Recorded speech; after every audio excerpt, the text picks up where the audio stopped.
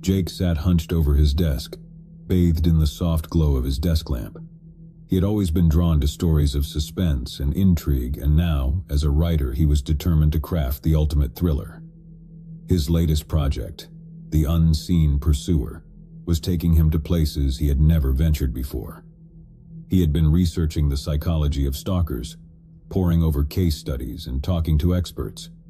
The more he learned, the more fascinated he became with the idea of the unseen threat, the person who blends seamlessly into the background while terrorizing their victims. As Jake began to write, he created his protagonist, a stalker who operated with meticulous precision. This character left no trace, no breadcrumbs for the authorities to follow.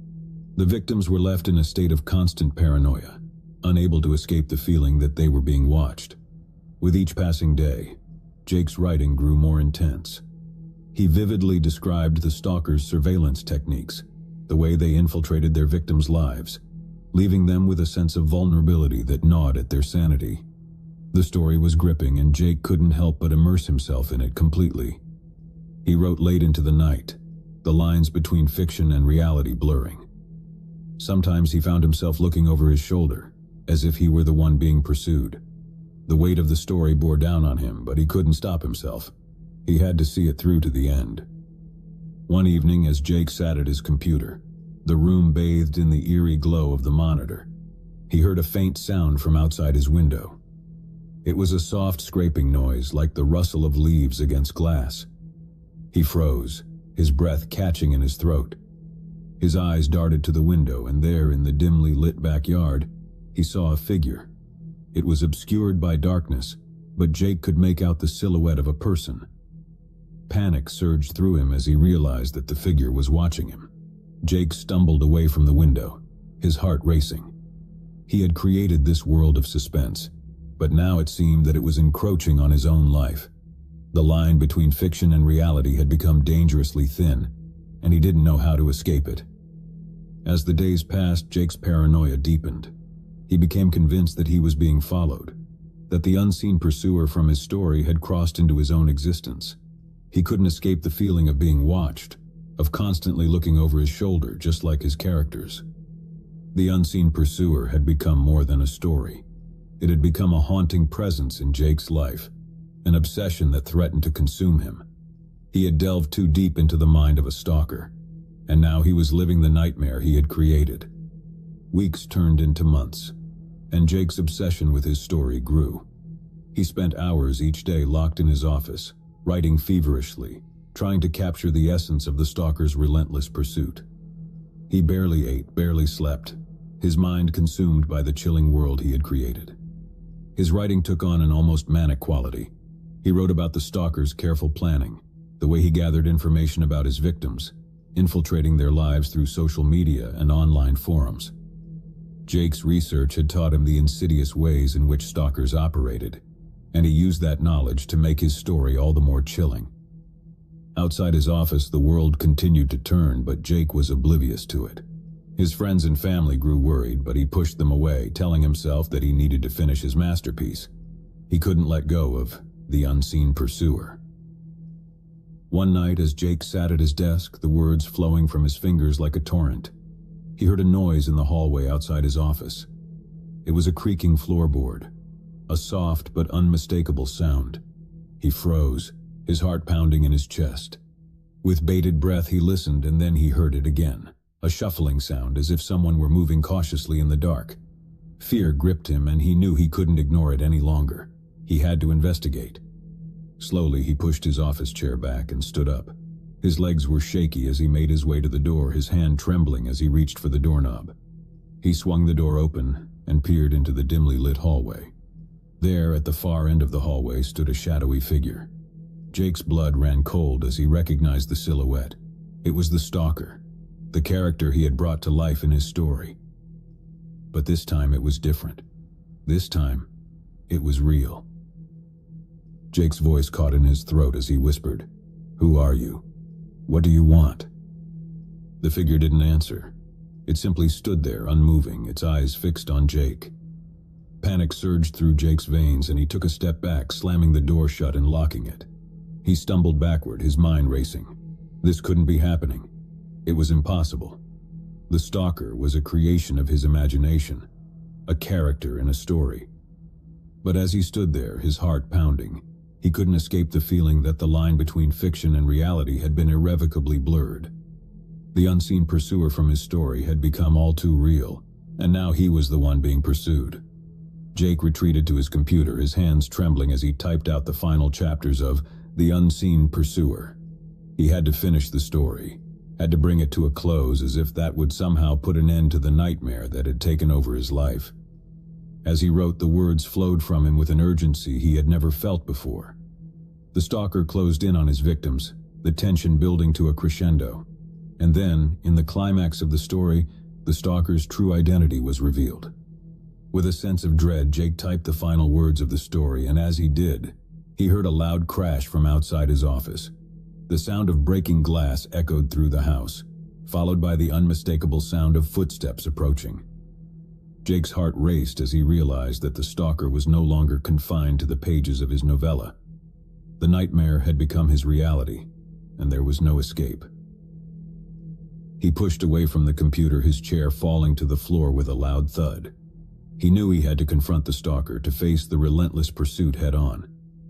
With trembling hands, he reached for the doorknob and flung open the door. But the hallway was empty. There was no one there, no sign of the stalker. Jake's breath came in ragged gasps as he searched the house, room by room, but there was no trace of the intruder. He collapsed onto the living room couch, his mind reeling. Had it all been a hallucination, a product of his obsession with the story? Or had the stalker truly been there, only to vanish into the night? In the days that followed, Jake struggled to make sense of what had happened. He couldn't escape the feeling that the stalker was still out there, watching, waiting. He had created a monster, and now it seemed that the monster had turned on him. The unseen pursuer was finished, but Jake's life would never be the same. The line between fiction and reality had been crossed, and he was left to wonder if he would ever truly be free from the relentless pursuit that had consumed him.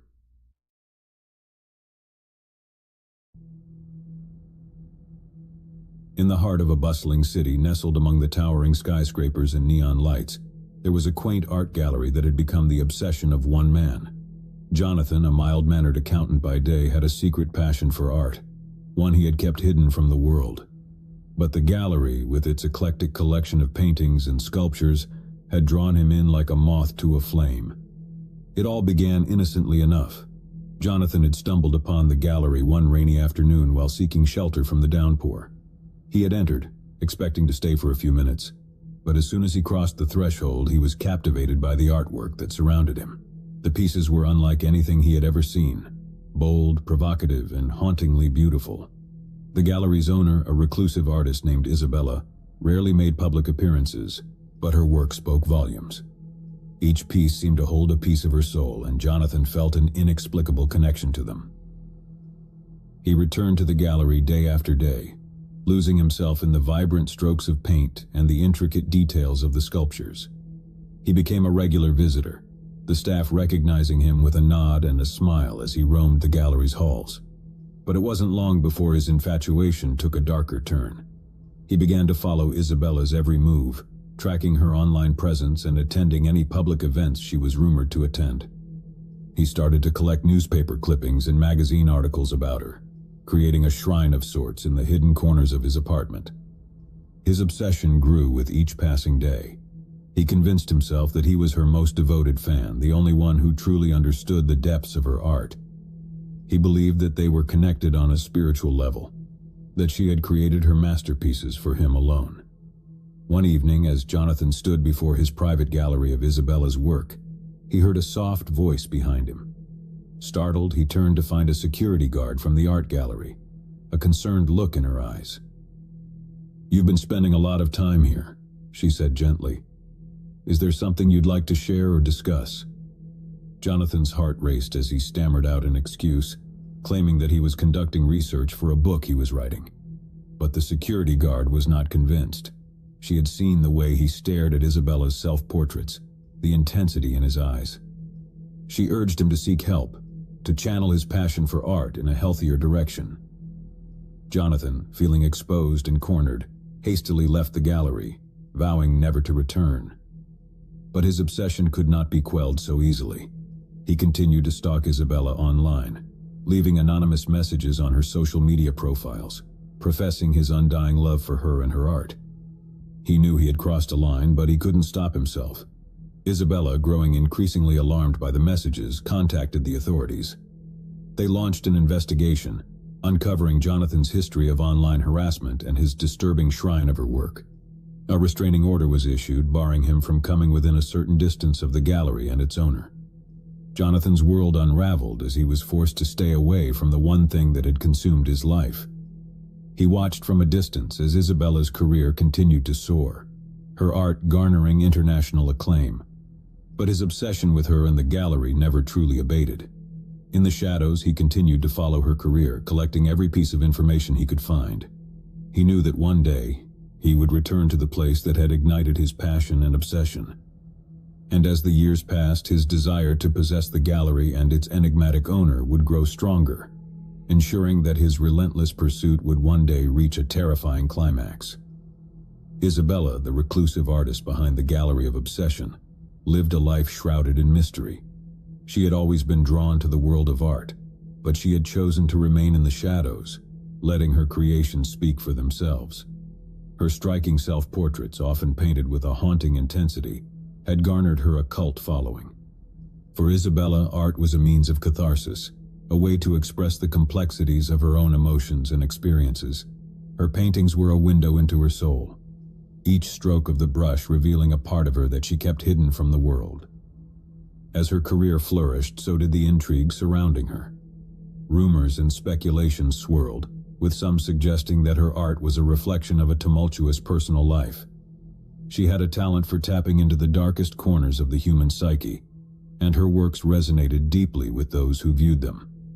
But Isabella was fiercely protective of her privacy. She rarely gave interviews and avoided public appearances whenever possible. She preferred to let her art be the focus, allowing others to interpret it in their own way. It was this aura of mystery that had drawn Jonathan to her gallery in the first place. He had become convinced that there was a deeper connection between them, that her art held secrets meant for his eyes alone. He believed that by delving into her work, he could unlock the enigma that was Isabella. Yet as the years passed and Jonathan's obsession grew, Isabella's sense of unease deepened. The anonymous messages and letters from Jonathan had left her feeling violated and exposed. She couldn't understand why someone would be so fixated on her art. Isabella's closest friends, fellow artists who had known her for years, urged her to take legal action against Jonathan. They feared for her safety and believed that his relentless pursuit was a threat to her well-being. Reluctantly, Isabella had no choice but to involve the authorities. She knew that she had to protect herself and her art from this disturbing intruder. The restraining order was a necessary step, but it did little to ease her anxiety. She couldn't shake the feeling that Jonathan's presence loomed over her like a dark cloud. As Isabella's art continued to gain acclaim, she found solace in her work. Each painting, each sculpture became a sanctuary where she could retreat from the outside world. Her art was her refuge, a place where she could express the emotions that she dared not voice aloud. But deep down, she couldn't escape the fear that Jonathan would return, that he would find a way to breach the boundaries that had been set. The gallery, once a place of inspiration and creativity, had become a fortress guarded by security measures and a vigilant staff.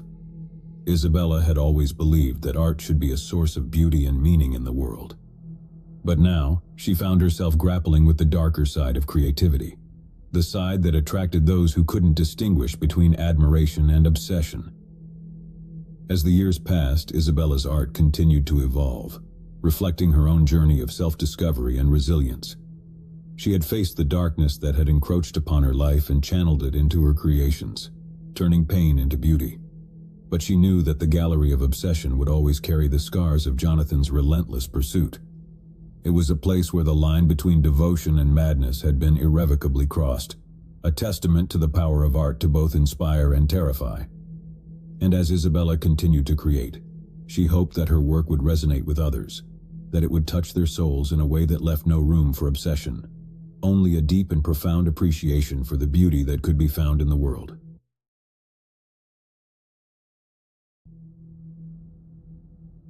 The city of Ashford had always been known for its winding streets, historic architecture, and the lingering echoes of a bygone era. Yet beneath the charm of its cobblestone alleys and ivy-covered buildings, there was a darker side that had remained hidden for generations. Nina, a young journalist with a passion for uncovering hidden truths, had recently moved to Ashford. She had been drawn to the city's rich history and the countless stories it held within its walls. Little did she know that her quest for the truth would lead her into a tangled web of secrets, deception, and an unforgiving past. One sunny afternoon, while exploring the city's historic district, Nina stumbled upon an old abandoned mansion that had long been rumored to be haunted. The mansion, with its weathered facade and broken windows, seemed to call out to her, as if begging her to uncover its long-buried secrets.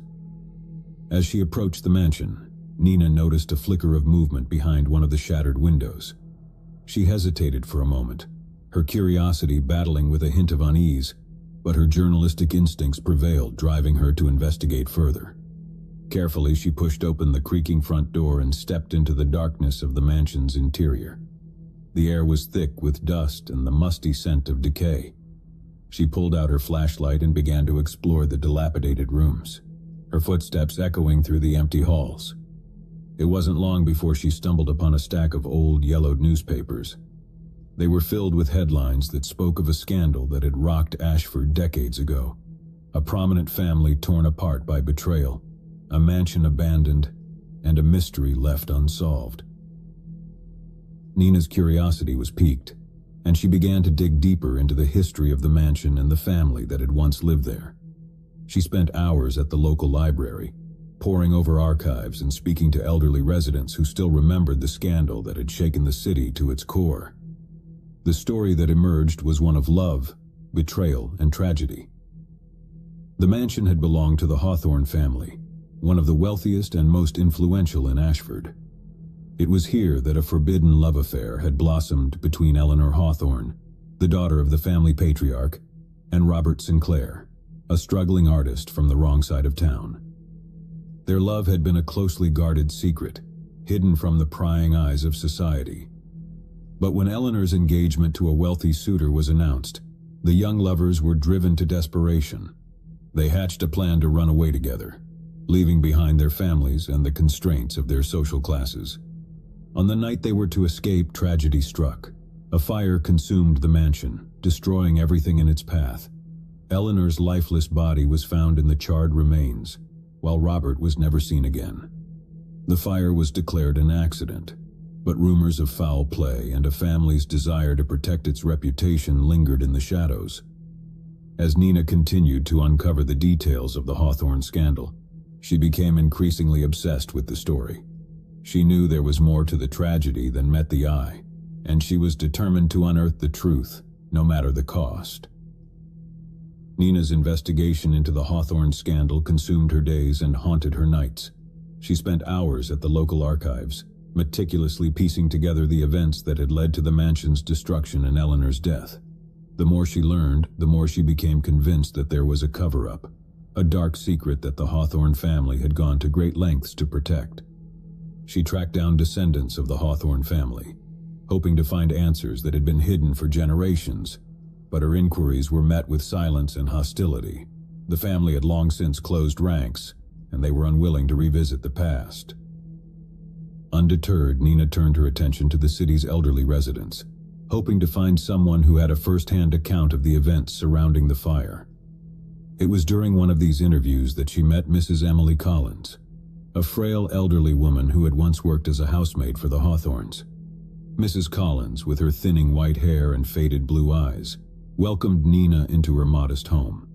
She had lived in Ashford her entire life and had been a witness to the events that had unfolded all those years ago. As Nina listened to Mrs. Collins's recollections, a chilling tale began to emerge. The night of the fire, she had been working late in the mansion, unaware of the young lovers' plan to elope. She described hearing faint whispers and footsteps in the hallway outside Eleanor's room, followed by the sound of a struggle. "I heard Eleanor and Robert arguing," Mrs. Collins said, her voice trembling with the weight of her memories. I wanted to go to them to help, but I was too afraid. And then, there was a terrible scream. Tears welled up in Mrs. Collins' eyes as she recounted how she had hidden in a closet, too terrified to move, as the fire raged through the mansion. She had heard the desperate cries of Eleanor and the frantic shouts of the Hawthorne family, but she had been powerless to intervene. Nina's heart raced as she realized the significance of Mrs. Collins' testimony. It suggested foul play, a struggle between Eleanor and someone else in the moments leading up to the fire. It was a revelation that could shatter the long-held belief that the fire had been a tragic accident. Determined to uncover the full truth, Nina delved deeper into the Hawthorne family's history. She uncovered a pattern of secrecy and manipulation, a family that had gone to great lengths to maintain its image of respectability. She also learned that Robert Sinclair had left behind a series of cryptic paintings before his disappearance, artworks that seemed to contain hidden messages and clues about the events of that fateful night. The paintings, long thought to be lost, were rumored to hold the key to unlocking the Hawthorne mystery.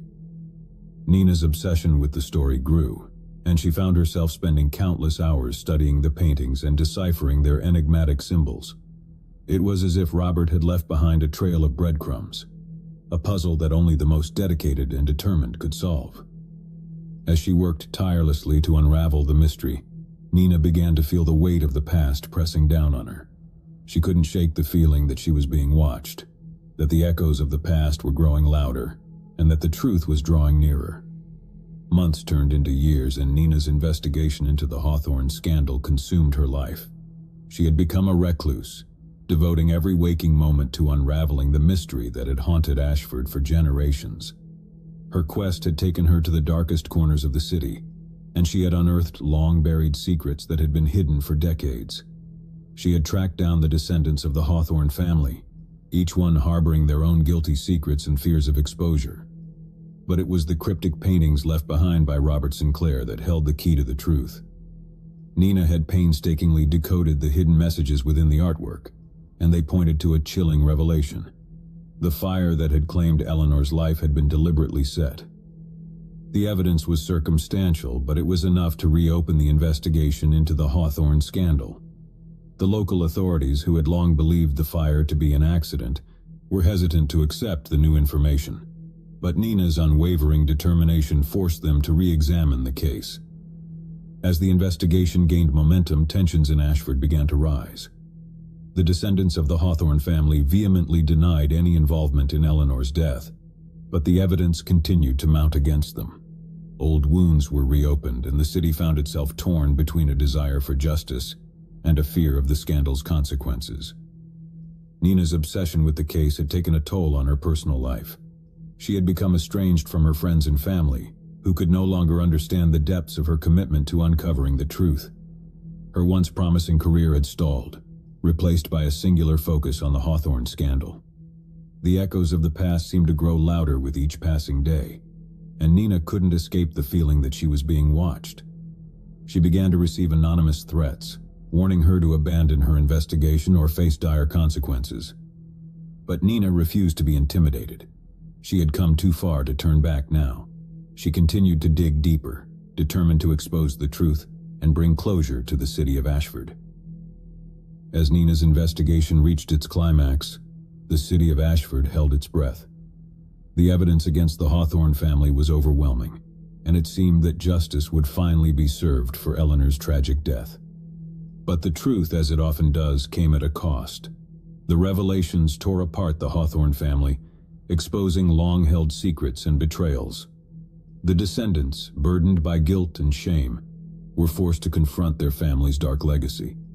Nina, however, was not prepared for the final twist in the Hawthorne scandal.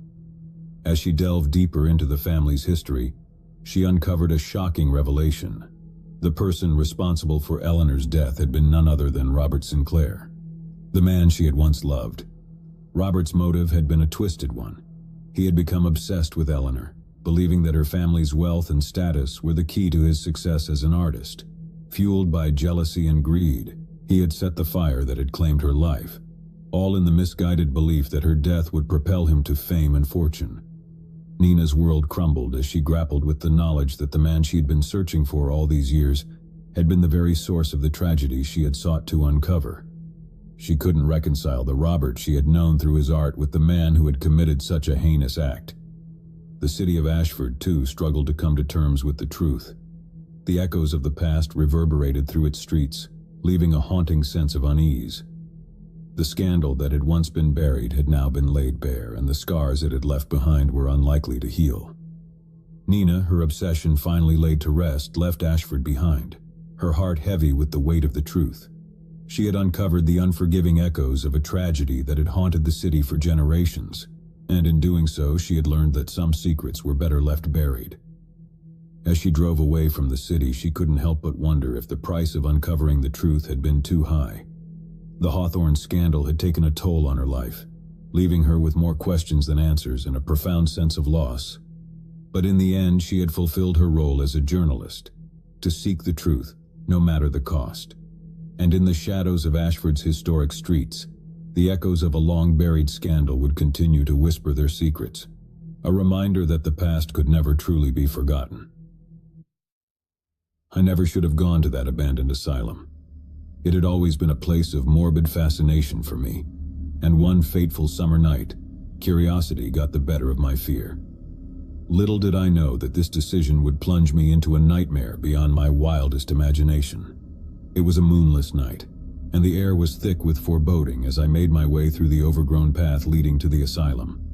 My footsteps echoed eerily in the silence, and the crunch of leaves beneath my feet was a symphony of dread. The asylum loomed ahead, its decaying facade illuminated only by the faint glow of my flashlight. As I stepped through the shattered remnants of a once imposing entrance, a chilling gust of wind enveloped me, as if the building itself were exhaling a malevolent breath. The interior was a maze of decaying corridors and shattered windows, where shadows danced in sinister patterns. My heart pounded, but I pressed on, compelled by an irresistible force. I followed the eerie sounds of distant whispers deeper into the asylum, my flashlight flickering as if it, too, was afraid of what lurked within. Suddenly I stumbled upon a room, its door hanging ajar. The room was furnished with rusted metal beds, their surfaces stained with unspeakable horrors. My stomach churned as I realized I was in a former patient's room. As I scanned the room with trembling hands, I noticed something etched into the wall beside one of the beds. It was a crude drawing, a grotesque figure with elongated limbs and hollow eyes. Beside it, the words "He sees" were scrawled in blood-red letters. The hairs on the back of my neck stood on end, and I had an overwhelming sense that I was not alone. I fled the room, my heart pounding in my chest, and continued my journey through the asylum's dark recesses. The whispered voices grew louder, and I could now discern words, though they made no sense. It was as if the very walls were whispering their own dreadful secrets. I descended into the bowels of the building, where I stumbled upon an operating theater bathed in an eerie, flickering light. In the center of the room stood an old surgical table, restraints still intact. My flashlight beam revealed an array of surgical instruments, some encrusted with dried blood. The air was heavy with the stench of antiseptic and decay. My gaze was drawn to a corner of the room where an ornate mirror hung. My reflection stared back at me, but its eyes were empty voids, devoid of any semblance of humanity. Panic gripped me as I stumbled backward, crashing into a tray of instruments. The mirror shattered, and the room plunged into darkness. I fumbled for my flashlight, my breath ragged. When the light returned, I was no longer alone. A figure stood at the entrance to the operating theater, shrouded in darkness. My heart raced as I tried to discern its features, but it remained a formless specter. The whispers intensified, growing into a cacophony of torment. "He sees! He sees!" they chanted in a dissonant chorus. The figure advanced slowly, its movements disjointed and unnatural. I tried to flee, but my legs betrayed me, refusing to move. As the figure drew closer, I finally caught a glimpse of its face, or what passed for one. It was a grotesque mask of agony and despair, twisted into a permanent rictus of torment. Its eyes, black pits devoid of humanity, fixed upon me with malevolence beyond comprehension. With a sudden surge of terror-fueled strength, I broke free from my paralysis and sprinted through the asylum's labyrinthine corridors, desperate to escape the relentless pursuit of the figure. The whispers pursued me, growing louder and more insistent with each passing moment. I stumbled into a room filled with rows of rusted metal beds, each occupied by a shadowy figure. Their hollow eyes stared into nothingness, and their mouths moved in silent agony. I realized with horror that these were the tortured souls of the asylum's former patients, trapped in an eternal nightmare. The figure was closing in, its distorted face contorted with sadistic glee. I had to find a way out to escape this living nightmare. With trembling hands, I pushed open a door at the end of the room and emerged into a moonlit courtyard. The asylum loomed behind me, its decaying facade now a nightmarish silhouette against the pale glow of the moon. I could still hear the whispers, faint but persistent, as if the asylum itself were whispering its cursed secrets. I ran through the courtyard, through overgrown weeds and crumbling walls, until I reached the outer perimeter of the asylum grounds. As I crossed the threshold, a deafening silence enveloped me, and the whispers ceased. I collapsed onto the grass, gasping for breath, my mind reeling from the horrors I had witnessed. The asylum stood silent and foreboding, a sentinel of malevolence in the moonlight. I knew I had escaped with my life, but I would forever carry the scars of that night. To this day, I cannot forget the figure with the face of torment, the tortured souls in the asylum's depths, or the haunting whispers that continue to echo in my nightmares. The asylum's secrets remain buried in its decaying walls, but I know one thing for certain. Some places are best left unexplored, for the darkness they hold can consume even the bravest of souls.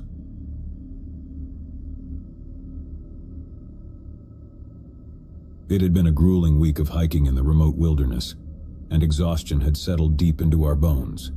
My friends and I had embarked on this adventure seeking solitude and adventure, but we had no idea what awaited us in the heart of the forest. As we set up camp near a serene lake, we couldn't help but marvel at the beauty that surrounded us. Towering trees formed a natural canopy overhead, and the still waters of the lake reflected the deep blue sky. It was idyllic, but the tranquility would soon give way to an unsettling sense of unease. On the second night, as we huddled around the campfire, a distant sound echoed through the trees. It was a soft, mournful wail that seemed to carry on the wind. We dismissed it as an animal, or perhaps the wind itself, but the unease in our group was palpable. As the days passed, the wailing continued, growing closer with each passing night. We attempted to rationalize it, attributing the sound to wildlife or the peculiar acoustics of the forest, but it gnawed at our nerves.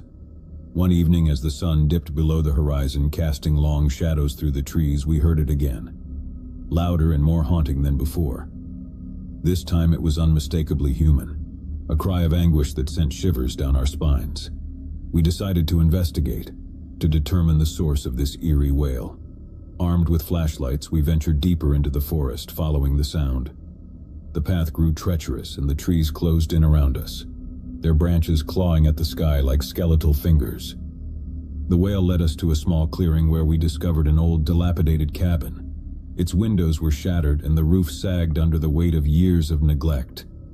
The cry seemed to emanate from within, and our hearts raced as we cautiously approached. The door creaked open with a ghostly groan, revealing a scene of utter desolation. Dusty furniture lay in disarray, cobwebs hung in the corners, and the air was heavy with the scent of decay. But what chilled us to the bone was the sight of an old, worn photograph on the mantel. It depicted a family, a mother, father, and a young child, their faces etched with sorrow. It was as if time had frozen in that moment of despair. Beneath the photograph was an inscription, "Never forget." The wailing continued, echoing through the cabin's decaying walls. We followed it to a room at the back of the cabin, where we discovered an old wooden trapdoor in the floor. With trembling hands, we lifted it, revealing a dark earthen tunnel beneath. Hesitant but driven by curiosity, we descended into the tunnel, our flashlights piercing the oppressive darkness. The cries grew louder, and we soon realized their source: a hidden chamber buried deep underground. Inside, we found a room filled with chains and shackles, their cold, rusted metal bearing silent witness to untold suffering. The walls were lined with scratches and etchings, the desperate marks of someone who had been imprisoned here. As the wailing reached its crescendo, we discovered a journal tucked away in a corner. Its pages were filled with the anguished writings of a man who had been locked in this chamber, tormented by the relentless cries that had haunted us. We never did learn the fate of the man who had penned those desperate words, but the eerie cries that had led us to this place had been his torment, a ghostly echo of a tragedy long forgotten. Terrified and shaken, we fled the cabin, leaving behind the wailing and the darkness that had consumed it. We returned to our campsite, packed our gear, and left the wilderness behind, haunted by the chilling discovery we had made. To this day, the memory of that forsaken cabin and its mournful cries lingers in my nightmares, a reminder that even in the depths of the wilderness, the past can reach out and grasp you in its chilling grip.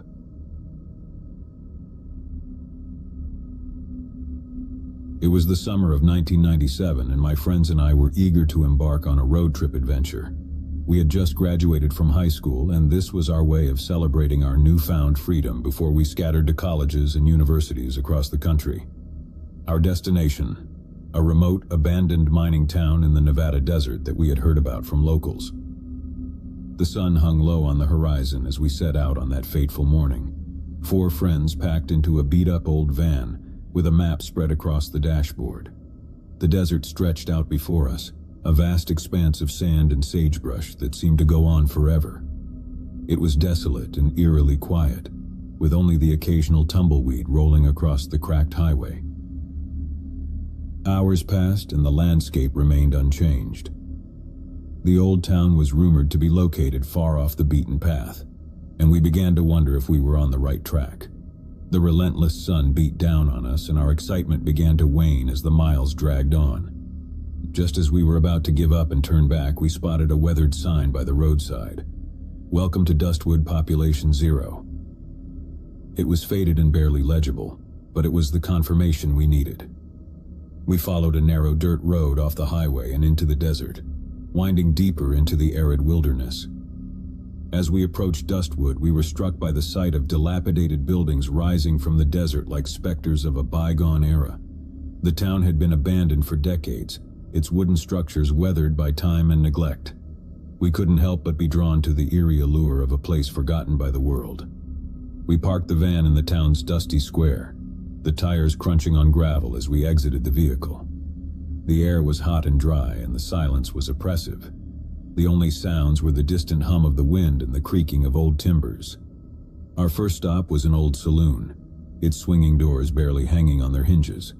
Inside, the bar was covered in a layer of dust, and broken glass littered the floor. Faded posters and remnants of a bygone era decorated the walls.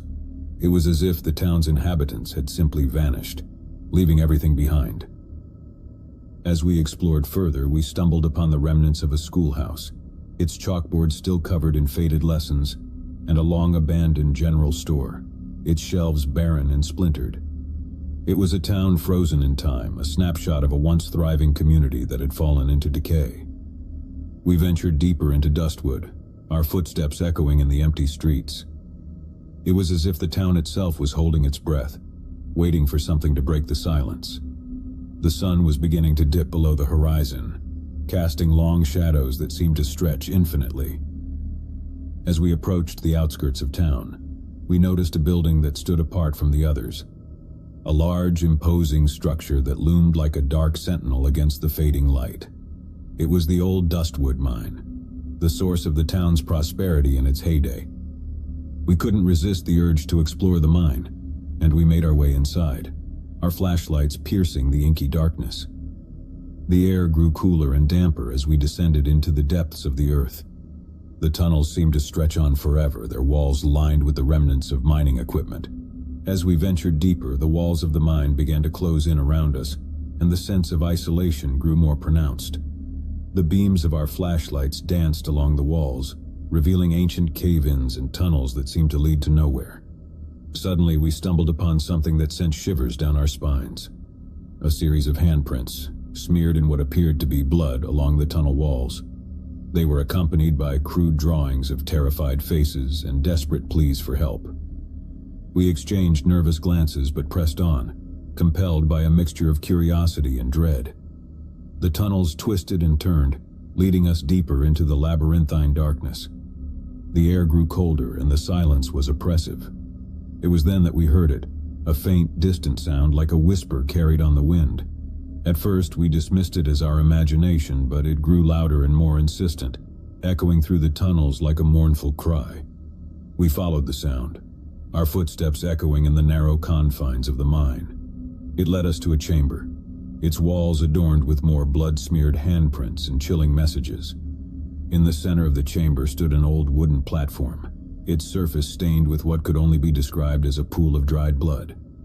As we approached, our flashlights revealed a rusted chain and shackles attached to the platform, and a shiver of horror coursed through us. It was a chilling reminder of the town's dark past, a past that had been buried beneath layers of time and silence. The whispers grew louder, their words incomprehensible but filled with anguish and despair. We knew we had to leave to escape the suffocating darkness of the mine, but as we turned to go, the entrance to the chamber slammed shut with a deafening crash, plunging us into darkness. Panic surged through us as we fumbled for our flashlights, their beams revealing that we were no longer alone. Figures emerged from the shadows, their faces twisted in terror and suffering. They were the specters of Dustwood's past, the souls of those who had toiled in the mine and perished in its depths.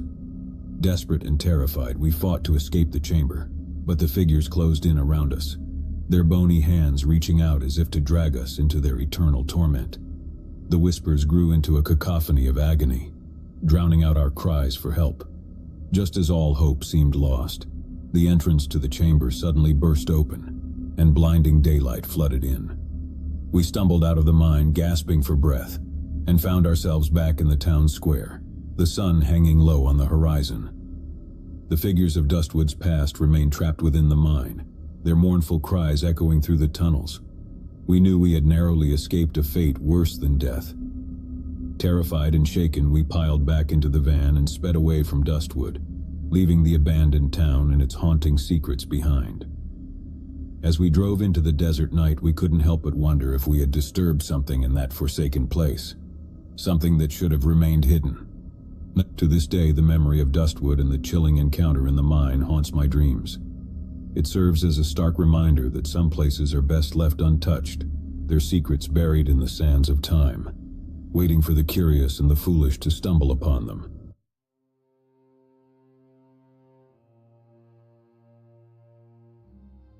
Sarah and Mark had always dreamed of owning a charming old house with character. So when they stumbled upon a dilapidated Victorian mansion tucked away on a quiet street, they couldn't believe their luck. The place was a mess, but they saw its potential.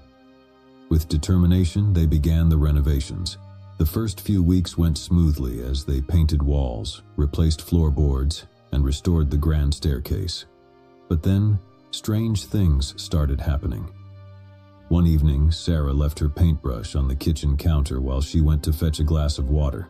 When she returned, the brush was on the floor, and the faucet was running.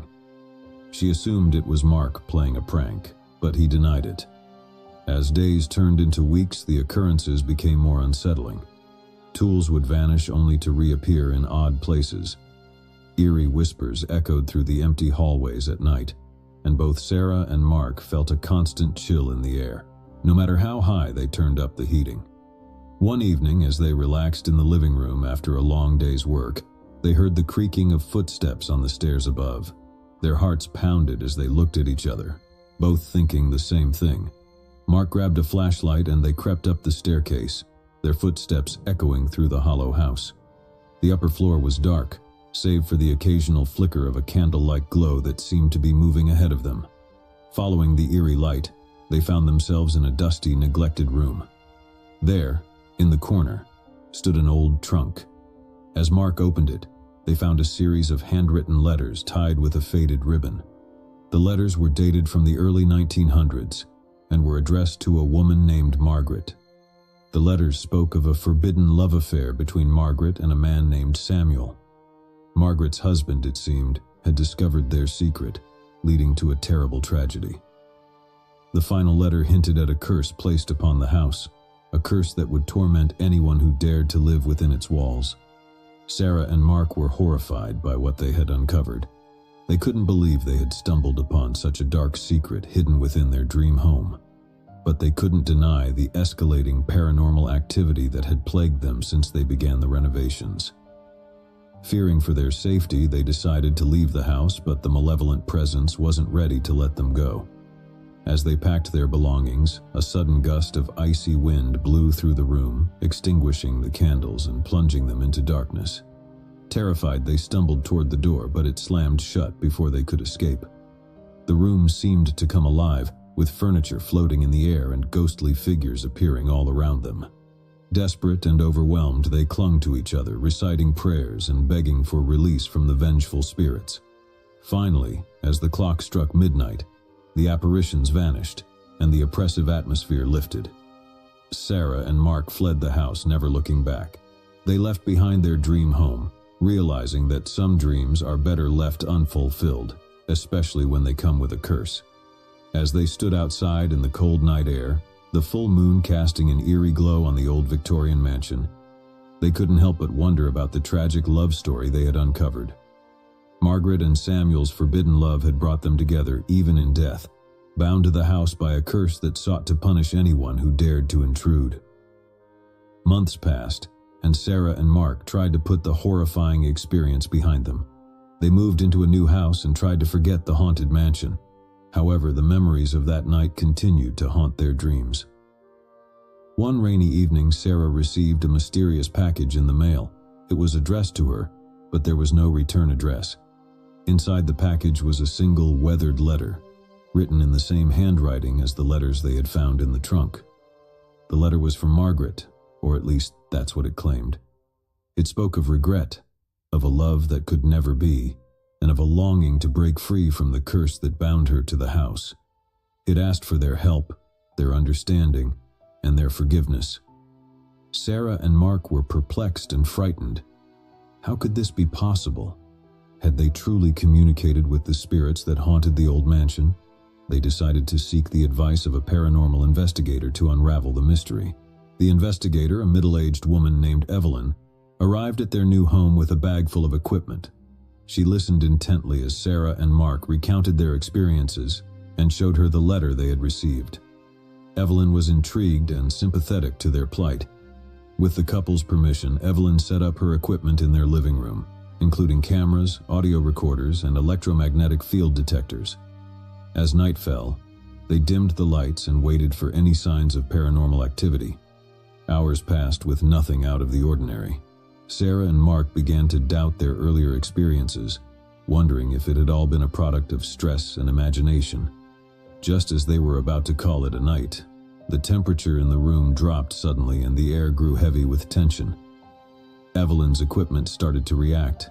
Cameras captured orbs of light darting around the room, and the audio recorder picked up faint whispers. The electromagnetic field detectors beeped erratically, indicating a surge in activity. Then, a voice echoed through the room, faint but distinct. It was Margaret's voice, pleading for forgiveness and release from the curse. Sarah and Mark were paralyzed with fear, their eyes fixed on the spot where the voice seemed to originate. Evelyn, experienced in dealing with the supernatural, calmly addressed the spirit. She asked Margaret why she had reached out to them and how they could help. The room seemed to vibrate with energy as Margaret's story unfolded. Margaret and Samuel had indeed lived in the house decades ago, their love a secret hidden from the world. When their affair was discovered, tragedy struck. Samuel was killed and Margaret's life ended in a desperate act of sorrow. Their souls remained bound to the house, trapped by a curse fueled by unresolved emotions.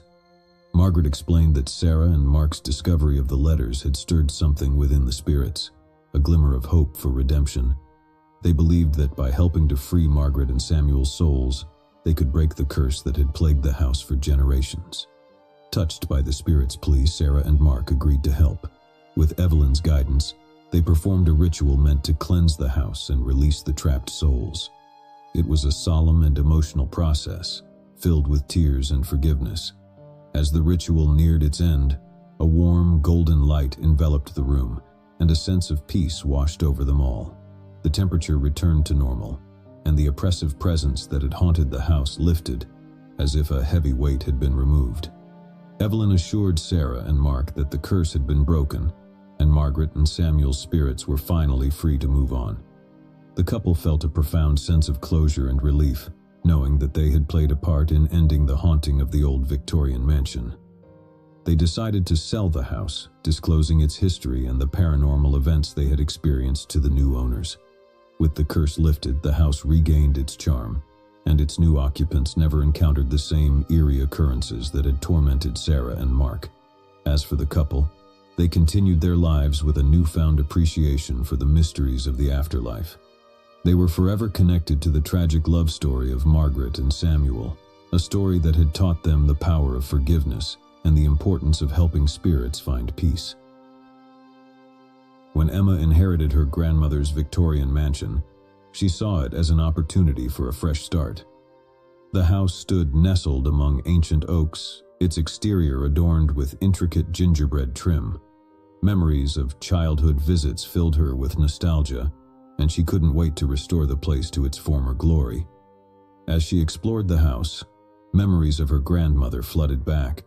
Warm evenings in the garden, the comforting scent of her famous apple pie, and the soothing lullabies that used to fill the air.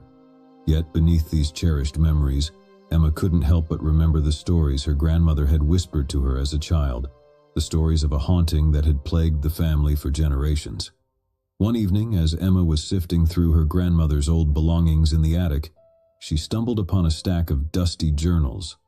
These journals, she soon realized, were her grandmother's personal diaries, filled with tales of strange occurrences and her growing fear of the house. The entries described chilling encounters with unseen entities, mysterious shadows that roamed the hallways at night, and whispers that seemed to emanate from the very walls. Emma's grandmother wrote of a sense of being watched, of a malevolent presence that seemed to feed off her fear. As Emma delved deeper into the journals, she discovered that her grandmother had sought the help of mediums, psychics, and even priests to rid the house of the malevolent force.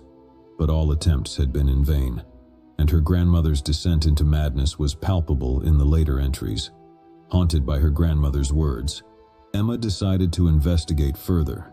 She contacted a paranormal researcher named Dr. Richard Thornton, who specialized in cases involving haunted properties. Dr. Thornton agreed to visit the mansion and conduct a thorough investigation. On a stormy night with rain pounding against the windows and thunder rumbling in the distance, Dr. Thornton arrived at the mansion. Emma greeted him at the door, her anxiety evident. Together, they ventured into the heart of the house, armed with cameras, voice recorders, and a sense of trepidation. As they began their investigation, strange occurrences manifested themselves. Doors creaked open on their own, and cold spots seemed to materialize out of thin air. Dr. Thornton's equipment detected fluctuations in electromagnetic fields, and eerie EVPs, electronic voice phenomena, whispered chilling messages. In the attic, where Emma had discovered her grandmother's journals, the activity reached its peak. The air grew heavy with a palpable sense of dread, and the temperature dropped dramatically. Emma felt a presence close by, as if someone, or something, was watching her every move. Dr. Thornton conducted a series of seances and communicated with the entities using a spirit board. Through these interactions, they learned that the malevolent force had a name: Elijah. Elijah claimed to be a tortured soul who had died tragically in the house long ago, and had been bound to it ever since. Emma, filled with empathy, tried to understand Elijah's pain and the reason behind his malevolence. As the hours passed, she and Dr. Thornton unraveled the tragic tale of a love affair gone awry, one that had led to Elijah's untimely death and his eternal torment. It became apparent that Elijah sought release from the curse that bound him to the house. With Dr. Thornton's guidance, Emma decided to help. They performed a ritual to communicate with Elijah's spirit and guide him towards the light. It was a fraught and emotional process, filled with fear and uncertainty. As the ritual reached its climax, a blinding light enveloped the attic and a sense of profound peace washed over them. Emma could feel Elijah's presence receding, and she knew that he had finally found the release he had longed for. With the curse lifted, the house felt different, lighter, as if a weight had been lifted from its foundations. The paranormal activity ceased, and Emma could finally breathe a sigh of relief.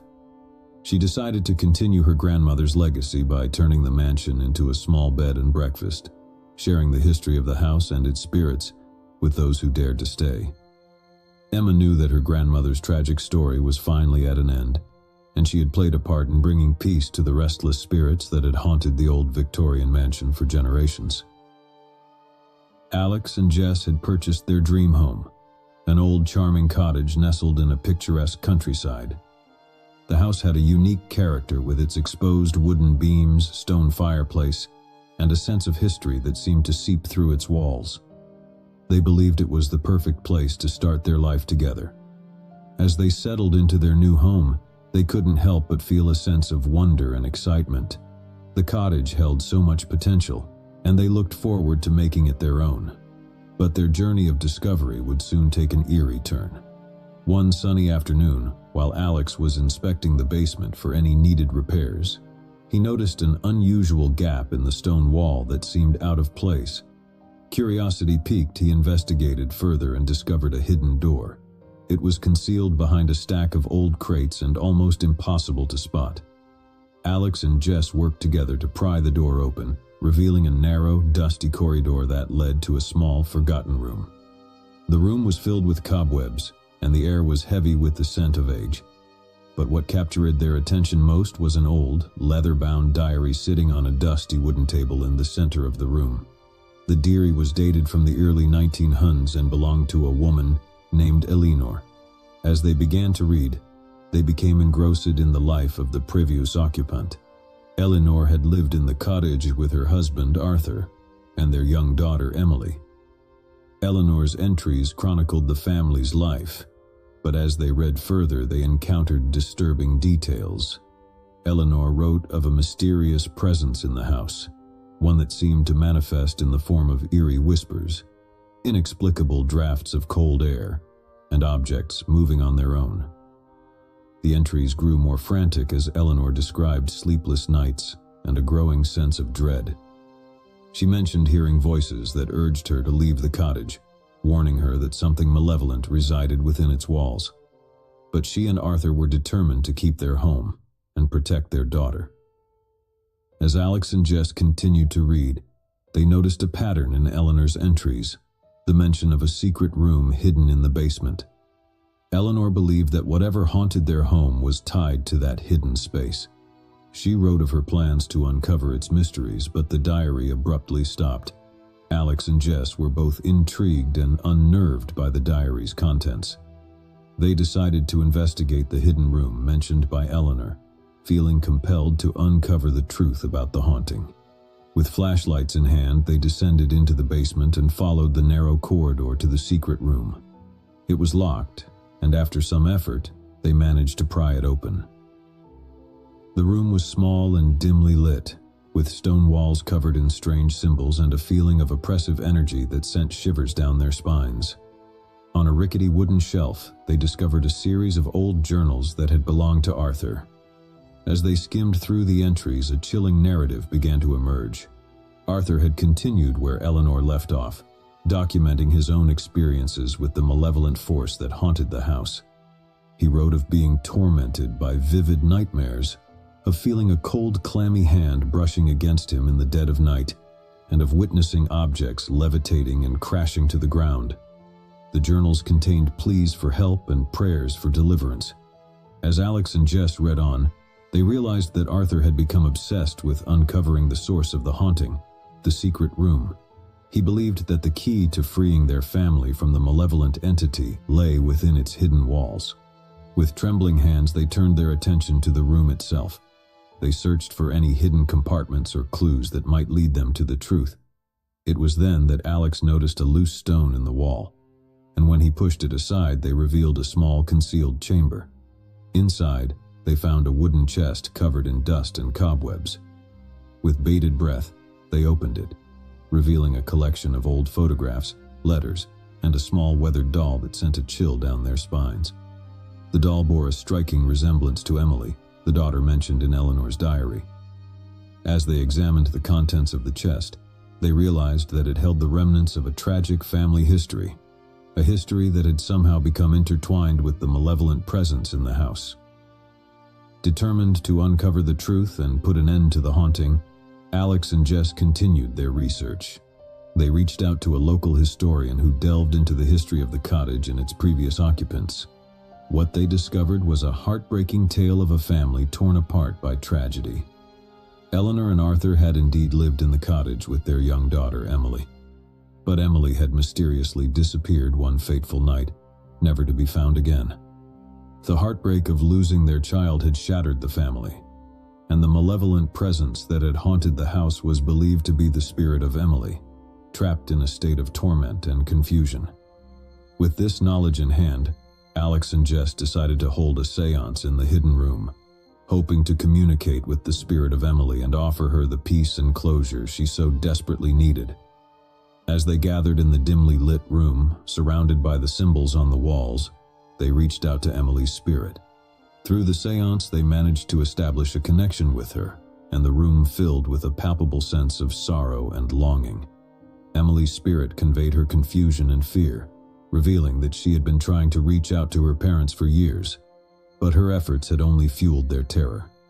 She longed for her family's forgiveness, and for a way to move on from the torment that bound her to the house. With tears in their eyes, Alex and Jess assured Emily that they understood her pain and were willing to help. They performed a ritual to guide her spirit towards the light, offering words of forgiveness and love. As they completed the ritual, the room seemed to brighten and a sense of peace washed over them. They knew that Emily's spirit had finally found the release it had yearned for. In the days that followed, the cottage felt different. The oppressive presence had vanished, replaced by a sense of serenity and warmth. Alex and Jess knew that they had played a crucial role in bringing closure to a long-forgotten tragedy. They decided to preserve the hidden room as a place of remembrance for Emily, a testament to her enduring spirit. The cottage, once haunted by a painful history, had now become a place of healing and redemption. David, a talented musician, had always dreamt of having his private recording studio.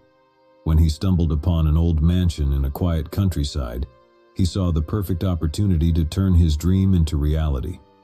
The mansion was a grand and imposing structure, with high vaulted ceilings and ornate architecture, a perfect setting for his creative endeavors.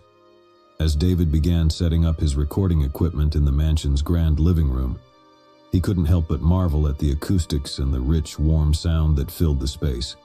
It was as if the very walls of the house resonated with music. Late one night, as David was tinkering with his instruments and recording software, he heard the faint strains of a piano melody. At first, he dismissed it as a product of his tired imagination, but the music persisted, growing clearer and more enchanting with each passing moment. Following the haunting melody, David found himself drawn to a locked room on the second floor. It was a room he had never noticed before, and the door was adorned with intricate carvings of musical notes and instruments. The room seemed to pulse with an otherworldly energy. Determined to uncover the source of the haunting music, David searched the mansion for a key. After a thorough investigation, he discovered an old brass key tucked away in a dusty drawer. With trepidation and excitement, he inserted the key into the door's lock, and it creaked open to reveal a room frozen in time. The room was a magnificent music chamber, with a grand piano at its center. The walls were adorned with portraits of composers long past, and sheet music was scattered across the polished wooden floor. It was as if the room had been untouched for centuries.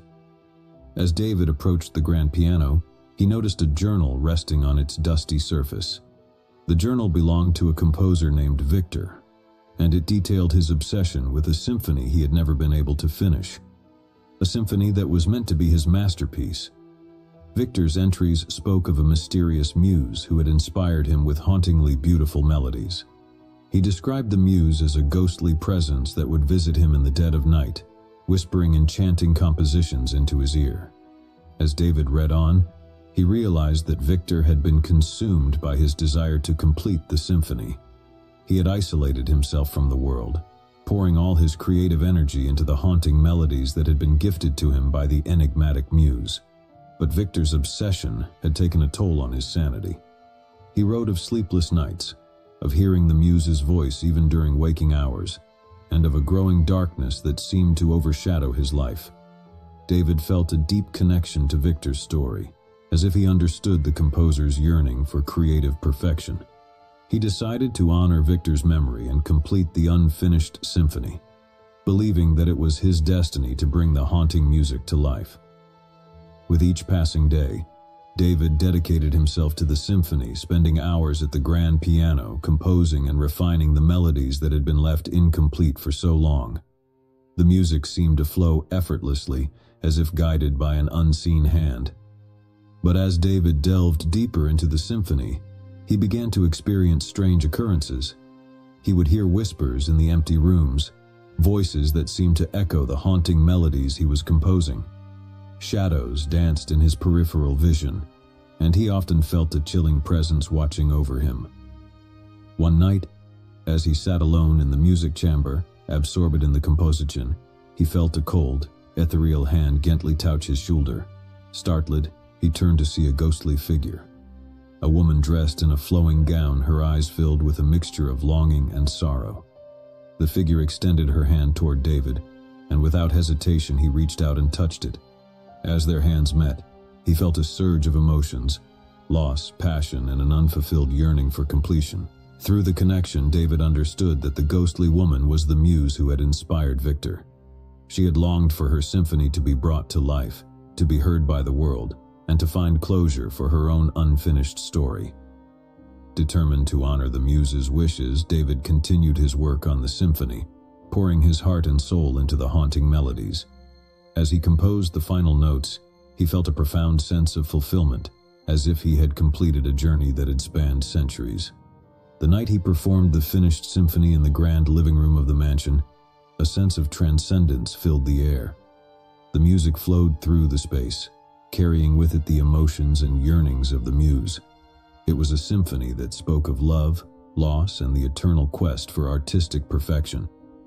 As the last note faded into silence, David felt a gentle breeze caress his cheek, and he knew that the muse had finally found peace.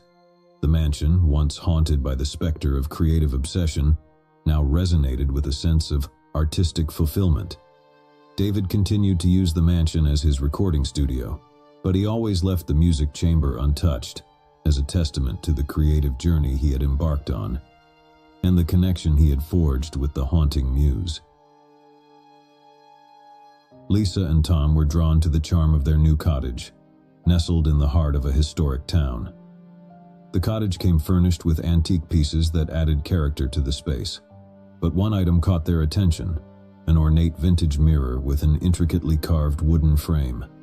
The mirror hung in the hallway, its aged glass reflecting the passage of time. As Lisa and Tom settled into their new home, they noticed that the mirror seemed to possess a captivating allure. Its reflection had a certain depth and magnetism that drew them in. One evening, as they gazed into the mirror, Lisa noticed something unusual: a faint, fleeting reflection of a woman dressed in a Victorian-era gown, her eyes filled with sadness. Startled, she turned to Tom, but when they looked back at the mirror, the mysterious figure had vanished. They dismissed it as a trick of the light, attributing it to their overactive imaginations. However, as the days passed, they began to experience more peculiar occurrences. Objects would disappear from their usual places, only to reappear in front of the mirror. Unexplained cold drafts swept through the hallway, and they often heard whispers that seemed to emanate from the mirror itself. Tom decided to do some research into the history of the mirror, and he discovered that it had once belonged to a wealthy family who had lived in the cottage more than a century ago. Tragedy had befallen the family when their daughter, Eleanor, had gone missing under mysterious circumstances, never to be found. Eleanor's disappearance had cast a shadow over the cottage, and her distraught parents had commissioned the ornate mirror in her memory. It was said that they believed the mirror held a connection to their lost daughter's spirit, and that it possessed the power to reveal her fate. As Tom delved deeper into the mirror's history, he uncovered a series of letters written by Eleanor's parents. In these letters, they spoke of their anguish and their belief that Eleanor's spirit still lingered within the mirror. They described seeing glimpses of her reflection and hearing her voice in the stillness of the night. Lisa and Tom couldn't ignore the unsettling parallels between their experiences and the tragic history of the mirror. They began to suspect that Eleanor's spirit was reaching out to them, seeking to communicate or find closure for her long-forgotten story. Determined to unravel the mystery, they decided to conduct a séance in front of the mirror, hoping to establish a connection with Eleanor's spirit. They invited a medium named Professor Evelyn Hartley to assist them in their endeavor. As night fell, Lisa, Tom, and Professor Hartley gathered in the hallway, with the ornate mirror as their focal point. They lit candles and prepared to communicate with whatever presence may dwell within the antique glass.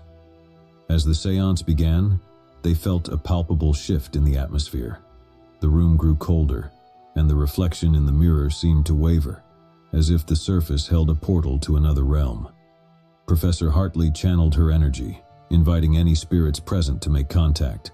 Whispers filled the air, and the temperature continued to drop. In the mirror's reflection, a faint image began to form. A young woman dressed in a Victorian gown, her eyes filled with a mixture of sorrow and longing. Eleanor's spirit had indeed reached out to them. Through the séance, she conveyed her desire for her story to be heard, and her fate to be acknowledged. She revealed that she had been trapped in a liminal state, unable to move on until her story was acknowledged and the mystery of her disappearance was solved. Lisa and Tom listened attentively, offering words of compassion and understanding. They assured Eleanor that they would do everything in their power to uncover the truth about her fate and to help her find the peace she sought. With their promise, Eleanor's spirit seemed to brighten and the room filled with an ethereal light. It was as if a weight had been lifted, and the mirror's surface grew still and serene. In the days that followed, Lisa and Tom embarked on a journey to uncover the truth behind Eleanor's disappearance. They combed through historical records, conducted interviews with local historians, and even consulted psychics to piece together the puzzle of the past. Their efforts led them to a hidden chamber in the cottage's basement, a chamber that had been sealed for decades. Inside, they discovered a collection of old journals and letters that revealed a dark secret: the involvement of a trusted family friend in Eleanor's disappearance. With this newfound knowledge, Lisa and Tom sought justice for Eleanor, even if it was long overdue. They brought the evidence to the authorities, leading to the posthumous exoneration of Eleanor's name and the exposure of the guilty party. Eleanor's spirit, freed from the torment of her unresolved story, visited Lisa and Tom one final time. In the reflection of the ornate mirror, she appeared, her eyes now filled with gratitude and peace. She thanked them for their dedication and compassion, and assured them that she could finally move on to the next realm. As time passed, the cottage's haunting occurrences ceased, and the ornate mirror no longer held a connection to the past. Lisa and Tom decided to keep the mirror as a symbol of their journey, one that had brought justice, closure, and peace to a long-forgotten tragedy.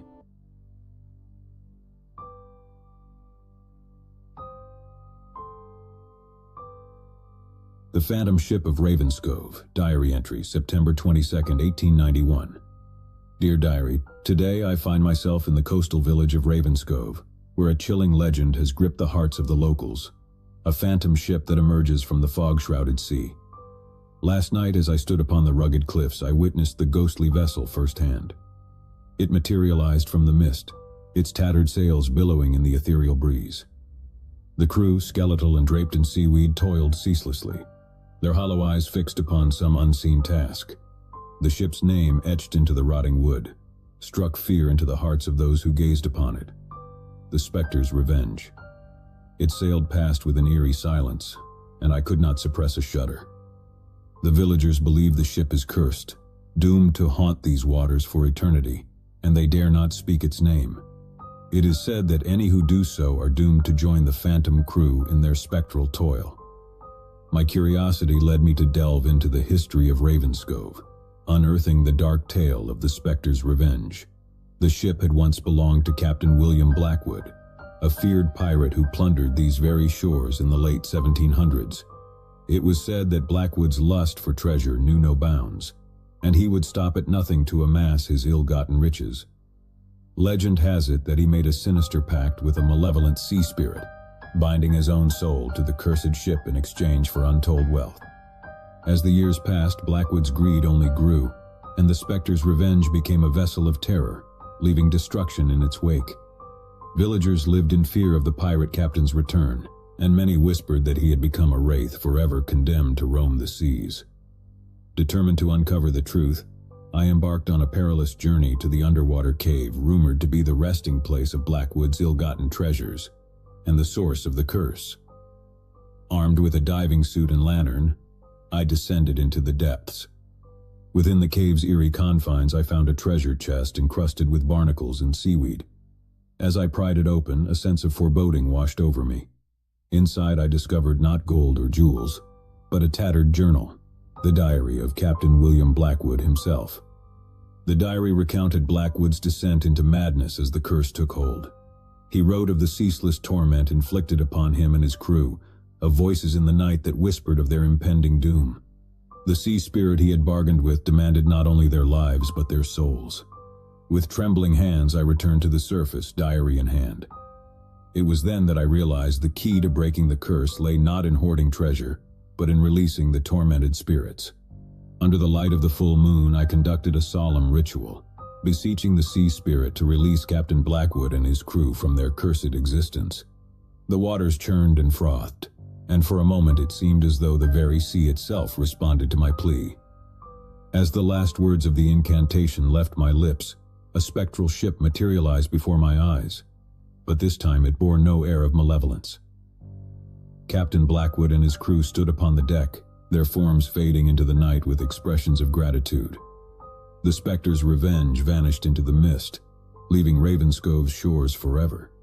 The village, once plagued by fear, now thrived, and the curse that had haunted it for generations was finally broken. The Diary of the Holloway House. Diary entry, December 10th, 1887. Dear Diary, I write to you from the Holloway House, a grand estate that has stood for generations on the outskirts of London. My curiosity led me to this secluded mansion, where I now find myself ensnared in a web of darkness and despair. The mansion's halls are lined with portraits of long-dead ancestors, their eyes following my every move. But it is the diary I discovered in the library that chills me to the bone. The diary belonged to Sarah Holloway, a woman who lived here in the late 1800s. Her entries speak of a malevolent presence that haunts the house, a shadowy figure that whispers to her in the dead of night, promising power and wealth in exchange for her soul. Sarah's words are filled with dread as she recounts the entity's relentless pursuit. She writes of seeing it in the mirrors, its eyes like burning coals, and hearing its raspy voice in the corridors, urging her to fulfill its sinister pact. The diary ends abruptly, and I cannot help but wonder what became of Sarah Holloway. Is her spirit among the countless others that are said to linger in the Holloway house, forever tormented by the malevolent presence that dwells within? I fear that I may soon uncover the answers, for the whispers in the dark have grown louder, and I feel a presence closing in around me. I pray that I may escape the fate that befell Sarah Holloway. As I delved deeper into the Holloway house's history, I discovered that the mansion had been built upon an ancient burial ground, a fact that may explain the malevolent force that dwells here. The restless spirits of those interred beneath the house may be seeking retribution for the desecration of their final resting place. I consulted a local medium, Mrs. Eleanor Thornton, to help me communicate with the spirits. In a dimly lit room, she conducted a seance, calling upon the souls that lingered in the Holloway house. At first there was only silence, but then a series of eerie knocks echoed through the room. Mrs. Thornton, her eyes closed in concentration, began to speak in a voice not her own, a voice filled with anguish and longing. The spirit identified itself as Sarah Holloway, and it spoke of the torment it had endured for decades. It yearned for release, to find peace in the afterlife. With tears in her eyes, Mrs. Thornton implored the spirit to trust us and follow the light to the other side. As the seance concluded, a sense of serenity settled over the room, and the oppressive atmosphere that had plagued the Holloway house lifted. The malevolent presence was gone, and it seemed that Sarah Holloway and the other restless spirits had finally found the peace they had sought for so long. The Holloway house, once a place of darkness, was transformed into a haven of tranquility. The portraits lining the walls no longer bore witness to suffering, and the mansion's long, dark history was rewritten with a happier ending. The Curse of the Silver Locket. Diary entry, June 3, 1899. Dear Diary, as I sit by the flickering candlelight, I am filled with an overwhelming sense of dread. It is with a heavy heart that I recount the events of the past weeks, a curse that has plagued my family for generations. The curse is tied to a silver locket, an heirloom that has been passed down through the years. It is said to hold a dark power, one that grants riches but exacts a terrible price. My great-grandmother, Eliza, was the first to bear the locket. She found it in the attic of our ancestral home and in her greed could not resist its allure. She wore it day and night, her once gentle demeanor twisted by a thirst for wealth. Soon tragedy befell our family. Eliza's husband vanished without a trace, and her children suffered terrible misfortunes. It was as if the locket fed upon their suffering. Generations have passed, and now I am the keeper of the cursed locket. I can feel its malevolence, a force that compels me to wear it despite the knowledge of its consequences. Already I have seen signs of the curse's return. My beloved cat disappeared without a trace, and the crops in our fields withered overnight. I can no longer deny that the locket is exacting its toll once more.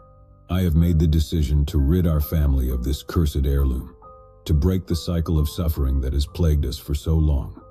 Tomorrow I shall seek out a way to rid myself of the locket's sinister influence, even if it means facing the darkest of horrors. May my actions spare future generations from the torment of the silver locket's curse. As I delved deeper into the lore surrounding the locket, I uncovered a grim ritual that had been passed down through the generations of my family. A ritual meant to sever the locket's connection to our bloodline. It was a dangerous undertaking, but I was willing to take the risk to end the curse. The ritual required me to venture into the heart of a long-forgotten forest on the outskirts of our estate. With the locket clasped tightly in my hand, I followed the ancient instructions, reciting incantations under the light of the full moon.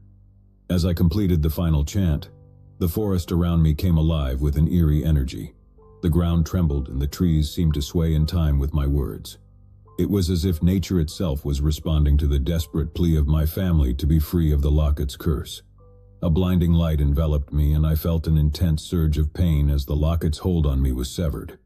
With a final burst of energy, I hurled the locket deep into the heart of the forest, watching as it disappeared into the underbrush. The forest fell silent, and I knew that the curse had been broken. I returned to our family home, exhausted but relieved, knowing that I had sacrificed the locket to spare future generations from its malevolent influence. As I write these final words, I am filled with a sense of closure and hope. The curse of the silver locket has been vanquished, and I can only pray that my actions will bring peace and prosperity to my family for generations to come.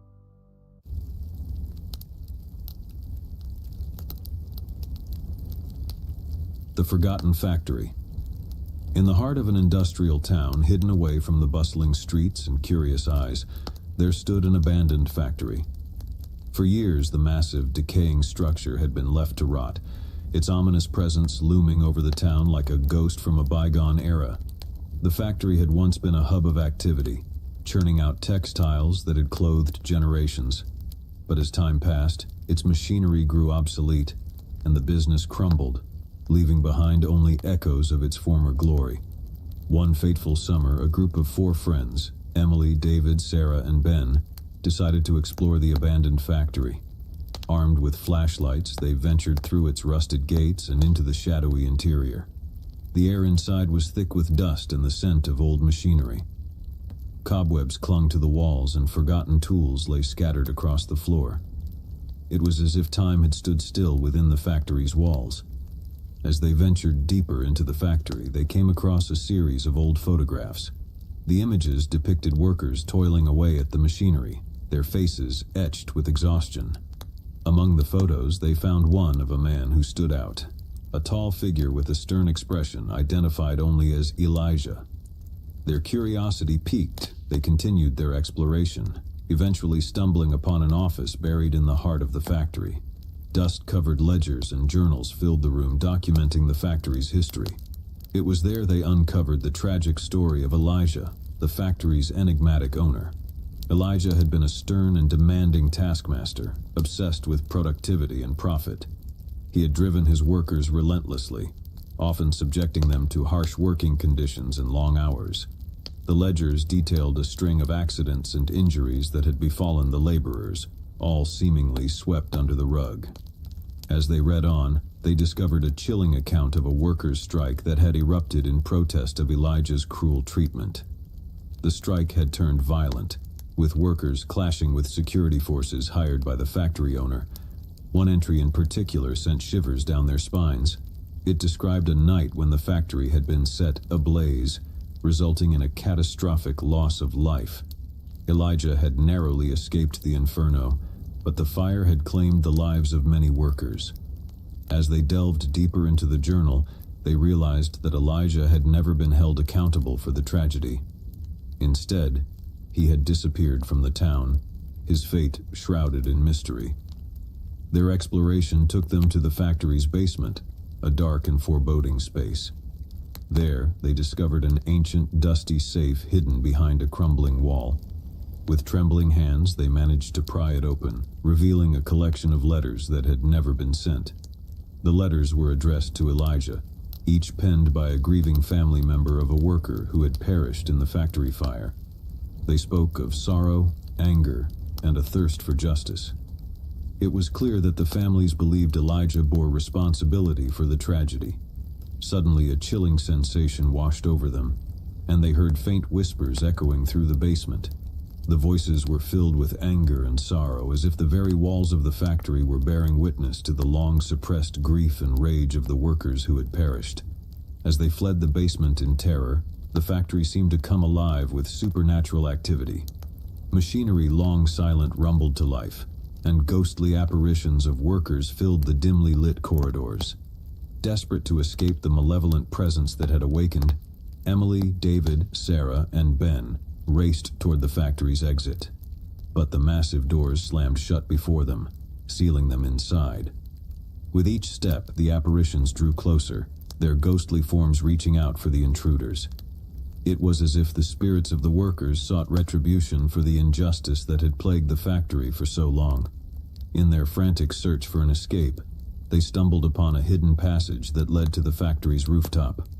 As they burst into the open air, they were met with a breathtaking view of the town below.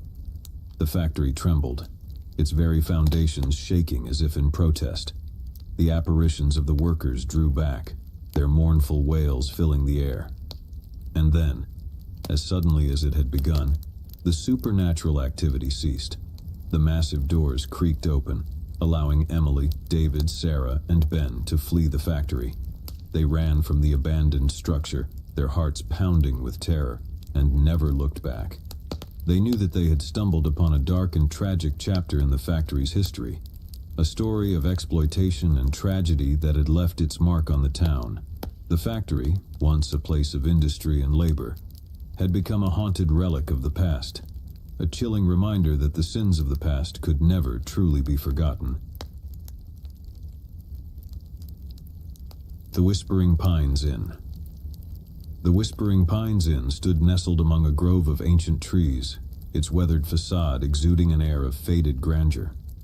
For decades, it had lured weary travelers with promises of solace and rest, but those who entered its doors often left with a sense of unease that lingered long after their departure.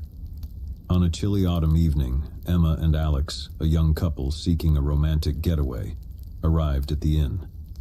The innkeeper, a stooped man with hollow eyes, welcomed them with a strained smile.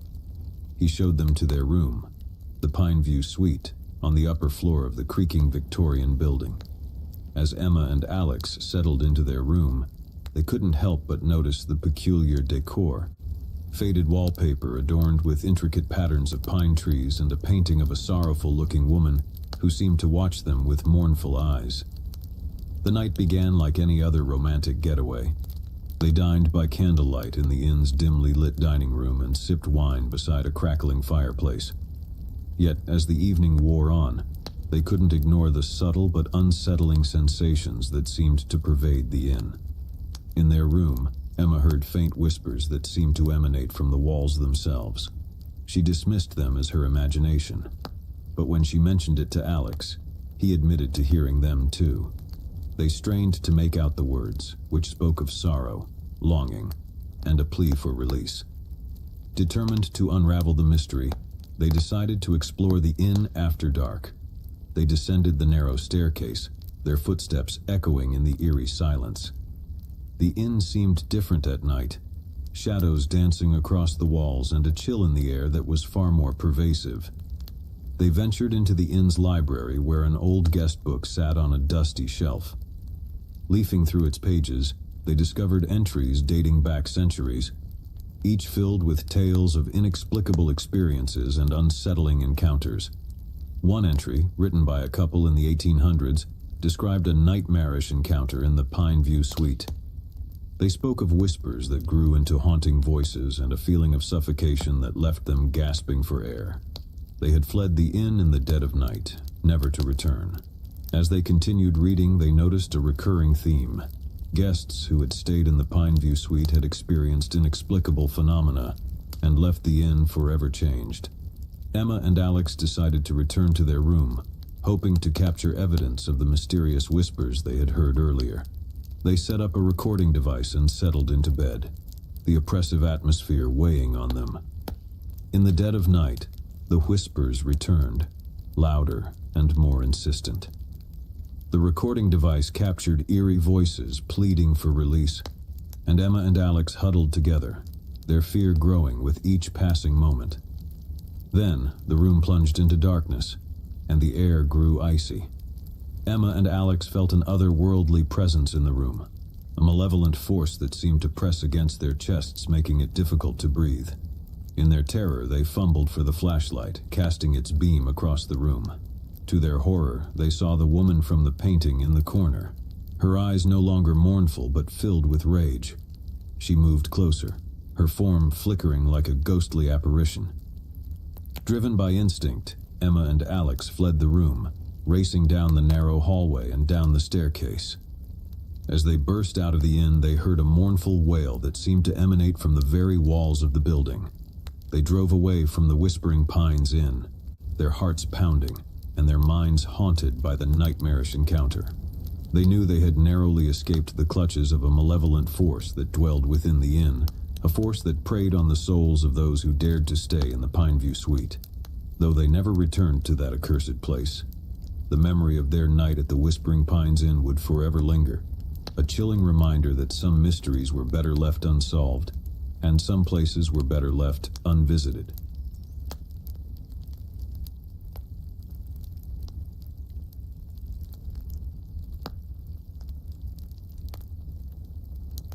The Abandoned Mill. The abandoned mill had stood as a silent sentinel on the outskirts of town for as long as anyone could remember. Its skeletal structure loomed over the landscape, a dark and imposing presence that had long been shrouded in local legends. Among the townsfolk, tales of the mill's malevolent history had been passed down through generations. It was said that a series of grisly murders had occurred within its walls, and the tormented spirits of the victims still roamed the crumbling structure. Curiosity often got the better of daring individuals, and one fateful night, Mark, Lisa, and Mike decided to explore the mill. Armed with flashlights and a sense of bravado, they ventured into the decaying building, their footsteps echoing in the cavernous space. As they explored the maze-like interior, the air grew heavy with a sense of foreboding. Shadows danced across the walls, and strange noises echoed in the distance. It was as if the very walls of the mill were whispering secrets of the past. In a dimly lit room, they discovered a series of faded photographs scattered across a wooden table. The images depicted a family that had once owned the mill, their faces contorted in expressions of madness and malevolence. The family's history was marred by a series of gruesome killings that had shocked the town. As they continued their exploration, they reached the upper floors of the mill, where the murders had allegedly taken place. The atmosphere grew even more oppressive, and the temperature seemed to drop dramatically. Suddenly, they heard the sound of a child's laughter echoing through the darkness. It was a haunting, ghostly sound that sent shivers down their spines. Following the eerie laughter, they discovered a small, forgotten nursery with toys strewn across the floor. As they examined the room, they noticed that the toys seemed to move of their own accord, as if guided by unseen hands. Mark reached out to pick up a dusty old teddy bear, and as he did, the laughter grew louder, filling the room with a chilling cacophony. Terrified, they fled the nursery and descended the stairs, their hearts pounding with fear. But as they reached the ground floor, they realized that they were no longer alone in the mill. Shadows moved in the corners of their vision, and ghostly figures began to materialize before them. The apparitions were the restless spirits of the murder victims, their eyes filled with torment and accusation. They reached out to the intruders, their ghostly fingers brushing against their skin like an icy breeze. In a desperate attempt to escape, Mark, Lisa, and Mike ran for the mill's exit. But as they crossed the threshold, they felt a bone-chilling coldness wash over them. It was as if the very spirits of the mill had latched onto them, refusing to let go. They ran through the moonlit night, the ghostly apparitions pursuing them relentlessly. It was only when they reached the town's edge that the spirits finally relented, disappearing into the darkness with mournful wails. Exhausted and shaken to their core, Mark, Lisa, and Mike vowed never to return to the abandoned mill. The malevolent history and the restless spirits that dwelled within its walls were a chilling reminder that some places held horrors beyond imagination. As they left the mill behind, they couldn't help but wonder how many others had ventured into its dark depths, never to return, and how many more would be drawn to the malevolent presence that haunted the abandoned structure. The Silent Forest. The Silent Forest had always been a place of mystery and unease in the small town of Ravenswood. The ancient trees, with their gnarled branches, seemed to reach out like skeletal fingers, and an oppressive stillness hung in the air. Locals spoke of strange occurrences within the forest, from unexplained disappearances to eerie sightings in the dead of night. One summer's eve, Claire and Alex, two adventurous friends, decided to venture into the heart of the Silent Forest. They had heard the tales and legends, and they were determined to uncover the truth behind the eerie reputation of the woods. As they entered the forest, the daylight dimmed, and an eerie silence enveloped them. The crunch of leaves beneath their feet seemed to echo, amplified by the oppressive stillness. The forest felt like a realm untouched by time, as if it existed outside the boundaries of reality. They followed a narrow, winding path that led deeper into the heart of the forest, their flashlights cutting through the encroaching darkness. The trees seemed to close in around them, their twisted branches forming grotesque shapes in the dim light. As they ventured deeper, they began to hear faint whispers carried on the wind. The whispers were indistinct, as if they belonged to an ancient language long forgotten. Claire and Alex exchanged nervous glances but pressed on, their curiosity driving them forward. The forest grew denser, and they soon found themselves surrounded by towering trees that blotted out the moonlight. The path ahead seemed to twist and turn, leading them deeper into the labyrinthine heart of the Silent Forest. That's when they heard the music, a haunting melody that seemed to emanate from the very trees themselves. It was a mournful tune, played on an unseen instrument, its notes echoing through the darkness. They followed the sound of the music, unable to resist its enchanting pull. It led them to a clearing bathed in an eerie, otherworldly light. In the center of the clearing stood a spectral figure, a woman with long flowing hair and a tattered gown, her fingers dancing over an invisible instrument. As Claire and Alex watched in awe, the spectral woman turned her gaze upon them, her eyes filled with a sorrow that seemed to pierce their very souls. Without uttering a word, she extended a ghostly hand toward them, beckoning them closer. Compelled by an irresistible force, they stepped into the clearing, their hearts pounding with a mixture of fear and fascination. The spectral woman's music grew more haunting, and she began to dance, her movements ethereal and graceful. As they watched, they felt themselves being drawn into the dance, their bodies moving in time with the spectral figure. It was as if they had become part of an ancient ritual, connected to forces beyond their comprehension. The forest itself seemed to come alive, its trees swaying in time with the music, and strange, glowing orbs floated in the air around them. Claire and Alex felt a profound sense of both wonder and dread as they became ensnared in the supernatural dance. Hours passed in a blur, and when the dance finally came to an end, they found themselves standing at the edge of the Silent Forest, the first light of dawn breaking over the horizon. The spectral woman had disappeared, leaving them with a sense of profound loss and confusion. They stumbled out of the forest, their minds reeling from the otherworldly experience. As they returned to the town of Ravenswood, they knew that they had glimpsed a realm beyond human understanding, a place where the boundaries between the living and the supernatural were blurred.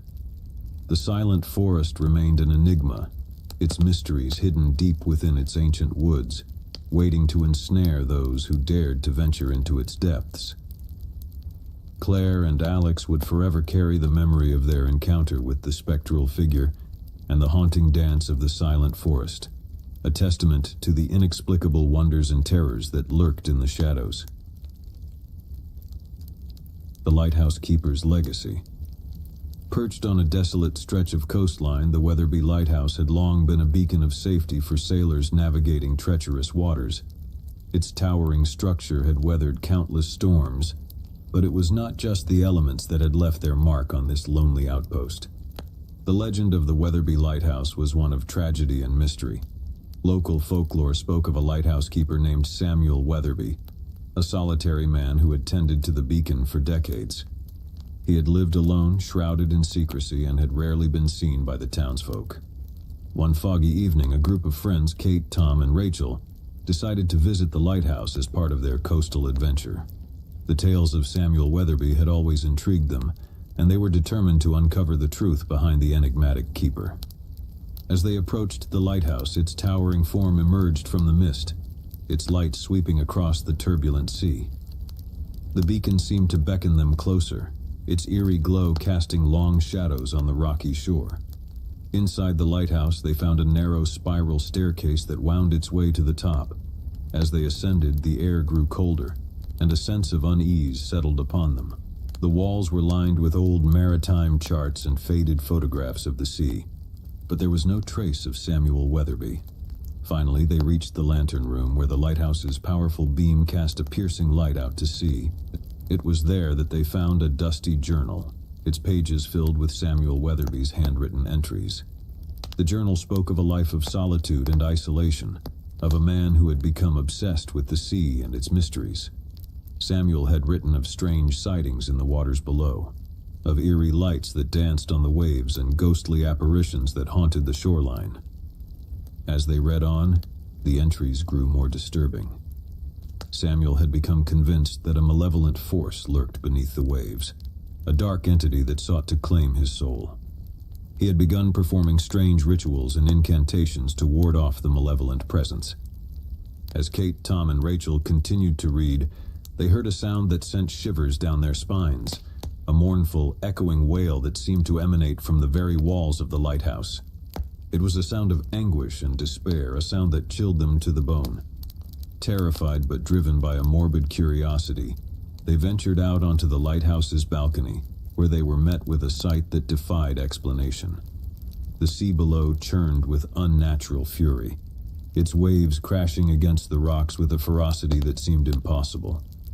And there on the rocky shore they saw a spectral figure, the ghostly apparition of Samuel Weatherby, his eyes filled with a torment that transcended the boundaries of the living world. He beckoned to them, his bony fingers reaching out as if pleading for release. In that moment, they knew that the legend of the Weatherby Lighthouse was all too real, and the malevolent force that had haunted Samuel Weatherby still clung to the beacon. They turned to flee the lighthouse, but the spectral figure of Samuel pursued them, his anguished wails echoing in their ears. They stumbled down the spiral staircase, their hearts pounding with terror, and burst out of the lighthouse. The fog had grown even thicker, shrouding the coastline in an impenetrable veil. As they made their way back to their car, they knew that they had witnessed something beyond the realm of the living, something that defied explanation. The legend of Samuel Weatherby and the malevolent force that haunted the Weatherby Lighthouse would forever haunt their nightmares, a chilling reminder that some mysteries were best left undisturbed. They never spoke of their encounter to the townsfolk, knowing that the lighthouse held secrets that were not meant to be revealed. The Weatherby Lighthouse continued to cast its eerie glow over the coastline, a silent sentinel that guarded its secrets with a malevolent force that defied understanding. And so the legend of the Weatherby Lighthouse lived on, a dark and enigmatic chapter in the coastal town's history, a testament to the enduring mysteries of the sea and the haunting legacy of Samuel Weatherby, the lighthouse keeper who had dared to confront the unknown. Story 1. The Forbidden Temple of Angkor Wat. Angkor Wat, the famous temple complex in Cambodia, was a must-visit for tourists worldwide. Mark and his friends, avid urban explorers, decided to explore not just the main temple but also the less-known ruins nearby. The group had heard whispers of the temple's dark past, horrifying experiments, cruel treatment of patients, and rumors of restless spirits. Determined to document their adventure, they brought cameras, flashlights, and a sense of dread that clung to them like a second skin. As they entered the decaying building, the stench of mildew and decay assaulted their senses. Crumbling walls, shattered windows, and discarded hospital equipment painted a grim picture of what had transpired within these walls. The exploration was unnerving, but nothing could prepare them for what they discovered in the basement. Rows of rusted cages, restraints, and a chillingly preserved operating room told a haunting tale of suffering. Sarah's friend Jake couldn't resist trying on an old straitjacket for a photo. As he posed, a deafening crash echoed through the basement. The group frantically searched for the source of the noise but found nothing. Their unease grew and they decided to leave the basement. That's when they realized Jake was missing. Panic set in as they scoured the asylum, but there was no sign of him. Terrified and hearts pounding, they fled the asylum, vowing to return with help. The police were called, and a search of the building commenced. But Jake was never found. In the following weeks, the group reviewed their photos, hoping for clues. In one, they saw Jake straitjacketed, surrounded by shadowy figures with hollow eyes. His fate remained a mystery, but the chilling photograph served as a haunting reminder of their ill-fated exploration. As time passed, the group's obsession with Jake's disappearance grew. They delved deeper into the history of the asylum, uncovering tales of a doctor who had conducted grotesque experiments on patients, leaving them scarred both physically and mentally. One evening, Sarah received an anonymous email with a cryptic message, coordinates leading to an abandoned mansion on the outskirts of town. Intrigued and driven by the need for closure, the group decided to investigate. The mansion, hidden behind overgrown trees and crumbling stone walls, exuded an air of malevolence. As they entered, they discovered a room filled with disturbing photographs and journals detailing the doctor's experiments. The truth unfolded before their eyes. Jake had become a victim of the asylum's dark past. He had been subjected to torturous procedures, his mind shattered by the doctor's sadistic pursuits. As they continued to explore, they stumbled upon a hidden chamber deep within the mansion. Inside, they found Jake, his emaciated body suspended from the ceiling by chains.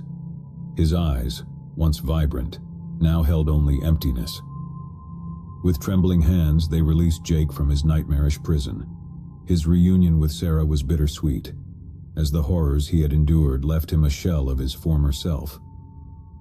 The group vowed to bring the doctor's atrocities to light, to ensure that no one else would suffer the same fate.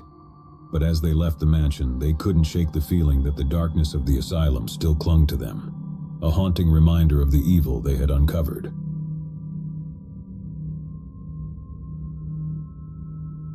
The Haunting at Whispering Pines Inn. Nestled deep in the Appalachian Mountains, Whispering Pines Inn was known for its rustic charm and breathtaking views. Sarah and her husband Mark decided to spend their anniversary there, eager to escape the hustle and bustle of city life. The innkeeper, Mr. Simmons, welcomed them warmly and showed them to their room, a quaint antique-filled suite with a balcony overlooking the dense forest. Their first night was peaceful, but on the second night, Sarah was awakened by a soft, mournful whisper that seemed to emanate from the walls themselves. She roused Mark, but he heard nothing and dismissed it as a dream. The whispers grew louder each night, accompanied by a feeling of icy dread that seemed to seep into their bones. Sarah's sleepless nights left her exhausted, and Mark's skepticism slowly eroded. One evening, as they sat on the balcony, a chilling voice spoke directly into their minds. "Leave this place before it claims you," it warned. They glanced around, but there was no one to be seen. Terrified, they packed their bags and sought out Mr. Simmons.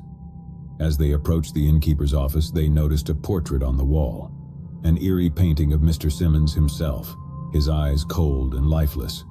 And Mr. Simmons explained that he had been bound to the inn by a dark pact made long ago, and the inn demanded souls to sustain it. He had lured countless guests to their doom, and he was bound to do so for eternity. With a heavy heart, Mr. Simmons urged them to run to save themselves from the inn's insatiable hunger. Sarah and Mark fled, leaving behind the cursed Whispering Pines Inn and its malevolent innkeeper. They sought refuge in a nearby town, haunted by the memories of their ordeal.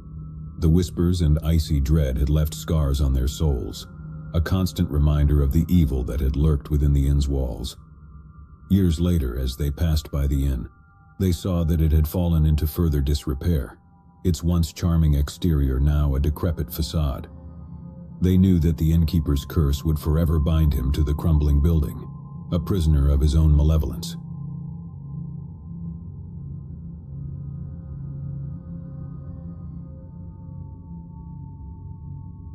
The disappearing hamlet of Whitestone. Eager for an adventure off the beaten path, Tom and his friends embarked on a road trip through the remote countryside of Eastern Europe. They had heard rumors of a hidden village called Gavroska, untouched by modern civilization.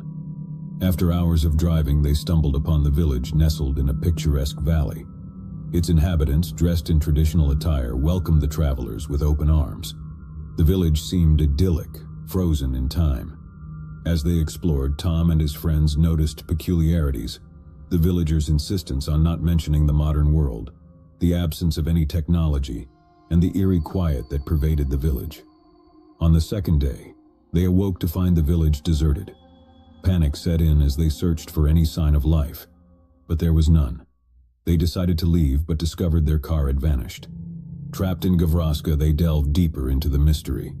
Hidden in a cellar, they uncovered a journal from the 1800s that told of a curse placed upon the village, a curse that trapped its inhabitants in a timeless purgatory. With each passing day, Tom and his friends felt time slip away, their own bodies aging while the village remained untouched. Desperate, they sought a way to break the curse. Their research led them to a hidden chamber beneath the village church, where they discovered a decrepit altar. There, they performed a solemn ritual to appease the ancient curse, offering their own time and memories in exchange for the village's freedom. The village came alive once more, but Tom and his friends aged decades in an instant, their memories fading like mist. They were old, their lives reduced to fragments of time, but they had succeeded. The curse of Gavroska was lifted and the village was free. Tom was the only one who survived, a frail old man with only fleeting memories of his youth and friends. He would never forget the sacrifice that had set the village free, a sacrifice that had come at a great personal cost. The sinister cave of Appalachian Shadows. For their annual adventure, a group of college friends decided to explore the Appalachian Mountains, known for their rugged terrain and hidden secrets. Their destination was a remote cave, rumored to hold ancient treasures. As they ventured into the cave, the air grew chilly and the darkness pressed in around them. Illuminating the path with flashlights, they navigated the labyrinthine tunnels, uncovering eerie carvings on the walls. Deeper within the cave, they discovered a chamber unlike any other, an underground lake, its waters shimmering with an unnatural glow. The sight was breathtaking, but the tranquility was short-lived. A shadowy figure emerged from the water, its eyes gleaming with malevolence. It spoke not with words but with images in their minds, a warning to leave, for the cave was cursed. Fearful yet curious, the friends pressed on, desperate to uncover the cave's secrets. As they delved deeper, the shadows grew thicker and their flashlights flickered. One by one, they vanished, consumed by the darkness. Only Sarah remained, her heart pounding as she tried to escape, but the cave seemed to shift and twist, trapping her within its depths. Finally, she reached the underground lake where the shadowy figure awaited. It revealed its true form, a guardian spirit tasked with protecting the cave's ancient secrets. With sorrow in its eyes, the guardian explained that the cave held the memories of those who had entered, bound for all eternity. The friends had become one with the cave, their souls imprisoned within its depths. Sarah, alone and terrified, realized that there was no escape. She had uncovered the cave's dark secret, but it had come at a terrible price. As she gazed into the glowing waters, she knew that she would join her friends in the shadows, a part of the cave's cursed legacy. The ghost ship of Roanoke Island. Roanoke Island, with its rich history and maritime legends, drew tourists seeking adventure. A group of friends set out to explore the coastal town, eager to uncover the mysteries hidden within its shores. As they wandered the historic waterfront, they stumbled upon a dilapidated ship, its timbers rotting and sails tattered. The locals spoke of the ship as cursed, the Phantom Voyager, a vessel that had vanished without a trace centuries ago. Undeterred by the superstitions, the friends boarded the ship, armed with cameras and a sense of curiosity. They explored its eerie corridors and abandoned cabins, documenting their findings. As night fell, a thick fog enveloped the ship, cutting off their view of the shore. Panic set in as they realized they were trapped on the ghostly vessel. Desperate, they tried to signal for help, but their cries went unanswered. Strange occurrences plagued them. The sound of ghostly footsteps, whispers in the dark, and apparitions that seemed to flicker in and out of existence. The friends grew increasingly frightened, their unity crumbling. One by one, they vanished, consumed by the ship's supernatural forces. Only Alex remained, his heart pounding as he tried to make sense of the nightmare that had become his reality. In the ghostly silence, Alex stumbled upon a journal hidden in the captain's quarters. It revealed the ship's dark history, the captain's pact with a vengeful sea spirit, offering the souls of his crew in exchange for eternal life. The Phantom Voyager had become a floating prison, a vessel bound by dark magic to claim the souls of those who dared to step aboard. Alex understood that the ship could never be free until its curse was broken. With grim determination, he confronted the sea spirit, offering his own soul in exchange for the release of the ship and the trapped souls within. The spirit, its eyes filled with malevolence, accepted the offer, and the ship faded into the mist. Alex was left alone on the fog-shrouded waters, a survivor of the ghostly ordeal. He watched as the Phantom Voyager vanished from sight, knowing that his sacrifice had set the trapped souls free, but had come at a terrible cost.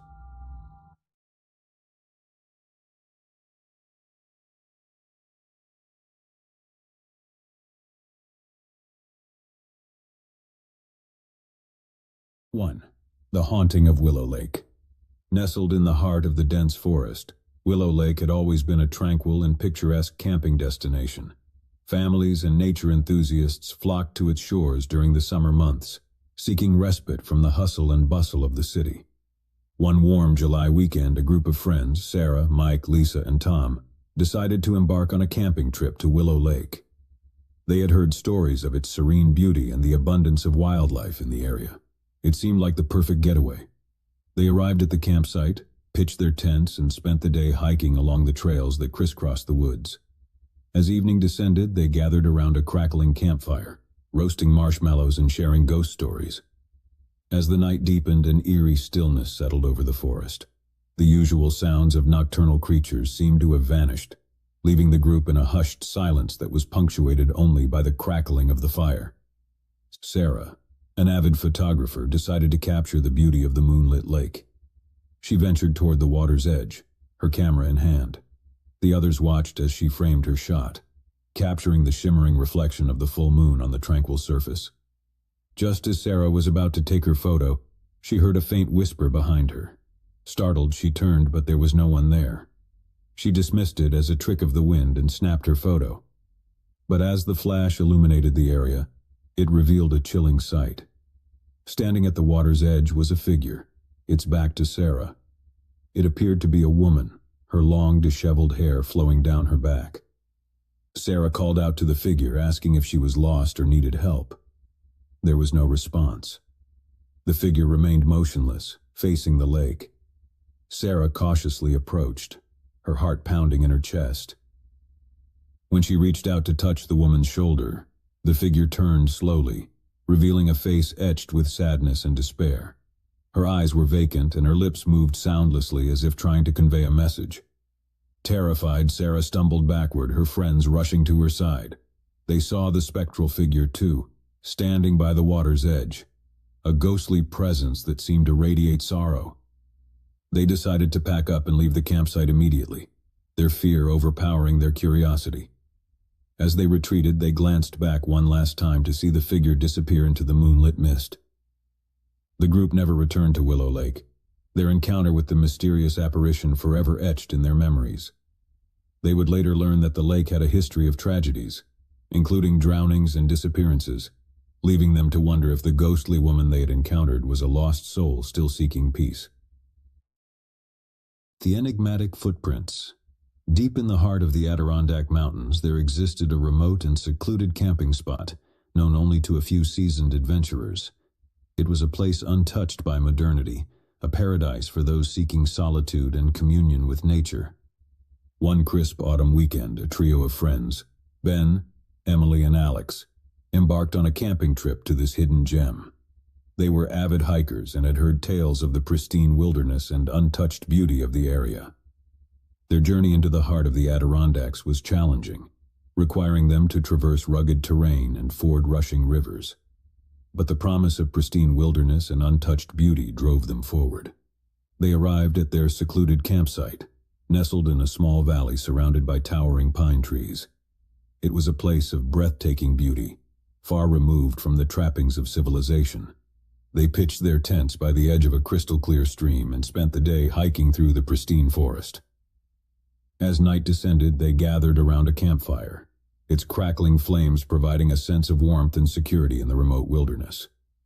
The stars overhead shone with a brilliance only found in such remote locations.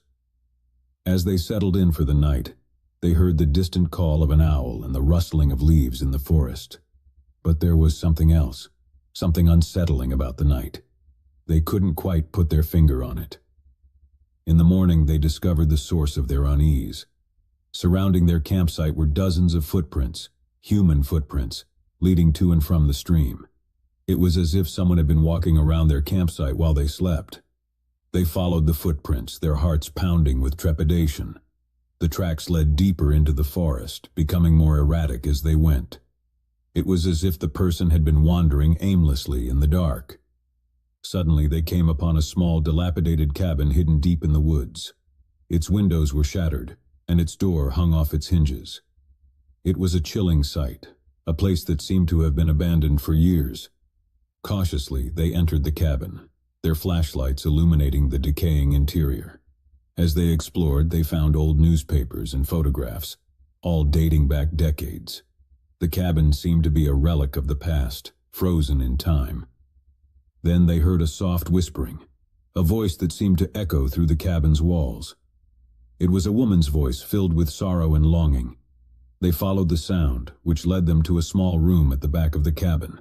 Inside the room, they discovered a diary, its pages filled with the handwritten entries of a woman named Evelyn. Her words spoke of loneliness, isolation, and a deep yearning for human connection. She wrote of a tragedy that had befallen her family, leaving her alone in the wilderness. As they read on, the entries grew more chilling. Evelyn spoke of strange occurrences in the forest, of eerie figures that seemed to watch her from the shadows. She described sleepless nights haunted by whispers and footsteps outside her cabin. The final entry was dated decades ago and spoke of a decision to leave the cabin and seek help. But there was an ominous tone to the words, as if Evelyn knew that she was leaving something behind, something that would never let her go. As they exited the cabin, they noticed that the footprints had disappeared, as if they had never been there. It was as if the cabin itself had drawn them in, revealing its secrets and then erasing all evidence of their presence. They left the remote wilderness of the Adirondacks, their encounter with the cabin and its enigmatic past forever etched in their memories. They couldn't help but wonder if Evelyn's spirit still lingered in the forest, a lost soul forever seeking connection in the wilderness. The Phantom Hunter. In the heart of the Smoky Mountains, there existed a hidden camping spot known only to a select few. It was a place of unparalleled beauty, where the dense forest stretched as far as the eye could see, and the stars shone with a brilliance unmatched by city lights. A group of friends, Jake, Megan, and Chris, decided to embark on a camping trip to this secluded paradise. They were avid outdoors enthusiasts and had heard stories of the pristine wilderness and abundant wildlife of the area. Their journey took them deep into the heart of the Smoky Mountains, where they pitched their tents near a pristine mountain stream. It was a place of breathtaking beauty, untouched by the trappings of modernity. As the day turned to night, they gathered around a campfire, sharing stories and laughter under the canopy of stars.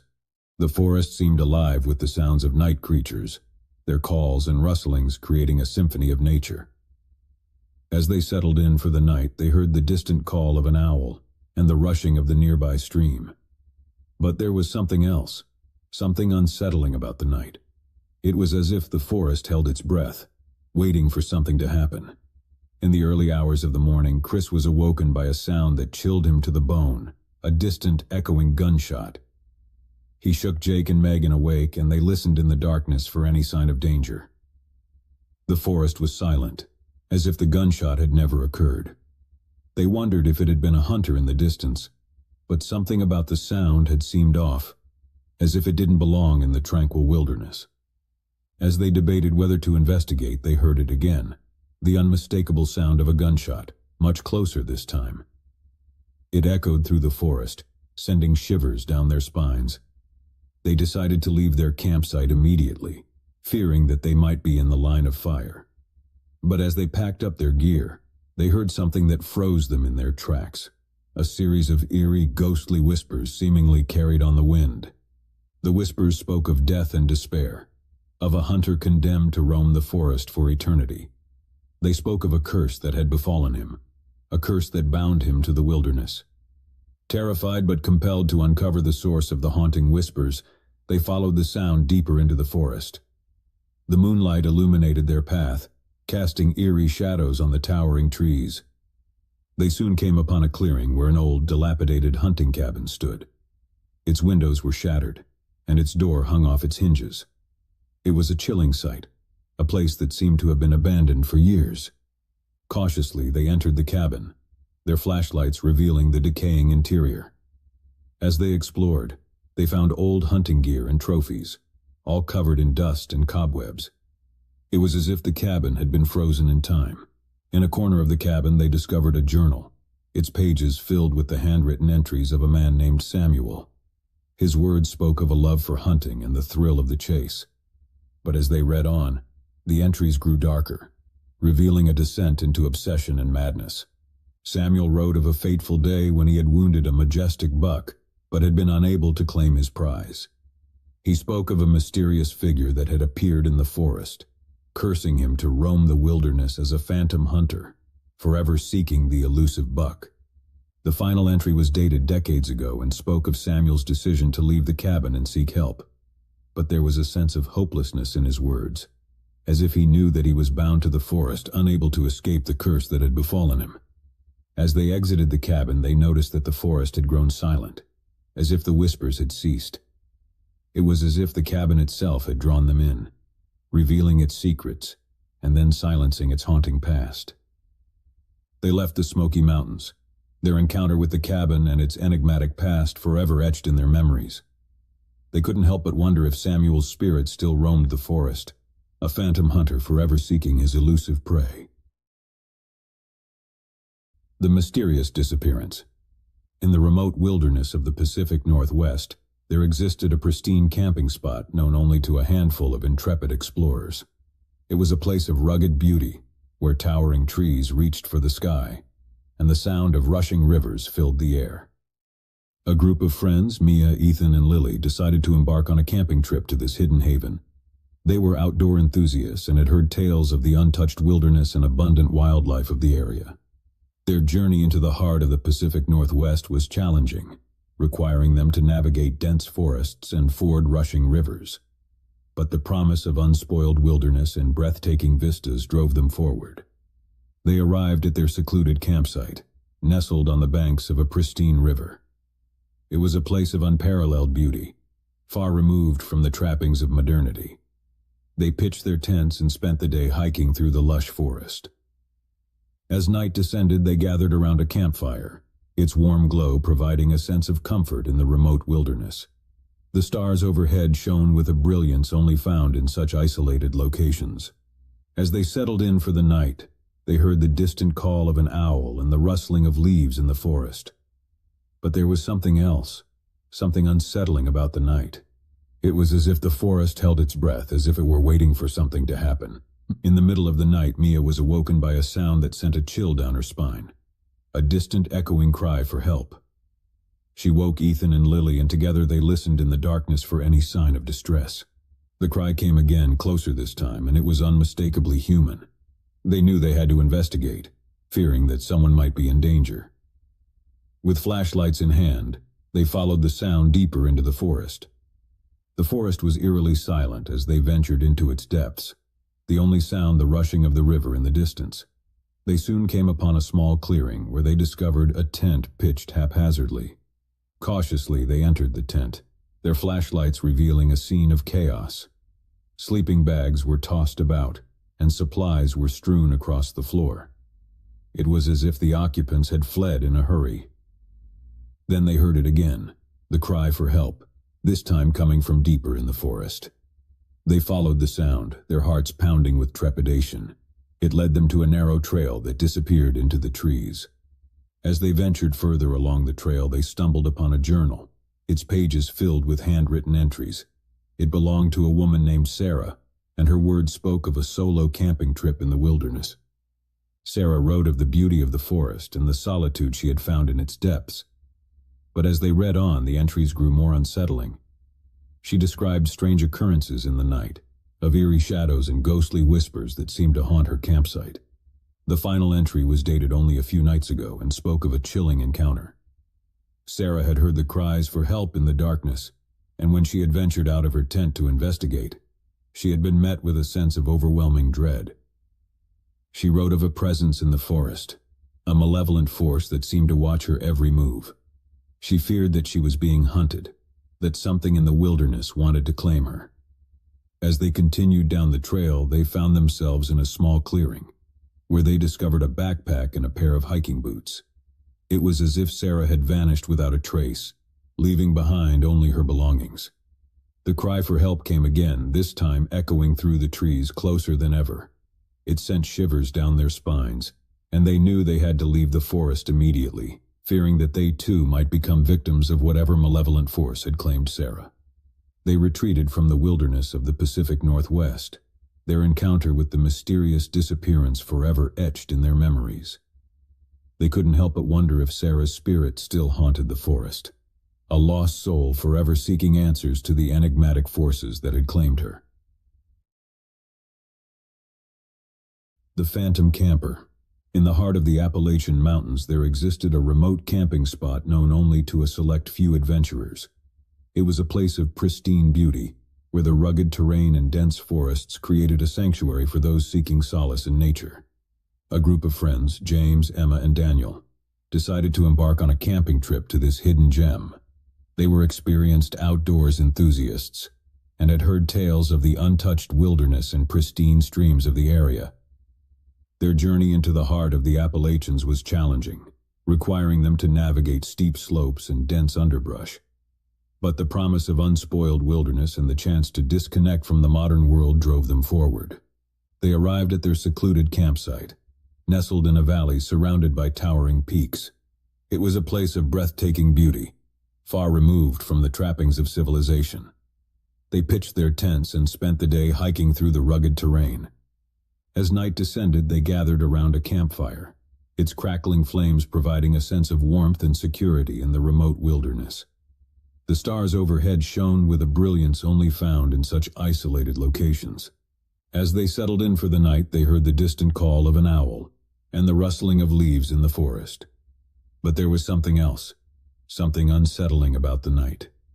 It was as if the forest held its breath, waiting for something to happen. In the middle of the night, James was awoken by a sound that sent a shiver down his spine, a faint echoing voice calling out in the darkness. He woke Emma and Daniel, and together they listened for any sign of distress. The voice came again, a desperate plea for help, and it was unmistakably human. They knew they had to investigate, fearing that someone might be in danger. Armed with flashlights, they followed the sound deeper into the forest. The forest was eerily silent as they ventured into its depths, the only sound the distant rush of the nearby stream. They soon came upon a small clearing, where they discovered an old tattered tent. Cautiously, they entered the tent, their flashlights revealing a scene of disarray. Sleeping bags were torn open, and supplies were scattered across the floor. It was as if the occupants had fled in a panic. Then they heard it again, the voice this time closer, as if it were just beyond the trees. They followed the sound, their hearts pounding with trepidation. It led them to a narrow trail that wound deeper into the forest. As they ventured further along the trail, they stumbled upon a backpack and a hiking jacket, abandoned on the ground as if their owner had hastily discarded them. It was a chilling sight, a sign that someone had been in distress. The voice came again, echoing through the trees, desperate and pleading. It sent shivers down their spines, and they knew they had to leave the forest immediately, fearing that they too might become victims of whatever unseen force had claimed the camper. They retreated from the wilderness of the Appalachians, their encounter with the phantom camper forever etched in their memories. They couldn't help but wonder if the voice they had heard was the desperate plea of a lost soul, forever trapped in the remote wilderness, forever seeking escape from the enigmatic forces that had claimed them.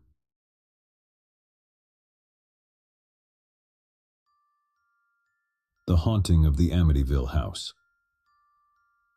In November 1974, the quiet town of Amityville, New York, became the epicenter of a terrifying supernatural ordeal that would go down in history as one of the most famous haunted house stories ever told. The story began when the Lutz family, consisting of George and Kathy Lutz and their 3 children, moved into a beautiful Dutch colonial house at 112 Ocean Avenue. Little did they know that this idyllic-looking house had a gruesome and sinister past. Just a year before the Lutz family's arrival, the house was the site of a horrifying and gruesome mass murder. Ronald DeFeo Jr., the previous occupant of the house, had shot and killed 6 members of his own family while they slept. It was a chilling and inexplicable crime that sent shockwaves through the community. Ronald DeFeo Jr. claimed that voices in the house had compelled him to commit these heinous acts. When the Lutz family moved in, they were initially captivated by the house's charm and character. The spacious rooms, the cozy fireplaces, and the view of the Amityville River from their backyard all seemed perfect. However, it wasn't long before they began to experience a series of eerie and unexplained phenomena that would forever change their lives. The first signs of something amiss were subtle, but unsettling. Strange odors permeated the house, ranging from sickly sweet perfumes to the stench of decay. Doors and windows would open and close by themselves, and cold spots seemed to linger in certain rooms, no matter how high they cranked up the heat. Bizarrely, flies swarmed the house in the dead of winter, gathering in unusual patterns that defied natural explanation. As the days turned into weeks, the Lutz family's experiences escalated. They claimed to have seen apparitions, shadowy figures that moved through the hallways and rooms, often accompanied by an overwhelming sense of dread. Kathy Lutz was particularly affected, waking up at 3:15 a.m., the same time the DeFeo murders had occurred, plagued by terrifying nightmares and unexplained bruises on her body. George Lutz's behavior began to change as well. He became increasingly irritable and withdrawn, spending long hours in the basement, which he claimed was unnaturally cold. He even woke up one morning to find his hair had turned completely white, a shocking transformation attributed to the house's malevolent influence. The most disturbing event occurred when George Lutz began hearing voices urging him to harm his family. The walls seemed to pulse with a sinister energy, and green slime oozed from the walls, as if the house itself was bleeding. George, fearing for his family's safety, reached out to paranormal investigators for help. Among those who came to investigate the Amityville house were Ed and Lorraine Warren, renowned paranormal investigators famous for their work on other cases, including the Annabelle doll and the Perron family haunting, as depicted in the Conjuring series of films. The Warrens believed that the house was infested with malevolent spirits, possibly drawn to it due to the residual energy from the DeFeo murders. During their investigations, the Warrens documented numerous eerie occurrences. They recorded unexplained noises, captured photographs with strange anomalies, and reported feelings of extreme cold and malevolence in certain areas of the house. These findings later became part of the basis for their book, The Amityville Horror, which recounted the Lutz family's terrifying experiences in great detail. The Amityville Horror by J. Anson, based on the Warrens' investigations and the Lutz family's accounts, became a bestseller upon its release. The book sent shockwaves through popular culture, and the story of the Amityville haunting was adapted into a series of movies, further cementing its place in the annals of paranormal lore. The Amityville haunting story has sparked intense debate over the years. Skeptics question the validity of the Lutz family's claims, suggesting that they might have fabricated the story for financial gain. Others argue that the house is indeed haunted, pointing to the corroborating evidence collected by the Warrens and the enduring sense of dread that seems to hang over the property. To this day, 112 Ocean Avenue in Amityville remains a place of fascination and fear, drawing curious visitors and paranormal enthusiasts. Whether one believes the story of the Amityville haunting to be fact or fiction, it undeniably stands as a chilling and enduring mystery in the realm of the supernatural, reminding us that sometimes the scariest stories are the ones that claim to be true. The Enfield Poltergeist, the true story behind The Conjuring 2. In the late 1970s, a modest house in Enfield, North London, became the center of a paranormal phenomenon that both baffled and terrified the family living there. The Hodgson family, consisting of Peggy Hodgson and her 4 children, Margaret, Janet, Johnny, and Billy, found themselves thrust into a nightmarish ordeal that would go down in history as the Enfield Poltergeist case. It all began innocuously enough with strange but seemingly harmless events. It started with unexplained knocking sounds and furniture moving on its own.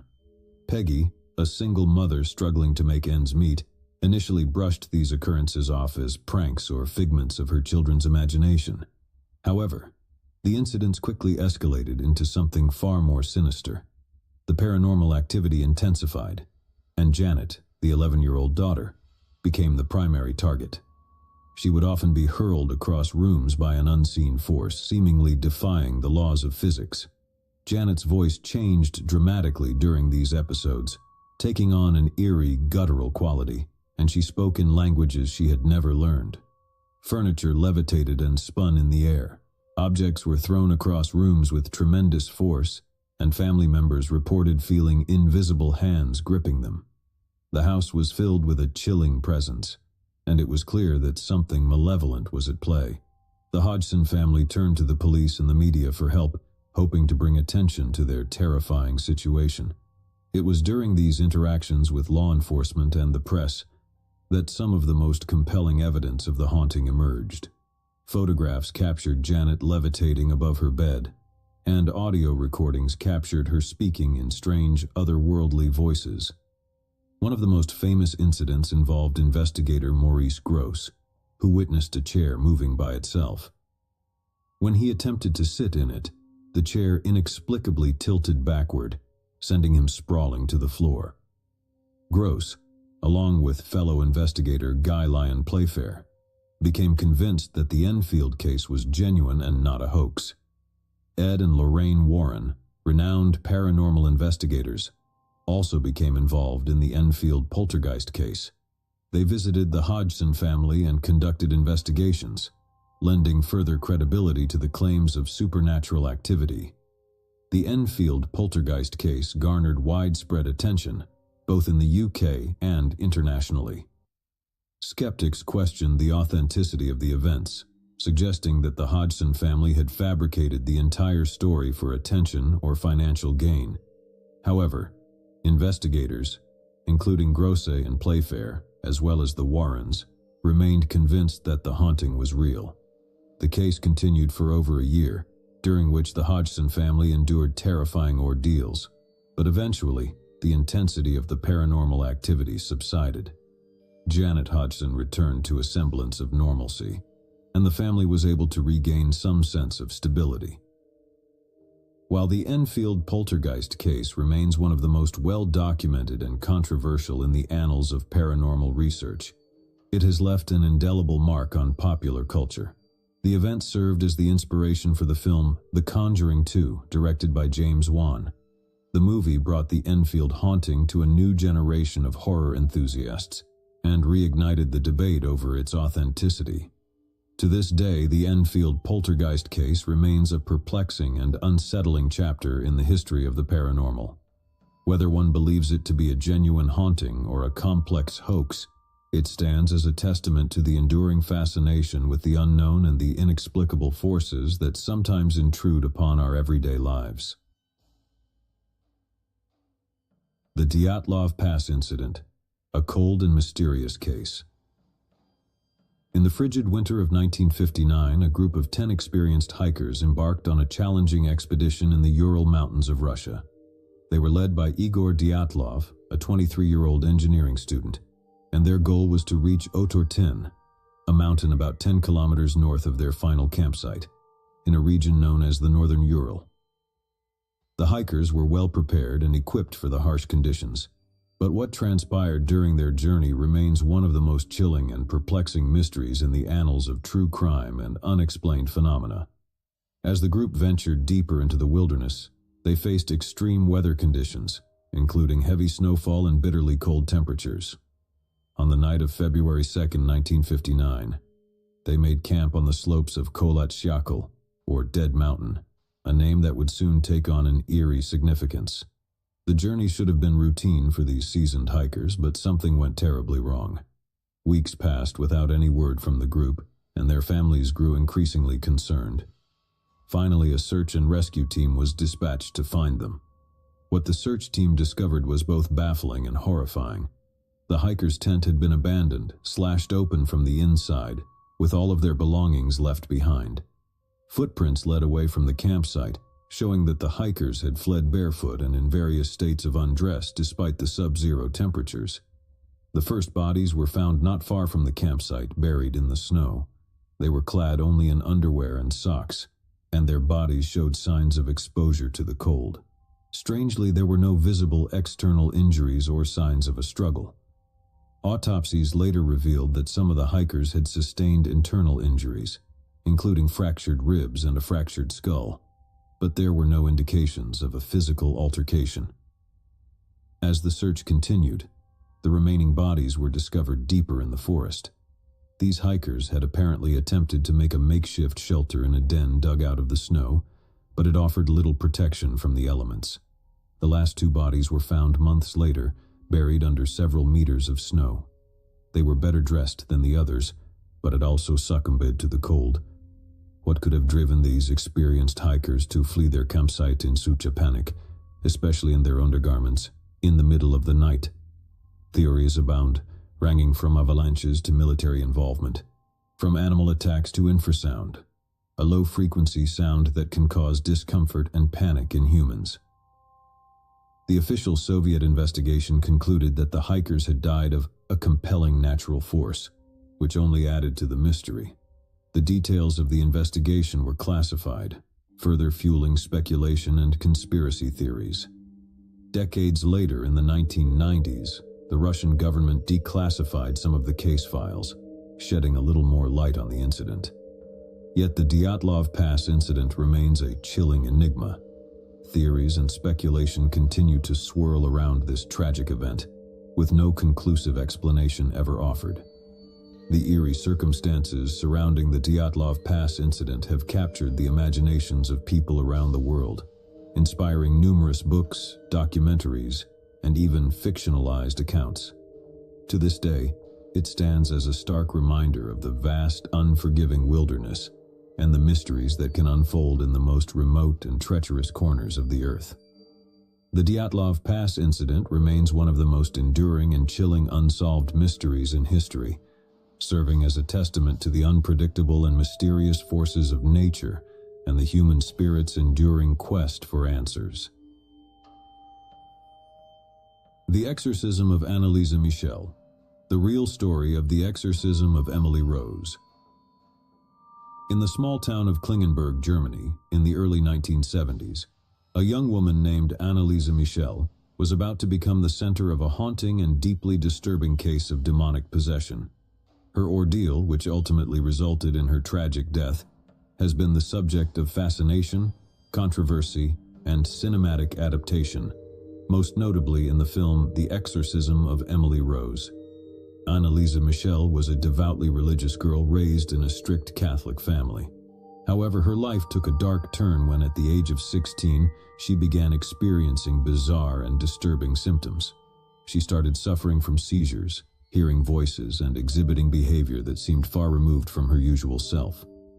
Her family, concerned for her well-being, sought medical and psychiatric help. Medical professionals diagnosed Anneliese with epilepsy and depression, prescribing medication to manage her symptoms. However, the treatments proved ineffective, and Anneliese's condition continued to deteriorate. She became increasingly isolated, unable to attend school or socialize with friends. As her condition worsened, Anneliese and her family began to believe that her affliction might be more than a medical or psychological disorder. They became convinced that she was possessed by demons. Her behavior included speaking in strange languages she had never learned, exhibiting superhuman strength, and displaying an aversion to religious symbols and artifacts. Desperate for help, Anneliese and her family turned to the Catholic Church, seeking an exorcism. The process of obtaining permission for an exorcism was not easy, as the Catholic Church is known for its cautious approach to such matters. However, after much persistence and evaluation by clergy, the Church eventually granted permission for an exorcism to be performed. Over a period of several months from 1975 to 1976, a series of exorcism sessions were conducted on Anneliese Michel. These sessions were grueling, often lasting for hours, and were physically and emotionally exhausting for both Anneliese and the attending priests. Anneliese's condition continued to worsen during the exorcisms, and her health deteriorated significantly. She refused to eat, believing that her suffering was a form of atonement for the sins of others. She eventually became emaciated and dehydrated, leading to pneumonia and malnutrition. Tragically, on July 1, 1976, Anneliese Michel passed away in her home. She was just 23 years old. The official cause of death was determined to be starvation and dehydration. Her death raised profound ethical and legal questions, resulting in a trial that garnered significant media attention. In 1978, both the priests who had conducted the exorcisms and Anneliese's parents were charged with negligent homicide. The trial that followed was highly contentious, with the defense arguing that Anneliese was genuinely possessed and that they had sought the Church's help in good faith. The court found the defendants guilty but issued relatively light sentences, taking into account the family's suffering and their belief that they were trying to help Anneliese. The story of Anneliese Michel's possession and exorcism continues to generate debate. Skeptics view the case as an example of mental illness and suggest that her condition could have been treated with medical intervention. Believers, however, point to the extraordinary phenomena witnessed during the exorcisms as evidence of demonic possession. The Exorcism of Emily Rose, a film loosely based on Anneliese's story, explores the legal and moral complexities of her case. Regardless of one's beliefs, the tragic tale of Anneliese Michel serves as a stark reminder of the intersection of religion, mental health, and the enduring human fascination with the supernatural. The Mothman Prophecies, Strange Encounters in Point Pleasant. In the small town of Point Pleasant, West Virginia, between 1966 and 1967, residents experienced a series of bizarre and unsettling encounters with a creature that would become known as the Mothman. These strange events, accompanied by reports of eerie sightings and unexplained phenomena, have fascinated and mystified people for decades. The Mothman's tale began on the evening of November 15, 1966, when two couples, Roger and Linda Scarberry and Steve and Mary Malata, were driving near an abandoned munitions factory known as the TNT area. As they approached a remote area known as the McClintock Wildlife Management Area, they spotted a tall, winged figure with glowing red eyes standing near the factory gate. Terrified by the sight of this bizarre creature, the couple sped away, but the creature pursued them, effortlessly keeping up with their car even as it reached speeds of up to 100 miles per hour. Only when they reached the Point Pleasant city limits did the Mothman vanish into the night. The following day, the couples reported their encounter to the local authorities, who were initially skeptical, but soon became inundated with similar reports from other residents. Eyewitness accounts described a creature roughly 7 feet tall, with enormous wings and piercing red eyes. It was often described as having the ability to glide or hover just above the ground. In the weeks that followed, Point Pleasant was gripped by a sense of fear and unease. More sightings of the Mothman were reported, often accompanied by strange electrical disturbances, malfunctioning car engines, and mysterious phone calls with eerie metallic voices. Many who saw the creature experienced intense feelings of dread and foreboding. Journalist John Keel, who arrived in Point Pleasant to investigate the phenomenon, documented these strange occurrences in his book, The Mothman Prophecies. Keel's research suggested that the Mothman sightings were connected to a broader series of paranormal events, including UFO sightings, Men in Black encounters, and a bridge collapse that claimed the lives of 46 people on December 15, 1967, exactly 1 year after the first Mothman sighting. Keel proposed various theories about the Mothman, including the idea that it was a harbinger of doom or a manifestation of psychic energy. He also explored the possibility of a government conspiracy or a connection to extraterrestrial beings.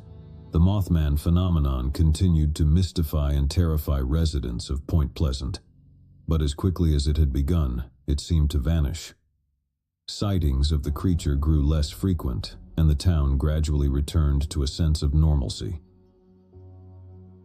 Despite the passage of time, the legend of the Mothman endures. Point Pleasant embraces its eerie reputation and hosts an annual Mothman Festival, drawing visitors from around the world. Statues, artwork, and memorabilia dedicated to the creature can be found throughout the town. The Mothman's true nature and purpose remain a subject of debate and speculation. Some view it as a purely paranormal phenomenon, while others attribute it to folklore, mass hysteria, or natural explanations such as large owls or sandhill cranes. Regardless of one's beliefs, the Mothman continues to be a symbol of the unexplained and the enduring allure of the mysterious and unknown in the human psyche.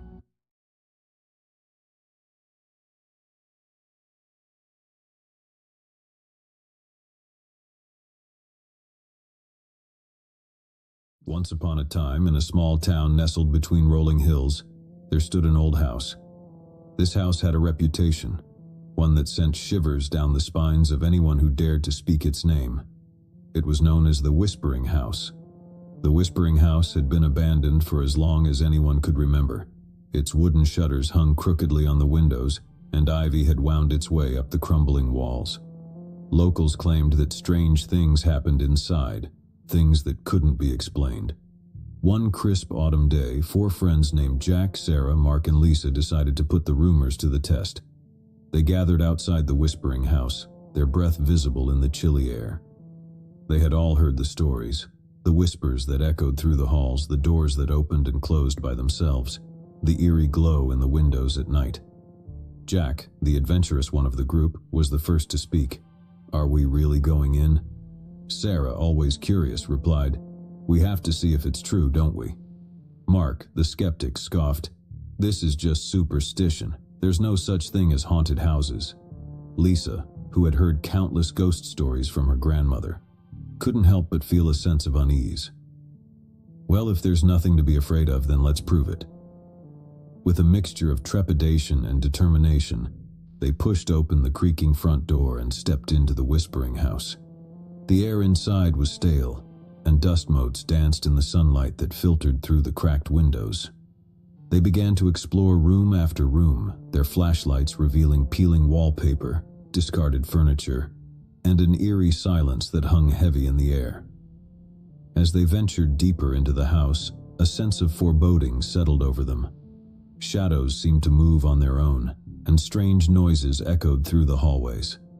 It wasn't long before even Mark, the skeptic, felt a chill run down his spine. "I don't like this," Lisa whispered, her voice barely audible. But Jack was determined to press on. "Come on, guys, it's just an old house. Let's not chicken out now. As they continued their exploration, they couldn't shake the feeling of being watched. Whispers seemed to drift through the walls, too faint to make out words, but unsettling nonetheless. "I heard something," Sarah said, her voice trembling. Mark dismissed it. "Probably just the wind." But Lisa knew it wasn't the wind. She had heard it too. A faint, ghostly whisper that sent shivers down her spine. They reached the grand staircase, its ornate banister worn with age. The stairs creaked beneath their feet as they began to ascend. It was as if the very house was alive, its timbers groaning and protesting their presence. On the second floor, they explored room after room, each one seemingly frozen in time. Old portraits stared down at them from the walls, their eyes following their every move. Dust-covered furniture lay draped in white sheets, as if waiting for a guest who would never arrive. The sense of being watched grew stronger, and the whispers grew louder. It was as if the very walls of the Whispering House held secrets that longed to be revealed. In one room, Jack's flashlight beam fell upon an old dusty mirror. He approached it, curiosity getting the better of him. As he looked into the mirror, he froze. Staring back at him was not his own reflection, but the pale, ghostly face of a young girl. Her eyes were hollow and her lips moved silently, forming words that he could not hear. Jack stumbled back, his heart pounding. Did anyone else see that? The others rushed over, but the mirror showed only their own reflections. "It was probably just a trick of the light," Mark said, though his voice wavered. But Jack knew what he had seen. It was as if the Whispering House was trying to communicate with them, to tell them its secrets. As they continued their exploration, they came upon a room at the end of the hallway. The door was slightly ajar, and a soft, inviting light spilled out from within. They exchanged glances, and with a mixture of curiosity and trepidation, they pushed the door open. Inside, they found a room bathed in a soft golden glow. The walls were adorned with intricate wallpaper, and a crystal chandelier hung from the ceiling. In the center of the room stood an antique music box, its delicate melody filling the air. The room felt different, as if it existed outside of time. The whispers were louder here, their words almost discernible. Lisa approached the music box and carefully lifted its lid. The haunting melody continued to play, and as she peered inside, she saw a small porcelain figurine, a ballerina frozen in mid-dance. As they watched, the figurine seemed to come to life, spinning gracefully to the music. The room seemed to sway with the motion, and the whispers grew more insistent, as if urging them to stay, to listen, to understand. It was as if the very walls of the Whispering House were pleading with them, begging them not to leave, to stay and uncover the secrets that lay hidden within. But the four friends pushed open the front door and stepped out into the crisp autumn air, their hearts pounding, their minds filled with questions and unease. As they walked away from the Whispering House, they couldn't shake the feeling that they had left something behind, something that wanted to be heard, something that had been waiting for them. That night, as they lay in their beds, they heard the whispers once more. They were no longer faint and distant, but loud and clear, as if the very walls of their homes were speaking to them. The whispers told of a tragic tale, a tale of a young girl who had once lived in the Whispering House. Her name was Isabella, and she had loved to dance. But her life had been cut short, and her spirit had remained trapped within the walls of the house, longing for release. Over the following days, the whispers grew louder, and the four friends could no longer ignore them. They returned to the Whispering House, determined to uncover the truth. As they entered the room with the music box, the whispers reached a crescendo, and Isabella's voice filled the air. She told them of her love for dancing, of the joy it had brought her, and of the tragic accident that had taken her life. Tears filled Lisa's eyes as she listened to Isabella's story. "We have to help her," she said. Together they searched the room and found an old diary hidden beneath the floorboards.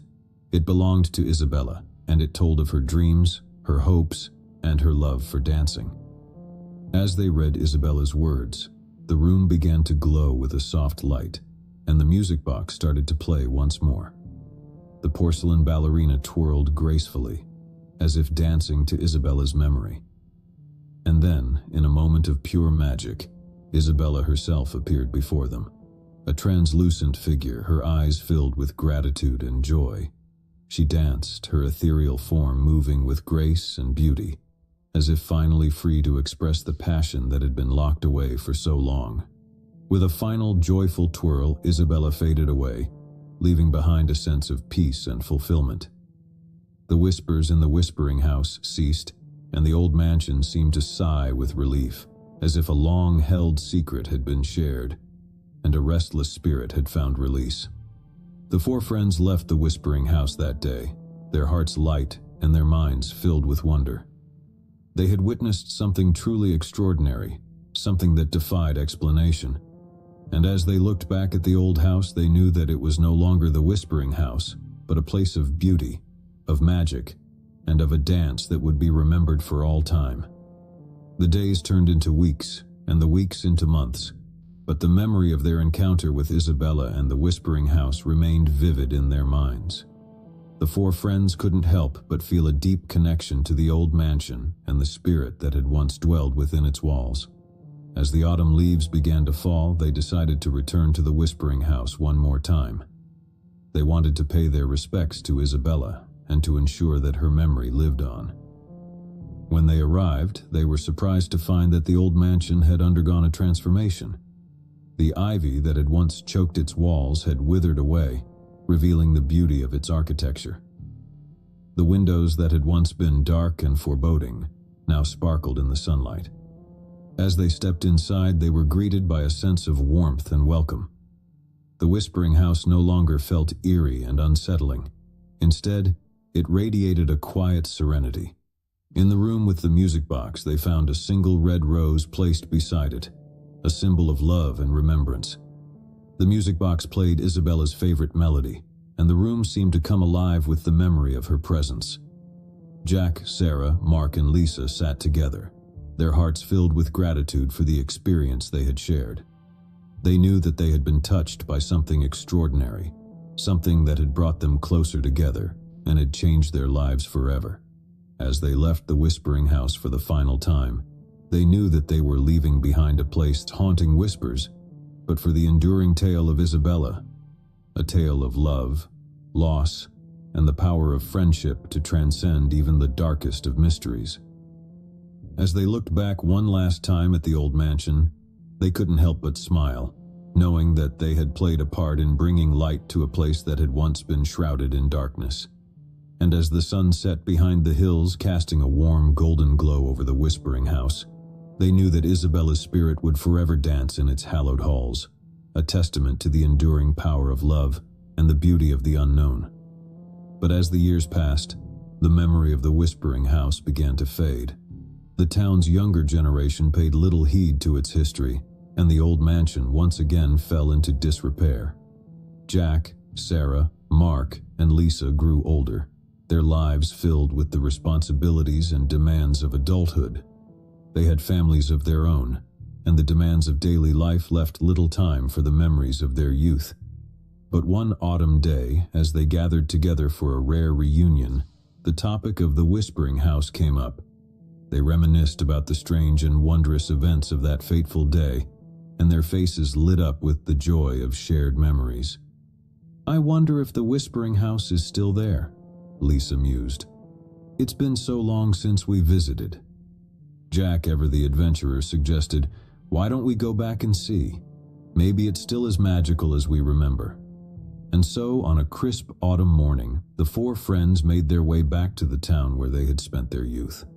As they approached the familiar hills, they couldn't help but feel a sense of nostalgia. But when they arrived at the location of the whispering house, they were met with a sight that filled them with sorrow. The old mansion had fallen into complete disrepair. Its once glistening windows were shattered, its walls were covered in graffiti, and the ivy that had once adorned its exterior had withered away.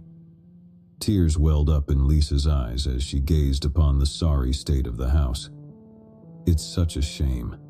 The whispering house used to be so beautiful." Sarah nodded, her voice filled with sadness. "It's as if all the magic has been drained from it." They ventured inside, their footsteps echoing in the empty, decaying halls. The whispers that had once filled the house were now gone, replaced by a haunting silence. In the room with the music box, they found only dust and decay. The music box itself had been stolen, leaving behind an empty space that seemed to mock their memories. Jack, Sarah, Mark, and Lisa walked through the rooms, their hearts heavy with the weight of time and loss. The Whispering House, once a place of wonder and mystery, had become a forgotten relic of the past. As they made their way back outside, they couldn't help but feel a deep sense of melancholy.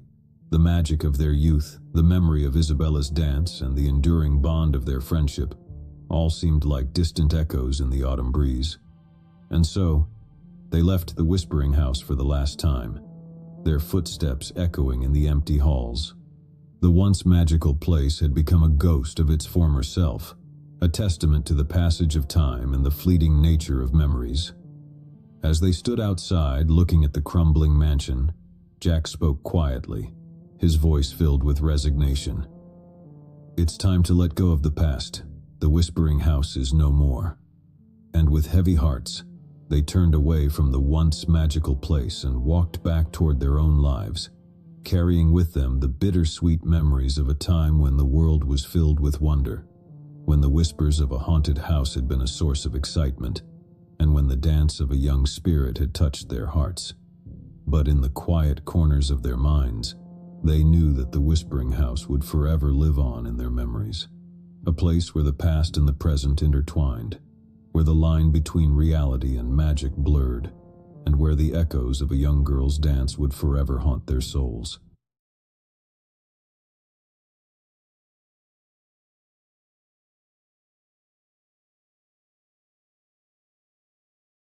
My dad was a priest and a servant of God. All others called him Father Antonio, and this is his story. Father Antonio had always been a man of unwavering faith. For years, he had performed his duties as a Catholic priest with devotion and conviction, but nothing could have prepared him for what he would encounter in the small Italian village of Rocca di Ombre. It was a cold and misty evening when he received a phone call that would change the course of his life. The voice on the other end was that of a desperate woman, Francesca, who sobbed as she explained the torment her family had endured. She spoke of unnatural occurrences, objects moving on their own, strange voices in the dead of night, and a malevolent presence that seemed to lurk in every corner of their ancestral home, Villa delle Ombre. "I beg you, Father Antonio," Francesca implored. "Please come to our village and help us. We fear that evil has taken hold of our home." With his heart heavy with concern, Father Antonio agreed to make the journey to Rocca di Ombre. He knew that exorcisms were rare and dangerous endeavors, reserved for the most extreme cases, but he couldn't turn his back on a family in distress. As he arrived in the village, he was greeted by Francesca and her family, a mother, a father, and their 2 young children. Their eyes were filled with a mixture of hope and fear as they led him to Villa delle Ombre, a grand old mansion that had stood for centuries. The house itself was an imposing structure, its stone facade weathered by time and its windows darkened by shadows. Father Antonio couldn't shake the feeling that the very walls of the villa held secrets that were better left undiscovered. Inside, the atmosphere was heavy and suffocating. The air seemed to vibrate with an otherworldly presence, and the flickering candles cast eerie shadows on the walls. It was as if the house itself was holding its breath, waiting for the exorcism to begin. Francesca's father, Angelo, spoke with a tremor in his voice. "Father, we have sought the help of priests before, but the evil that dwells here is relentless. It mocks our prayers and defies our faith." Father Antonio nodded solemnly. He had heard such accounts before, but the true nature of evil was something that could never be fully comprehended. He knew that the battle ahead would not be an easy one. The exorcism began in the dimly lit living room. Father Antonio, accompanied by the family, recited prayers and performed rituals, calling upon the power of God to cast out the malevolent entity that had taken root in Villa delle Ombre. But as the hours passed, it became clear that this was no ordinary exorcism. The entity resisted with a ferocity that Father Antonio had never encountered before. Objects flew across the room, furniture shook violently, and a deep guttural voice emanated from the very walls themselves. "Leave this place, foul spirit," Father Antonio commanded, his voice unwavering. "In the name of God, I cast you out." But the entity only laughed, a chilling, mocking laughter that sent shivers down the spines of all present. Part 2. The Dark History. As the exorcism continued into the night, Father Antonio couldn't help but wonder about the history of Villa delle Ombre. There was something about the house, something ancient and sinister, that seemed to fuel the malevolent force within. During a brief respite in the exorcism, he spoke with Angelo about the history of the villa. Angelo's eyes were haunted as he recounted the tales that had been passed down through generations. "Father, this house has witnessed unspeakable horrors," Angelo began. "Centuries ago, it belonged to a powerful nobleman who dabbled in the dark arts. He practiced forbidden rituals and made pacts with demonic forces in exchange for wealth and power." Father Antonio listened intently, his heart heavy with foreboding. As the years passed, Angelo continued, the nobleman's soul grew darker, and his deeds more depraved. He committed acts of unspeakable cruelty, and his victims were many. It is said that the very walls of this house absorbed the suffering and anguish of those who suffered within its walls. Father Antonio realized that the evil that dwelled in Villa delle Ombre was not a recent affliction, but a malevolence that had festered for centuries. The sins of the past had left an indelible mark on the house, and the entity that now tormented the family was a manifestation of that darkness. Determined to confront the malevolent force head-on, Father Antonio resumed the exorcism with renewed resolve. He recited prayers and wielded holy relics, pushing the entity to the brink. But as the climax of the exorcism neared, the entity's resistance reached a fever pitch. The very foundations of the house seemed to tremble, and the family clung to each other in terror. Francesca's mother, Maria, cried out, "Father, please, we cannot endure this any longer. The evil is too strong." Father Antonio knew that he could not falter now. With all the strength of his faith, he invoked the power of God and confronted the entity with unwavering resolve. "In the name of God Almighty, I command you to leave this place and never return." For a moment, there was a deafening silence, and Father Antonio feared that his efforts had been in vain. But then, with a bone-chilling wail, the entity was expelled from Villa delle Ombre, leaving behind an eerie calm. The family collapsed in exhaustion and relief, tears of gratitude streaming down their faces. Father Antonio knew that the battle was won, but the scars of the ordeal would remain for a lifetime. Part 3. Lingering Shadows. In the days that followed the exorcism, Villa delle Ombre underwent a profound transformation. The heavy, suffocating atmosphere lifted, and the house seemed to breathe a sigh of relief. The family felt a newfound sense of peace and safety within its walls. But Father Antonio couldn't shake the feeling that the evil that had plagued the villa for centuries had not been fully vanquished. He knew that the malevolent force had been expelled, but its lingering presence cast a long shadow over the family.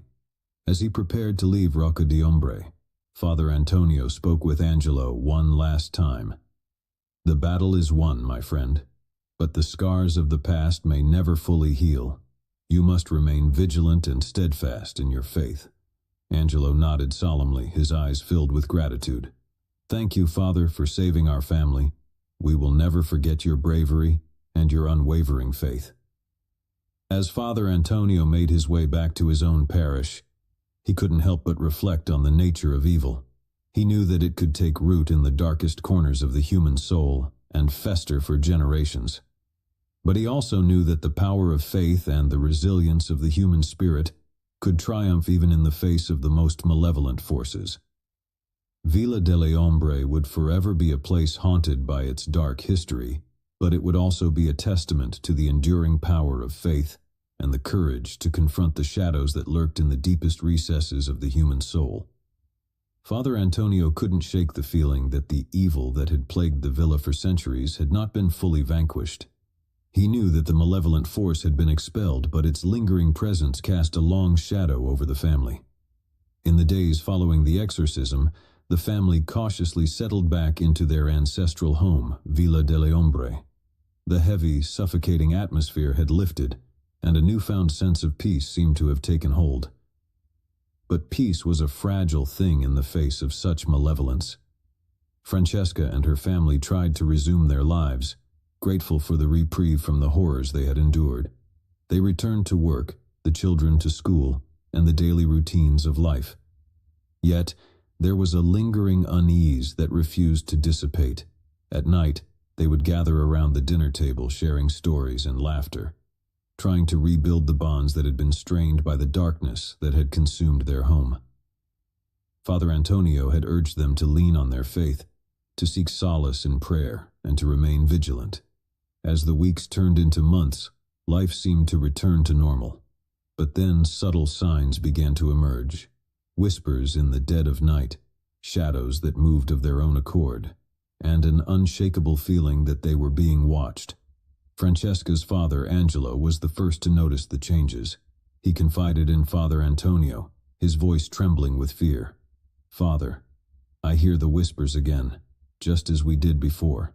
It's as if the evil has found a way back into our home." Father Antonio's heart sank. He knew that evil was relentless, and it would seize any opportunity to return. He returned to Villa delle Ombre, this time with a sense of grim determination. The family greeted him with a mixture of relief and anxiety. They knew that the battle was far from over. Father Antonio conducted a thorough investigation, seeking any clues that might explain the resurgence of the malevolent force. It was during this investigation that he discovered a hidden room in the depths of the villa, a chamber that had been sealed for centuries.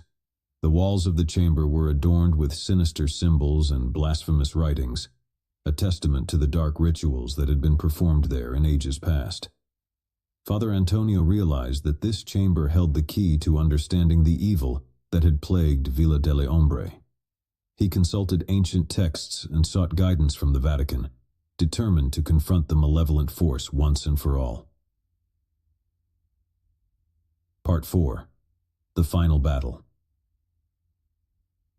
The day of reckoning arrived as Father Antonio, armed with sacred relics and the unwavering faith of the family, entered the hidden chamber. The air was thick with malevolence, and the very walls seemed to pulse with dark energy.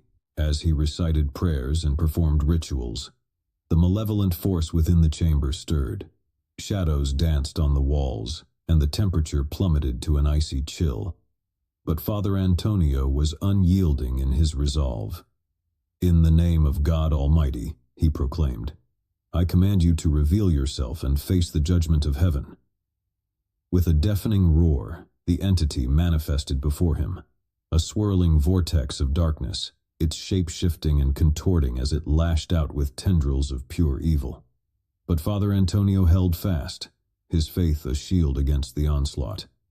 The battle raged on, a titanic struggle between the forces of light and darkness. The entity fought with a ferocity that defied comprehension, but Father Antonio's unwavering faith and the family's support provided a glimmer of hope. Hours turned into days as the exorcism continued. The hidden chamber became a battleground, and the very foundations of Villa delle Ombre trembled. Father Antonio knew that he was facing an ancient evil, one that had endured for centuries. With a final resounding prayer, Father Antonio called upon the power of God to cast out the malevolent force once and for all.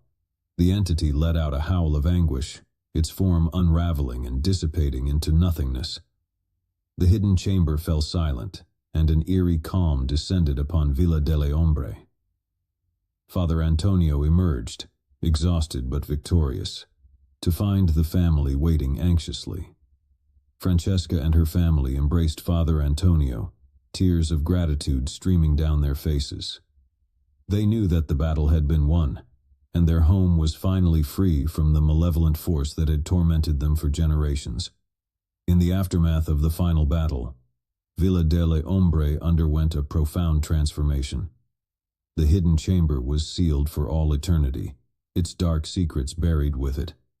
The heavy, suffocating atmosphere that had plagued the villa for centuries lifted, replaced by a sense of peace that was, at last, genuine. Francesca and her family were forever changed by their ordeal. They knew that the scars of the past would never fully heal, but they were determined to move forward with their lives. Their faith remained unshaken, and they drew strength from their unwavering belief in the power of good over evil. Father Antonio returned to his parish, forever marked by his experiences in Rocca di Ombre. He knew that evil was a force that could never be fully eradicated, but he also knew that the power of faith and the resilience of the human spirit could triumph even in the face of the most malevolent forces. As he looked back at Villa delle Ombre one last time, he knew that the battle had been won, but the scars of the past would serve as a reminder of the enduring power of faith and the courage to confront the shadows that lurked in the deepest recesses of the human soul. I never should have gone to that abandoned asylum. It had always been a place of morbid fascination for me, and one fateful summer night, curiosity got the better of my fear. Little did I know that this decision would plunge me into a nightmare beyond my wildest imagination. It was a moonless night, and the air was thick with foreboding as I made my way through the overgrown path leading to the asylum. My footsteps echoed eerily in the silence, and the crunch of leaves beneath my feet was a symphony of dread. The asylum loomed ahead, its decaying facade illuminated only by the faint glow of my flashlight. As I stepped through the shattered remnants of a once imposing entrance, a chilling gust of wind enveloped me, as if the building itself were exhaling a malevolent breath. The interior was a maze of decaying corridors and shattered windows, where shadows danced in sinister patterns. My heart pounded, but I pressed on, compelled by an irresistible force. I followed the eerie sounds of distant whispers deeper into the asylum, my flashlight flickering as if it, too, was afraid of what lurked within. Suddenly I stumbled upon a room, its door hanging ajar. The room was furnished with rusted metal beds, their surfaces stained with unspeakable horrors. My stomach churned as I realized I was in a former patient's room. As I scanned the room with trembling hands, I noticed something etched into the wall beside one of the beds. It was a crude drawing, a grotesque figure with elongated limbs and hollow eyes. Beside it, the words "He sees" were scrawled in blood-red letters. The hairs on the back of my neck stood on end, and I had an overwhelming sense that I was not alone. I fled the room, my heart pounding in my chest, and continued my journey through the asylum's dark recesses. The whispered voices grew louder, and I could now discern words, though they made no sense. It was as if the very walls were whispering their own dreadful secrets. I descended into the bowels of the building, where I stumbled upon an operating theater bathed in an eerie, flickering light. In the center of the room stood an old surgical table, restraints still intact. My flashlight beam revealed an array of surgical instruments, some encrusted with dried blood. The air was heavy with the stench of antiseptic and decay. My gaze was drawn to a corner of the room where an ornate mirror hung. My reflection stared back at me, but its eyes were empty voids, devoid of any semblance of humanity. Panic gripped me as I stumbled backward, crashing into a tray of instruments. The mirror shattered, and the room plunged into darkness. I fumbled for my flashlight, my breath ragged. When the light returned, I was no longer alone. A figure stood at the entrance to the operating theater, shrouded in darkness. My heart raced as I tried to discern its features, but it remained a formless specter. The whispers intensified, growing into a cacophony of torment. "He sees! He sees!" they chanted in a dissonant chorus. The figure advanced slowly, its movements disjointed and unnatural. I tried to flee, but my legs betrayed me, refusing to move. As the figure drew closer, I finally caught a glimpse of its face, or what passed for one. It was a grotesque mask of agony and despair, twisted into a permanent rictus of torment. Its eyes, black pits devoid of humanity, fixed upon me with malevolence beyond comprehension. With a sudden surge of terror-fueled strength, I broke free from my paralysis and sprinted through the asylum's labyrinthine corridors, desperate to escape the relentless pursuit of the figure. The whispers pursued me, growing louder and more insistent with each passing moment. I stumbled into a room filled with rows of rusted metal beds, each occupied by a shadowy figure. Their hollow eyes stared into nothingness, and their mouths moved in silent agony. I realized with horror that these were the tortured souls of the asylum's former patients, trapped in an eternal nightmare. The figure was closing in, its distorted face contorted with sadistic glee. I had to find a way out to escape this living nightmare. With trembling hands, I pushed open a door at the end of the room and emerged into a moonlit courtyard. The asylum loomed behind me, its decaying facade now a nightmarish silhouette against the pale glow of the moon. I could still hear the whispers, faint but persistent, as if the asylum itself were whispering its cursed secrets. I ran through the courtyard, through overgrown weeds and crumbling walls, until I reached the outer perimeter of the asylum grounds. As I crossed the threshold, a deafening silence enveloped me, and the whispers ceased. I collapsed onto the grass, gasping for breath, my mind reeling from the horrors I had witnessed. The asylum stood silent and foreboding, a sentinel of malevolence in the moonlight. I knew I had escaped with my life, but I would forever carry the scars of that night.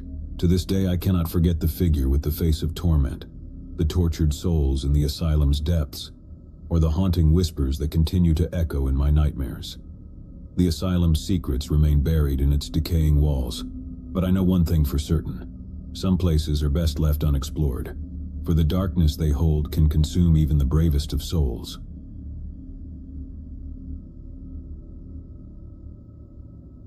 It had been a grueling week of hiking in the remote wilderness, and exhaustion had settled deep into our bones. My friends and I had embarked on this adventure seeking solitude and adventure, but we had no idea what awaited us in the heart of the forest. As we set up camp near a serene lake, we couldn't help but marvel at the beauty that surrounded us. Towering trees formed a natural canopy overhead, and the still waters of the lake reflected the deep blue sky. It was idyllic, but the tranquility would soon give way to an unsettling sense of unease. On the second night, as we huddled around the campfire, a distant sound echoed through the trees.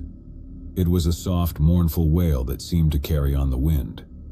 We dismissed it as an animal, or perhaps the wind itself, but the unease in our group was palpable. As the days passed, the wailing continued, growing closer with each passing night. We attempted to rationalize it, attributing the sound to wildlife or the peculiar acoustics of the forest, but it gnawed at our nerves.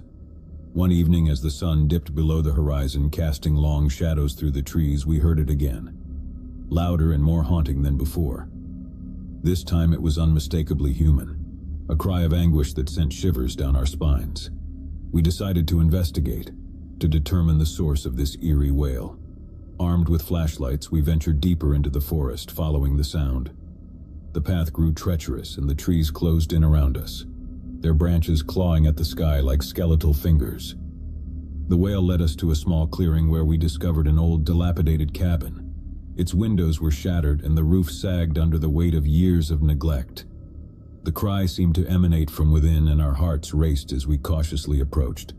The door creaked open with a ghostly groan, revealing a scene of utter desolation. Dusty furniture lay in disarray, cobwebs hung in the corners, and the air was heavy with the scent of decay. But what chilled us to the bone was the sight of an old, worn photograph on the mantel.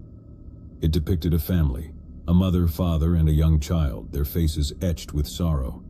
It was as if time had frozen in that moment of despair. Beneath the photograph was an inscription, "Never forget." The wailing continued, echoing through the cabin's decaying walls.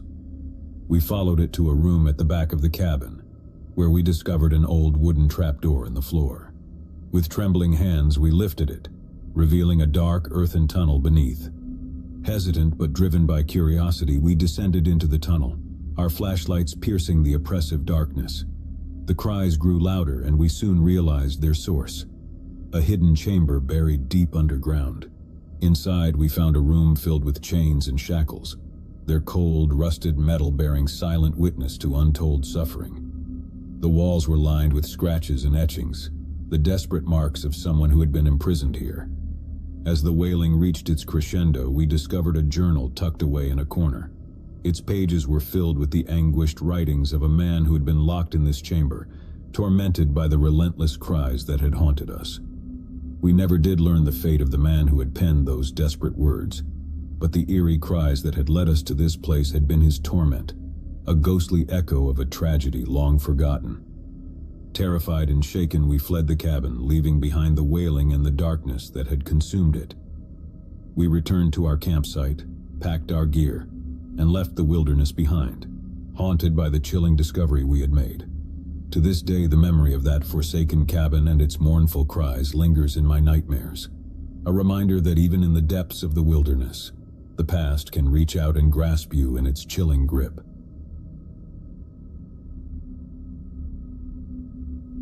It was the summer of 1997, and my friends and I were eager to embark on a road trip adventure. We had just graduated from high school, and this was our way of celebrating our newfound freedom before we scattered to colleges and universities across the country. Our destination, a remote, abandoned mining town in the Nevada desert that we had heard about from locals. The sun hung low on the horizon as we set out on that fateful morning. 4 friends packed into a beat-up old van with a map spread across the dashboard. The desert stretched out before us, a vast expanse of sand and sagebrush that seemed to go on forever. It was desolate and eerily quiet, with only the occasional tumbleweed rolling across the cracked highway. Hours passed and the landscape remained unchanged. The old town was rumored to be located far off the beaten path, and we began to wonder if we were on the right track. The relentless sun beat down on us, and our excitement began to wane as the miles dragged on. Just as we were about to give up and turn back, we spotted a weathered sign by the roadside. "Welcome to Dustwood Population Zero." It was faded and barely legible, but it was the confirmation we needed. We followed a narrow dirt road off the highway and into the desert, winding deeper into the arid wilderness. As we approached Dustwood, we were struck by the sight of dilapidated buildings rising from the desert like specters of a bygone era. The town had been abandoned for decades, its wooden structures weathered by time and neglect. We couldn't help but be drawn to the eerie allure of a place forgotten by the world. We parked the van in the town's dusty square, the tires crunching on gravel as we exited the vehicle. The air was hot and dry, and the silence was oppressive. The only sounds were the distant hum of the wind and the creaking of old timbers. Our first stop was an old saloon, its swinging doors barely hanging on their hinges. Inside, the bar was covered in a layer of dust, and broken glass littered the floor. Faded posters and remnants of a bygone era decorated the walls. It was as if the town's inhabitants had simply vanished, leaving everything behind.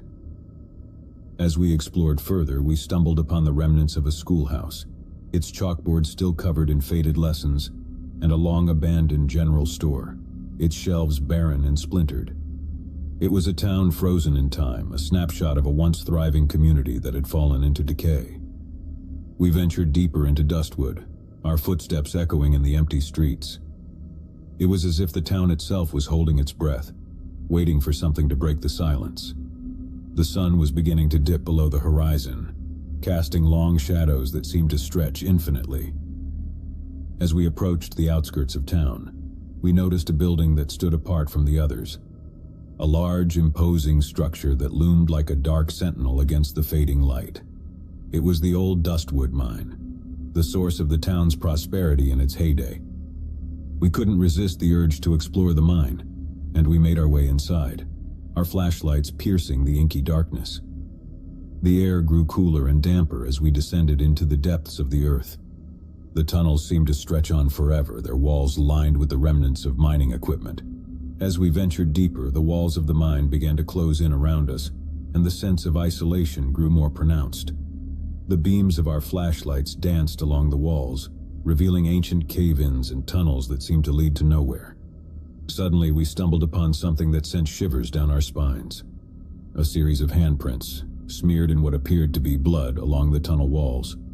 They were accompanied by crude drawings of terrified faces and desperate pleas for help. We exchanged nervous glances but pressed on, compelled by a mixture of curiosity and dread. The tunnels twisted and turned, leading us deeper into the labyrinthine darkness. The air grew colder and the silence was oppressive.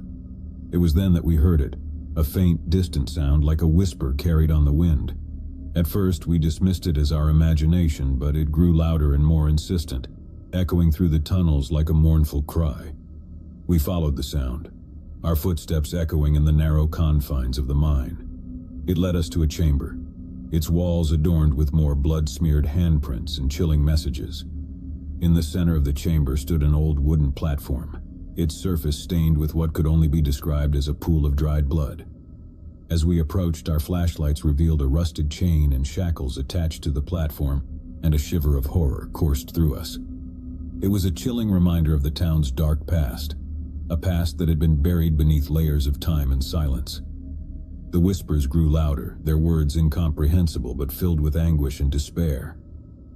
We knew we had to leave to escape the suffocating darkness of the mine, but as we turned to go, the entrance to the chamber slammed shut with a deafening crash, plunging us into darkness. Panic surged through us as we fumbled for our flashlights, their beams revealing that we were no longer alone. Figures emerged from the shadows, their faces twisted in terror and suffering. They were the specters of Dustwood's past, the souls of those who had toiled in the mine and perished in its depths. Desperate and terrified, we fought to escape the chamber, but the figures closed in around us, their bony hands reaching out as if to drag us into their eternal torment. The whispers grew into a cacophony of agony, drowning out our cries for help. Just as all hope seemed lost, the entrance to the chamber suddenly burst open, and blinding daylight flooded in. We stumbled out of the mine, gasping for breath, and found ourselves back in the town square, the sun hanging low on the horizon. The figures of Dustwood's past remained trapped within the mine, their mournful cries echoing through the tunnels. We knew we had narrowly escaped a fate worse than death. Terrified and shaken, we piled back into the van and sped away from Dustwood, leaving the abandoned town and its haunting secrets behind. As we drove into the desert night, we couldn't help but wonder if we had disturbed something in that forsaken place, something that should have remained hidden. To this day, the memory of Dustwood and the chilling encounter in the mine haunts my dreams. It serves as a stark reminder that some places are best left untouched, their secrets buried in the sands of time, waiting for the curious and the foolish to stumble upon them. I had always been a skeptic when it came to online classified ads. Scammers, spammers, and worse lurked behind every deal too good to be true. But I was broke, desperate, and my college graduation was looming like a dark storm cloud, ready to rain on my dreams. That's how I found myself scouring Craigslist one evening for part-time work. The clock on my laptop read 3 a.m. as I stumbled upon an ad that seemed promising. Paid research opportunity, help needed urgently, it proclaimed. The headline was catchy, but the post itself was rather vague, mentioning only that a private research firm was willing to pay top dollar for participants in a series of experiments.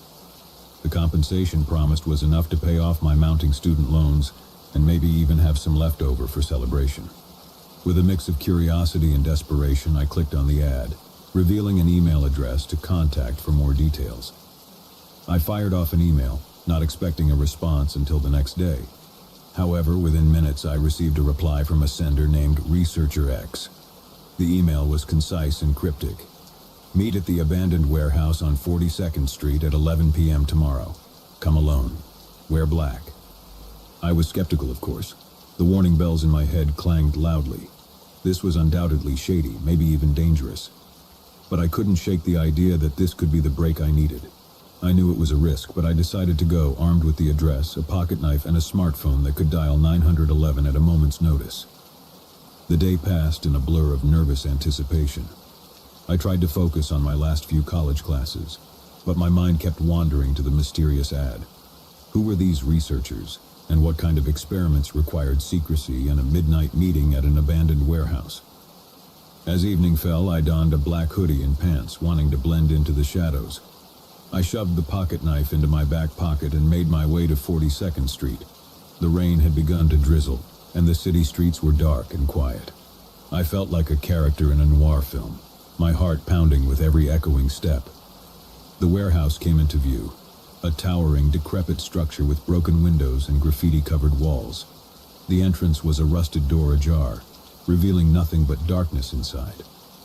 I hesitated for a moment, my fear trying to take control. But I had come this far. I took a deep breath and stepped inside. The interior of the warehouse was even more ominous than the exterior. The only light came from a flickering bulb hanging from the ceiling, casting long dancing shadows across the grimy floor. The air was musty, filled with the scent of decay and dampness.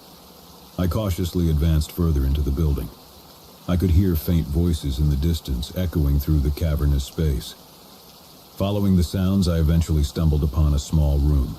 A table stood in the center, surrounded by 4 chairs. Seated in one of them was a figure shrouded in darkness. "Take a seat," a voice said, low and raspy. I couldn't discern whether it was male or female. I hesitated for a moment before complying, sitting across from the mysterious figure. The dim light made it impossible to see their face. They pushed a folder toward me and my trembling hands reached for it. "Inside, you'll find a document detailing the experiment," the voice continued. "You have the right to leave at any time. But once you read the document, you'll understand the importance of what we're doing here." With that, the figure fell silent, leaving me alone with the folder. I opened it slowly, my eyes scanning the typed pages. The document explained that this research was focused on fear and the human psyche. It outlined a series of tasks I would be required to complete, each designed to provoke fear in varying degrees. As I read further, I realized that this was no ordinary psychological experiment. The tasks included encounters with strangers in dark alleys, navigating through abandoned buildings, and even participating in staged accidents. The goal was to measure my physiological responses to fear-inducing scenarios and to assess my ability to remain calm under pressure. I should have left right then and there, but my curiosity and the promise of a substantial payment compelled me to stay. I signed the agreement at the end of the document, acknowledging the risks and agreeing to the terms of the experiment. Over the next few weeks, I found myself thrust into a series of increasingly unsettling situations. I was constantly under surveillance, my every move monitored by the researchers. They provided me with a smartphone and instructed me to document my experiences through video and voice recordings. The first task was relatively benign, a late-night walk through a park where I encountered a suspicious-looking stranger. I recorded the encounter as instructed, feeling a surge of fear as the stranger approached, only to be relieved when nothing untoward happened. But as the days passed, the experiments grew more sinister. I was sent to a derelict psychiatric hospital, where I navigated dark, labyrinthine corridors and encountered remnants of its grim past. My heart raced as I heard distant whispers and faint cries that seemed to emanate from nowhere. Next, I was instructed to board a deserted subway car at the end of the line and ride it until I reached an unfamiliar station. The platform was empty, the station devoid of life, and I couldn't shake the feeling of being watched. My unease deepened as I noticed shadowy figures lurking in the tunnels, their eyes gleaming with malevolence. I recorded it all, my voice trembling as I narrated my experiences. But with each passing day, the fear grew harder to contain. The sleepless nights, the constant surveillance, and the uncertainty of what was real and what was part of the experiment began to take its toll on my sanity. Then came the night that would change everything. I received an email from Researcher X, containing an address and a single instruction. "Visit this location alone. This is your final task." I had grown increasingly paranoid, and a sense of impending doom hung over me like a dark cloud. The address led me to an isolated, abandoned warehouse on the outskirts of the city. The night was moonless, and the only light came from the pale glow of distant streetlights. I entered the warehouse, my footsteps echoing in the silence. Inside, the scene was unlike anything I had encountered before. The room was vast, with towering stacks of wooden crates, their contents hidden in the shadows. In the center of the room stood a single chair, and above it a solitary light bulb dangled from a frayed cord. I hesitated, my heart pounding in my chest. Something felt profoundly wrong about this situation. But the promise of payment, the desire to finally be free of this nightmare, pushed me forward. I took a seat beneath the swaying light bulb, and as if on cue, it flickered to life, casting a harsh, unnatural glow. From the shadows emerged a figure dressed in black, their face concealed beneath a hood. "You've done well," the figure said, their voice cold and emotionless. "But there's one final test we must conduct." The figure produced a small leather-bound book and placed it on the crate in front of me.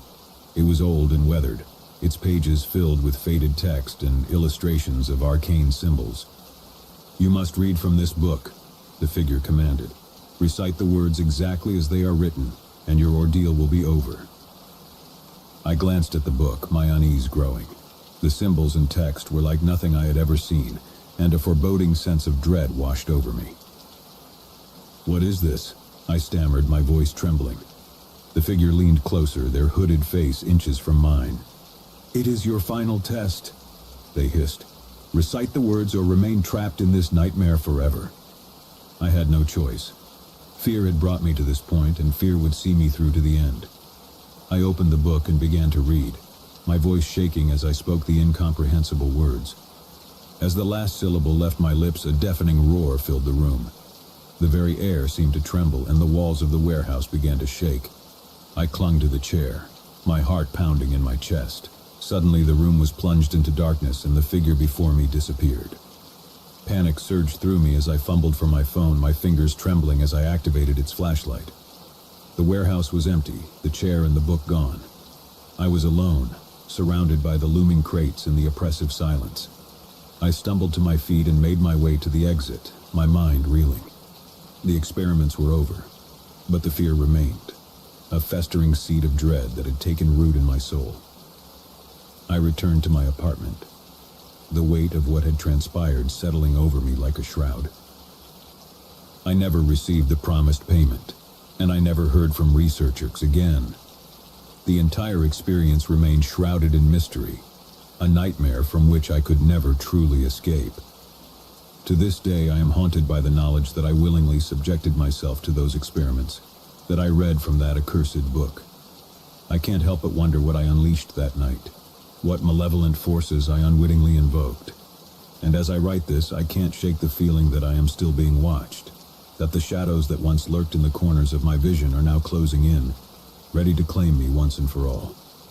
So if you ever come across a mysterious Craigslist ad promising quick cash for participating in a research study, heed my warning. Run the other way. Some fears are better left unexplored, some doors better left unopened, and some experiments better left untested. I can't believe I'm sharing this story, but I feel like I have to. It's been 2 years and the memories still haunt me. It all started innocently enough with an online classified ad. It was a cold and rainy evening, and I had just moved to a new city. My apartment was still a mess of unpacked boxes, and I was feeling a bit lonely. I had heard about Craigslist and decided to give it a try to find some furniture and maybe make a friend in the process. I logged onto the website and started browsing through the furniture listings.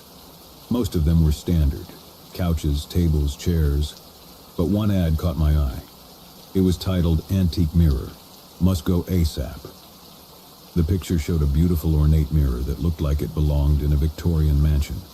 The price was unbelievably low, and the seller claimed it needed to be gone that very night. Excited by the prospect of scoring such a great deal, I sent a message to the seller. Within minutes, I received a response from a woman named Margaret. She explained that her grandmother had passed away, and they were clearing out the old family home. The mirror was the last thing left, and they wanted it gone to make room for new memories. Margaret provided me with the address and insisted I come pick it up immediately. I was hesitant about going to a stranger's house so late at night, but the allure of the mirror was too strong.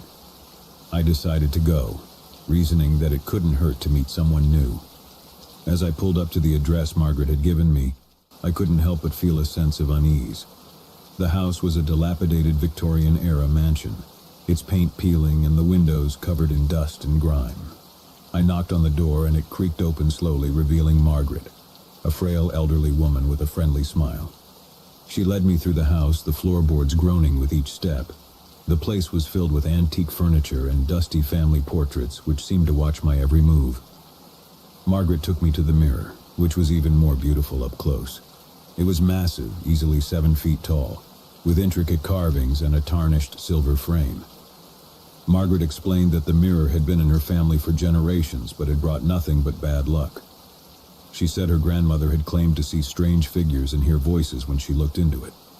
Margaret and her family had decided that it was best to part with it, and I, naively, agreed to take it off their hands. As we carried the mirror to my car, Margaret warned me to never look into it. She said it was cursed and had brought misery to her family. I laughed it off, thinking it was just an old superstition. I drove back to my apartment, excited about my new acquisition. I propped the mirror against the wall in the living room, feeling a strange thrill as I looked at my reflection in its aged glass. It was as if I had a connection to the past, to the generations of people who had gazed into it. That night, as I lay in bed, I heard a faint whisper coming from the living room. At first, I thought it was just my imagination, but the voices grew louder and more distinct. I couldn't make out what they were saying, but they sounded like a chorus of anguished souls. Terrified, I rushed into the living room, and there, in front of the mirror, I saw them. Figures, shadows, distorted faces staring back at me. They were moving, reaching out toward me, their mouths opening in silent screams. I stumbled backward, knocking over a chair, and the figures disappeared. For days, I couldn't sleep. Every time I closed my eyes, I heard the whispers, felt their presence. I knew I had to get rid of the mirror, but it seemed to have a malevolent hold on me. I would find myself standing in front of it, unable to look away, feeling as though I was being drawn into its depths. One evening, as I stared into the mirror, I saw her. A woman with long, flowing hair and sad, empty eyes. She reached out to me, and I felt an overwhelming urge to touch her hand.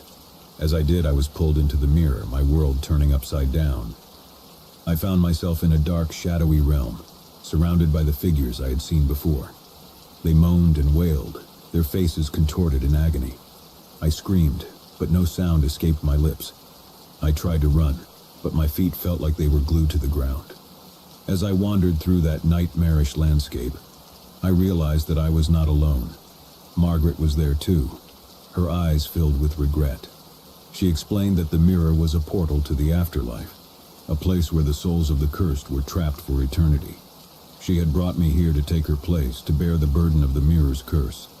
I pleaded with her to help me escape, but she simply turned and walked away, disappearing into the darkness.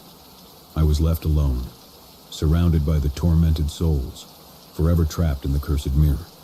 And that's how I ended up here, writing this story from the other side. I can't warn you enough.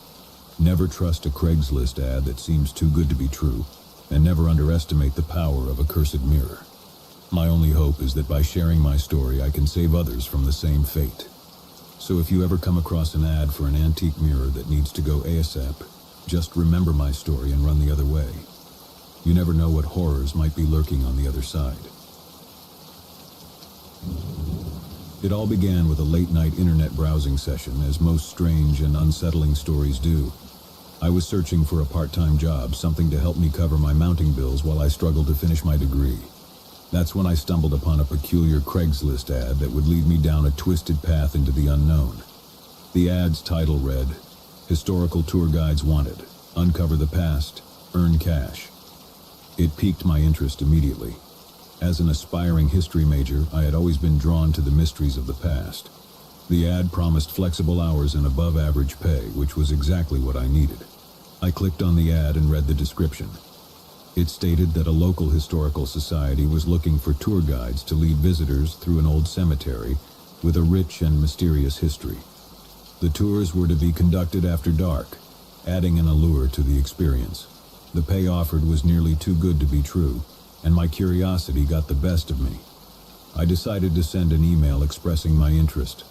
Within hours, I received a reply from a man named Mr. Holloway, the coordinator of the Historical Society. He explained that they were in dire need of guides for the cemetery tours, especially with Halloween approaching. He scheduled an interview for the following evening at a cafe near the cemetery. The email concluded with an ominous message: "Prepare yourself for a journey into the past." The next evening, I found myself sipping coffee in the corner of the cafe, waiting for Mr. Holloway. He arrived promptly at 8 p.m., his tall, slender figure draped in a long black coat. His eyes were hidden behind wire-rimmed glasses, and his thin lips curled into a smile as he approached. "Good evening," he said, extending a bony hand. "I'm Mr. Holloway. You must be Alex." I shook his hand and introduced myself. He ordered a cup of black coffee and settled into the chair opposite mine.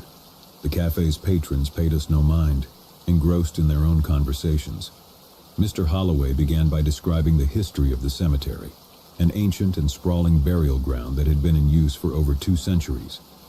He spoke of the many notable figures interred there, from war heroes to influential politicians, and he emphasized the importance of preserving their stories. "Our goal," he explained, is to offer a unique experience to our visitors, one that not only educates but also makes their veins freeze. We want our tours to be memorable, unforgettable. As he spoke, I couldn't help but feel a sense of unease creep over me. The way he emphasized the word unforgettable sent a chill down my spine. I brushed it off as a simple case of nerves and continued to listen. Mr. Holloway detailed the responsibilities of the guides, which included memorizing historical facts, maintaining a respectful tone, and leading tours after dark.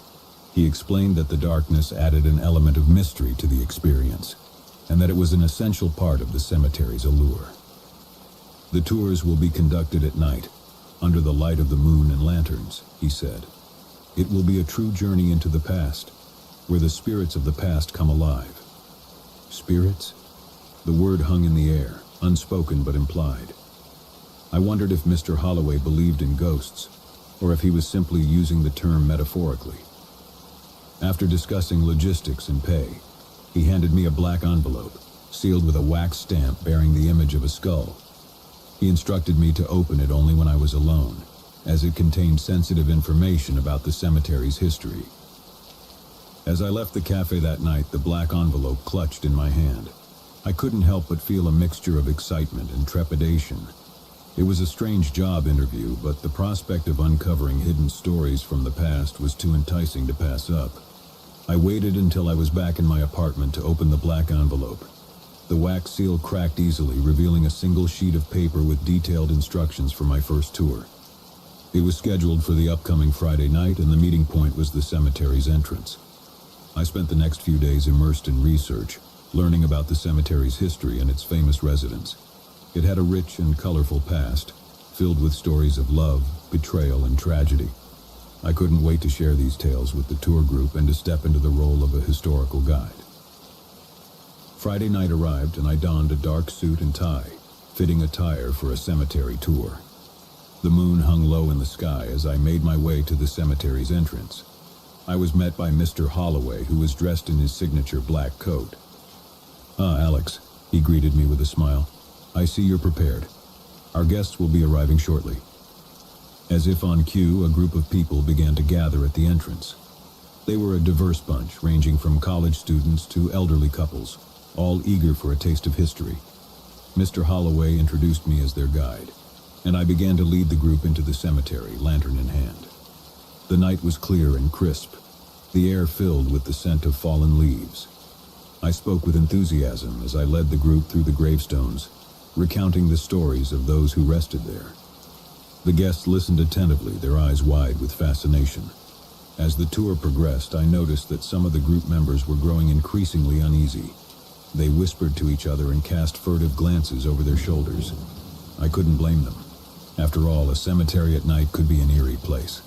But as we reached a particular section of the cemetery, the unease escalated into full-blown fear. The guests began to murmur and shuffle nervously, their lanterns casting wavering shadows. I turned to Mr. Holloway, who was watching with an inscrutable expression. "What's going on?" I whispered to him. He leaned in close and spoke in a hushed tone. "This section of the cemetery has a dark history, one that we save for the climax of the tour. It's said to be haunted, you see. Some visitors claim to have seen apparitions and heard whispers in the dark." I glanced around, my nerves on edge. The atmosphere had indeed changed, and a weird stillness hung in the air. I couldn't shake the feeling that we were being watched. Just as I was about to continue the tour, a loud, unearthly shriek echoed through the cemetery. The guests screamed in terror, and I instinctively swung my lantern in the direction of the sound. What I saw froze me in my tracks. A figure, pale and ghostly, stood among the gravestones. Its eyes glowed with an unnatural light, and its mouth opened in a silent scream. The guests scattered, fleeing in all directions, leaving me and Mr. Holloway alone with the apparition. "What is that?" I stammered, my voice trembling. Mr. Holloway's expression remained unreadable as he stepped toward the figure. "It's a part of the tour, Alex. A special attraction, if you will." I watched in horror as the figure drew closer, its spectral form hovering in the moonlight. It reached out a transparent hand, and Mr. Holloway took it, leading the apparition away into the darkness. I stood there, my heart pounding as the night returned to its usual silence. The guests had disappeared into the night, leaving me alone in the cemetery. Days turned into weeks, and I couldn't shake the memory of that night. The apparition, the screams, Mr. Holloway's cryptic words, all of it haunted my thoughts. I tried to convince myself that it had been a staged event, a part of the tour meant to scare the guests, but something about it felt real, too real. I decided to confront Mr. Holloway to demand an explanation for what had happened. I sent him an email requesting a meeting, and he agreed to meet me at the same cafe where we had first discussed the job.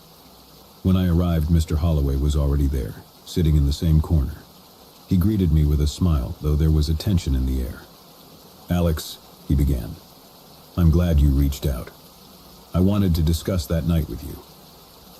I wasted no time. "What was that thing, Mr. Holloway, the apparition in the cemetery? Was it real?" He sighed, his shoulders slumping. "I suppose it's time for the truth." Mr. Holloway proceeded to reveal the dark history of the cemetery, a history that had been concealed from the public for years. He explained that the cemetery had been the site of a clandestine group known as the Society of the Silent, a secret society that had dabbled in the occult and conducted bizarre rituals in the dead of night. The apparition, he told me, was a result of those rituals. It was the spirit of a member of the society, a man who had been trapped between the realms of the living and the dead. The society's rituals had unleashed forces beyond their control, and the cemetery had become a place of malevolent energy. "We used the legend of the society and the apparition as a way to add an element of fear to the tours," Mr. Holloway admitted. "It's a way to make the experience unforgettable, just as I promised." I couldn't believe what I was hearing. The history of the cemetery, the society, and the apparition, all of it was true. It was a shocking revelation, and it left me with more questions than answers. I continued to work as a tour guide for the Historical Society, sharing the stories of the cemetery's past with the guests. The knowledge that the apparition was real added an authenticity to the tours, and visitors left with a sense of having witnessed something truly otherworldly. But the revelation had changed something within me. I couldn't shake the feeling that there was more to the story, that the society's secrets ran deeper than I had been told. I couldn't resist the urge to uncover the truth. One night after the tour had ended and the guests had left, I approached Mr. Holloway with a determined expression. "I want to know more," I said. "I want to learn about the society, about the rituals they performed, and about the apparition. Will you show me?" Mr. Holloway hesitated, his gaze fixed on mine. "You must understand, Alex, that delving further into this may lead to consequences you cannot fathom. The society's secrets are dangerous, and the apparition is a force beyond our control." I nodded, my curiosity outweighing my fear. "I'm willing to take that risk." Mr. Holloway sighed and led me to a hidden chamber beneath the cemetery, a crypt that had remained sealed for centuries. Inside, he revealed a collection of old tomes and artifacts, each bearing the mark of the Society of the Silent. As I delved into the society's history, I learned of their obsession with unlocking the secrets of the afterlife. They had conducted forbidden rituals, made pacts with dark entities, and tampered with forces that should have remained untouched. It was a chilling account of a group consumed by their desire for knowledge and power. But what fascinated me most was the apparition itself. According to the society's records, the spirit had been a member who had attempted to communicate with the dead. In a misguided experiment, they had opened a portal to the other side, allowing malevolent entities to enter our world. The apparition was the result of their doomed ritual, forever trapped between the realms. As I delved deeper into the society's secrets, I felt a growing unease. The apparition's presence seemed to loom over me, as if it resented my intrusion into its dark history. I couldn't shake the feeling that I had awakened something malevolent. One night, as I conducted a tour through the cemetery, a sense of foreboding washed over me. The air grew heavy with tension, and the guests seemed to sense it too. I recounted the stories of the cemetery with a trembling voice, my lantern casting long shadows. As we reached the section of the cemetery where the apparition had first appeared, a chilling wind swept through the gravestones. The lanterns flickered, and the group grew silent, their eyes wide with fear. And then it happened. The apparition materialized before us, its eyes glowing with an unnatural light. It let out a blood-curdling scream, and the guests screamed in terror, fleeing in all directions. I stood frozen in place, unable to tear my gaze away from the spectral figure. It reached out a ghostly hand, and I felt a cold, numbing sensation envelop me. The world around me twisted and distorted, and I found myself standing in a shadowy realm. The apparition before me. It spoke, its voice a haunting whisper. "You have uncovered our secrets, Alex. You have trespassed where you should not have." I stammered, trying to find words, but fear had rendered me speechless. The apparition's eyes bore into mine, and I felt a surge of dread. "You must make a choice, Alex. You can choose to forget what you have learned, to leave this place and never return. Or you can choose to stay and become a part of our history, forever trapped between the realms." I had no choice but to agree, to erase the memories of the Society's secrets and the apparition from my mind. The apparition released its hold on me, and I found myself back in the cemetery, alone in the darkness. I returned to my apartment that night, my mind a whirlwind of confusion and fear.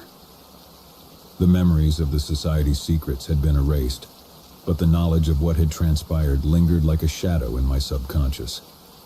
I continued to work as a tour guide, but the apparition's presence haunted me. It watched from the shadows, a constant reminder of the choices I had made. The burden of the Society's secrets weighed heavily on my shoulders, a constant reminder of the darkness that lurked beneath the surface of the cemetery. As the years passed, I struggled to move on with my life, haunted by the memories of that night. I knew that the apparition was always there, waiting in the darkness, a specter of the past that could never be forgotten. And so I share this story as a warning to those who seek to uncover the secrets of the past, to those who are drawn to the darkness that lurks beneath the surface. Some mysteries are better left unsolved, some secrets better left buried. For the apparition of the cemetery still watches, and its malevolent presence lingers, a reminder of the choices we make and the price we pay for our curiosity.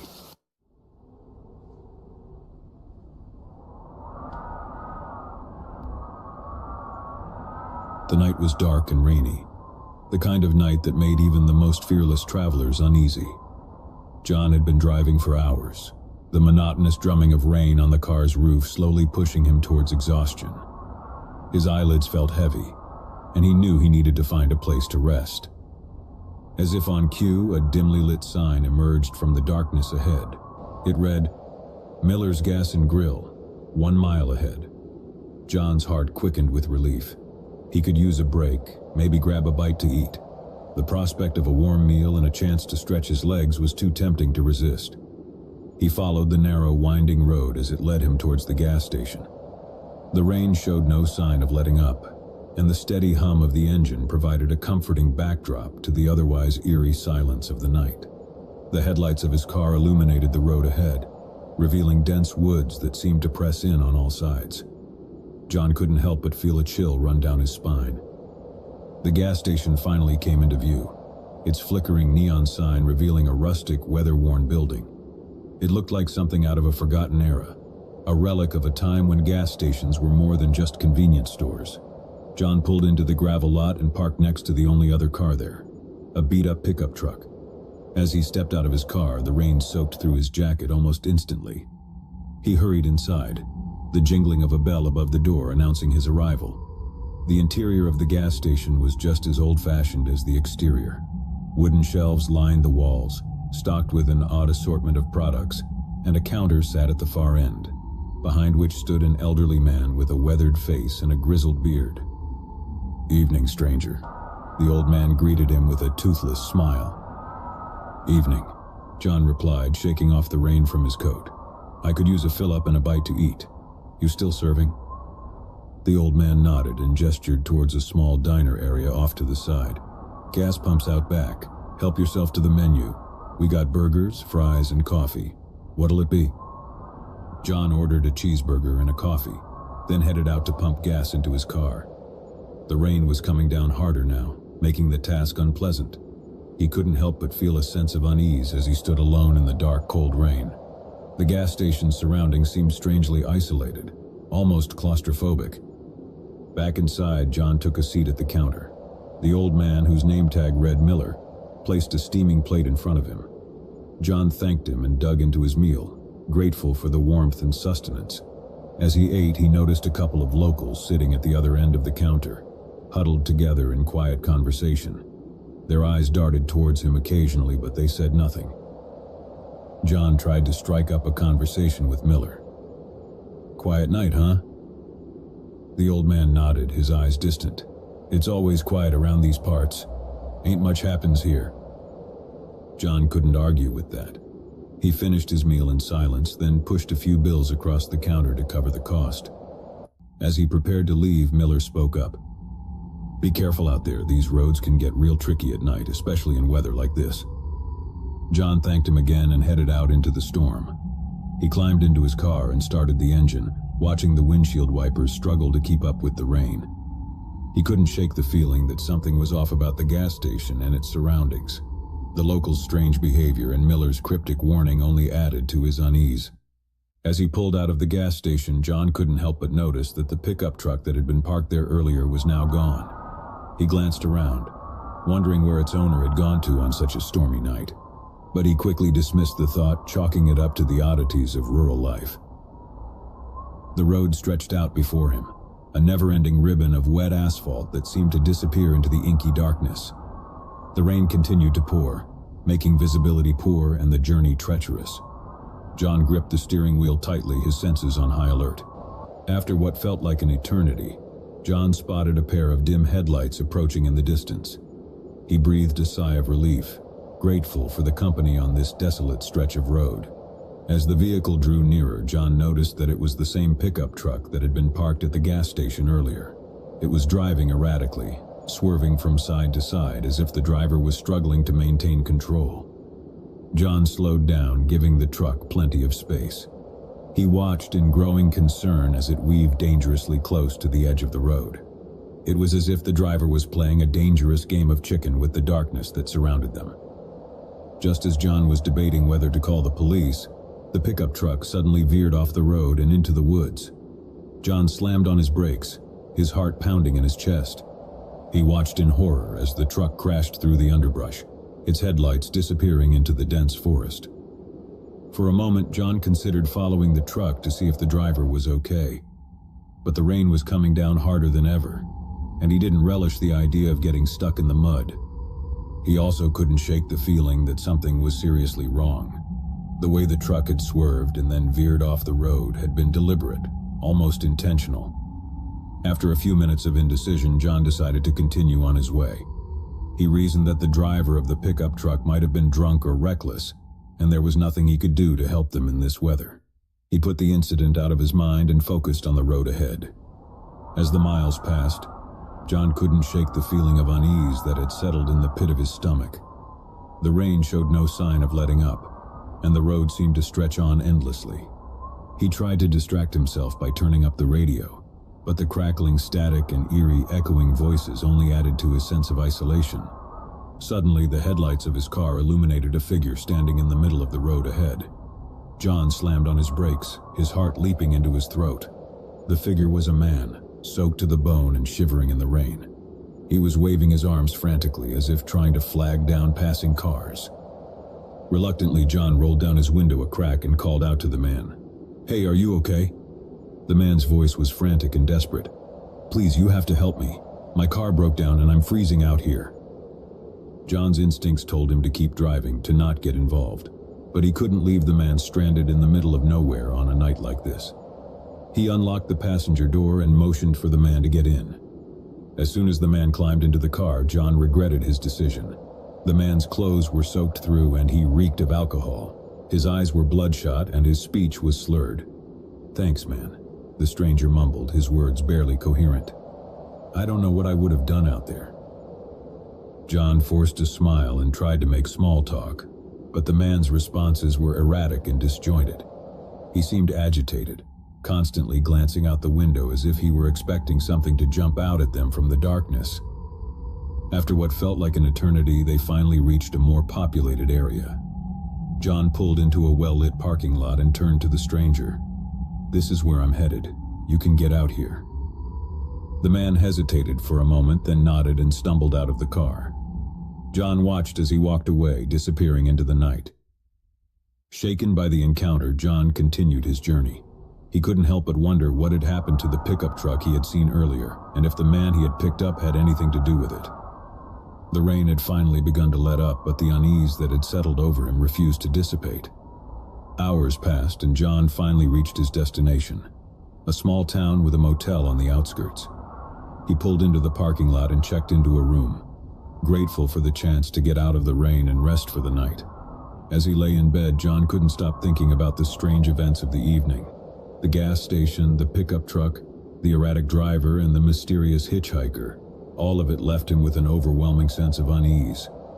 He couldn't shake the feeling that he had stumbled onto something he wasn't meant to see, something that was best left hidden in the darkness. Just as he was about to drift off to sleep, John heard the sound of rain tapping against the window. But this time it was accompanied by a low, distant rumble of thunder. As he listened to the storm outside, a chilling thought crossed his mind. What if the rain had been a cover, a way to hide something far more sinister that lurked in the darkness of the night? With that unsettling thought in mind, John pulled the covers tighter around him and closed his eyes, hoping that the morning would bring answers and the chance to leave this mysterious and ominous place far behind.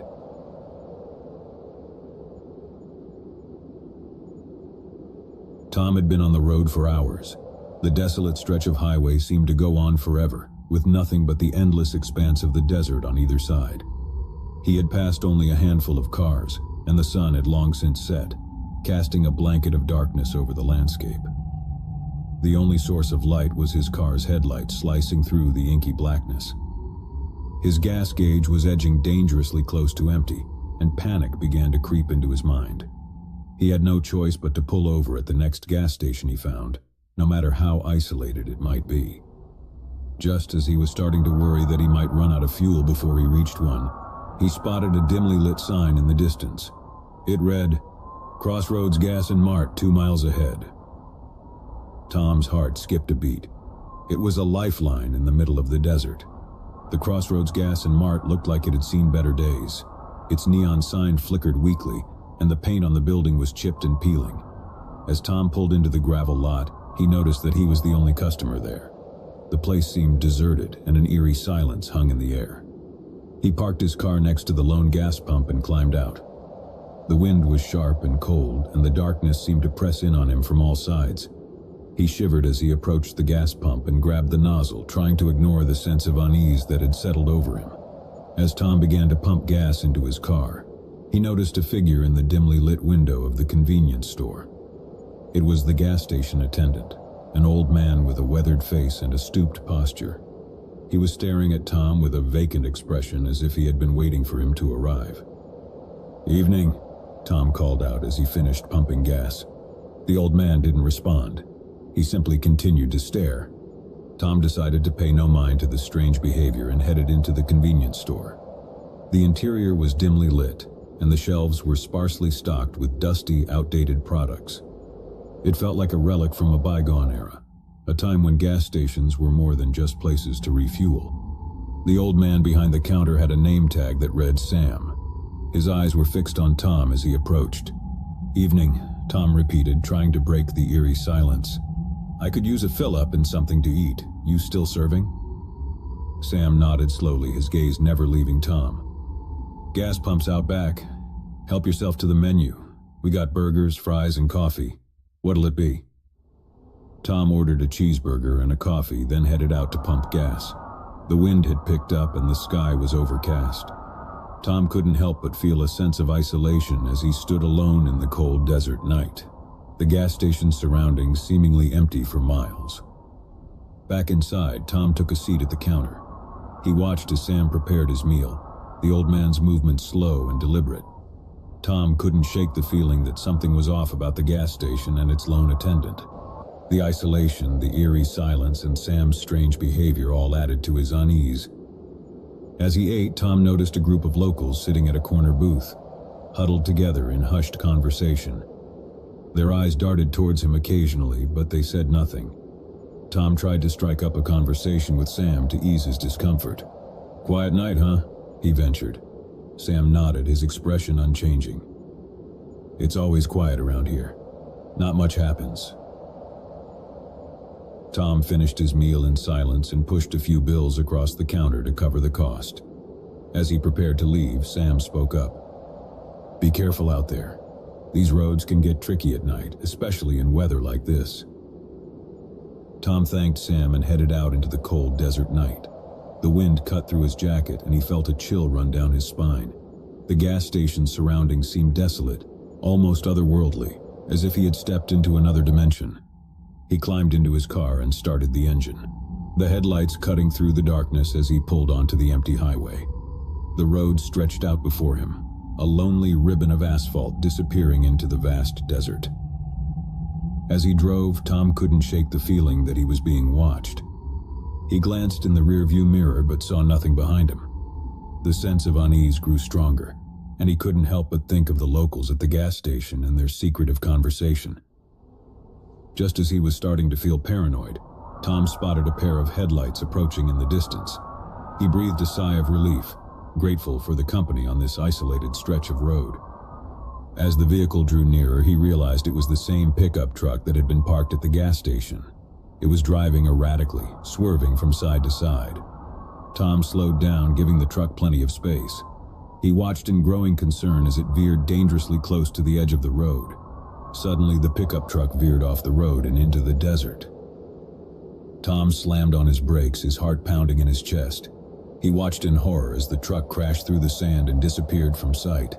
For a moment, Tom considered following the truck to see if the driver was okay. But the isolation of the desert and the unpredictability of the situation made him hesitate. He also couldn't shake the feeling that something was seriously wrong. The way the truck had swerved and then veered off the road had been deliberate, almost intentional. After a few minutes of indecision, Tom decided to continue on his way. He reasoned that the driver of the pickup truck might have been drunk or reckless, and there was nothing he could do to help them in this desolate place. He put the incident out of his mind and focused on the road ahead. Miles passed, and Tom finally reached the outskirts of a small town. He pulled into a well-lit parking lot and checked into a motel, grateful for the chance to get out of the cold desert night. As he lay in bed, he couldn't stop thinking about the strange events of the evening. The gas station, the pickup truck, the erratic driver, and the mysterious locals. Something was not right in this place, and Tom couldn't shake the feeling that he had stumbled upon a secret that was best left buried. Just as he was starting to drift off to sleep, Tom heard the sound of the wind howling outside, but this time it was accompanied by a low, distant rumble of thunder. As he listened to the storm raging in the desert, a chilling thought crossed his mind. What if the gas station at Crossroads was a haven for secrets, and the storm was a harbinger of the darkness that lurked beneath the surface? With that unsettling thought in mind, Tom pulled the covers tighter around him and closed his eyes, hoping that the morning would bring answers and the chance to escape the eerie gas station at Crossroads. As the night wore on, Tom's unease only deepened, and he couldn't escape the feeling that he had only scratched the surface of a much deeper and darker mystery. The gas station at Crossroads held its secrets, and he was determined to uncover them, no matter the cost.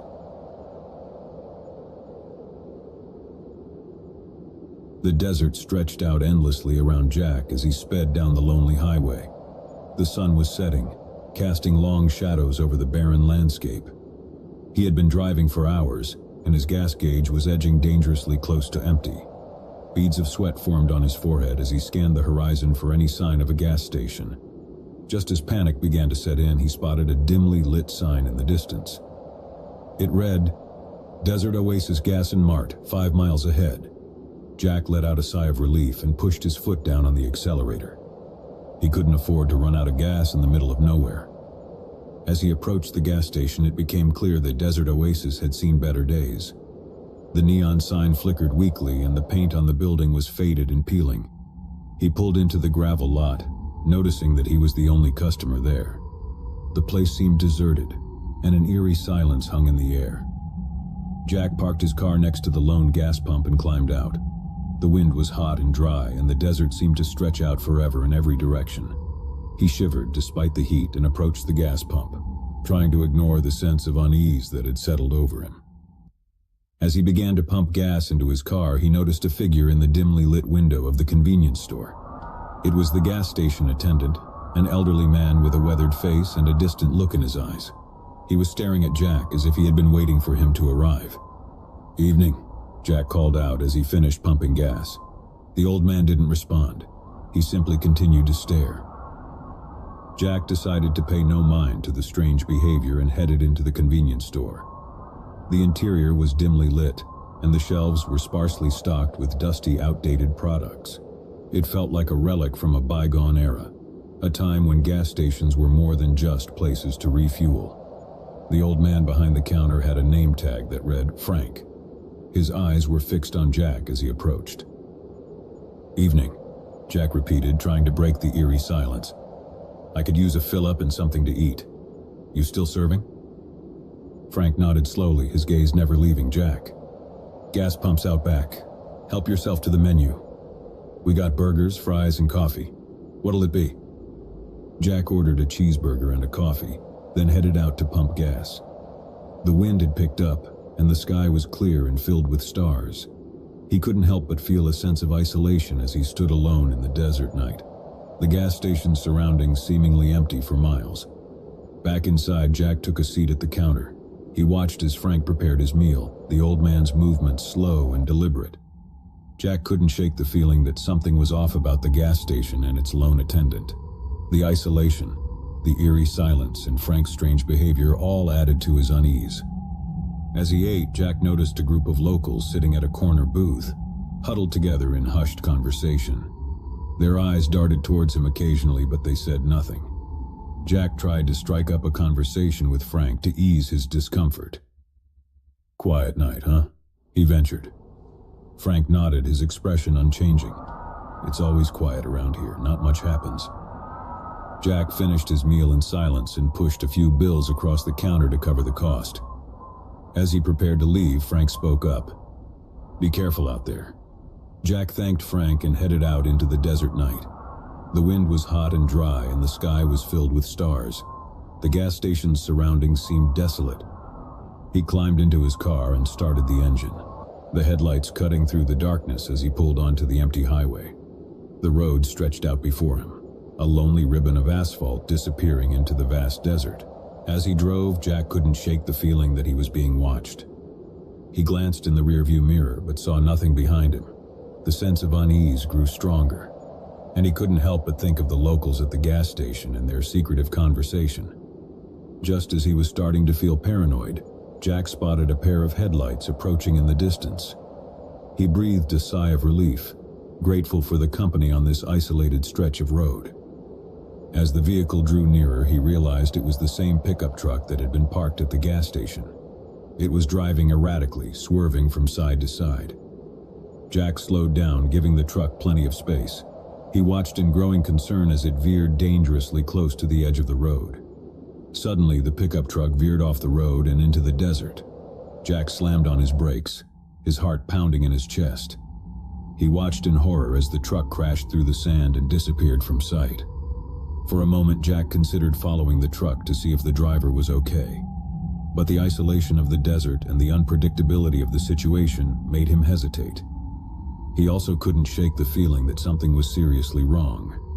The way the truck had swerved and then veered off the road had been deliberate, almost intentional. After a few minutes of indecision, Jack decided to continue on his way. He reasoned that the driver of the pickup truck might have been drunk or reckless, and there was nothing he could do to help them in this desolate place. He put the incident out of his mind and focused on the road ahead. Miles passed, and Jack finally reached the outskirts of a small town. He pulled into a well-lit parking lot and checked into a motel, grateful for the chance to get out of the desert night. As he lay in bed, he couldn't stop thinking about the strange events of the evening. The gas station, the pickup truck, the erratic driver, and the mysterious locals. Something was not right in this place, and Jack couldn't shake the feeling that he had stumbled upon a secret that was best left buried. Just as he was starting to drift off to sleep, Jack heard the sound of the wind howling outside. But this time it was accompanied by a low, distant rumble of thunder. As he listened to the storm raging in the desert, a chilling thought crossed his mind. What if the gas station at Desert Oasis was a haven for secrets, and the storm was a harbinger of the darkness that lurked beneath the surface? With that unsettling thought in mind, Jack pulled the covers tighter around him and closed his eyes, hoping that the morning would bring answers and the chance to escape the eerie gas station at Desert Oasis. As the night wore on, Jack's unease only deepened, and he couldn't escape the feeling that he had only scratched the surface of a much deeper and darker mystery. The gas station at Desert Oasis held its secrets, and he was determined to uncover them no matter the cost.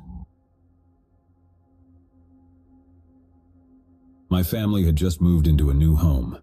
It was a large, two-story house in a quiet suburban neighborhood. The sun had dipped below the horizon, casting long shadows across the street as we pulled into the driveway. We were all exhausted from the move, but we couldn't wait to settle into our new place. The house had a strange aura about it, even from the outside. It stood eerily still in the growing darkness, its windows reflecting the fading twilight. As we stepped out of the car, I couldn't shake the feeling that something was watching us, lurking in the shadows. My wife Sarah and I exchanged nervous glances, but we brushed off our unease as a product of the long day. We had 2 kids, Emily and Jack, who were equally eager to explore their new home. We grabbed our bags and headed inside. The interior of the house was grand, but it had an old-world charm that creeped me out. The wooden floors creaked with each step, and the walls were adorned with faded wallpaper that hinted at the house's long history. We started unpacking, hoping that making the house our own would ease our discomfort. That first night was restless. I lay in bed, staring at the ceiling, unable to shake the feeling that something was off. The house seemed to groan and sigh as if it held secrets within its walls. I finally drifted off to sleep, but my dreams were plagued by dark shadows and whispered voices. In the days that followed, strange occurrences became a regular part of our lives. Objects would move on their own, and we would hear faint, disembodied footsteps in the hallway at night. Sarah and I tried to reassure each other that it was just our imaginations playing tricks on us, but deep down we knew something wasn't right. One evening, as I was helping Emily with her homework in the dining room, I caught a glimpse of a shadowy figure out of the corner of my eye. I turned, but there was nothing there. Emily looked at me, concern in her eyes. "Daddy, I saw it too," she whispered. "What did you see?" I asked, trying to keep my voice steady. It looked like a tall man, but he was all black like a shadow. He was standing by the door. I felt a chill run down my spine. I didn't want to scare my daughter, so I tried to dismiss it. "It must have been your imagination, sweetie. This house is just new to us, that's all." But as the days turned into weeks, the encounters with the shadowy figure became more frequent. Jack claimed to have seen it as well, always lurking in the corners of his room. Sarah and I decided it was time to investigate. We did some research on the house's history and discovered that it had been built in the late 19th century. Several families had lived here over the years, but none had stayed for long.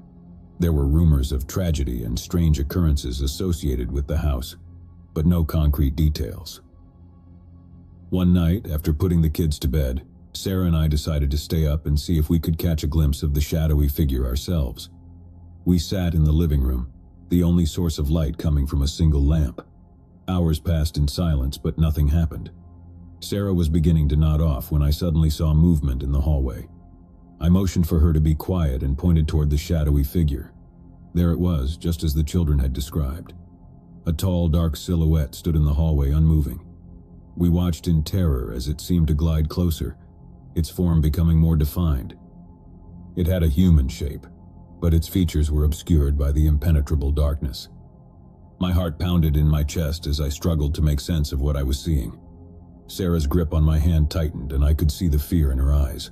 The figure was now at the entrance of the living room, just a few feet away from us. Then, without warning, it vanished. One moment it was there, and the next it was gone, leaving us in stunned silence. We decided it was time to seek professional help. We contacted a paranormal investigator named Dr. Henderson, who had experience dealing with cases like ours. He arrived a few days later with a team of researchers and equipment.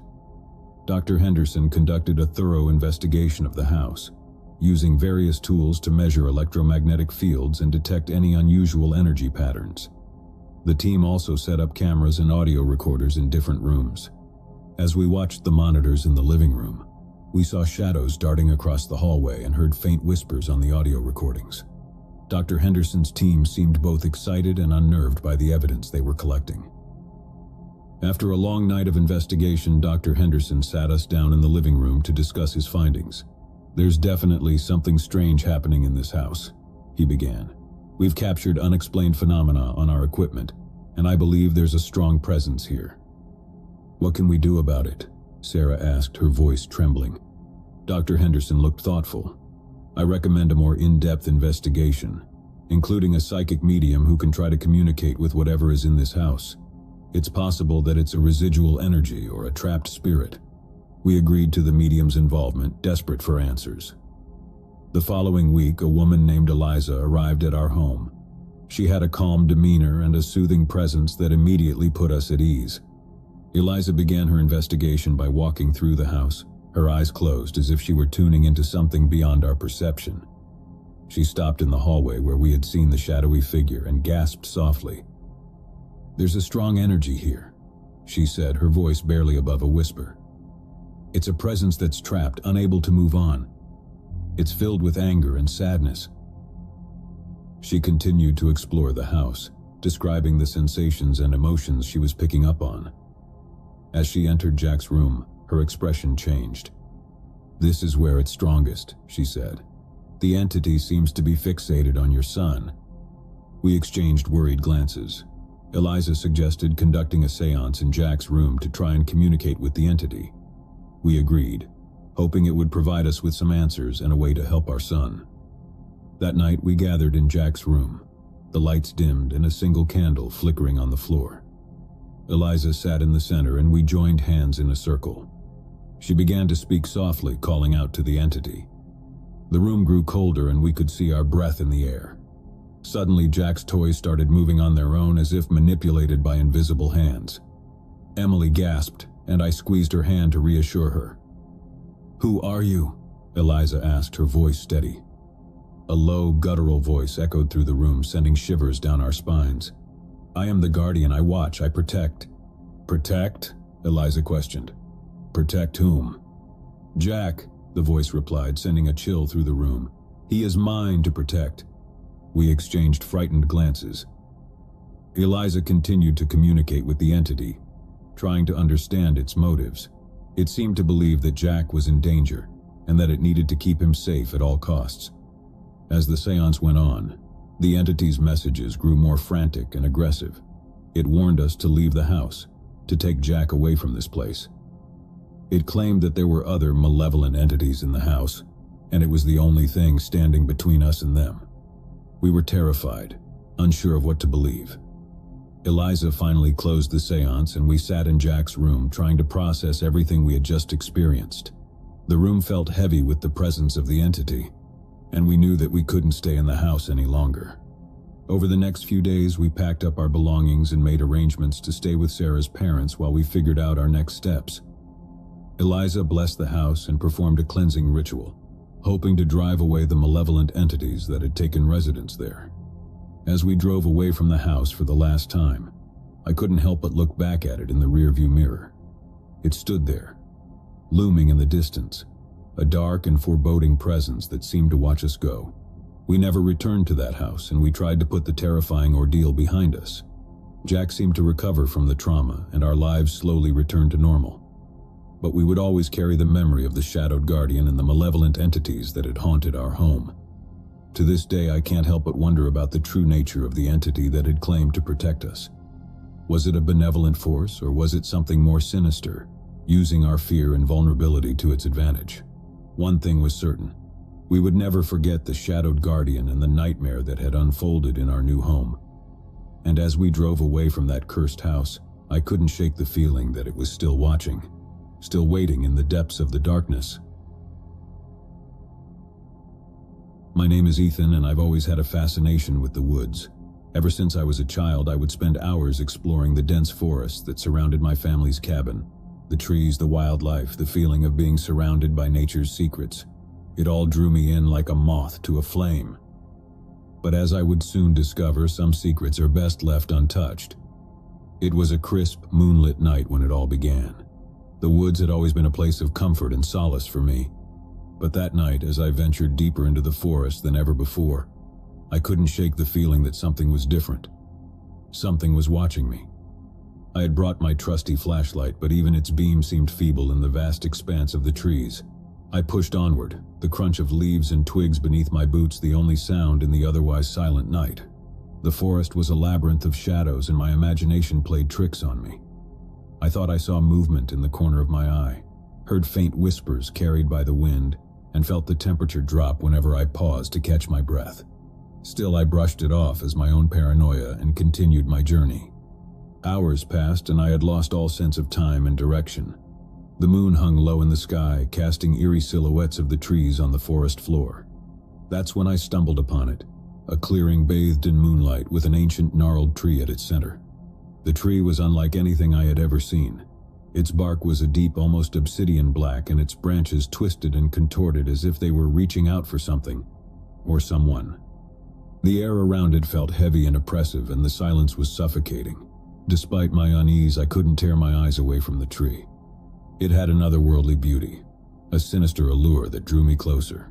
I reached out to touch its bark, my fingers trembling as they made contact with the rough surface. That's when I heard it, a soft, mournful whisper like the sigh of a dying breeze. It seemed to emanate from the tree itself, as if it held the secrets of the forest within its ancient heart. "Who are you?" I whispered, my voice barely audible even to my own ears. The whisper grew louder, more insistent, and I could make out words, faint and fragmented. "Guardian. Forsaken. Beware." I stumbled back, my heart pounding in my chest. The tree, the clearing, the whole forest. It felt wrong, like a nightmare brought to life. Panic gripped me and I turned to run, but the path I had followed had vanished, replaced by an impenetrable wall of trees. I was trapped. The whispering grew louder, more frantic, and the shadows seemed to come alive, twisting and writhing as if they had a life of their own. I had to get out of there, had to escape the suffocating darkness closing in around me.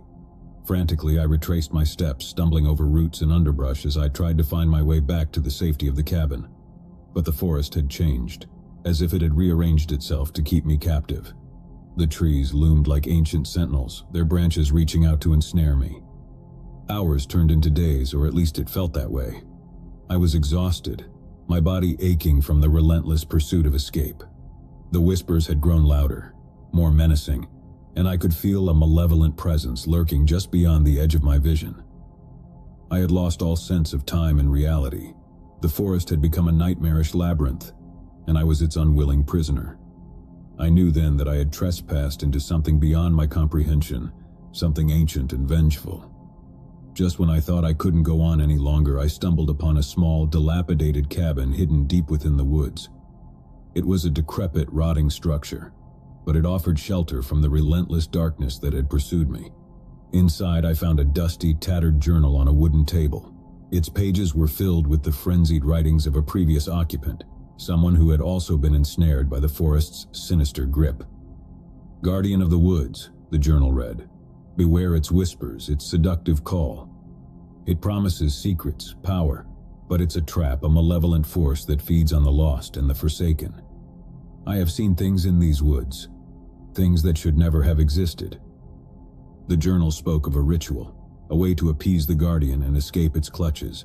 Desperate and terrified, I followed the instructions, reciting the incantation as the whispers grew louder and the shadows closed in around me. Suddenly, the cabin shook as if caught in a violent storm. The walls groaned and the roof threatened to collapse. I could hear the guardian's furious howls, its rage echoing through the trees. But then, as suddenly as it had begun, the chaos stopped. The cabin was still, and the forest outside seemed to have lost interest in me. I cautiously stepped outside, and to my astonishment I found myself standing at the edge of the woods, just a stone's throw from the cabin. The guardian had released me. I stumbled back to my family's cabin, disheveled and traumatized. I didn't speak of my ordeal, not wanting to burden my loved ones with the horrors I had witnessed. But the memory of that night, of the guardian and the whispers, haunted my dreams. Years passed, and I tried to put the forest and its malevolent guardian behind me. I got married, had children of my own, and moved far away from those cursed woods. But the memory of that night was always there, lurking in the shadows of my mind. Then, one fateful night as I lay in bed, I heard it. The soft, mournful whisper, the same one I had heard in the clearing so long ago. It echoed through the darkness, filling my room with dread. "Guardian forsaken, beware." My heart raced, and I knew that the Guardian had not forgotten me. It had followed me, waiting for the right moment to reclaim what it believed was rightfully its own. I never went back to the woods, but the Guardian's whispers grew louder with each passing night. It seemed to seep into every corner of my life, poisoning my thoughts and driving me to the brink of madness. I tried to protect my family, to shield them from the malevolent force that had taken hold of me, but it was futile. The Guardian's whispers grew louder, more insistent, until I could no longer resist its call. One night, as the moon hung low in the sky, I left my home and ventured into the darkness, drawn by the sinister allure of the Guardian and the secrets it promised. The woods had claimed me once again, and this time I knew there was no escape. As I walked deeper into the forest, the shadows closed in around me, and the whispers became a deafening cacophony. I was no longer a trespasser. I was a willing servant, bound to the Guardian for eternity. And so I remain lost in the depths of the woods, a forsaken soul ensnared by the malevolent force that dwells within. The Guardian's whispers are my only companions now, a constant reminder of the darkness that lurks in the heart of the woods beyond midnight. It was a sweltering summer night in the heart of the city. The relentless heat had driven most of the residents indoors, seeking refuge in the cool embrace of air conditioning. But not me. I had always been drawn to the city's nocturnal side, its secrets and shadows that came alive after dark. With my headphones on and the city's pulse reverberating through my veins, I decided to take a late-night walk. The streets were nearly empty, bathed in the pale glow of streetlights that flickered like dying stars. I walked with purpose, the rhythmic beat of my music matching the cadence of my footsteps. As I turned down a dimly lit alley, my senses heightened. There was something unsettling about the deserted streets, a feeling that I couldn't quite shake. I glanced over my shoulder, half expecting to see someone or something lurking in the shadows. There was no one there, of course, just the empty alley and the distant hum of the city. I forced myself to shake off the unease and continued my journey. It was when I reached the bridge that spans the river that I first noticed it, the shadowy figure that seemed to materialize out of thin air. It was a tall, imposing silhouette, shrouded in darkness and devoid of any discernible features. It stood beneath a flickering streetlight, motionless, as if waiting for something. My heart skipped a beat as I quickened my pace. I tried to convince myself that it was just a trick of the light, a figment of my overactive imagination. But as I glanced over my shoulder again, the figure was still there, closer now and undeniably real. I continued to walk, my heart pounding in my chest. I told myself to stay calm, that there was a logical explanation for this. Maybe it was just a late-night wanderer, lost in thought like I was. But the nagging feeling in the pit of my stomach told me otherwise.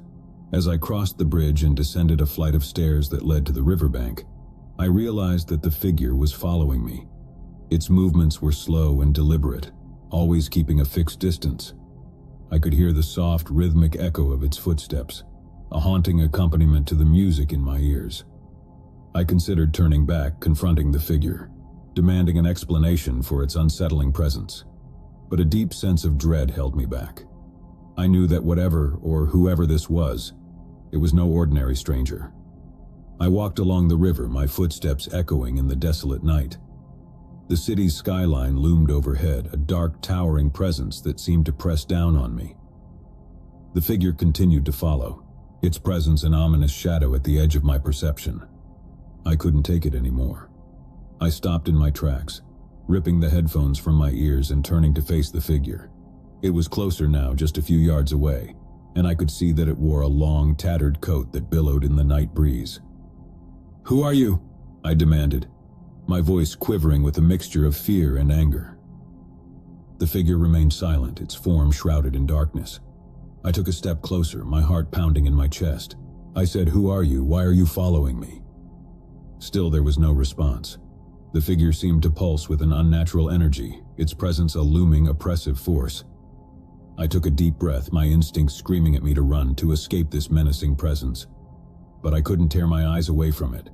I had to know who or what I was dealing with. "What do you want?" I asked, my voice barely above a whisper. Finally, the figure spoke, its voice a hollow, whispering rasp that felt cold. "I seek redemption." The words hung in the air like a sinister omen. Redemption? What did that mean? And why did this figure's presence fill me with such an overwhelming sense of dread? I took another step closer, my curiosity overpowering my fear. Redemption for what? The figure hesitated, as if struggling to find the right words. For the sins of the past. For the darkness that haunts my soul. I felt a chill run down my spine. The figure's words were cryptic, filled with a sense of profound sorrow and regret. I couldn't help but be drawn in, as if I were unraveling a mystery that I was never meant to uncover. "Who are you?" I asked again, my voice trembling. The figure finally stepped into the dim glow of a nearby streetlight, revealing a face that was both familiar and utterly alien. Its features were contorted, twisted by some unseen torment, and its eyes bore into mine with a haunting intensity. "I am a reflection of your own darkness," it said, its voice echoing in my mind. "I am the embodiment of your deepest fears and regrets." I stumbled back, a sense of dread washing over me. It couldn't be true, couldn't be real. This figure, this shadowy presence, it was a manifestation of my own inner demons. "Get away from me," I whispered, my heart pounding in my chest. But the figure remained, its eyes never leaving mine. "I cannot be banished so easily, for I am a part of you." I turned and ran, my footsteps echoing in the empty streets. The figure followed, always at a fixed distance, as if it were tethered to me by an invisible thread. Panic coursed through my veins as I sprinted through the city, desperate to escape the relentless pursuit of my own darkness. I didn't know how long I ran or where I was headed. All I knew was that I had to get away from the figure, from the haunting presence that threatened to consume me. My lungs burned, my legs ached, but I couldn't stop. Eventually, I found myself in a deserted park surrounded by trees and darkness. I collapsed onto a park bench, gasping for breath, my heart pounding in my chest. I looked around, expecting to see the figure closing in on me. But it was gone. I sat there in the darkness, my mind reeling from the encounter. The figure had vanished as suddenly as it had appeared, leaving me alone with my thoughts and my fear. I couldn't deny the truth any longer. The figure, the darkness, it was a part of me, a manifestation of my own inner demons. It had followed me, haunted me, and forced me to confront the darkness that lurked within my own soul. As I sat in the park, the first light of dawn began to break over the horizon, casting a faint glow over the city. I knew that I could never escape the shadowy figure, for it was a part of me, a reflection of my own fears and regrets. And as I watched the city awaken, I couldn't help but wonder if redemption was truly possible, if I could ever find a way to confront and conquer the darkness that dwelled within me. My name is Alex, and I never thought I'd be telling a story like this.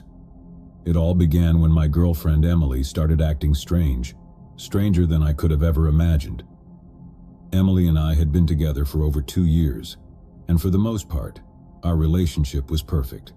We shared the same interests, had the same sense of humor, and couldn't get enough of each other's company. But something changed one fateful summer evening, and it was the beginning of a descent into madness I could never have predicted. It was a warm, balmy night when Emily and I decided to take a walk in the park near our apartment.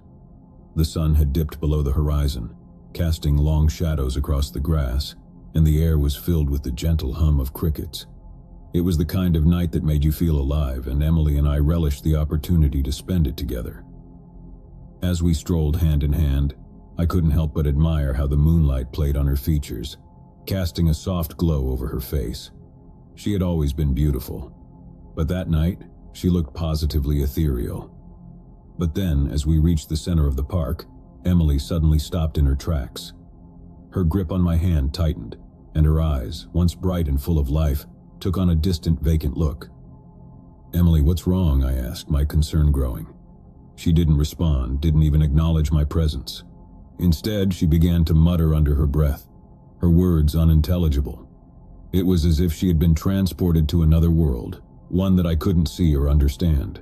I tried to snap her out of it, gently shaking her shoulder and calling her name, but it was as if she were in a trance. Her muttering grew louder, more frantic, and I could see the fear in her eyes. "Emily, snap out of it," I pleaded, my heart racing. And then, as suddenly as it had begun, the episode ended. Emily blinked as if waking from a dream and looked at me with a bewildered expression. "What just happened?" she asked, her voice trembling. I couldn't answer, couldn't comprehend what had just occurred. I was relieved that she was back to herself, but a nagging unease settled in the pit of my stomach. We decided to cut our walk short and headed back to our apartment. Emily seemed shaken, but she couldn't provide any explanation for her strange behavior. She blamed it on stress and fatigue, and I wanted to believe her. But as the days went by, Emily's odd episodes became more frequent. She would zone out at random moments, her eyes losing focus as she muttered incomprehensible words. Sometimes, she would wake up in the middle of the night screaming in terror, unable to remember her nightmares. I was worried sick about her, but she insisted that she was fine, that it was just a phase. She brushed off my concerns, even though I could see the toll it was taking on her. Her once vibrant personality had become muted and withdrawn. Then one evening, as we were having dinner, Emily did something that sent chills down my spine. She suddenly stopped eating, her fork hovering halfway to her mouth, and her eyes locked onto mine with a malevolent intensity I had never seen before. "Emily, what's wrong?" I asked, my voice trembling. She didn't respond, didn't blink. Instead, she began to speak, but it wasn't her voice that came out of her mouth. It was a low, guttural growl, filled with an otherworldly malevolence that made the hair on the back of my neck stand on end. "Leave, now," the voice hissed. "Leave, before it's too late." I recoiled in horror, pushing my chair back from the table. Emily's eyes cleared, and she looked at me with confusion and fear. "What's wrong?" she asked, her voice trembling. I couldn't find the words to explain what had just happened. I felt like I was losing my mind, like reality itself was unraveling before my eyes. That night I couldn't sleep. I lay awake in bed, listening to Emily's soft breathing beside me. I didn't know what to do, who to turn to for help. It felt like I was trapped in a waking nightmare, and I couldn't escape. The days that followed were a blur of fear and uncertainty. Emily's episodes grew worse, and I could see the toll it was taking on her physically and emotionally. She had dark circles under her eyes, and her once lustrous hair had lost its shine. I tried to research her symptoms online, but I couldn't find any answers. It was as if whatever was afflicting her defied explanation. I begged her to see a doctor, but she refused, insisting that it was just a phase and that it would pass. Then one evening, as I was sitting in the living room, I heard Emily talking to herself in the bedroom. It wasn't the muttering I had grown accustomed to. It was a full-blown conversation, as if she were speaking to someone else. I tiptoed to the bedroom door and listened, my heart pounding in my chest. Emily's voice was filled with anger and desperation, and she was pleading with someone, or something. "No, please, I can't do it," she sobbed. "You promised you would leave him alone." I pushed the bedroom door open, and what I saw sent shockwaves through my body. Emily was sitting on the edge of the bed, her eyes wide with terror as she spoke to an empty corner of the room. "Who are you talking to?" I demanded, my voice trembling. Emily turned to me, her eyes filled with a mixture of fear and despair. "It won't leave me alone, Alex. It's always there, watching, waiting. It wants something from me, something I can't give." I didn't know what to say, how to help her. I felt utterly powerless in the face of whatever was tormenting her. That night, I decided to set up a camera in the bedroom, hoping to capture evidence of Emily's strange behavior. I couldn't shake the feeling that there was something more to her episodes, something sinister and inexplicable. As I reviewed the footage the next morning, my blood ran cold. In the darkness of the bedroom, I could see Emily sitting on the bed, her eyes vacant as she spoke to the empty corner of the room. But there was something else, something I couldn't explain. A shadowy figure, barely visible in the dim light, seemed to materialize in the corner of the room. It was tall and hunched, its form shifting and contorting as if it were made of smoke and darkness. I couldn't believe my eyes. It was as if I had captured evidence of the malevolent presence that had taken hold of Emily. But what was it? And what did it want from her? I decided to seek help from a paranormal investigator, hoping that they could provide answers and a way to help Emily. The investigator, a man named Dr. Mitchell, arrived at our apartment with a team of researchers and equipment. They conducted a thorough investigation, using electromagnetic field detectors and audio recording devices. As they worked, I couldn't shake the feeling that the apartment was filled with an oppressive energy, as if something was watching us. Hours passed and the investigators finally sat down with me to discuss their findings. Dr. Mitchell had a grave expression on his face, and I could tell that he had seen something that disturbed him. "We've detected unusual energy patterns in your apartment," he began. "And we've captured some disturbing audio recordings." He played a recording for me and I felt a chill run down my spine.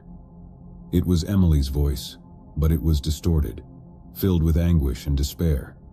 She was pleading with someone, or something. "I can't do it," she sobbed. "I can't give you what you want." The recording made my blood freeze. I had heard those words before, in the bedroom that night when Emily had spoken to the empty corner. Dr. Mitchell continued, "We believe that your girlfriend is being tormented by a malevolent entity, one that feeds on her fear and despair. It's a parasitic entity that has attached itself to her, and it won't let go without a fight." I was horrified by the revelation. I couldn't believe that something so sinister could have taken hold of Emily. I asked Dr. Mitchell if there was a way to remove the entity, to free her from its torment. He nodded solemnly. "There is a ritual that can banish the entity, but it won't be easy. We'll need to perform it tonight during the peak of its activity, and we'll need your help." I agreed without hesitation, desperate to free Emily from the entity's grip. Dr. Mitchell and his team spent the day preparing for the ritual, gathering candles, incense, and other tools. As night fell, we gathered in the living room, ready to confront the malevolent entity. The atmosphere in the apartment was heavy with tension, and I could feel the entity's presence lurking in the shadows. Dr. Mitchell began the ritual, reciting incantations and performing sacred gestures. The room seemed to come alive with energy, as if the very air were charged with power. As the ritual reached its climax, I heard a low, guttural growl emanate from the darkness. The entity was fighting back, resisting its banishment. The room grew colder and the candles flickered as if they were about to be extinguished. But Dr. Mitchell pressed on, his voice unwavering. He called upon higher powers to aid us in our battle against the malevolent entity. I could feel the weight of its presence lifting, as if it were being torn away from Emily. And then, with a final triumphant incantation, Dr. Mitchell banished the entity from our apartment. The room seemed to brighten, and I could feel a sense of peace wash over me. It was finally over. Emily sat on the floor, her eyes wide with bewilderment. She looked at me as if she had just woken from a nightmare. What happened?" she asked, her voice trembling. I helped her to her feet and held her tightly. "It's over, Emily. The entity is gone. You're safe now." She nodded, tears streaming down her face. It was as if she had been freed from a prison of fear and despair. In the days that followed, Emily seemed like her old self again. Her strange episodes had ceased, and her vibrant personality had returned. We couldn't explain what had happened, but we were grateful that it was finally over. As I sat with Emily one evening holding her hand, she looked at me with gratitude and love in her eyes. "Thank you, Alex. You saved me." I smiled and kissed her forehead. "I would do anything for you, Emily. I'm just glad you're okay." But even as we embraced, I couldn't help but wonder what had really happened. What had caused Emily to be tormented by the malevolent entity in the first place? And I couldn't shake the feeling that there were secrets lurking in the shadows, waiting to be uncovered. As the days turned into weeks, I continued to research the paranormal, desperate to find answers. I discovered stories of entities that attached themselves to vulnerable individuals, feeding on their fear and despair. They were ancient and malevolent, and they would stop at nothing to claim their victims. I couldn't help but wonder if there were others out there, like Emily, who were being tormented by these sinister entities. And I knew that I had to find a way to protect them, to banish the darkness that lurked in the shadows. As I delved deeper into the world of the paranormal, I couldn't shake the feeling that our battle against the malevolent entity was far from over. There were forces beyond our understanding, lurking in the darkness, waiting to be uncovered. And I was determined to confront them no matter the cost. For in the shadows, in the hidden corners of the world, there were secrets waiting to be uncovered, and I was determined to uncover them. The darkness may have taken hold of Emily, but it would not claim any more victims on my watch.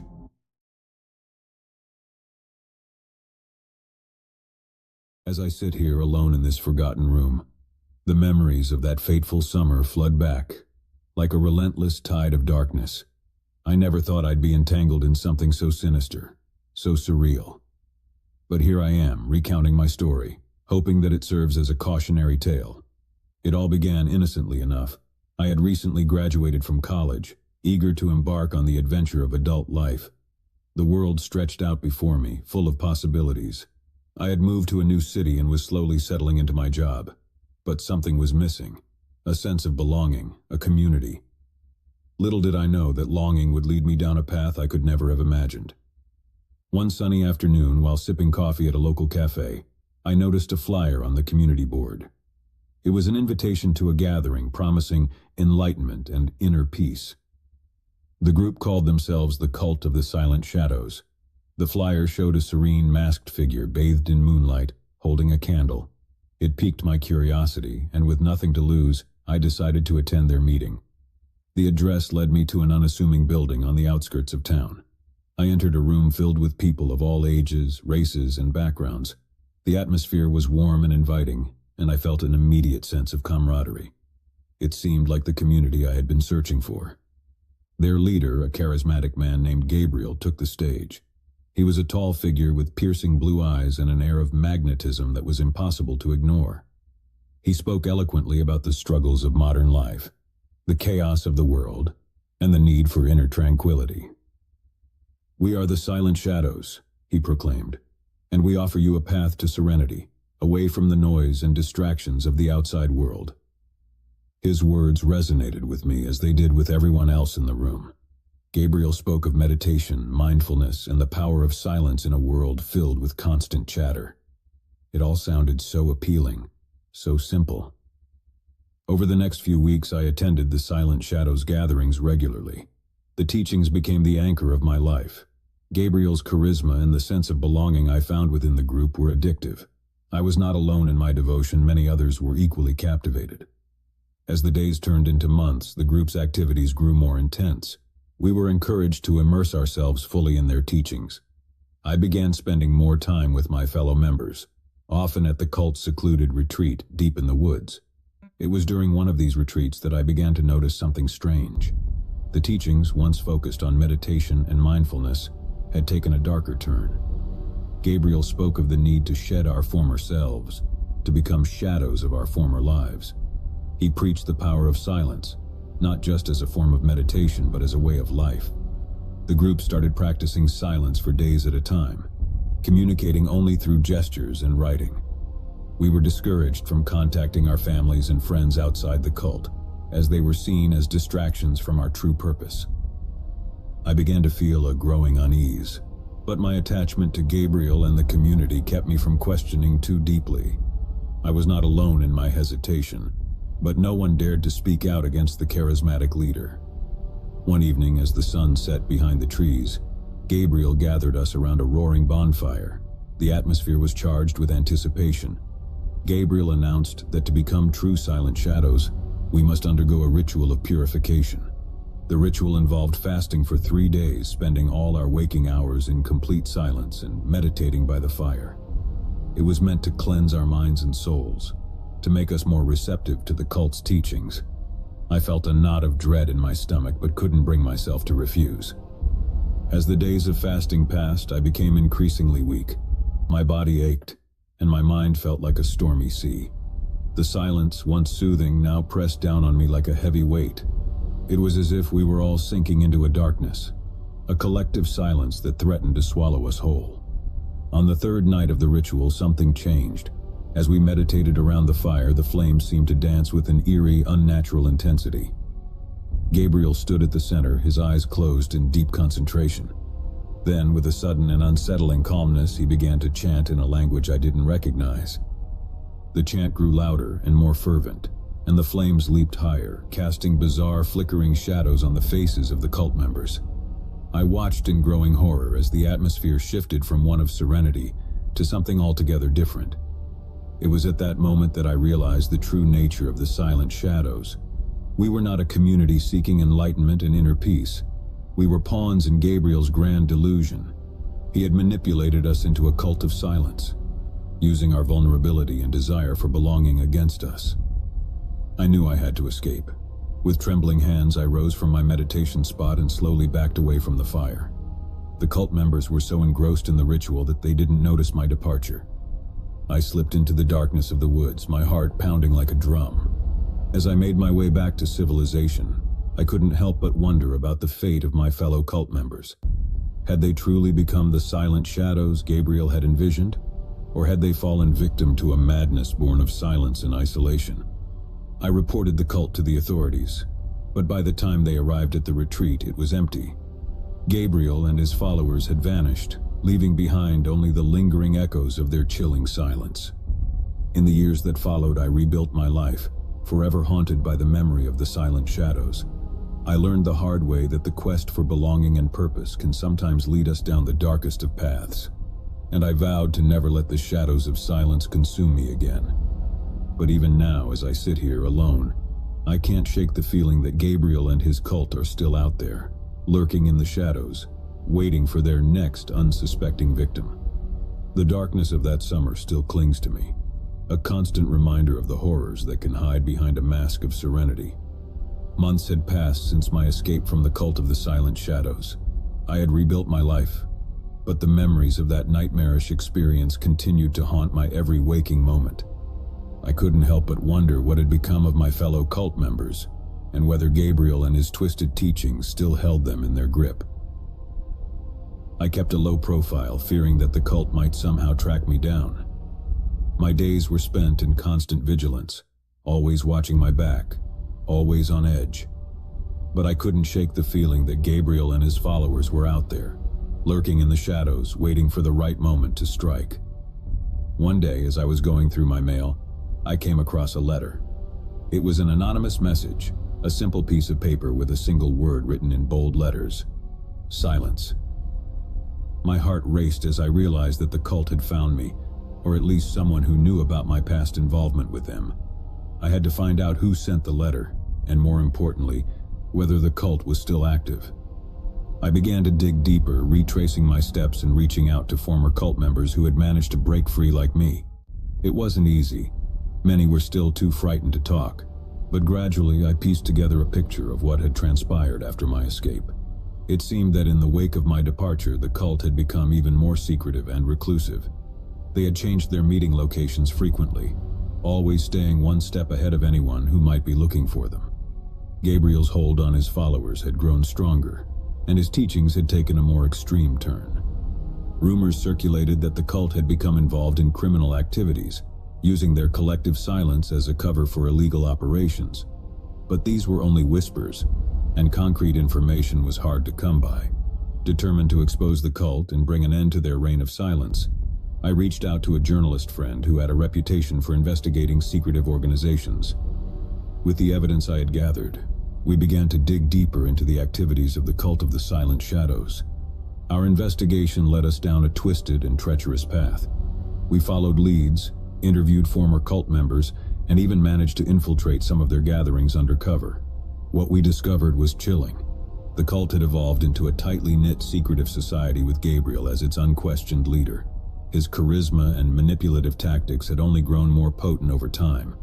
The members had become fanatical in their devotion, believing that silence was the key to ultimate enlightenment. But behind the facade of serenity and inner peace lay a darker truth. The cult had indeed become involved in criminal activities, ranging from money laundering to extortion. Their network stretched far and wide, with members in positions of power and influence across various industries. As we delved deeper into our investigation, we realized that exposing the cult would not be easy. They had eyes and ears everywhere, and anyone who tried to speak out against them faced threats, intimidation, and even violence. But we were determined to unmask the shadows and bring an end to their reign of terror. We compiled our findings, collected evidence, and prepared to blow the lid off the cult of the silent shadows. Our investigative report was set to be published in a major newspaper, promising to expose the cult's criminal activities and the dangers they posed to society. But as the publication date drew nearer, I couldn't shake the feeling that we were walking into a trap. My fears were realized on the night before the report was scheduled to be released. I received another anonymous message, this time more ominous than the first. It was a simple warning: silence is golden. I immediately contacted my journalist friend, and we decided to go public with the threats we had received. We believed that the cult would think twice about taking any drastic action if their actions were brought to light. The next day, as the report hit the headlines, the cult's reaction was swift and brutal. They released a statement denying all allegations and accusing us of spreading lies and slander. Gabriel, in a chilling video message, warned that those who sought to expose the cult's secrets would face dire consequences. Despite our fears, we pressed on, believing that the power of truth and justice would prevail. But the cult was not to be underestimated. They launched a campaign of harassment and intimidation against us, trying to discredit our investigation and silence us through any means necessary. As the pressure mounted, my journalist friend and I received a tip that Gabriel and his inner circle would be holding a secret gathering in an isolated location. It was an opportunity we couldn't pass up. We contacted law enforcement and provided them with the information we had gathered. On the night of the raid, we accompanied the police to the remote location where the cult's gathering was taking place. The tension was palpable as we approached the compound. We knew that this would be the moment of reckoning, the final showdown with the cult of the Silent Shadows. As we stormed the compound, a fierce battle ensued. Gabriel and his followers, armed with unwavering devotion and a willingness to protect their secrets at all costs, put up a formidable resistance. But the combined efforts of law enforcement and the evidence we had gathered proved to be their undoing. Gabriel was arrested, and his mask of charisma finally shattered. The cult members were taken into custody, their reign of silence broken. The truth about their criminal activities was exposed for the world to see. In the aftermath of the raid, I couldn't help but reflect on the journey that had led me from a naive seeker of belonging to an unwitting victim of a dangerous cult, and finally to a crusader for justice. The cult of the Silent Shadows had been dismantled, its darkness brought into the light. But the scars it had left on my psyche and the lives of its former members would never fully heal. I had learned the hard way that the search for meaning and community could sometimes lead to places of unimaginable darkness. The experience left me with a profound sense of caution and a determination to be vigilant against the allure of charismatic leaders and their promises of enlightenment. As I looked back on the long and harrowing journey, I couldn't help but wonder if the shadows of the cult would ever truly fade away, or if they would continue to haunt me, like a lingering echo of silence in the darkest corners of my mind. My name is Sarah, and I grew up in a quiet suburban neighborhood with my loving parents David and Linda and my younger brother Michael. We were an ordinary family, leading an ordinary life. Our days were filled with school, work, and the occasional family outing. But that all changed one fateful day. It was a crisp autumn afternoon when we first encountered the cult. David had taken us to the local farmers market, a place we often visited on weekends. As we strolled among the stalls, sampling fresh produce and enjoying the vibrant atmosphere, a woman approached us. She was dressed in simple robes, her demeanor calm and serene. "Hello," she said with a warm smile. "I couldn't help but notice your family. You seem like kindred spirits." We exchanged pleasantries, and the woman introduced herself as Emily. She spoke of a community called the Tranquil Souls, a group of like-minded individuals seeking inner peace and enlightenment. Emily's words were captivating, and we found ourselves drawn to her presence. Over the following weeks, Emily became a frequent visitor to our home. She brought with her the teachings of the Tranquil Souls, a philosophy centered around mindfulness, meditation, and a simpler way of life. She spoke of finding tranquility in a chaotic world, and her words resonated deeply with my family. One evening, as we sat around the dinner table, Emily proposed that we attend one of the Tranquil Souls gatherings. "It's an opportunity to experience our community firsthand," she said, "to see if it aligns with your desires for inner peace." We were hesitant at first, but the allure of tranquility and the sense of belonging that Emily offered were too enticing to resist. With her guidance, we made the decision to visit the Tranquil Souls. Our first gathering with the Tranquil Souls was held in an idyllic rural setting. A small group of people dressed in robes similar to Emily's welcomed us with open arms. They exuded an air of serenity that was both captivating and unnerving. The teachings of the Tranquil Souls revolved around meditation, minimalism, and the renunciation of worldly possessions. At first, it seemed like a path to inner peace, a way to simplify our lives and find a sense of purpose. But as time went on, the teachings became increasingly extreme. We were encouraged to sever ties with our old lives, to let go of our possessions, and to embrace a life of austerity. The cult members spoke in hushed tones about the need to transcend the material world and reach a higher state of consciousness. My family and I became increasingly isolated from our friends and extended family as the Tranquil Souls became the center of our lives. Emily, once a mere acquaintance, had become our de facto leader. Her charisma and unwavering devotion to the cult were impossible to resist. As the cult's grip on our family tightened, I began to notice disturbing changes in my parents and brother. They had become increasingly distant, their eyes vacant and hollow. The cult's teachings had taken a darker turn, emphasizing the need for complete submission and the rejection of individuality. I tried to reason with my family, to convince them that we were headed down a dangerous path, but my words fell on deaf ears. They saw me as an outsider, a threat to their newfound sense of purpose. One evening I overheard a chilling conversation between my parents and Emily. They spoke of a final ceremony that would allow them to transcend the material world and achieve true enlightenment. The details were shrouded in secrecy, but the sense of foreboding in the air was palpable. Terrified for my family's safety, I reached out to a childhood friend, Rebecca, who had been concerned about our sudden withdrawal from society. I confided in her about the Tranquil Souls and their increasingly sinister teachings. Rebecca, now a journalist, took it upon herself to investigate the cult. She uncovered a trail of disappearances, financial irregularities, and allegations of mind control associated with the Tranquil Souls. It became clear that the cult was not what it appeared to be. Together, we devised a plan to rescue my family from the clutches of the Tranquil Souls. We contacted law enforcement, providing them with the evidence Rebecca had gathered. It was a race against time to stop the impending final ceremony. As the authorities prepared to raid the cult's compound, Rebecca and I infiltrated the Tranquil Souls in disguise. We attended one of their gatherings, where the atmosphere was tense with anticipation. The cult members, dressed in their robes, gathered around a massive bonfire. Emily stood at the center, her eyes closed in deep concentration. The cult's teachings had culminated in this moment, and I feared what would happen next.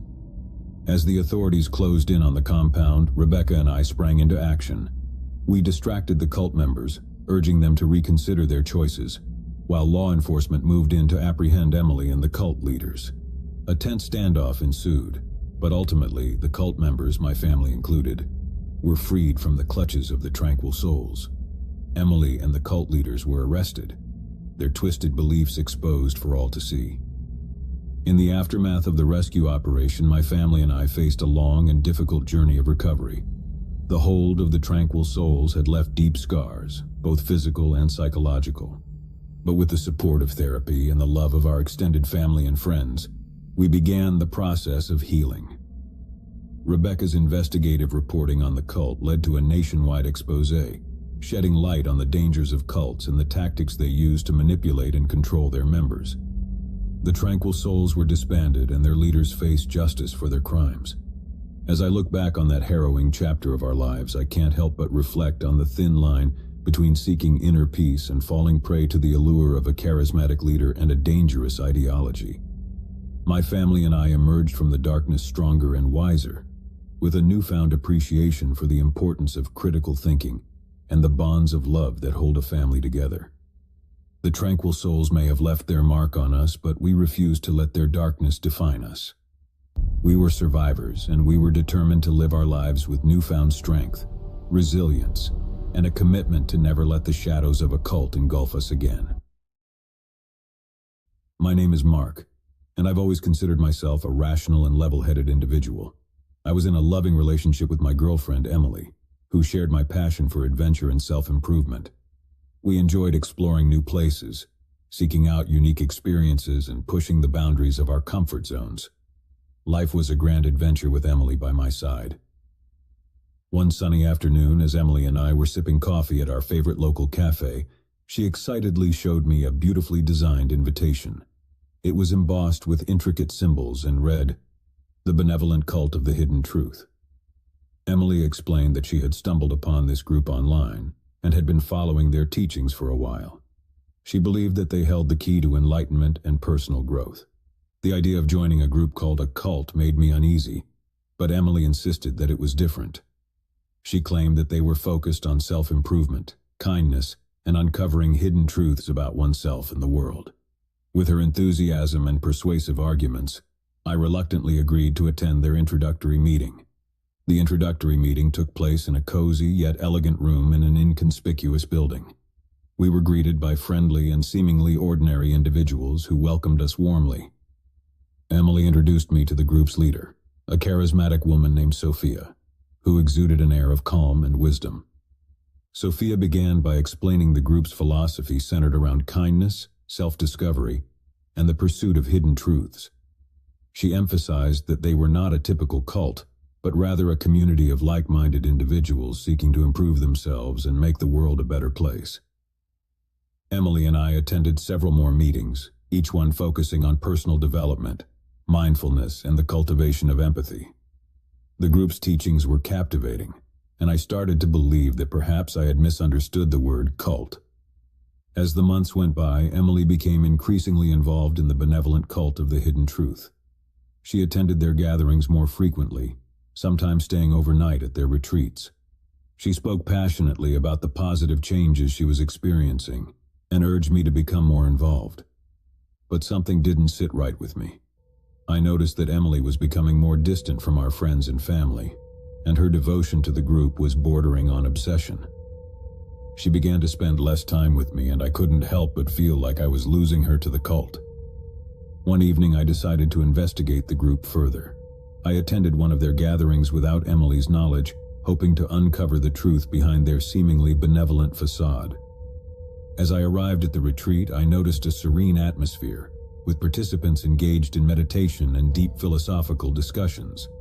Sophia, the charismatic leader, led a session focused on the concept of inner purity and the need to shed one's past to embrace a brighter future.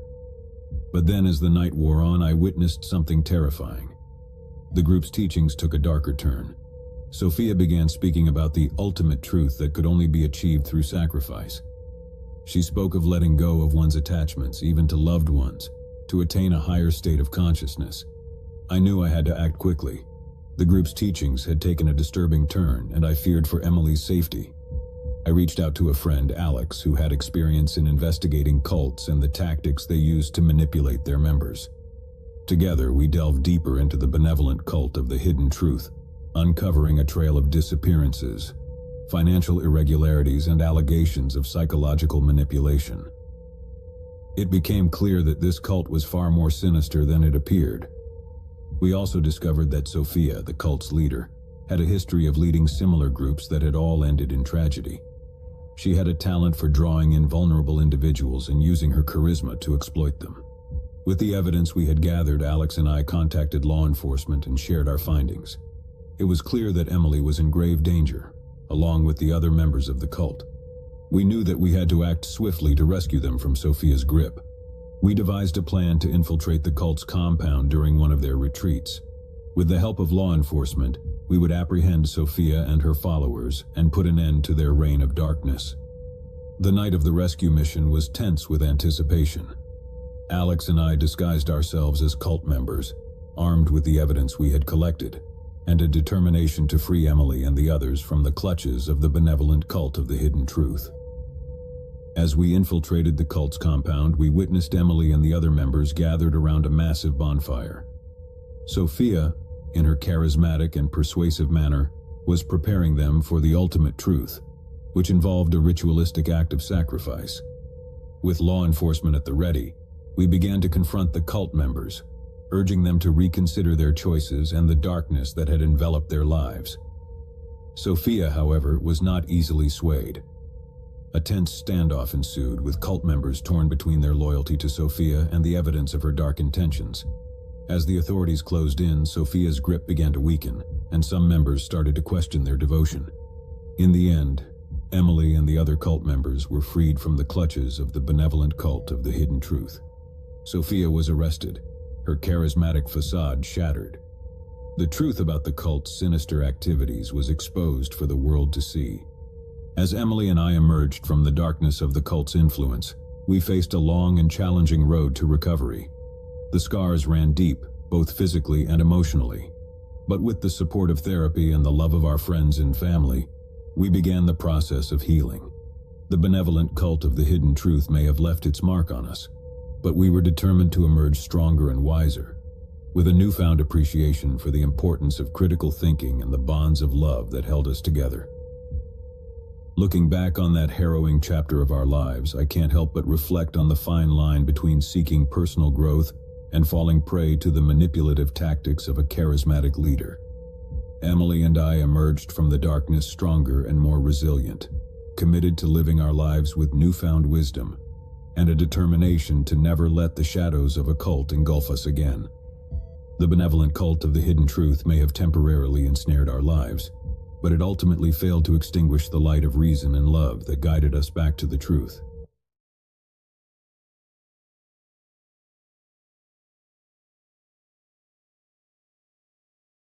The chill of autumn had settled into our small college town, and with it came the promise of new beginnings. I was excited to start my freshman year at Crestwood University, eager to make friends and explore the world beyond my hometown. Little did I know that the darkest, most unsettling chapter of my life was about to unfold within the walls of my dormitory. My roommate Mark seemed like an ordinary guy at first. He was friendly, always willing to help with my heavy bags during move-in day, and he even offered to share his stash of snacks. We hit it off quickly, bonding over our shared love of horror movies and late-night gaming sessions. Everything was perfect, or so I thought. As the weeks passed, I began to notice odd things about Mark.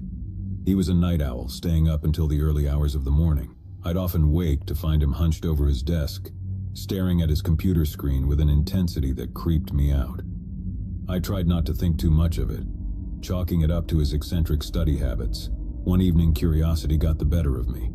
Mark had left his laptop open, and I couldn't resist taking a peek. What I saw made my blood run cold. His screen was filled with newspaper articles and photographs of missing persons, each one carefully cataloged with notes. My heart raced as I realized the extent of his obsession. "Mark, what is all of this?" I asked, my voice trembling as I confronted him about the disturbing discovery. He turned to face me, his eyes devoid of emotion. "Just a hobby," he replied casually, as if discussing the weather. "I'm interested in unsolved mysteries, that's all." But it wasn't just the obsession with missing persons that unnerved me. Mark's behavior grew increasingly erratic. He would disappear for days on end, claiming he was visiting his family or taking impromptu trips. Whenever he returned, he'd bring back strange, unmarked packages that he stashed in the depths of our closet. I tried to distance myself from Mark, spending more time with my new friends on campus, but he always managed to pull me back into his world. He'd invite me to movie nights or offer me his snacks, and I'd find myself unable to refuse.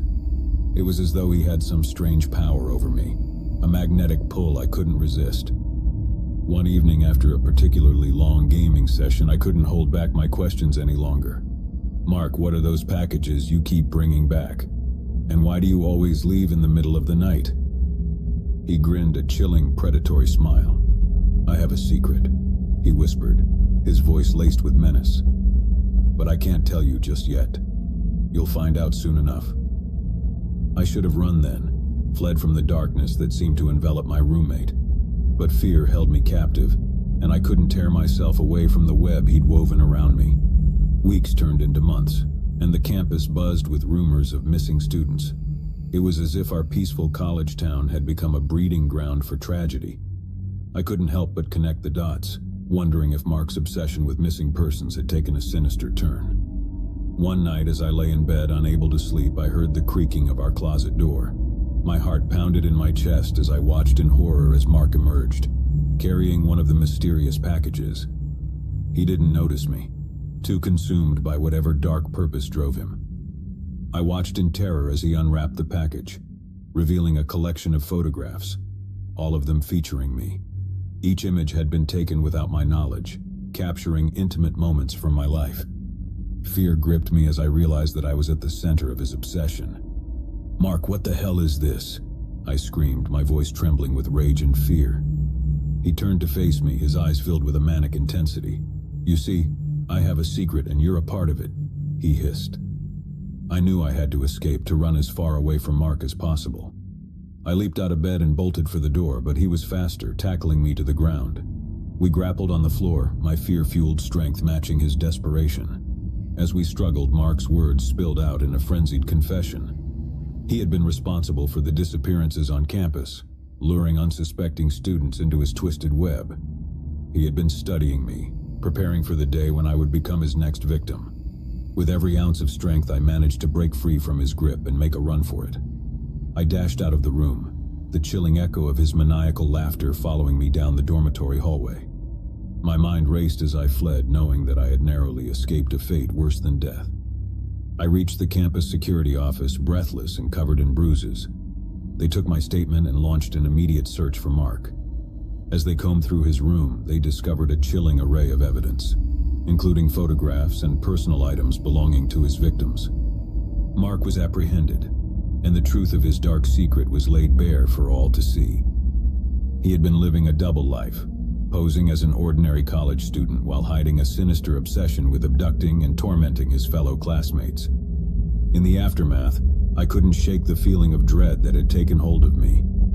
The scars, both physical and emotional, ran deep, a constant reminder of the horrors I had narrowly escaped. Crestwood University would never be the same, and neither would I. As the seasons changed and the years passed, I found solace in therapy and the support of my friends and family. Mark was locked away, never to harm another soul, but the nightmares of that fateful year would haunt me forever. The darkness that had once resided within my own dormitory had been exposed, but the true nature of Mark's secret would forever remain a chilling mystery, one that I hoped would fade into obscurity, never to be unearthed again. But the story didn't end with Mark's capture. As the investigation deepened, the authorities discovered a network of hidden chambers beneath our dormitory, each one containing evidence of Mark's depraved activities. The underground lair was a chilling maze of photographs, journals, and mementos, each one linked to a different victim. It became clear that Mark had been operating in secret for years, selecting his victims with disturbing precision. He had meticulously documented their lives, collecting information and mementos that allowed him to assume their identities. It was a nightmare beyond comprehension, a secret so dark and twisted that it defied explanation. The campus was in shock, and the media descended upon Crestwood University, hungry for every detail of the horrifying discovery. Students and their families demanded answers, and the university was forced to confront the unthinkable truth that had festered beneath their very noses. As the investigation continued, more victims were identified, and the full scope of Mark's crimes became clear. Families were reunited with their missing loved ones, but the scars of their ordeals ran deep. Crestwood University would never fully recover from the stain of Mark's actions, and the dormitory where the nightmare had unfolded was forever tainted. In the years that followed, I tried to move on with my life, but the memories of that fateful year continued to haunt me. I couldn't escape the feeling of being watched, of a darkness that lingered in the corners of my mind. The nightmares persisted, a relentless reminder of the horror I had endured. As I walked the halls of Crestwood University, I couldn't help but wonder how many other secrets lay hidden beneath the surface, how many other nightmares were waiting to be uncovered. The campus had been forever changed by the darkness that had taken root within its walls, a darkness that had nearly claimed me as its victim. The legacy of Mark's dark secret would cast a long shadow over Crestwood University, a chilling reminder that even in the most ordinary of places, the most sinister of secrets could be lurking, waiting to be revealed. And so, as I looked out at the campus that had once been a place of promise and hope, I couldn't help but wonder if the darkness that had consumed Mark might one day resurface, casting its sinister shadow once again. I had always thought of myself as someone who could handle life's twists and turns with ease. After all, I had weathered my fair share of ups and downs over the years. But nothing could have prepared me for the peculiar turn my life would take when I moved in with my new roommate, Alex. It was a sweltering summer day when I first met Alex. I had been searching for a roommate to share the rent of my small 2-bedroom apartment, and he had responded to my online ad. We met at a nearby cafe, and our initial conversation was pleasant enough. Alex was a tall, wiry man in his early 30s, with a mop of unruly brown hair and an awkward but endearing smile. We quickly agreed to become roommates. His rent payment would be a lifesaver for me, and Alex assured me that he was quiet and kept to himself, which sounded like a dream come true for a roommate. Little did I know that his reserved demeanor would soon unravel into a series of bizarre and unsettling behaviors. The first sign that something was amiss came in the form of late-night noises. At first, I chalked it up to the usual settling sounds of an old apartment building. But as the weeks went by, the noises became more distinct and scary. I would hear faint whispers and soft thumps in the middle of the night, as if Alex were engaged in some mysterious nocturnal activity. One night, unable to ignore it any longer, I ventured out of my room to investigate. I found Alex sitting cross-legged in the living room, surrounded by an array of candles. He was hunched over a worn, leather-bound book, muttering incantations in a language I couldn't recognize. His eyes were wide, unblinking, and filled with an intensity that made my blood freeze. "Alex, what are you doing?" I stammered, my voice trembling with a mix of fear and confusion. He looked up at me, his eyes momentarily vacant, before a twisted smile crept across his face. "Just some late-night reading," he replied cryptically before closing the book and extinguishing the candles. I returned to my room, my heart pounding in my chest.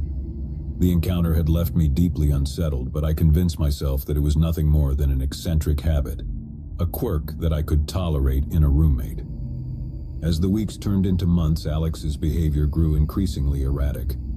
He would spend hours locked in his room, and when he emerged, he would be carrying strange items, a taxidermy crow, an antique dagger, and even a collection of unmarked vials filled with murky liquids.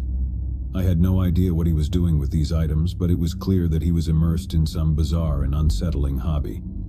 One evening, I returned home from work to find our living room transformed into a makeshift altar. Candles, incense, and strange symbols were scattered across the floor. Alex was kneeling at the center, his eyes closed in what appeared to be deep meditation. "Alex, what is all of this?" I demanded, my frustration and anxiety boiling over. He opened his eyes slowly, gazing at me with a scary calmness. "I'm pursuing a higher purpose," he replied, his voice carrying an otherworldly quality. "I've found a path to enlightenment, and I must follow it." I couldn't make sense of his cryptic words, and a sense of dread settled over me. It was as if Alex had ventured into a world of his own, one that was steeped in mysticism and darkness. I couldn't fathom what had led him down this path or how it had taken hold of him so completely. As the days turned into weeks, I became increasingly isolated in my own home. Alex's presence loomed over me like a dark cloud, and I couldn't escape the feeling that he was hiding something far more sinister than his eccentric hobbies. It was as though a wall had been erected between us, and I was left on the outside, trying to peer in and make sense of the madness that had consumed my roommate. One night, unable to sleep, I decided to investigate further. I carefully picked the lock to Alex's room and ventured inside. What I discovered would haunt me for the rest of my days. The walls of his room were covered in intricate symbols, drawn in what appeared to be blood. Shelves were lined with ancient-looking books, each one filled with cryptic texts and illustrations of grotesque creatures. The air was heavy with the scent of incense, and in the center of the room I found a circle etched into the floor, surrounded by candles and adorned with disturbing symbols. As I inspected the room, I stumbled upon a hidden compartment beneath the floorboards. Inside, I found a collection of journals, each one filled with Alex's ramblings and accounts of his bizarre experiences. He wrote of visions of encounters with entities from other realms, and of a growing obsession with the occult. My heart raced as I realized the depth of Alex's descent into madness. It was clear that he had become entangled in a world of dark magic and forbidden knowledge, and there was no telling where it would lead him, or what it might mean for me. Terrified and unsure of what to do, I confronted Alex about what I had discovered. His reaction was unlike anything I could have anticipated. He laughed, a chilling, mirthless laugh. "You've stumbled upon the truth, my friend," he said, his eyes gleaming with a manic intensity. "I've unlocked the secrets of the universe, and there's no turning back." I knew then that I had to escape, to flee from the madness that had consumed my roommate. I packed my belongings hastily and made plans to move out. But as I prepared to leave, I couldn't shake the feeling that Alex's dark obsession would follow me, that I had become entangled in a web of darkness that would never let me go. As I settled into my new apartment, far away from the nightmare of my old life, I couldn't help but wonder what had become of Alex. Had his obsession with the occult consumed him completely, or had he found some semblance of peace? I would never know the answers, but the memory of those eerie nights in our shared apartment would haunt me forever. I had learned a valuable lesson about the darkness that can lurk within the hearts and minds of those we think we know. It was a lesson that would stay with me, a reminder that sometimes the most unsettling and inexplicable mysteries can be found closer to home than we ever imagined. In the years that followed, I tried to put the nightmare of my former roommate behind me, to move on with my life and leave the darkness that had consumed him far behind. But I couldn't escape the feeling that some part of that darkness had latched onto me, that I had become a part of a story that was far from over. And so, as I looked out at the world, I couldn't help but wonder how many other individuals were hiding their own dark secrets, how many others were on the brink of a descent into madness and obsession. The line between reality and the unknown was thinner than I had ever imagined, and I couldn't help but fear what lurked on the other side. Living with roommates was nothing new to me. In fact, it had been a significant part of my adult life since graduating from college. The shared rent, responsibilities, and the occasional company of fellow housemates had always seemed like a reasonable arrangement. But when my new roommate, John, introduced me to his girlfriend, Sarah, our home dynamic took a turn into uncharted territory, revealing a dark secret that would forever change my perspective on shared living. John had moved in about a month ago, taking over the room across the hall from mine in our cozy two-bedroom apartment.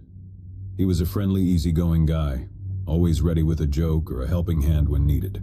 He had mentioned his girlfriend, Sarah, a few times in passing, but I hadn't had the chance to meet her until one fateful Friday evening. I was relaxing in the living room, engrossed in a book, when I heard the front door swing open, followed by the muffled sound of conversation. I looked up as John and a woman entered the apartment. She was petite, with a cascade of jet black hair and an air of mystery that seemed to envelop her. "Hey, this is Sarah," John said with a warm smile.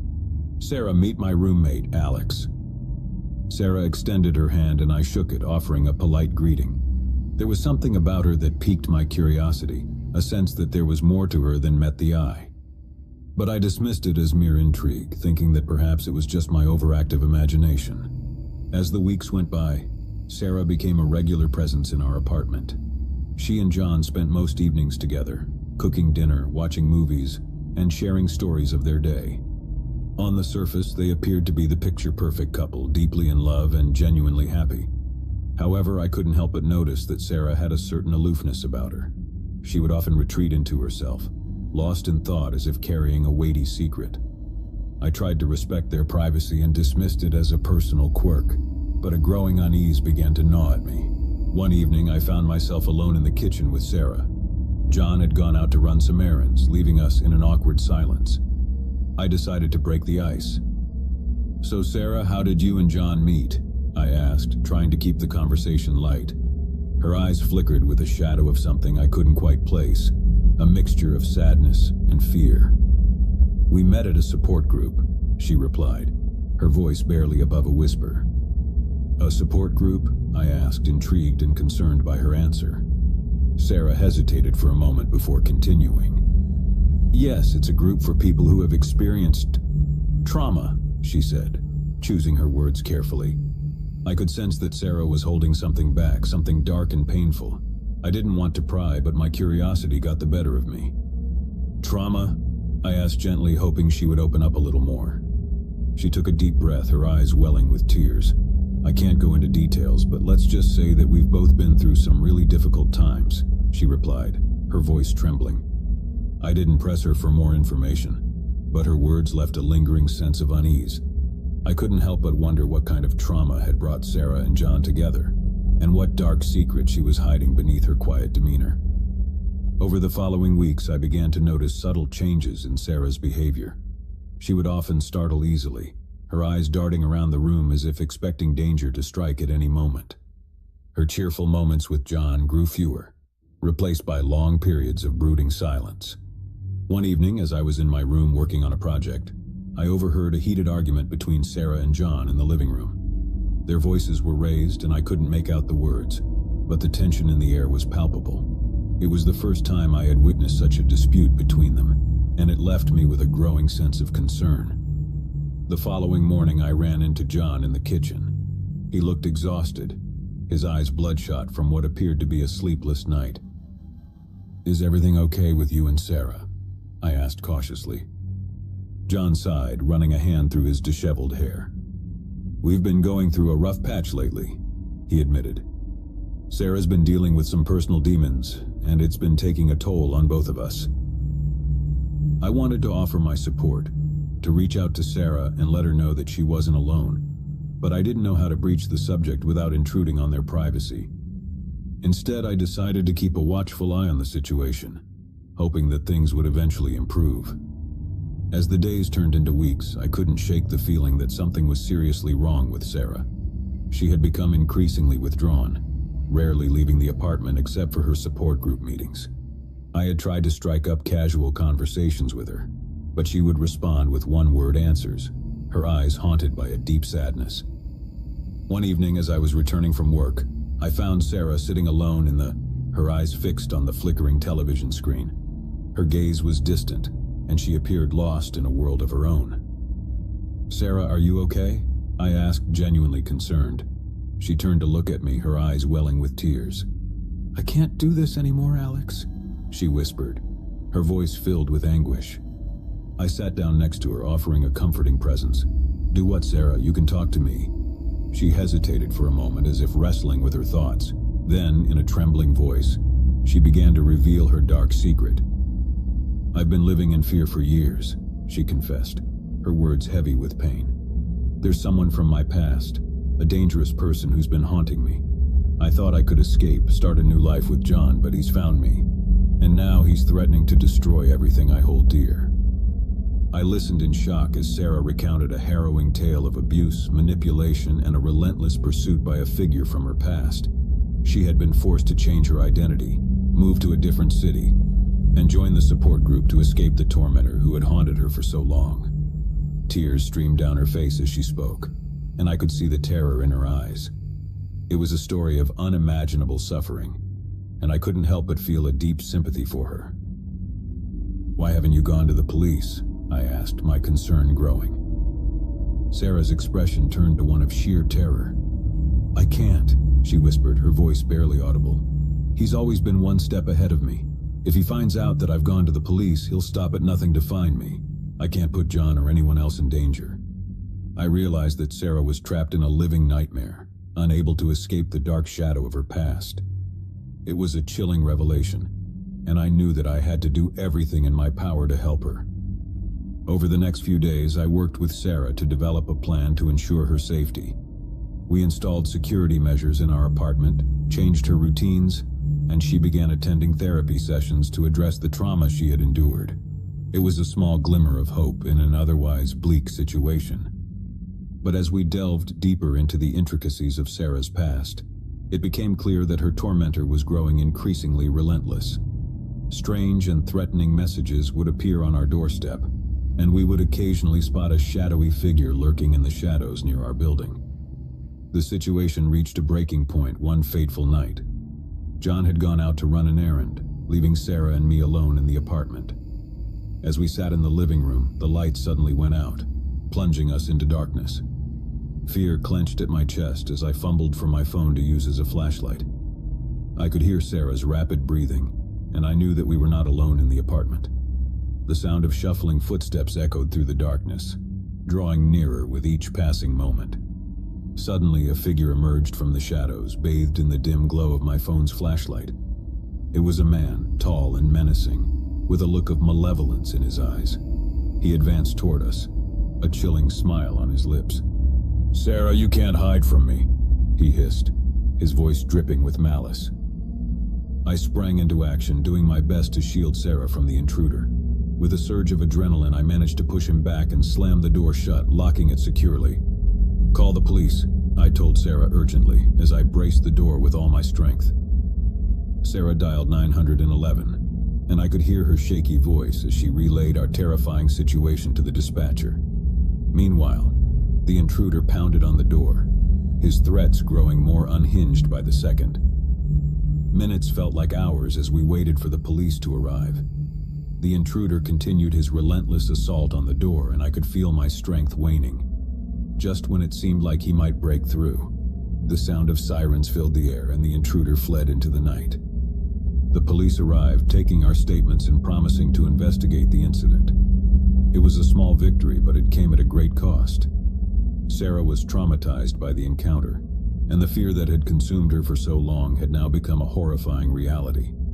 In the days that followed, Sarah and John decided to relocate to a different city, hoping to escape the relentless tormentor who had haunted their lives.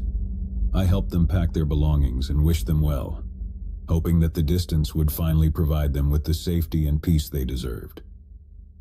As I watched them drive away, I couldn't help but reflect on the darkness that can lurk beneath the surface of seemingly ordinary lives.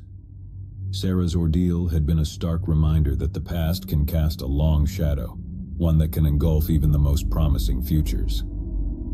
I returned to my apartment, grateful that Sarah and John were safe, but haunted by the knowledge that their tormentor was still out there, lurking in the shadows. It was a chilling reminder that sometimes, the darkest secrets are the ones that threaten to consume us whole, and that even in the face of unimaginable fear, there is always a glimmer of hope. And so as I settled back into my quiet, unassuming life, I couldn't help but wonder how many other individuals were living with their own dark secrets, how many others were grappling with the shadows of their pasts. It was a sobering thought, a reminder that we never truly know the demons that may be lurking just beneath the surface.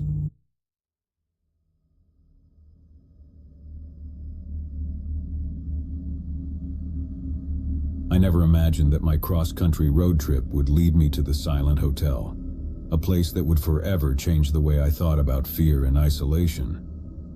My journey had started months ago when I decided to take a break from the hustle and bustle of city life. I longed for open roads and remote destinations, and I eagerly packed my car, ready to embark on a solo adventure. My route took me through countless small towns and picturesque landscapes, but as the sun began to set on a rainy evening, I found myself in a desolate corner of the country, far from any signs of civilization. That's when I saw it, the Silent Hotel. It loomed at the edge of the forest, a grand and imposing structure, its facade weathered by time and neglect. The neon sign that once proclaimed its name had long since faded, leaving only a few flickering letters that spelled the Sill Hotel. The rain battered against the windows, making it impossible to see inside. My car's gas gauge was perilously close to empty, and with no other options in sight, I decided to seek shelter there for the night. I pulled into the parking lot, the engine sputtering as I cut the ignition. The rain drummed on the car roof, and I grabbed my duffel bag, making a dash for the hotel's entrance. The worn wooden door creaked open, and I stepped into the lobby.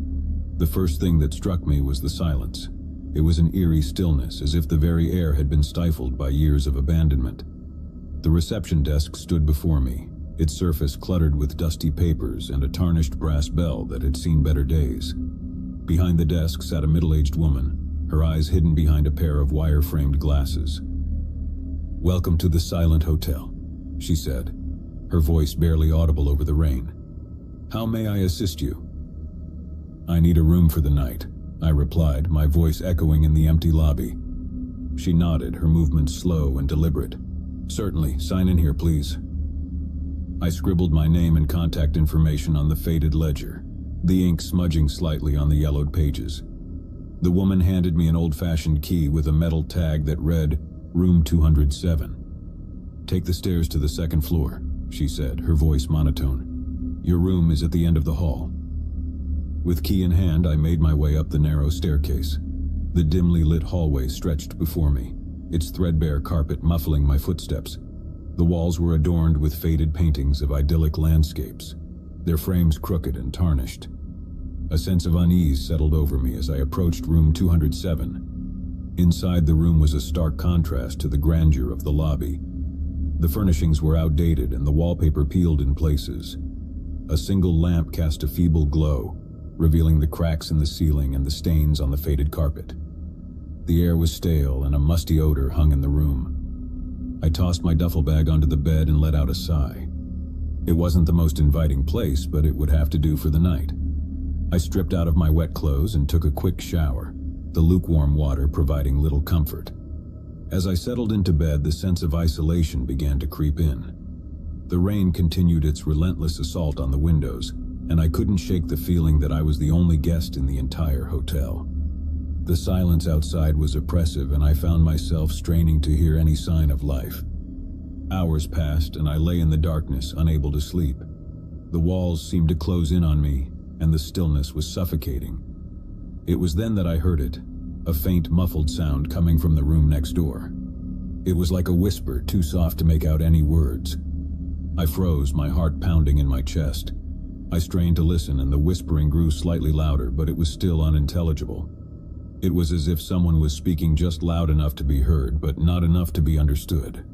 With a sense of unease, I climbed out of bed and pressed my ear against the wall that separated my room from the mysterious neighbor. The whispering continued, and I realized it was a conversation that was happening in hushed tones. I couldn't make out who was speaking or what they were saying, but the tension in the voices was palpable. It was as if they were arguing about something, their words filled with anger and desperation. As I listened, a feeling of unease washed over me. I considered knocking on the wall and asking them to keep it down, but something held me back. It was the feeling that I was intruding on something I shouldn't be a part of, something that was none of my business. I returned to my bed, but sleep was elusive. The whispered conversation next door continued, and my mind raced with thoughts of who could be staying in the room next to mine. Were they in trouble? Should I call the front desk or the police? The hours dragged on, and as dawn broke, the whispering finally ceased.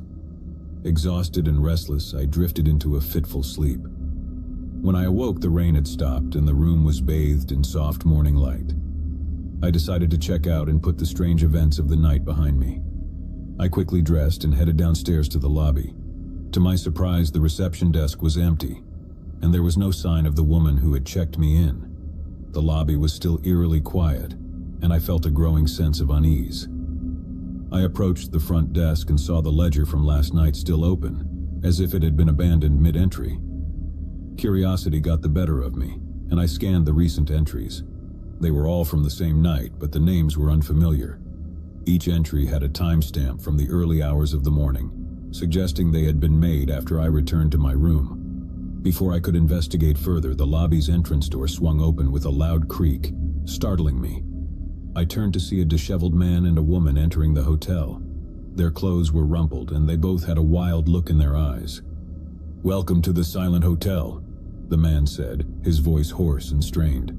I nodded in response, my confusion growing. "Is everything okay?" The woman exchanged a quick glance with the man before replying. "We had a long night, that's all. Just looking for a place to rest." I watched as they approached the reception desk. Their voices hushed as they spoke to the absent woman behind the counter. Their conversation was too quiet for me to hear, but their expressions grew increasingly anxious. Suddenly the woman turned to me, her eyes wide with fear. "You should leave this place," she whispered urgently. "Get out while you still can." Before I could respond, the man grabbed her arm and pulled her away, disappearing down the hallway. I stood there, bewildered and shaken, as the words echoed in my mind. With a growing sense of unease, I decided it was time to heed their warning. I turned and headed for the lobby entrance, eager to put the Silent Hotel behind me. But as I reached for the door handle, I realized it wouldn't budge. Panic surged through me as I tugged at the door with all my strength, but it remained firmly shut. I was trapped. Frantically, I looked around the lobby for an escape. I spotted an old fire exit at the far end, its red exit sign faintly illuminated. I rushed toward it, hoping it would lead me to safety. As I reached the door, I pulled on the handle, praying it would open. To my relief, it did, and I stepped out into the crisp morning air. But my relief was short-lived as I realized where I was. the back of the hotel facing a dense forest that stretched as far as the eye could see. I had no choice but to venture into the woods, my heart pounding with each step. The forest was quiet, and the only sound was the rustling of leaves in the breeze. I had no sense of direction, and every tree and bush seemed to blur together.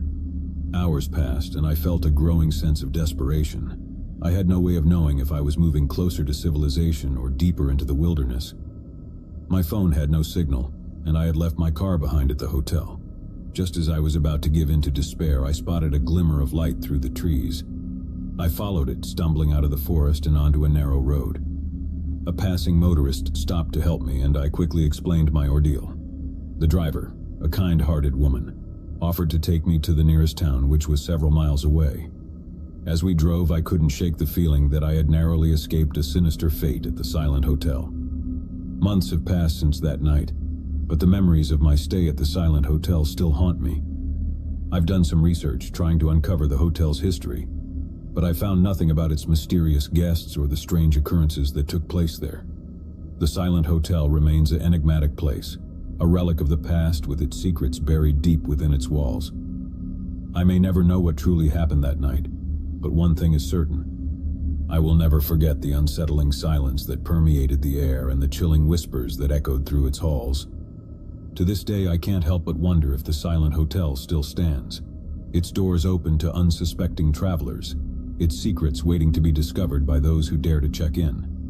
But one thing is for sure, I will never return to find out. It was a journey I had long anticipated, a road trip to the remote countryside, far from the demands of my busy city life. My desire for solitude and a chance to reset my frazzled nerves led me to the small, picturesque town of Crestwood.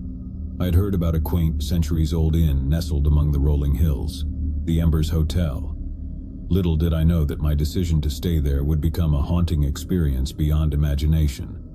The sun dipped below the horizon, casting a fiery glow over the winding road as I neared my destination. The evening sky was a brilliant tapestry of reds and purples, a stark contrast to the pitch-black countryside that lay ahead. My GPS led me onto a narrow, forested path, and my excitement was tinged with trepidation. Just as I was beginning to doubt the accuracy of the directions, the Embers Hotel emerged from the darkness, an imposing three-story structure framed by centuries-old oak trees. Its stone facade exuded an eerie Gothic charm, while the lit windows promised warmth and comfort. The gravel driveway crunched beneath my tires as I parked my car near the entrance. As I stepped out, a blast of chilly evening air greeted me, carrying with it the scent of rain-soaked earth and the faint rustling of leaves. My footfalls echoed in the quiet courtyard as I approached the entrance. The heavy wooden door swung open with a low, creaking groan, revealing an opulent lobby bathed in soft lamplight. The scent of aged leather and polished wood filled the air, creating an ambience of quiet sophistication. My eyes were drawn to the reception desk, where an elderly gentleman in a well-tailored suit stood, his demeanor as dignified as the hotel itself. "Good evening, sir. Welcome to the Embers Hotel. How may I assist you tonight?" His voice was smooth, accentuating the old-world charm of the place. "I have a reservation," I replied, handing him my identification. He examined my information and offered a polite smile. "Of course, Mr. Turner. You're in room 306. Here's your key." The key he handed me was an antique brass piece, cool to the touch. I nodded my thanks and made my way to the grand staircase that led to the upper floors. The staircase was adorned with intricate wrought iron railings, and the carpet beneath my feet was plush and well-worn, testifying to the hotel's storied history. On the third floor, I followed the numbered signs along a dimly lit corridor until I reached room 306. The key turned smoothly in the lock, and the door swung open, revealing a spacious suite adorned with period furniture and rich dark wood paneling. The room was as I had hoped, a blend of classic elegance and modern comfort. I unpacked quickly, and as I settled into the sumptuous armchair near the window, I marveled at the solitude of the place. I was far removed from the noise and distractions of city life, and the tranquility of the countryside had a calming effect on my frayed nerves. Despite the comfort of my surroundings, sleep proved elusive. I tossed and turned, the occasional gust of wind against the windowpane disrupting my restless dreams. The ornate clock on the wall ticked away the hours, echoing through the silent room. It was well past midnight when I heard the first whispers. They were soft and indistinct, like a faint rustling of leaves. I lay in bed, straining my ears to catch the source of the sound. The wind outside had ceased, and an eerie stillness had settled over the hotel.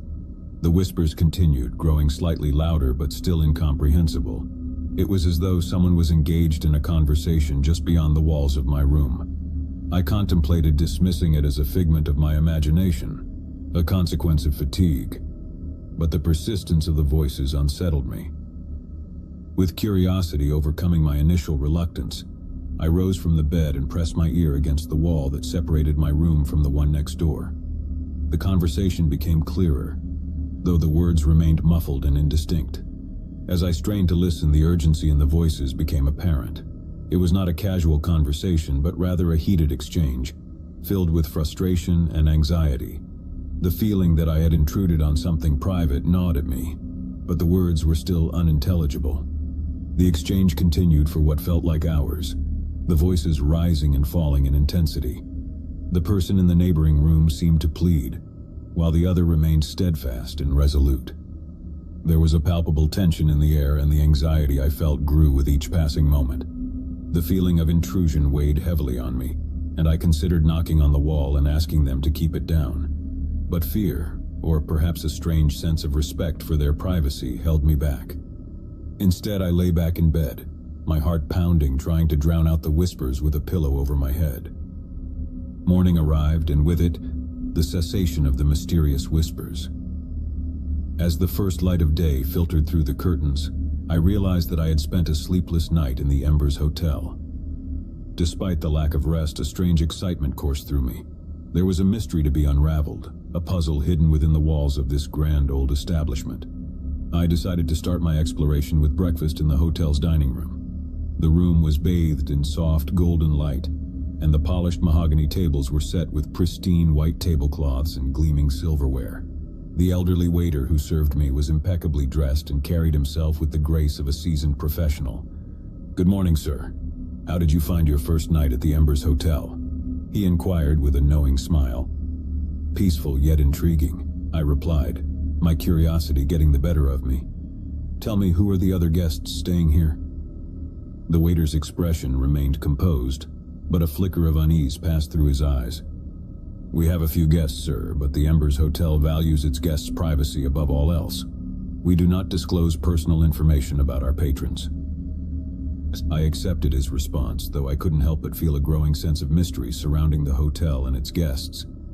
Over breakfast, I observed the other diners, an elderly couple engrossed in their newspapers, a solitary writer scribbling away in a journal, and a pair of hikers planning their day's excursion. After breakfast, I ventured into the sprawling library, a treasure trove of ancient books and vintage magazines. The atmosphere was hushed, with the occasional crackling of a log in the grand fireplace providing a comforting background noise. As I perused the dusty tomes, I couldn't shake the feeling that the library held secrets of its own. The hotel's history intrigued me, and I approached the reception desk later that morning to inquire about its past. The elderly gentleman from the previous night was now replaced by a middle-aged woman with warm yet cautious eyes. "I'm fascinated by the history of this place," I began. "Could you tell me more about the Embers Hotel and its past guests?" She regarded me for a moment as if considering her response carefully. The Embers Hotel has a storied history that spans several centuries. Many notable individuals have graced its halls over the years, seeking solace, inspiration, or escape from the world. However, our policy has always been to respect the privacy of our guests, both past and present. We do not divulge personal details or anecdotes. I couldn't hide my disappointment, though her words only fueled my curiosity further. With little information to go on, I resolved to explore the hotel on my own, to uncover the enigma of the Embers Hotel. Days turned into weeks, and my fascination with the Embers Hotel deepened. I spent my time wandering its labyrinthine corridors, admiring its antique furnishings, and absorbing the atmosphere that seemed to seep from every crevice. The whispers from the neighboring room had become a constant presence, a reminder of the mystery that hung in the air. It was during one of my explorations that I stumbled upon an unassuming door on the 4th floor. The door was slightly ajar and a soft light spilled from within. A plaque on the door read, "The Embers Room, Private." Intrigued, I pushed the door open gently, revealing a room that was unlike any other in the hotel. The walls were adorned with photographs, newspaper clippings, and handwritten notes. There were mementos, too, a collection of vintage items, each with its own story to tell. As I examined the photographs, I realized that they were all of the same person, a striking woman with dark, enigmatic eyes. She appeared in various settings, from glamorous parties to solitary walks in the countryside. Newspaper articles hinted at her wealth, her mysterious disappearance, and the enduring fascination that her story had held for the public. The room was a shrine to this unknown woman, and I couldn't help but wonder about her connection to the Embers Hotel. What had drawn her here, and why had she left behind such a detailed record of her life? My curiosity had reached its peak, and I was determined to uncover the truth. I began researching the woman's identity, scouring the internet for any information that might shed light on her story. The more I discovered, the more I became convinced that her connection to the Embers Hotel was a key to unraveling the mystery that had captivated me. Weeks turned into months as I delved deeper into the mystery of the Embers Hotel. My research led me down a rabbit hole of historical records, newspaper archives, and interviews with locals. It was during one of these interviews that I met an elderly gentleman named Mr. Simmons, a lifelong resident of Crestwood. "You're interested in the Embers Hotel, are you?" Mr. Simmons said, a twinkle in his eye. "Well, you've certainly chosen a fascinating subject. I've lived here all my life, and I've heard my fair share of stories about that place." I leaned in, eager to hear more. "Tell me everything you know." Mr. Simmons began with tales of the hotel's early days, when it had been a haven for artists, writers, and intellectuals seeking refuge from the chaos of the world. He spoke of lavish parties, passionate affairs, and the lingering echoes of creativity that still permeated the building's walls. But it was in the 1940s that things took a darker turn, Mr. Simmons continued, his voice dropping to a hushed tone. "There was a woman, you see, a woman who had it all: beauty, wealth, and fame. She was a regular guest at the Embers Hotel, always accompanied by her entourage of admirers." As Mr. Simmons spoke, I couldn't help but think of the photographs and mementos in the Embers room. It seemed that this woman had been the central figure in the hotel's history. Rumors began to circulate about the woman, Mr. Simmons went on. Whispers of a tragic past, of a secret that haunted her every step. It was said that she came to the Embers Hotel seeking solace, but that solace remained elusive. I leaned closer, my heart pounding. What happened to her? Mr. Simmons hesitated, as if deciding whether to reveal the darkest part of the story. "One night she disappeared," he said finally, his voice barely above a whisper. "No one knew where she went or why. The hotel staff claimed she checked out, but her entourage was left behind, bewildered and distraught." I couldn't hide my shock. What could have driven her to leave so abruptly? "That's the question that's haunted Crestwood for decades," Mr. Simmons replied. "Some say she discovered a terrible secret, something that shook her to her core. Others believe she was pursued by a relentless force, a force that sought to claim her." The pieces of the puzzle were falling into place. The whispers in the neighboring room, the photographs, the Embers room itself, all were connected to the mysterious woman who had vanished from the hotel. Determined to uncover the truth, I returned to the Embers Hotel that evening. The whispers had grown louder, more urgent, and I knew that the time had come to confront the enigma that had drawn me in. As I stood before the door to the Embers room, a sense of trepidation washed over me. The photographs on the walls seemed to watch, their silent presence a testament to the mystery that had brought me here. With a deep breath, I pushed the door open and stepped inside. The soft lamplight cast a warm glow over the room, illuminating the photographs and mementos that adorned the walls. I approached the photographs, studying each one as if it held the key to the woman's story. It was then that I noticed something unusual, a photograph that I hadn't seen before. It depicted the woman standing in front of a grand, ornate mirror, her reflection distorted by the aged glass. The mirror itself was a work of art, its intricate frame adorned with symbols and carvings. Curiosity piqued. I examined the mirror more closely. It was unlike any I had ever seen, and the symbols etched into its surface seemed to tell a story of their own. My fingers traced the lines, and as I did, a sense of unease washed over me. The mirror was more than a mere decorative piece. It was a portal to another world, a gateway to a place that defied logic and reason. With trembling hands, I reached out and touched the glass, feeling a surge of energy course through me. In an instant, I was transported to a realm of darkness and uncertainty. The room around me vanished, replaced by a shadowy landscape of shifting shapes and ethereal whispers. The air was thick with anticipation, and the woman from the photograph stood before me, her eyes filled with sorrow. "You shouldn't have come here," she whispered, her voice a haunting echo. "This place is not what it seems." I tried to speak, to ask her about the secrets of the Embers Hotel, but my words were lost in the void. The woman reached out, her fingers brushing against my hand, and in that moment I understood. The Embers Hotel was a place of secrets, a place where the past and present converged, where the whispers of history lingered in the air. The woman had discovered the truth, a truth that defied explanation, a truth that had driven her to vanish from the world. With a sense of urgency, I stepped back from the mirror, the room around me returning to its former state. The photographs, the mementos, the enigma of the Embers Hotel. They were all pieces of a puzzle that I could never hope to solve. I left the Embers Hotel that night, my mind in turmoil. The whispers had faded, and the mysteries of the hotel remained unsolved. As I drove away, I couldn't help but wonder if the truth would ever be revealed. Months have passed since that fateful night, and I've returned to my busy city life. The memories of the Embers Hotel continue to haunt me, a reminder of the enigma that remains unsolved. The woman from the photographs, the whispers in the neighboring room, the mysterious mirror, all are part of a story that defies explanation. The Embers Hotel stands as a testament to the unending mysteries of the world, a place where history and secrets converge, a place where the past is never truly forgotten. It is a place that will forever remain in my memory, a place where the enigma lingers like a whisper in the night. And so the Embers Hotel remains, its secrets hidden within its walls, waiting for the next curious soul to unlock the mysteries that lie within. It is a place where history and mystery converge, a place where the past and present are forever intertwined. As I reflect on my journey, I realize that some mysteries are meant to remain unsolved. Some secrets are meant to remain hidden. The Embers Hotel is one such place, a place where the enigma of the past continues to beckon, a place where the whispers of history will forever echo in the corridors of time.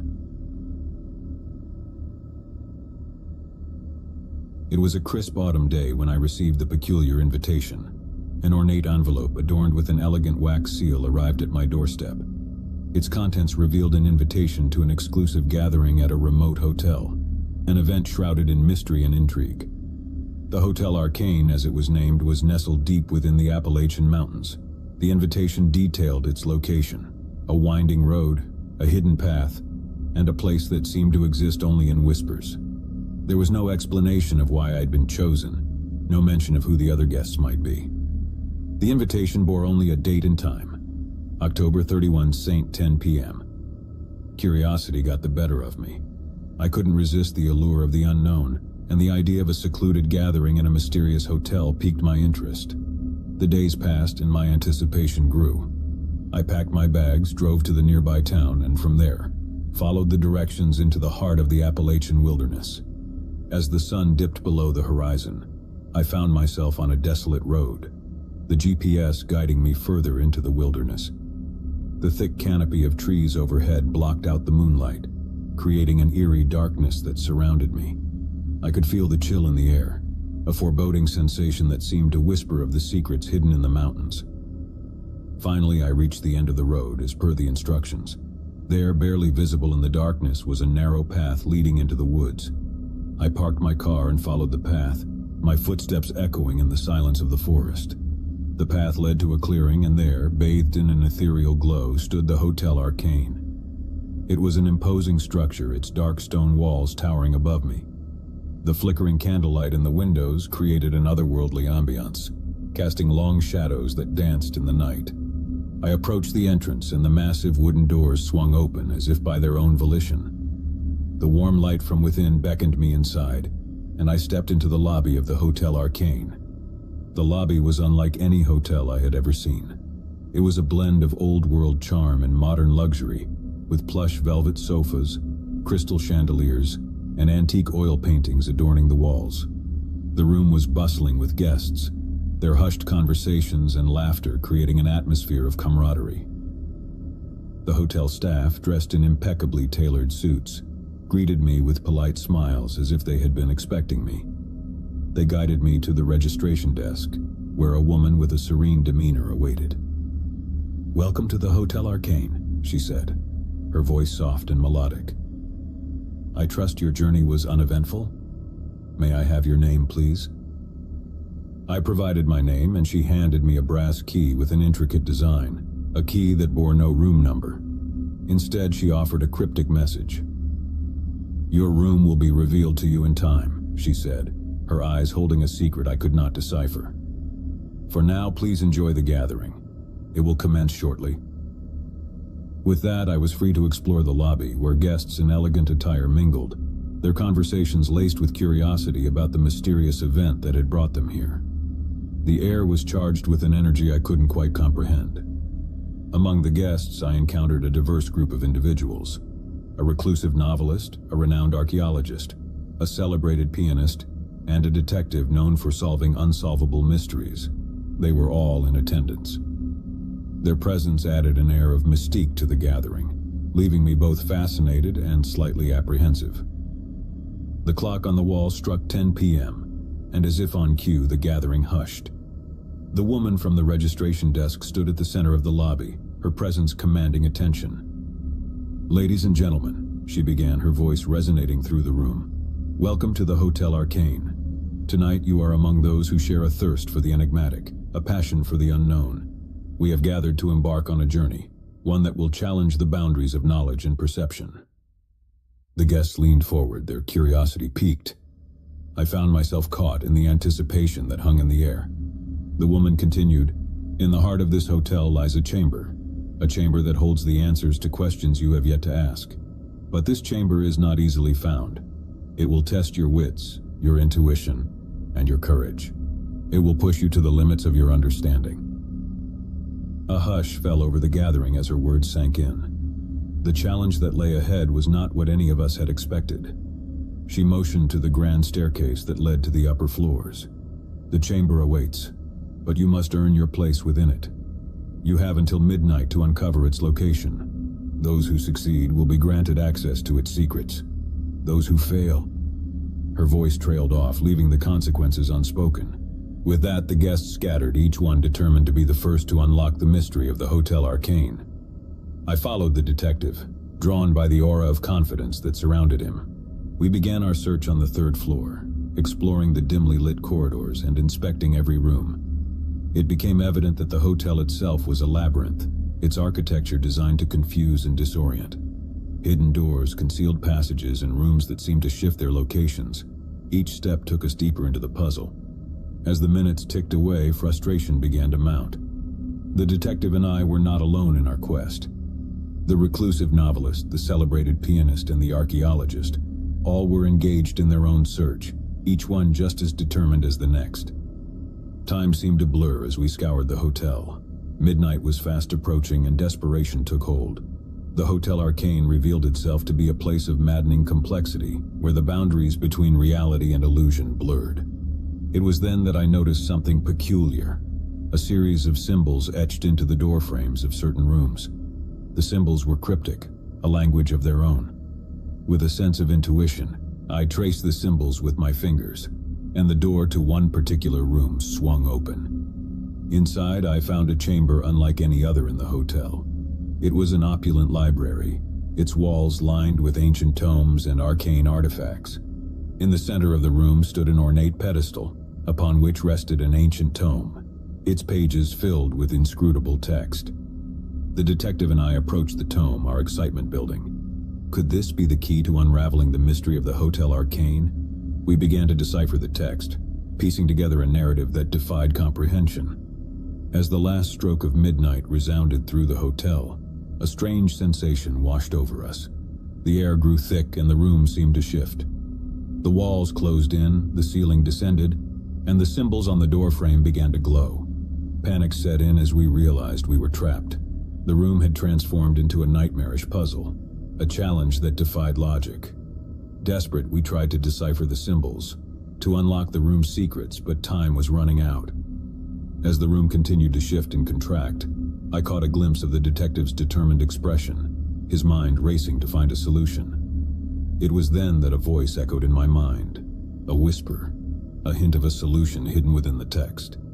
With renewed determination, I began to rearrange the symbols, aligning them in a sequence that matched the text of the ancient tome. The room responded, the walls retracting, the ceiling rising. We had unlocked the chamber's secrets, but the ordeal had left us shaken.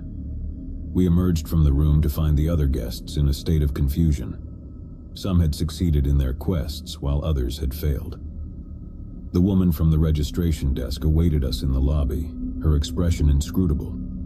"You have passed the first test," she said, her voice betraying no emotion. "You have earned your place within the chamber." With that, she led us to a grand door at the end of the lobby. The door swung open to reveal a chamber that defied description. The chamber was filled with ancient artifacts, each one imbued with a strange energy. Arcane symbols covered the walls and the air was thick with an otherworldly presence. At the center of the room stood a massive tome, its pages filled with secrets of the cosmos. The woman motioned to the tome.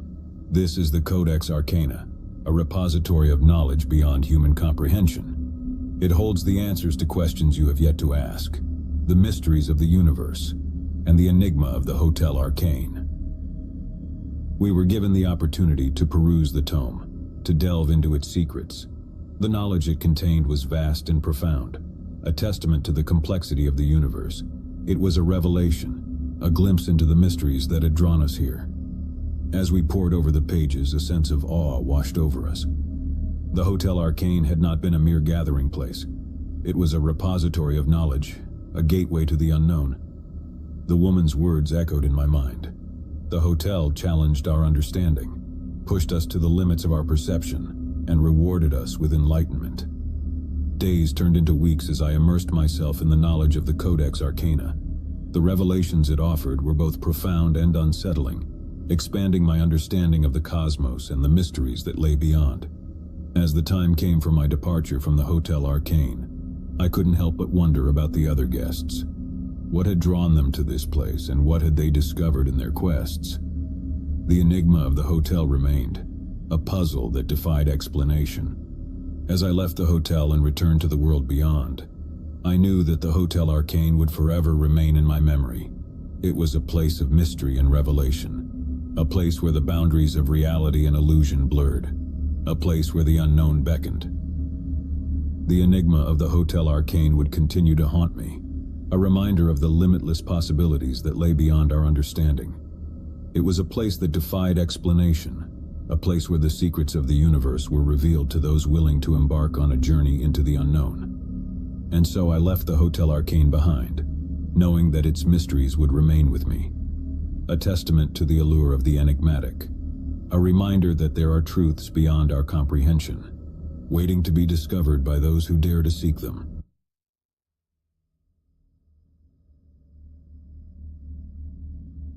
The rain pounded against the windshield as I pulled into the parking lot of the dilapidated motel. The neon sign above the office flickered intermittently, casting an eerie glow on the cracked asphalt. It was late, and I was tired from hours of driving through the desolate countryside. I just needed a place to rest for the night, and this was the only option for miles. As I approached the motel office, I couldn't help but feel a sense of unease. The building looked as though it had seen better days, its paint peeling and its windows covered in a thick layer of grime. A flickering vacancy sign hung in the window, its letters missing here and there, making it hard to read at first glare. I stepped inside, a bell above the door jingling softly. The interior was dimly lit, and the air was heavy with the musty scent of old carpet and cigarette smoke. A bored-looking clerk sat behind the counter. her eyes glued to a small television that played a rerun of some late-night talk show. "Can I help you?" she mumbled without looking up.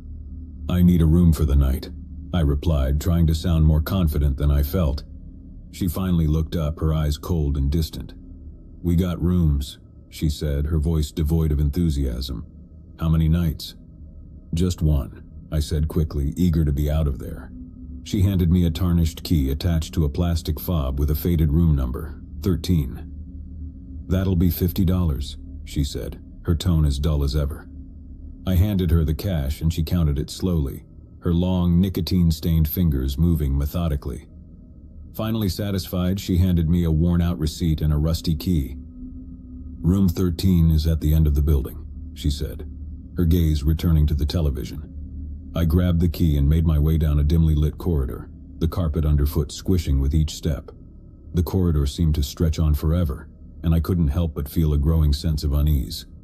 The motel was eerily quiet, save for the distant hum of the rain outside and the low drone of the television from the office.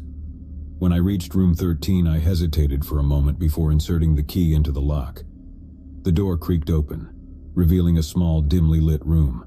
The air inside was stifling, and I quickly opened a window to let in some fresh air. The room was sparsely furnished with a sagging double bed, a rickety nightstand, and a flickering overhead light that cast eerie shadows on the walls. As I settled in for the night, I couldn't shake the feeling of being watched.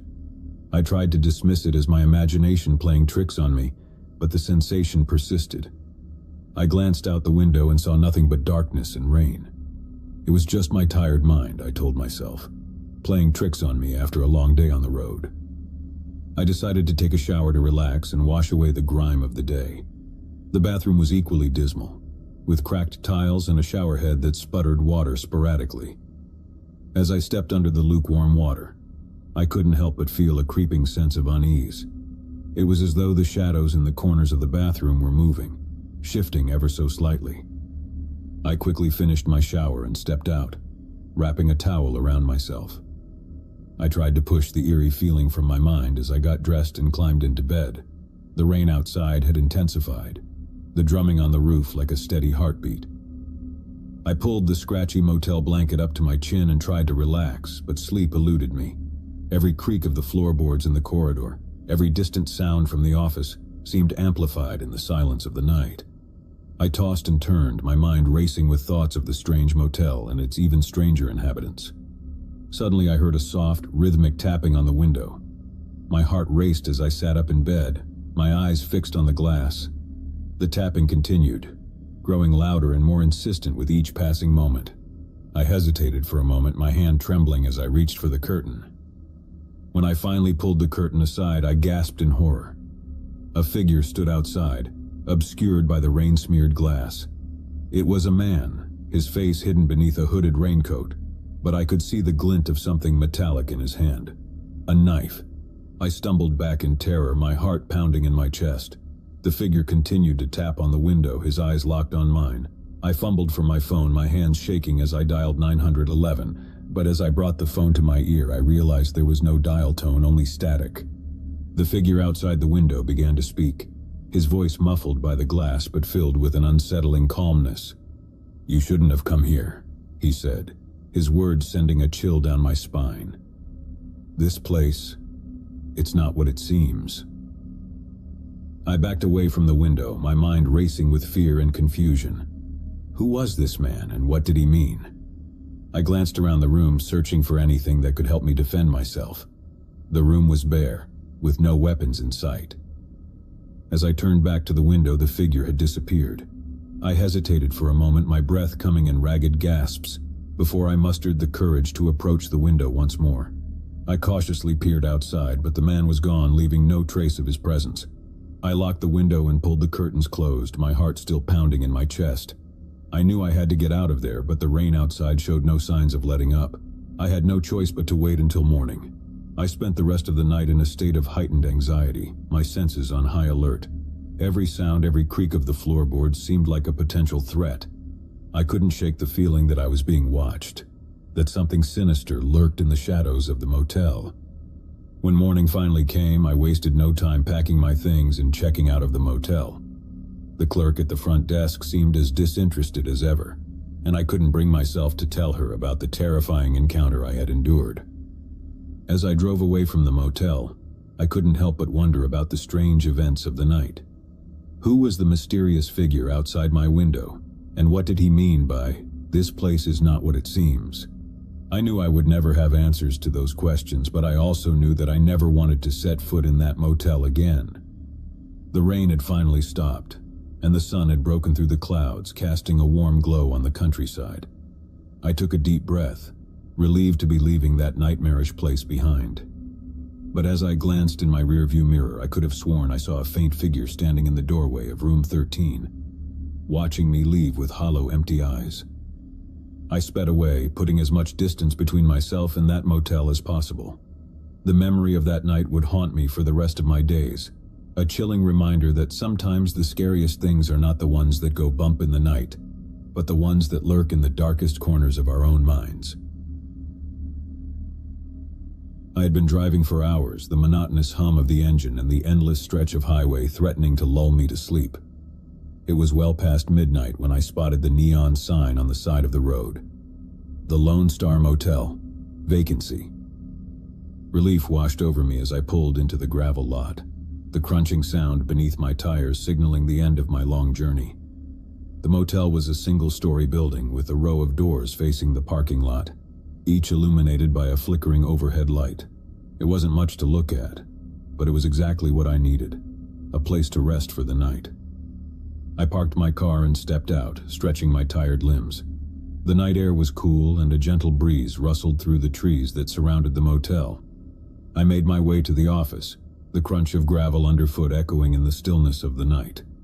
The office was small and dimly lit, the counter separating me from a middle-aged man with tired eyes and a worn-out expression. He glanced up from his newspaper as I entered, offering me a half-hearted smile. "Can I help you?" he asked, his voice lacking any enthusiasm. "I need a room for the night," I replied, equally unenthusiastic after hours of driving.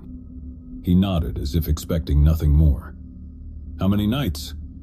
"Just one," I said, relieved to be spending only a single night at this dreary place. He pushed a weathered guest book toward me and I scribbled my name and contact information. He handed me a key with a plastic fob that read room 7 inches and pointed to a small map of the motel. "Your room is at the end of the building on the left," he said, his tone never wavering. I handed him some cash and he counted it meticulously before handing me a receipt. "That'll be $50, he said, as if the amount was etched in stone. I took the key and thanked him, then made my way to room 7. The motel was eerily quiet, the only sound the soft hooting of an owl in the distance. The door to my room was worn and faded, the paint peeling in places.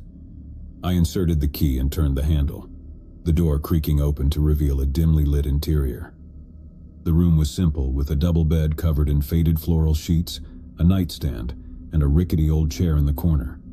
The overhead light flickered ominously, casting unsettling shadows on the walls.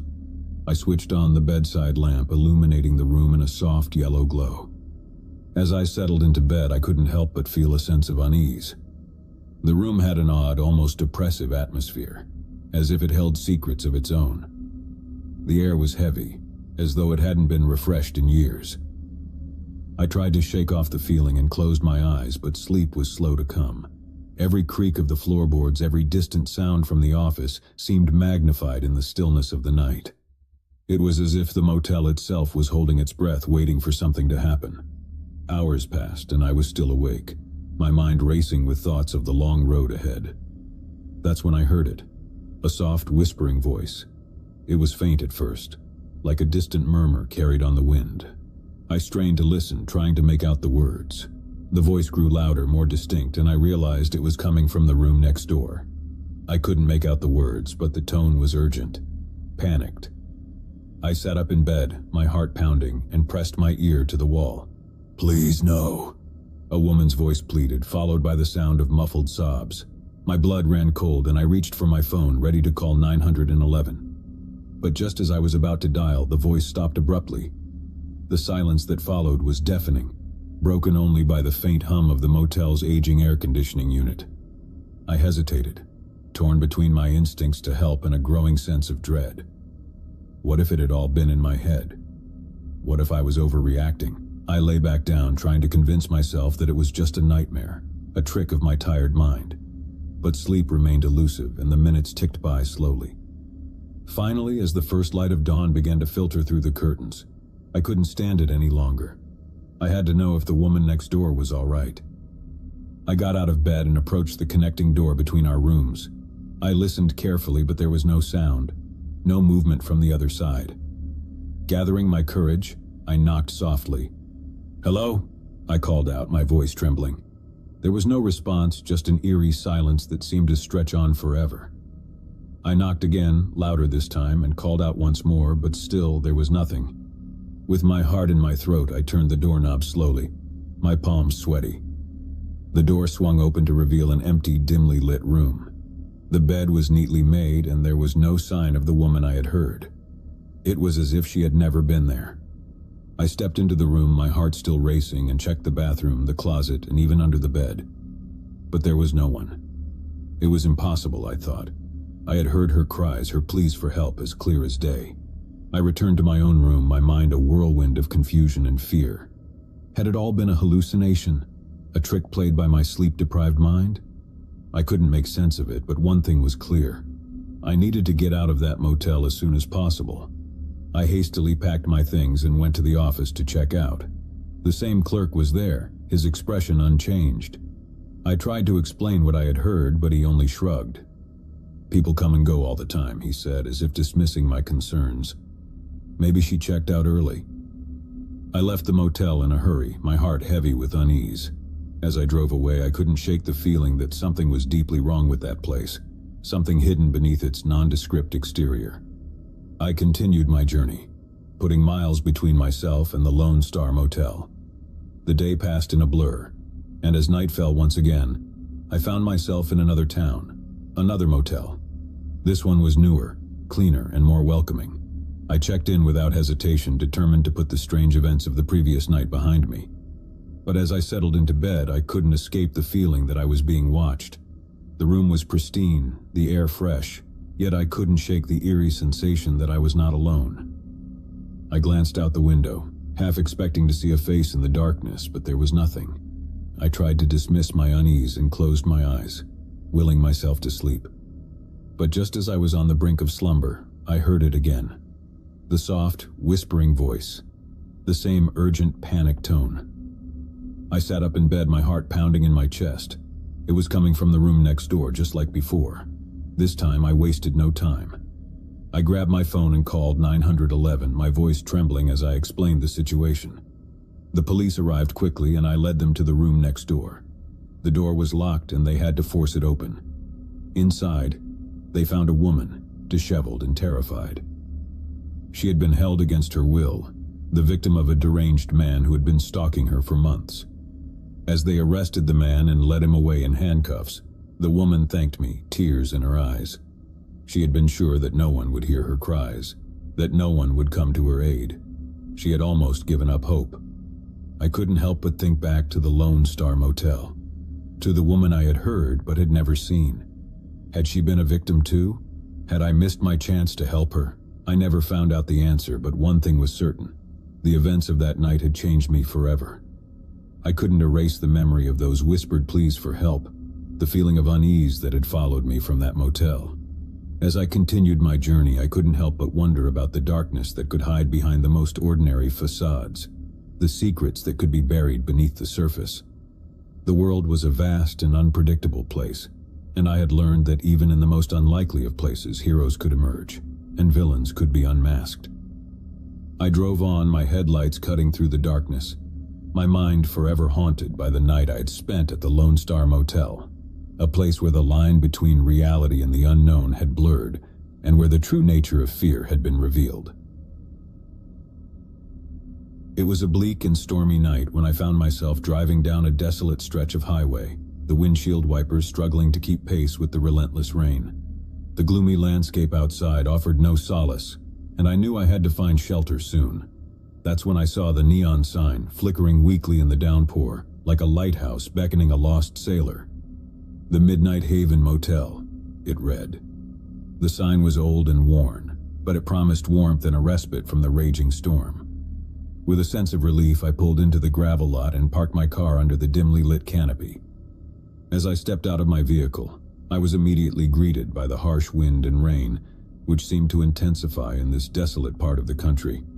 I hurried to the office, my soaked clothes clinging to my body, my shoes squishing with every step. The motel office was a small, dimly lit room that smelled of stale cigarette smoke and old wood. Behind the counter sat a middle-aged man with a gruff demeanor. He barely looked up from his newspaper when I entered, acknowledging me with a simple nod.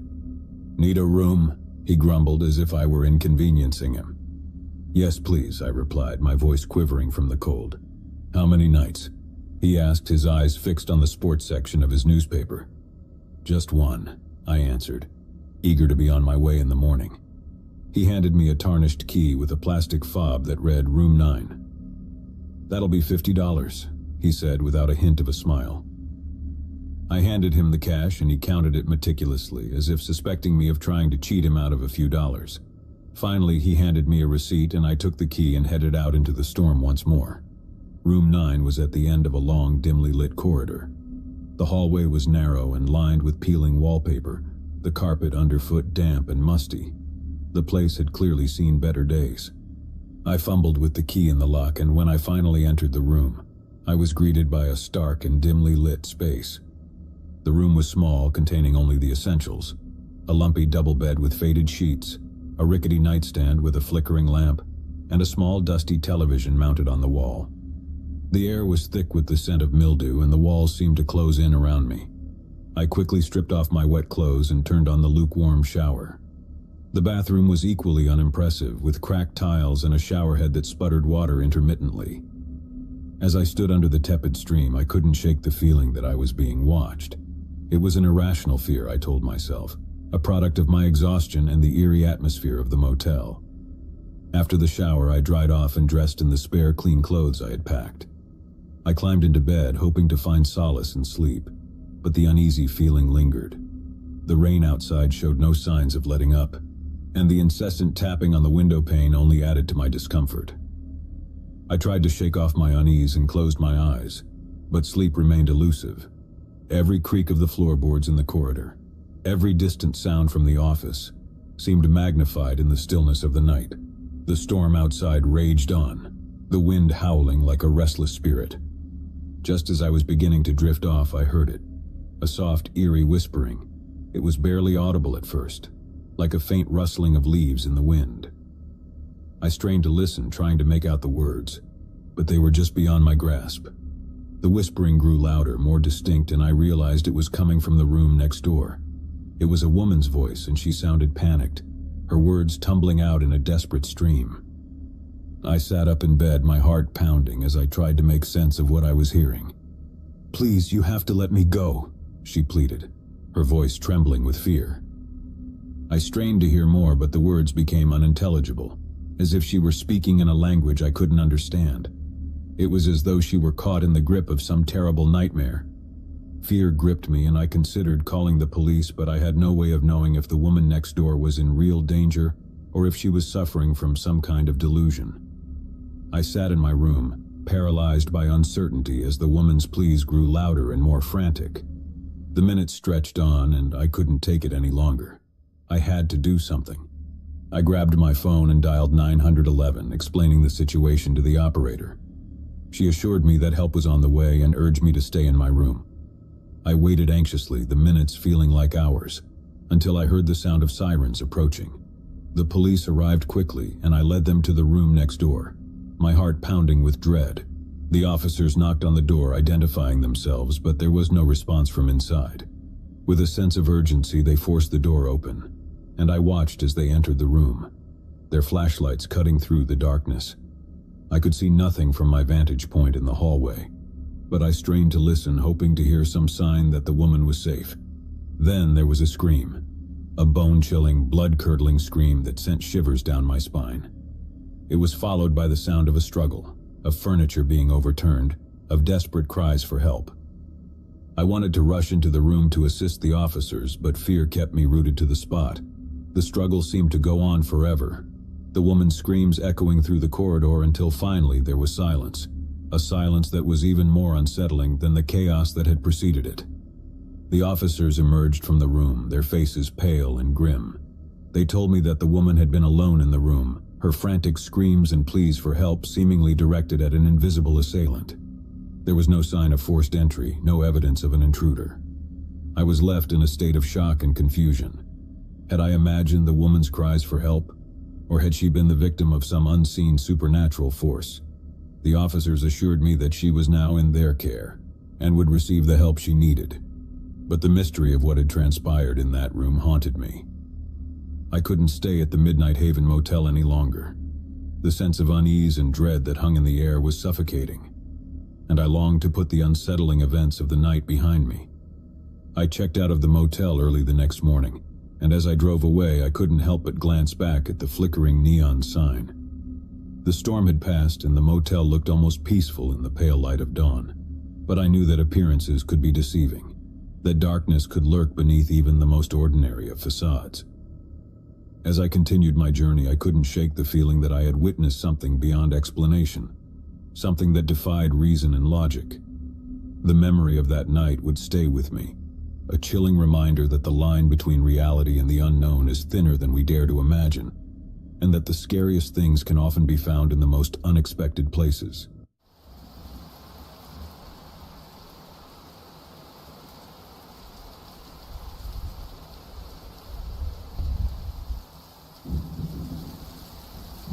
It was a dark and stormy night when I first encountered the house on Willow Street. The rain poured relentlessly from the heavens, drenching me to the bone as I stood there, shivering and staring at the old, decrepit mansion. I had always been fascinated by abandoned houses, and this one had an air of mystery that drew me in like a moth to a flame. I had heard the rumors about Willow Street. People said it was cursed, that anyone who dared to enter the house never came out the same. Some claimed they had seen strange lights flickering in the windows late at night, while others swore they had heard eerie whispers carried by the wind. But I was a skeptic, and I believed that there had to be a logical explanation for everything. My name is Alex, and I was a freelance writer, always on the lookout for a good story. I had heard about Willow Street from an old-timer at the local diner, who claimed to have seen the ghost of a woman in a white gown wandering the grounds. It was the perfect opportunity to prove that there was no such thing as ghosts, and I was eager to debunk the legends surrounding the house. As I approached the front door, I could feel the weight of the rain-soaked clothes clinging to my body. The rain was relentless, pounding on the roof and windows of the mansion like a drumbeat from another world. I took a deep breath and pushed open the creaking door, which protested loudly as it swung inward. The interior of the house was as eerie as its exterior. Dusty old furniture covered with tattered sheets lined the hallway, and the air was thick with the scent of decay. It was clear that no one had lived here in years. I pulled out my flashlight and began to explore, determined to unravel the mysteries of Willow Street. As I moved deeper into the house, I couldn't shake the feeling that I was being watched. Every creak of the floorboards and rustle of the wind seemed to echo with a sinister presence. But I brushed it off as my imagination playing tricks on me. There had to be a rational explanation for everything. I entered what appeared to be the living room, and my flashlight illuminated an old, cracked portrait hanging on the wall. It was a painting of a woman in a white gown, her eyes seeming to follow me as I moved around the room. I couldn't help but shiver as I stared at the eerie likeness. I continued my exploration, making my way to the second floor. The rain outside intensified, creating an eerie symphony of howling winds and drumming raindrops. It was as if the storm itself was trying to warn me to leave this place. Upstairs, I found a series of bedrooms, each more dilapidated than the last. But one room stood out, a master bedroom at the end of the hallway. The door was partially ajar, and a faint light flickered from within. I cautiously pushed it open. Inside, I was met with a sight that sent a chill down my spine. The room was furnished as though someone had just stepped out for a moment. A bed with disheveled sheets, a vanity covered in old cosmetics, and a writing desk with yellowed papers. But what caught my eye was the photograph on the nightstand. It was the same woman from the portrait downstairs, the one in the white gown. She was smiling in the photograph, a stark contrast to the stories of her haunting the house. I picked up the photograph and examined it closely. There was something about her eyes, something hauntingly familiar. As I studied the photograph, I heard a sound coming from the closet, a soft, mournful sobbing. My heart raced as I approached the closet door, my flashlight trembling in my hand. I slowly opened the door, and there, huddled in the corner, was a woman in a torn and tattered white gown. She looked up at me with tear-filled eyes, and for a moment I saw a glimmer of recognition in her gaze. "You came back," she whispered, her voice trembling. I was taken aback. "Do I know you?" I asked, my voice quivering. She nodded slowly, her expression filled with a mixture of sadness and relief. "I've been waiting for you to return for so long." I helped her out of the closet, my mind racing with questions. Who was this woman, and why did she seem to know me? As she spoke, the pieces of the puzzle began to fall into place. Her name was Emily, and she had lived in this house decades ago. She had been a recluse, rarely leaving the mansion, and she had a fascination with the rain. It was during a torrential downpour that she had disappeared, leaving behind a trail of unanswered questions. As Emily recounted her story, I couldn't help but feel a deep sense of unease. She spoke of a darkness that had consumed her, a darkness that had driven her to seek solace in the rain. She had become trapped in a time loop, reliving the same rainy night over and over again. I listened in horror as she described the torment she had endured, the isolation and despair that had slowly eroded her sanity. She had tried to leave the house countless times, but each time she stepped outside, she found herself back in the mansion, as if the world beyond its walls no longer existed. It was then that I realized the truth. Willow Street was not cursed by supernatural forces, but by the darkness that had consumed Emily's soul. She had become a prisoner in her own memories, trapped in a never-ending cycle of rain and despair. Determined to help Emily, I searched the house for any clues that might break the curse. I found a journal in the study, filled with Emily's writings and musings. It was a chronicle of her descent into madness, a desperate plea for someone to free her from her eternal torment. As I read through the journal, I began to understand the key to breaking the cycle. Forgiveness. Emily had been consumed by guilt and regret, and it was only by forgiving herself for her past actions that she could find peace. I returned to Emily, who had been sitting by the window watching the rain. I gently told her what I had discovered and encouraged her to forgive herself for whatever had led her to this point. Tears welled up in her eyes as she slowly began to let go of the pain and guilt that had bound her for so long. As the rain continued to pour outside, something remarkable happened. The room seemed to brighten, and the storm outside began to subside. Emily's smile grew brighter, and for the first time in years, she felt a sense of peace. With each passing moment, the house on Willow Street transformed. The decay and darkness that had shrouded it began to fade away, replaced by a sense of warmth and hope. It was as if the very soul of the house was healing. As the rain finally ceased, Emily and I stepped outside, hand in hand. The world beyond Willow Street had changed, and Emily was finally free to explore it. We walked away from the house, leaving behind the memories of its haunting past. In the end, the scariest thing about Willow Street was not the supernatural, but the darkness that can consume a person's soul.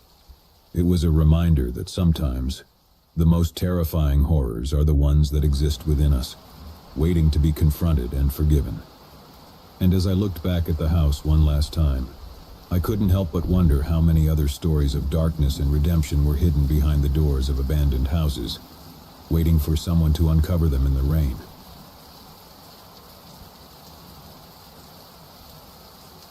The rain was relentless that night, falling in torrents from a sky shrouded in darkness. It was the kind of rain that seemed to wash away the world, erasing all sound except for the rhythmic drumming of water on rooftops and pavement. The storm had come out of nowhere, and I found myself driving along a desolate stretch of highway, desperately searching for shelter. My name is Mark, and I was on a road trip that had taken me far from civilization. I had always been drawn to remote places, the kind where you could escape the noise and chaos of the world.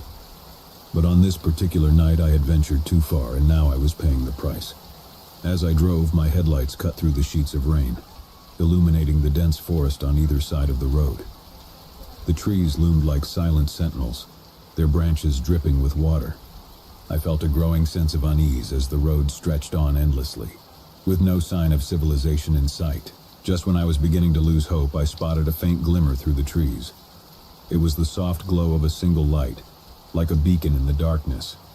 I slowed down and turned onto a narrow, winding path that led me deeper into the woods. The path ended at a small cabin nestled among the trees. It was a rustic structure, its wooden walls weathered and worn by time. A battered sign next to the cabin's entrance read, "Rustic Rain Retreat." It seemed like the perfect place to seek refuge from the storm. I parked my car and made my way to the cabin's front door. The rain had soaked me to the bone, and I was shivering as I knocked on the door. It swung open slowly, revealing an elderly man with kind eyes and a welcoming smile. Come in," he said, gesturing for me to enter. "You must be freezing out there." I stepped inside, feeling an immediate sense of warmth and comfort. The cabin's interior was cozy, with a crackling fire in the fireplace and soft, inviting furnishings. The room was adorned with various oddities, antique clocks, vintage photographs, and an assortment of curiosities that hinted at a rich and storied past. "I'm George," the man said, extending a hand. "And you are?" "Mark," I replied, shaking his hand. "I can't thank you enough for letting me in. I got caught in the storm, and I wasn't sure I'd make it out of there." George waved off my gratitude. "No need to thank me. We don't get many visitors out here, especially not on a night like this. You're welcome to stay as long as you like." As the rain continued to pour outside, George and I sat by the fire, sipping on hot tea and sharing stories. He told me about the cabin, how it had been in his family for generations, and how he had turned it into a retreat for weary travelers like myself. There was something captivating about his tales, and I found myself hanging on his every word. As the night wore on, George offered me a spare bedroom to spend the night. I gladly accepted, grateful for the warmth and shelter.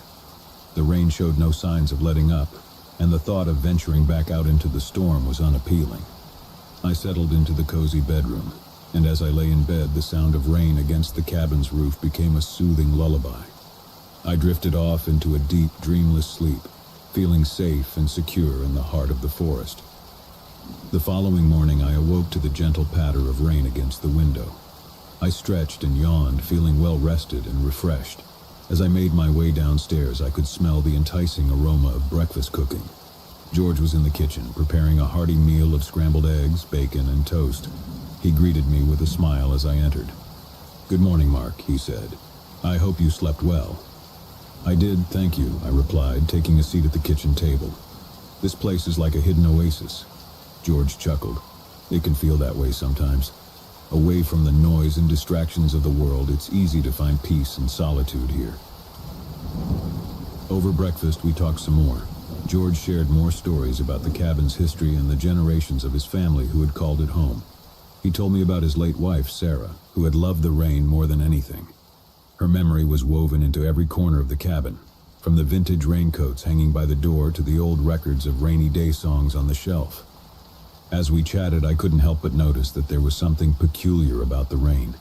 It seemed to fall with a rhythm, almost like a pattern. I mentioned it to George, and he gave me a knowing smile. "Ah, you've noticed it too," he said. "The rain here has a way of speaking to you if you listen closely enough." I raised an eyebrow. "Speaking to me? How so?" George's eyes twinkled with a hint of mischief.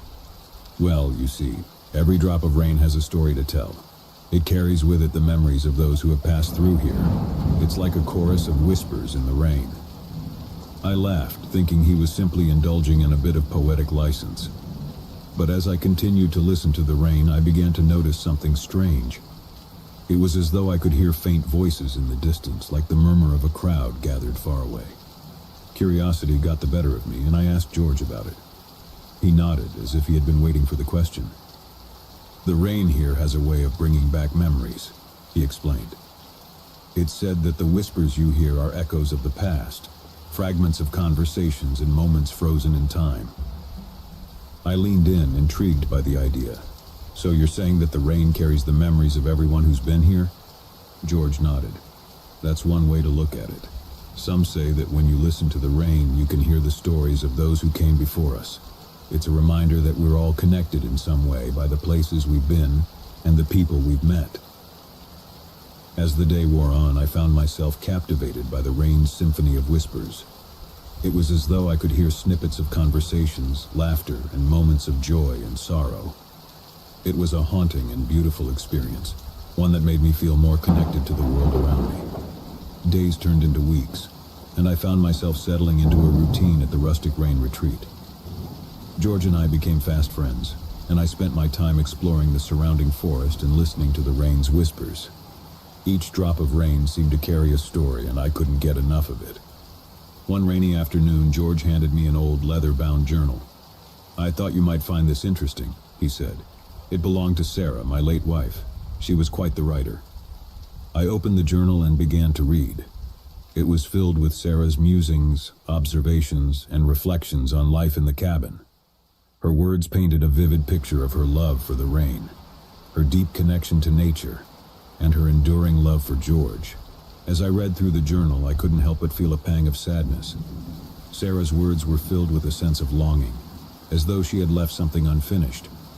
I mentioned this to George, and his expression grew somber. "Yes," he said softly. "Sarah loved this place more than anything, but she always felt like there was something missing. She used to say that the rain held the key to the cabin's true purpose, but she never quite figured out what that meant." I couldn't help but wonder if Sarah's words were somehow connected to the whispers in the rain. It seemed like there was a deeper mystery to unravel, one that had been hidden in plain sight all along. As the weeks turned into months, my bond with George deepened, and the cabin truly began to feel like a second home. But there was a growing sense of restlessness in me, a nagging feeling that I had a role to play in unraveling the mystery of the rain. One stormy night, as I lay in bed listening to the rain's whispers, I had a revelation. It was as though a puzzle piece had fallen into place in my mind. I realized that the rain was trying to tell me something, to reveal a truth that had remained hidden for far too long. The following morning, I approached George with my newfound insight. "I think Sarah's right," I said. "I think the rain does hold the key to the cabin's true purpose." George's eyes lit up with excitement. "You think so? But what could it be?" I explained my theory that the rain was not just a source of comfort and nostalgia, but a living record of the cabin's history. If we could decipher the whispers in the rain, we might uncover the cabin's hidden purpose and fulfill Sarah's unspoken wish. George was eager to try, and together we embarked on a journey to unravel the mystery. We spent hours listening to the rain, recording the whispers and trying to piece together the fragments of memories and stories. It was a painstaking process, but we were determined to uncover the truth. As days turned into weeks, our efforts began to bear fruit. We discovered that the rain carried memories of all those who had stayed at the cabin, their stories intermingling with the whispers of the forest. It was as though the rain had become a living tapestry, weaving together the threads of countless lives. One rainy afternoon, as we listened to the whispers, we heard a voice that was unmistakably Sarah's. She was speaking of her love for the cabin, her longing to understand its true purpose, and her hope that someone would come along who could unlock its secrets. Tears welled up in George's eyes as he listened to his late wife's voice. "She was right," he said. "The rain was trying to tell us something all along." We continued to listen, and the pieces of the puzzle began to fall into place. The whispers revealed that the cabin was meant to be a place of refuge, a sanctuary for those seeking solace and connection with nature. It was a place where the stories of the past could be preserved and shared, where the rain could carry the memories of all who had passed through its doors.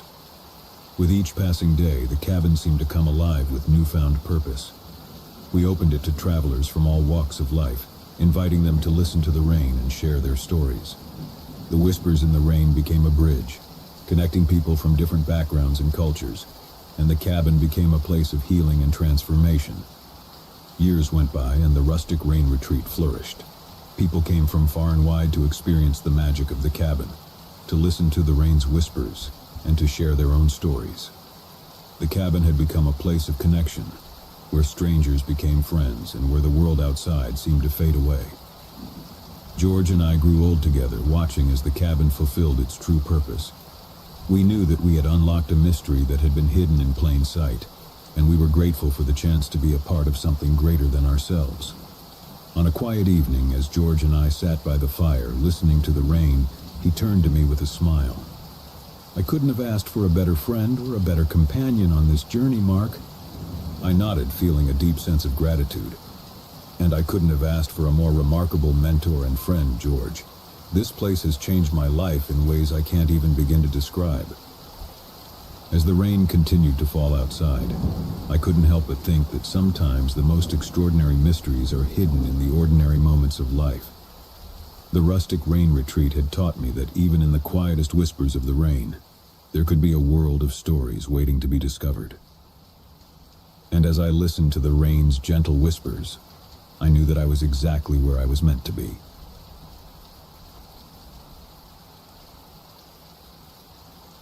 It was a stormy evening in the small town of Willowbrook. Rain lashed against the windows and thunder rumbled ominously in the distance. The townsfolk had long grown accustomed to such weather, but this night was different.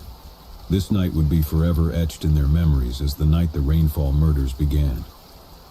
My name is Detective Sarah Mitchell, and I had been assigned to Willowbrook's police department for the past 5 years. Despite the town's reputation for being peaceful and quiet, my job had never lacked excitement. But nothing could have prepared me for the series of gruesome murders that would soon send shockwaves through our community. It all started with a phone call late one rainy night. The dispatcher's voice crackled through the receiver. "Sarah, we've got a situation. There's been a murder down on Elm Street." I groaned inwardly, already dreading the sight that awaited me. Elm Street was a quiet neighborhood, home to many elderly residents who had lived there for decades. It was the last place you'd expect a murder to occur.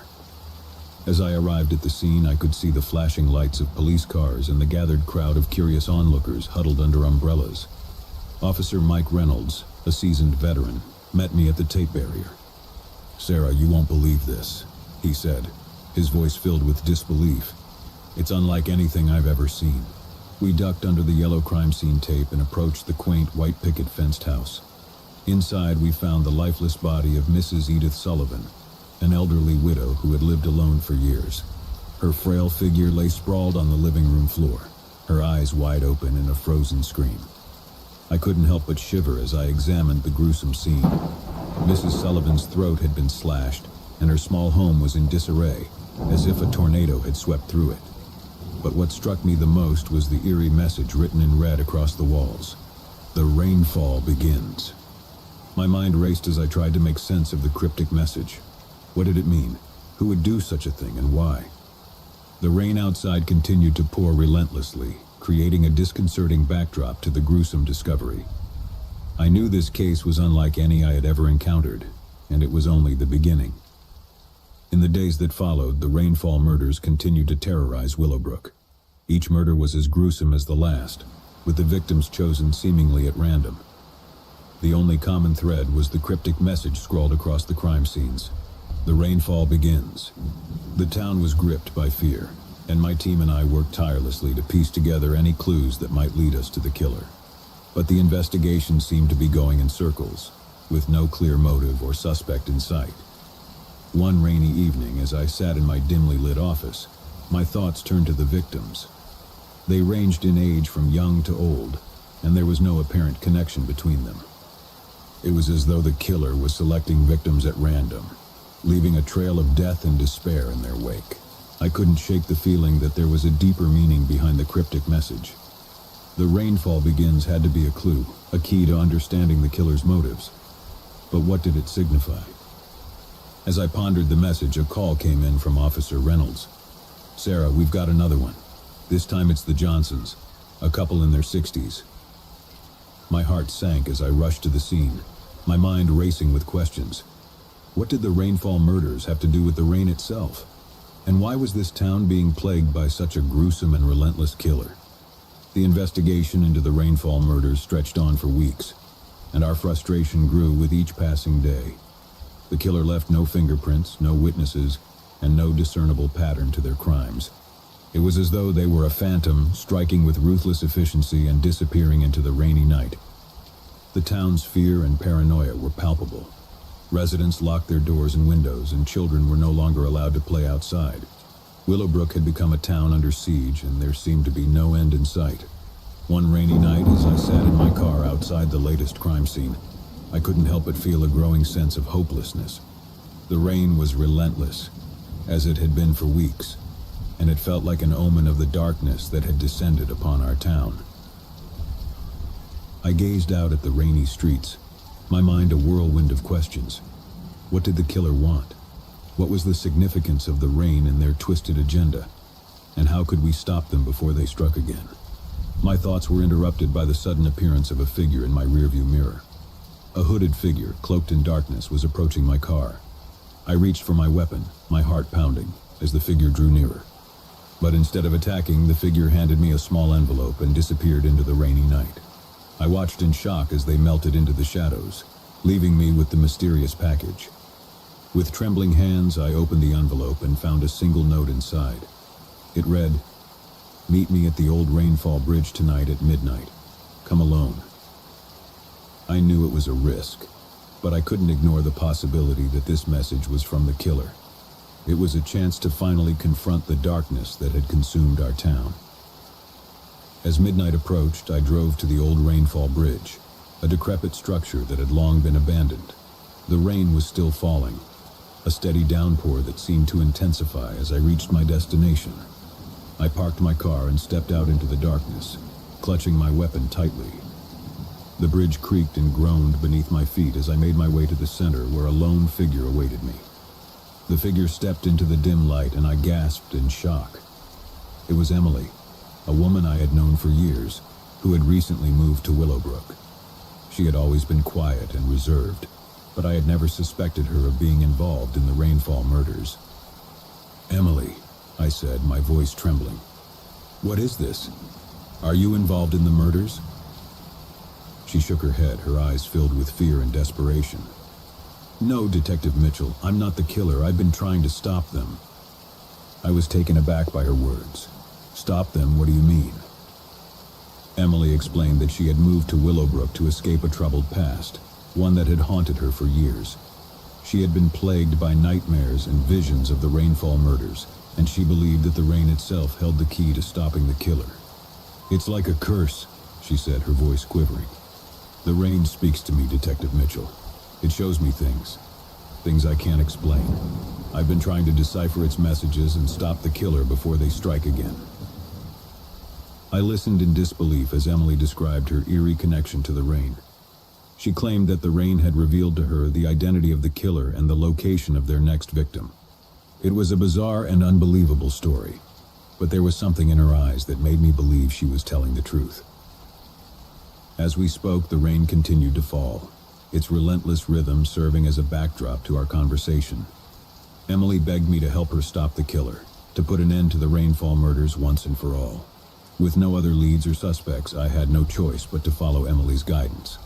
She led me to a secluded spot in the woods where we waited in the darkness, listening to the rain and watching for any signs of the killer's approach.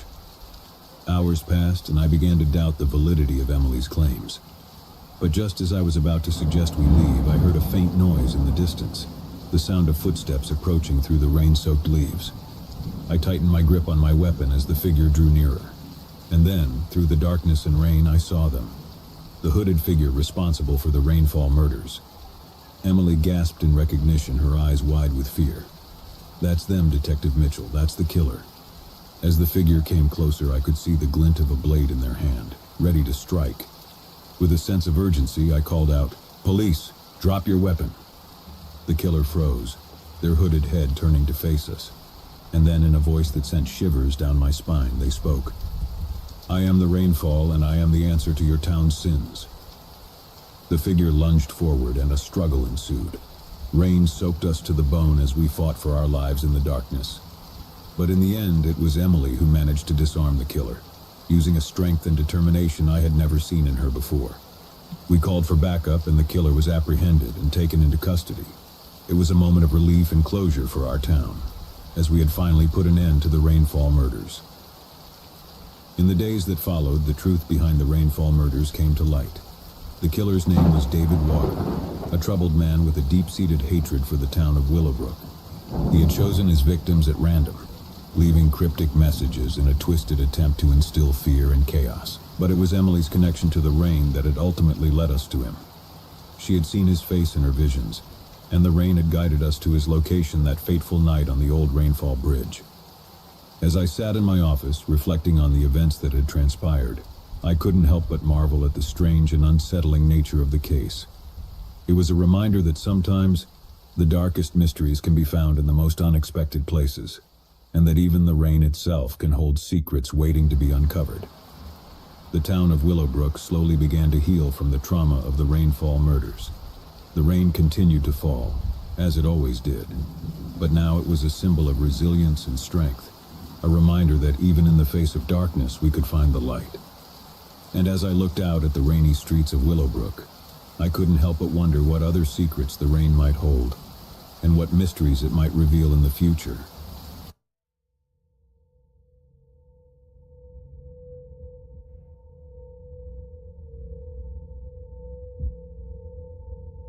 Working the night shift at Walmart was never the highlight of my week.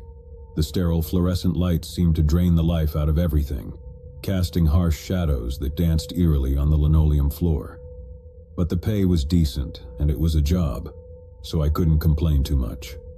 One particular night, as the clock ticked closer to midnight, I found myself manning the customer service desk. It wasn't a particularly exciting job. I spent most of my time handling returns and dealing with the occasional irate customer. But that night was different, as I would soon discover. I had just finished processing a return when I saw him. He stood at the entrance, lingering in the faint-lit vestibule. His silhouette was framed by the automatic sliding doors, and something about him immediately sent a shiver down my spine. The man was tall and gaunt, his features obscured by the hood of his tattered coat. He wore dark, worn-out jeans that seemed to sag under their own weight, and his shoes were scuffed and filthy. But what really caught my attention were his eyes, or rather the lack of them. His face was hidden in the shadows, and I couldn't make out any facial features, just two dark voids where his eyes should have been. I blinked, thinking it was a trick of the light, but when I looked again, his unsettling gaze remained. It was as though he had no eyes at all, just empty sockets staring into the store. I felt a freezing sensation, and I couldn't tear my gaze away from him. As the automatic doors slid shut behind him, he stepped into the store, his footsteps almost inaudible on the polished floor. I watched in a mix of curiosity and unease as he moved deeper into the store, his hooded head bowed slightly as if in contemplation. I quickly glanced around the store to see if any of my coworkers had noticed the strange man, but they were all busy with their tasks, oblivious to his presence. Part of me wanted to alert someone, call security, or at least keep an eye on him, but another part of me hesitated, unsure of what to make of the situation. After all, he was just a customer, albeit a peculiar one. I decided to keep an eye on him from the customer service desk, rationalizing that it was my job to monitor the store. As I watched, he wandered aimlessly through the aisles, occasionally picking up an item, only to put it back haphazardly. His movements were jerky, almost mechanical, and there was an unsettling air of purposelessness about him. Time seemed to stretch as I observed him, and I couldn't shake the feeling that something was profoundly wrong. It was as though he didn't belong here, as if he were a glitch in the system, an anomaly in the orderly world of Walmart. As the minutes turned into hours, the store grew quieter, and the few remaining customers hurried through their shopping, eager to leave. The man, however, remained, seemingly unfazed by the late hour. It was almost as if he were waiting for something or someone. I watched him for what felt like an eternity, my unease growing with each passing moment. Then, to my surprise, he abruptly stopped in front of the customer service desk, his empty gaze fixed on me. My heart pounded in my chest as I met his eyeless stare, and a cold sweat formed on my brow. "Can I help you with something?" I asked, my voice quivering slightly. He didn't respond. Instead, he extended a bony hand, the fingers unnaturally long and thin, and placed a crumpled piece of paper on the counter. I cautiously picked it up and unfolded it, my eyes widening in shock as I read the scrawled message. "They're coming for you." My heart raced, and I looked up at the man, my mind racing with fear and confusion. "Who's coming for me?" I demanded, my voice trembling. The man remained silent, his hooded head still bowed. I felt a growing sense of dread, as though I had stumbled into a nightmare from which there was no escape. I decided to call for help. I picked up the store phone and dialed the security extension, but there was no answer, just static on the line. Panic welled up inside me as I realized I was on my own, with this mysterious man who seemed to defy reason. I glanced around, hoping to catch the attention of one of my coworkers, but they were all preoccupied with their tasks, oblivious to the tension that had gripped the store. It was as if I were trapped in a parallel reality, isolated with this enigmatic stranger. I turned my attention back to the man who had now stepped closer to the desk, his hood concealing his face even more. "Who are you?" I asked, my voice quivering. He finally spoke, his voice low and raspy, sending a shiver down my spine. "I am a harbinger of the inevitable," he said cryptically. I didn't know what to make of his words, but they filled me with a sense of foreboding. "What do you want from me?" I asked, my voice barely above a whisper. He reached into the pocket of his coat and pulled out a small, worn-out photograph. He slid it across the counter toward me, and my hands trembled as I picked it up. The photograph was old and faded, depicting a group of people standing in front of a dilapidated house. It looked like it had been taken decades ago. Among the people in the photo, one figure stood out, the man himself, his face whole, his eyes filled with life. I looked up at him, my confusion deepening. "Is this you?" He nodded slowly. It was once. I couldn't make sense of it. The man in the photograph bore no resemblance to the eyeless, hooded figure before me. "What happened to you?" I asked, my curiosity overcoming my fear. He didn't answer directly, instead choosing to speak in riddles. "I have seen the depths of the abyss, tasted the darkness that lies beyond the veil of reality. I have glimpsed the true nature of existence, and it has taken everything from me." I didn't know what to say. His words were both cryptic and unsettling, and I couldn't shake the feeling that I had stumbled upon something beyond my understanding. Suddenly the store's intercom crackled to life, the sound echoing through the empty aisles. "Attention Walmart associates," a voice announced. "We have received a report of a suspicious individual in the store. Please be on the lookout and report any unusual activity to security." My heart sank as I realized the announcement was about the man standing before me. I had to act quickly. I grabbed the phone and dialed the security extension again, hoping someone would pick up this time. To my relief, a voice answered on the other end. "Security, what's your emergency?" I quickly explained the situation, the strange man, the cryptic message, and the unsettling photograph. The security officer assured me they would dispatch someone immediately. As I hung up the phone, I turned to the man who had remained strangely calm throughout the ordeal. "Security is on their way," I said, my voice trembling. "You need to stay here until they arrive." He nodded, seemingly unfazed by the impending arrival of security.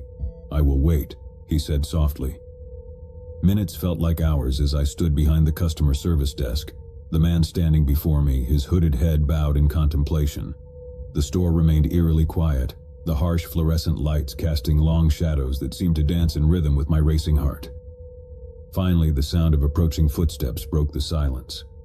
Two security officers, clad in blue uniforms, entered the store, their flashlights cutting through the darkness. I rushed to meet them, explaining the situation and pointing to the mysterious man. The security officers approached the man cautiously, their flashlights illuminating his hooded face. They exchanged wary glances as they questioned him, but he remained cryptic and evasive, offering no concrete answers. As the officers handcuffed him and led him away, I couldn't help but feel a sense of relief. The ordeal was over, and I could finally breathe easy.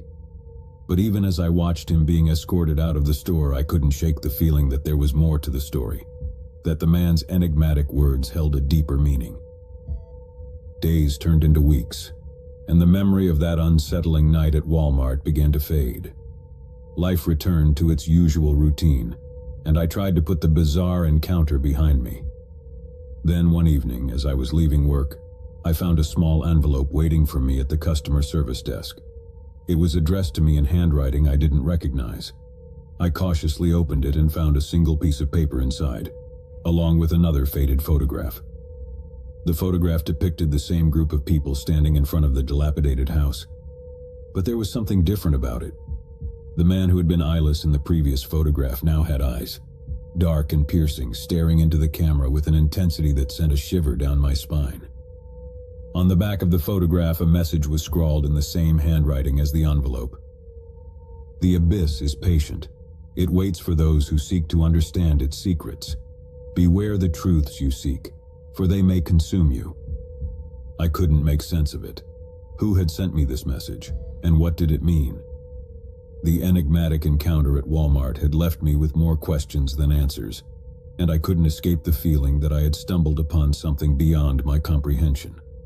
As I left the store that evening, the harsh fluorescent lights casting long shadows around me, I couldn't help but wonder what other mysteries lay hidden in the most ordinary of places, waiting to be discovered by those brave or foolish enough to seek them out. Working at Walmart was never glamorous, but it paid the bills. I was just an ordinary employee, one among the sea of blue vests, stacking shelves and dealing with the quirks of everyday customers.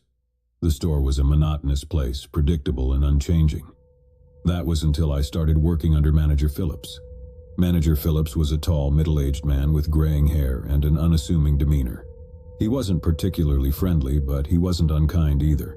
He ran the store efficiently, and that's what mattered to most of us. However, there was something about him that made me uneasy from the very beginning. It started with the way he looked at us, his employees. His gaze was penetrating, as if he were trying to read our souls. It was a look that lingered too long, that made you want to squirm and look away. But I couldn't deny the effectiveness of his management style. Our store was running like a well-oiled machine, and our sales numbers were steadily climbing. One day, as I was restocking the canned goods aisle, I overheard a hushed conversation between two of my co-workers, Rachel and Mike. They were whispering about Manager Phillips and the strange things they had seen him do. My curiosity got the better of me, and I moved closer to eavesdrop. "He's always in the break room during his lunch break," Rachel said, her voice barely audible. "And he locks the door behind him." Mike nodded in agreement. "Yeah, and I've seen him go out to the parking lot late at night, sometimes after everyone else has left. It's weird, man." I had noticed some odd behaviors from Manager Phillips myself, but I had brushed them off as quirks. Now, hearing my co-workers' concerns, I couldn't help but wonder if there was more to the man than met the eye. That evening, after my shift, I decided to follow Manager Phillips. It was a foolish and impulsive decision, driven by a curiosity I couldn't ignore. I watched from my car as he left the store, his figure disappearing into the night. I trailed him at a distance, my heart pounding in my chest. He drove to a remote area outside of town, a place I had never been before. He parked his car near a secluded pond, and I watched as he got out and walked to the water's edge. In the dim moonlight, I saw him raise his hands, palms up, and begin to speak in a low, almost hypnotic voice. I couldn't make out the words, but the tone of his voice was dark and cold. It was as though he were engaged in some kind of ritual. I watched in stunned silence as Manager Phillips continued his strange behavior.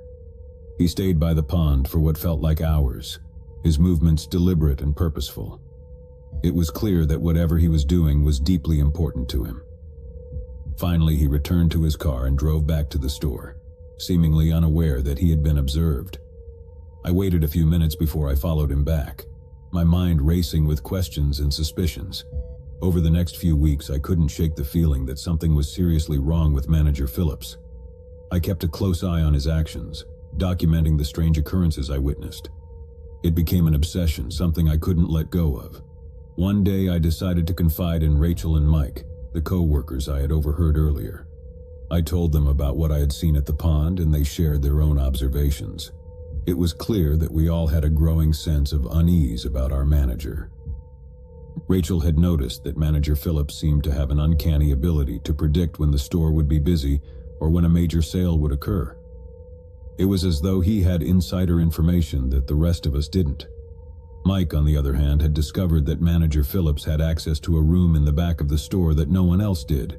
It was a small, windowless space, and the door was always locked. Mike had tried to ask about it, but Manager Phillips had brushed off his inquiries, claiming it was simply a storage room.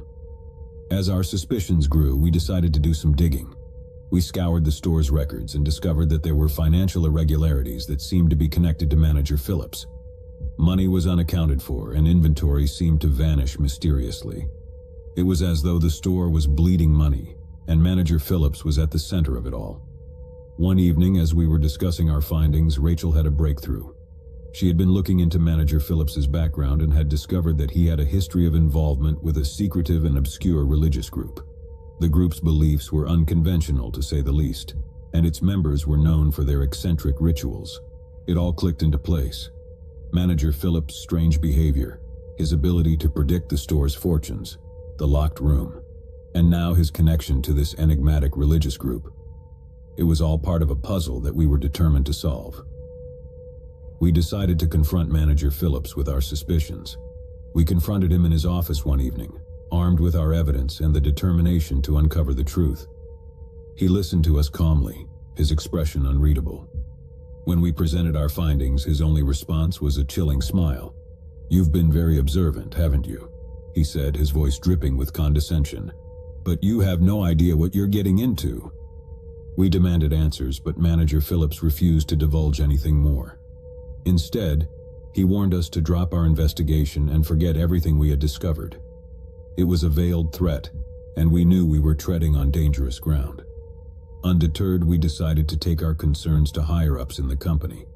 We believed that they needed to know about Manager Phillips's behavior and its impact on the store's finances. We gathered our evidence and prepared to make our case. But before we could take our concerns any further, things took a sinister turn. Rachel disappeared one night after her shift. She had been conducting her own investigation into Manager Phillips, and we feared that she had crossed a line that put her in danger. We reported her disappearance to the police, but there was no sign of her. It was as though she had vanished without a trace, leaving us with a growing sense of dread and helplessness. Mike and I were now the only ones left to unravel the mystery of Manager Phillips. We knew that we were risking our own safety, but we couldn't turn back. We had to uncover the truth, not only for Rachel's sake, but for our own as well. We continued to gather evidence, documenting every irregularity and suspicious behavior we could find. The financial discrepancies grew more alarming, and it became clear that Manager Phillips was siphoning money from the store for reasons known only to him. One night, as I was going through some old records in the break room, I discovered something creeped me out. I found a photo of Manager Phillips with a group of people, all dressed in robes, standing in front of a dark, imposing building. It was the same building I had seen in my dreams, the one that haunted me with its foreboding presence. The photo was old, faded, but there was no mistaking Manager Phillips's face among the group. It was as though he had a connection to that sinister place. I showed the photo to Mike, and he recognized the building as well. It was located on the outskirts of town, and it had always been associated with rumors of strange rituals and secretive gatherings. With this new piece of evidence, we decided to investigate the building ourselves. We couldn't ignore the possibility that it held the key to uncovering Manager Phillips's dark secret. Late one night, we drove to the location, our hearts pounding with anticipation and fear. The building loomed before us, a dark and imposing structure that seemed to radiate malevolence. We knew we were walking into the unknown, and we were prepared for whatever we might find. As we entered the building, the air grew cold and the silence was oppressive. We made our way through a cloudy lit hallway, our flashlights cutting through the darkness. The building was filled with strange symbols and markings, and the walls seemed to pulse with an otherworldly energy. Finally, we reached a large, cavernous chamber, and what we saw inside made our blood run cold. Manager Phillips stood at the center of the room, surrounded by a group of robed figures. They were engaged in a ritual, their voices raised in a chant. In the center of the room was an altar, and on it lay a figure covered by a black shroud. It was Rachel, unconscious and seemingly lifeless. Manager Phillips was overseeing the ritual, his eyes filled with a manic intensity. We watched in horror as the ritual reached its climax. The figures chanted louder, and the air crackled with an unnatural energy. And then the unthinkable happened. Rachel's body began to twitch and convulse, and she let out a haunting scream. It was as though she were being possessed by some dark force. We couldn't bear to watch any longer, and we turned to flee. But before we could escape, we were discovered by Manager Phillips and his followers. They cornered us in the chamber, their eyes filled with a fanatic zeal. Manager Phillips spoke in a voice that was not his own, his words filled with an eerie resonance. He revealed the true nature of his secret, a pact with a sinister entity that granted him power and knowledge beyond comprehension. He offered us a choice: join him in his dark endeavors or become sacrifices to the entity he served. We refused to submit to his twisted desires, and a battle ensued. It was a desperate struggle for our lives, as we fought against Manager Phillips and his followers, determined to stop their sinister ritual. As we grappled with them, we managed to disrupt the ritual, freeing Rachel from the entity's grip. She was weakened and traumatized, but she was alive. In the end, we managed to escape the building, leaving Manager Phillips and his followers behind. We reported the incident to the police, but they found no trace of the manager or his group when they arrived at the scene. The experience left us scarred and haunted, but we knew that we had done the right thing. We had uncovered Manager Phillips's dark secret and put an end to his dark plans. We never returned to that Walmart store, and we never saw Manager Phillips again. But the memory of that night, of the sinister rituals and dark entity, would haunt us for the rest of our lives. As we moved on, we couldn't help but wonder how many other secrets were hidden in the most ordinary of places, waiting to be discovered by those brave or foolish enough to seek them out.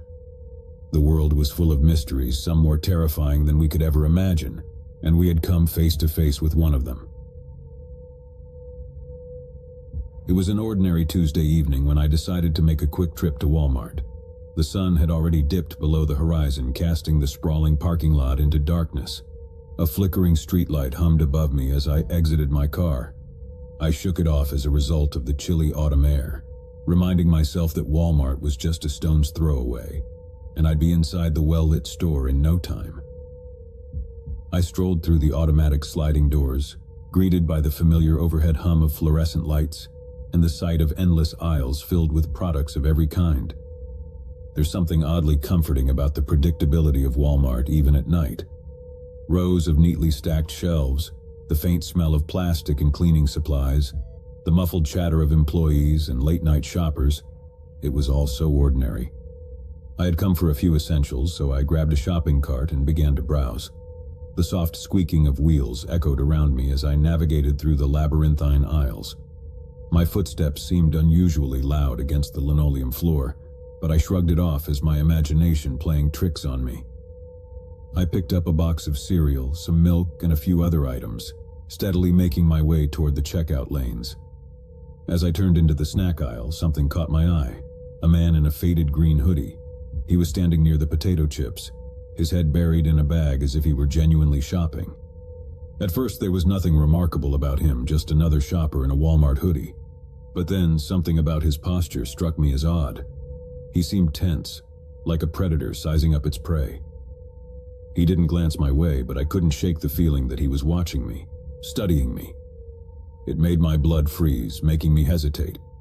I continued down the aisle, glancing over my shoulder to find him still there, pretending to examine bags of chips. I quickened my pace, now acutely aware of my surroundings. Every aisle I turned into, he was there, never too close but always within my line of sight. Panic started to creep in, and I told myself I was being paranoid.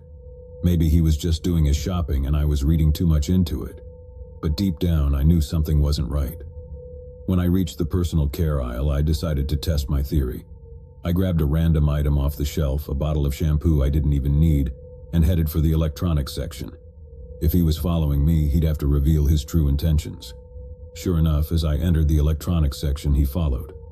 I tried to act nonchalant, glancing at the TVs and browsing the video games, but my heart raced. There was no doubt now he was following me. Fear constricted my chest as I considered my options. I couldn't confront him directly. I needed help. I reached for my phone, but a quick glance told me I had no signal. Walmart's notorious dead spots, I thought. Panic set in as I realized I was on my own. I decided to make a beeline for the front of the store, where there were always employees at the registers. The man could be a harmless coincidence, but my gut told me otherwise. I picked up the pace, my cart squeaking loudly in protest. I passed through the clothing section, then the home goods aisle, but he stayed with me, never more than a few aisles away. I could feel his eyes on me, and I knew he was closing in. Finally, I reached the main thoroughfare of the store, lined with registers and manned by Walmart employees. I hurriedly pushed my cart toward the closest checkout lane, relief washing over me. The cashier, a young woman with a friendly smile, scanned my items and made small talk as she worked. But just as I was starting to calm down, I saw him. The man in the green hoodie was standing a few lanes away, pretending to examine a display of candy bars. He wasn't shopping. He was watching me, waiting for his chance. I paid for my items, thanked the cashier, and made a quick decision. Instead of heading for the exit, I turned and pushed my cart toward the pharmacy section at the back of the store. It was further away from the entrance, but it was also less crowded, and I hoped I could lose him there. As I walked, I took a deep breath and tried to think rationally. I needed to find a store employee and alert them to the situation. I knew I couldn't confront this man on my own. But where were the employees? It was as if the store had emptied out, leaving only me and the stalker. I turned a corner and entered the pharmacy area. It was eerily quiet, with only the soft hum of fluorescent lights above. I scanned the rows of medicine and health products, desperately searching for a store employee. There was no one in sight. I felt a cold sweat forming on my brow as I continued to push my cart. My heart pounded in my chest, and every sound, every shadow, seemed amplified. The man in the green hoodie was still behind me, closer now, his footsteps echoing ominously on the linoleum floor. I rounded another corner and my heart sank. There, standing in front of me, was a display of Halloween masks and costumes. Rows of plastic faces leered at me, grotesque and terrifying. The irony of the situation hit me. The scariest thing in the store wasn't a mask, it was the man following me. I knew I couldn't keep running forever. My phone still had no signal and there were no store employees in sight. I had to make a stand, find a way to escape this nightmare. I glanced around, searching for anything that could help me. That's when I saw it, a fire extinguisher mounted on the wall. It was my only chance. I approached it, trying to remain calm. The man was now just a few feet away, his eyes locked on me, a sinister grin playing on his lips. With a surge of adrenaline, I grabbed the fire extinguisher and aimed it at him. "Stay back," I shouted, my voice quivering but determined. The man froze, his grin fading into a look of surprise. Whoa, calm down," he said, holding up his hands. "I'm not here to hurt you." I wasn't convinced. "Then why are you following me?" I demanded, my finger on the extinguisher's trigger. He hesitated for a moment, then sighed. "I'm not following you. I work here, in loss prevention. I thought you might be a shoplifter." My heart pounded in my chest as I considered his words. Could he be telling the truth? I lowered the fire extinguisher slightly, but I didn't put it down. "You're a Walmart employee?" I asked, still on edge. "Yes," he replied, his hands still raised. "I'm just doing my job, trying to prevent theft. I'm sorry if I scared you." I looked around, finally noticing the security cameras placed throughout the store. It made sense. He was an employee trying to protect the store's assets. I felt a wave of embarrassment wash over me as I realized my mistake. I thought you were stalking me," I admitted, feeling foolish. He nodded sympathetically. "I can see how it might have looked that way. I should have introduced myself and explained, but I didn't want to blow my cover." Relief flooded through me as I lowered the fire extinguisher completely and handed it back to him. "I'm sorry for overreacting," I said, my voice shaky. "It's just that, well, it's been a really strange night." He offered a friendly smile. "No worries. I'm Chris, by the way. I promise I won't be following you anymore." We both chuckled nervously, and I finally started to relax. Chris walked me to the front of the store, where other employees were now visible at the registers. He explained the situation to a manager, who assured me they would review the security footage to confirm everything was okay. As I left the store, I couldn't help but laugh at the absurdity of it all. What had started as a routine trip to Walmart had turned into a terrifying ordeal, all because of a misunderstanding. I realized that sometimes fear can distort our perceptions and lead us to make rash decisions. From that night on, I never looked at Walmart the same way. It was no longer just a place to shop. It was a reminder that even the most ordinary settings can become the backdrop for a terrifying encounter. And as I drove away, I couldn't shake the feeling that the man in the green hoodie had given me a glimpse into the darker side of the ordinary world. A world where shadows lurked in every aisle, and fear could turn even the most mundane moments into a nightmare.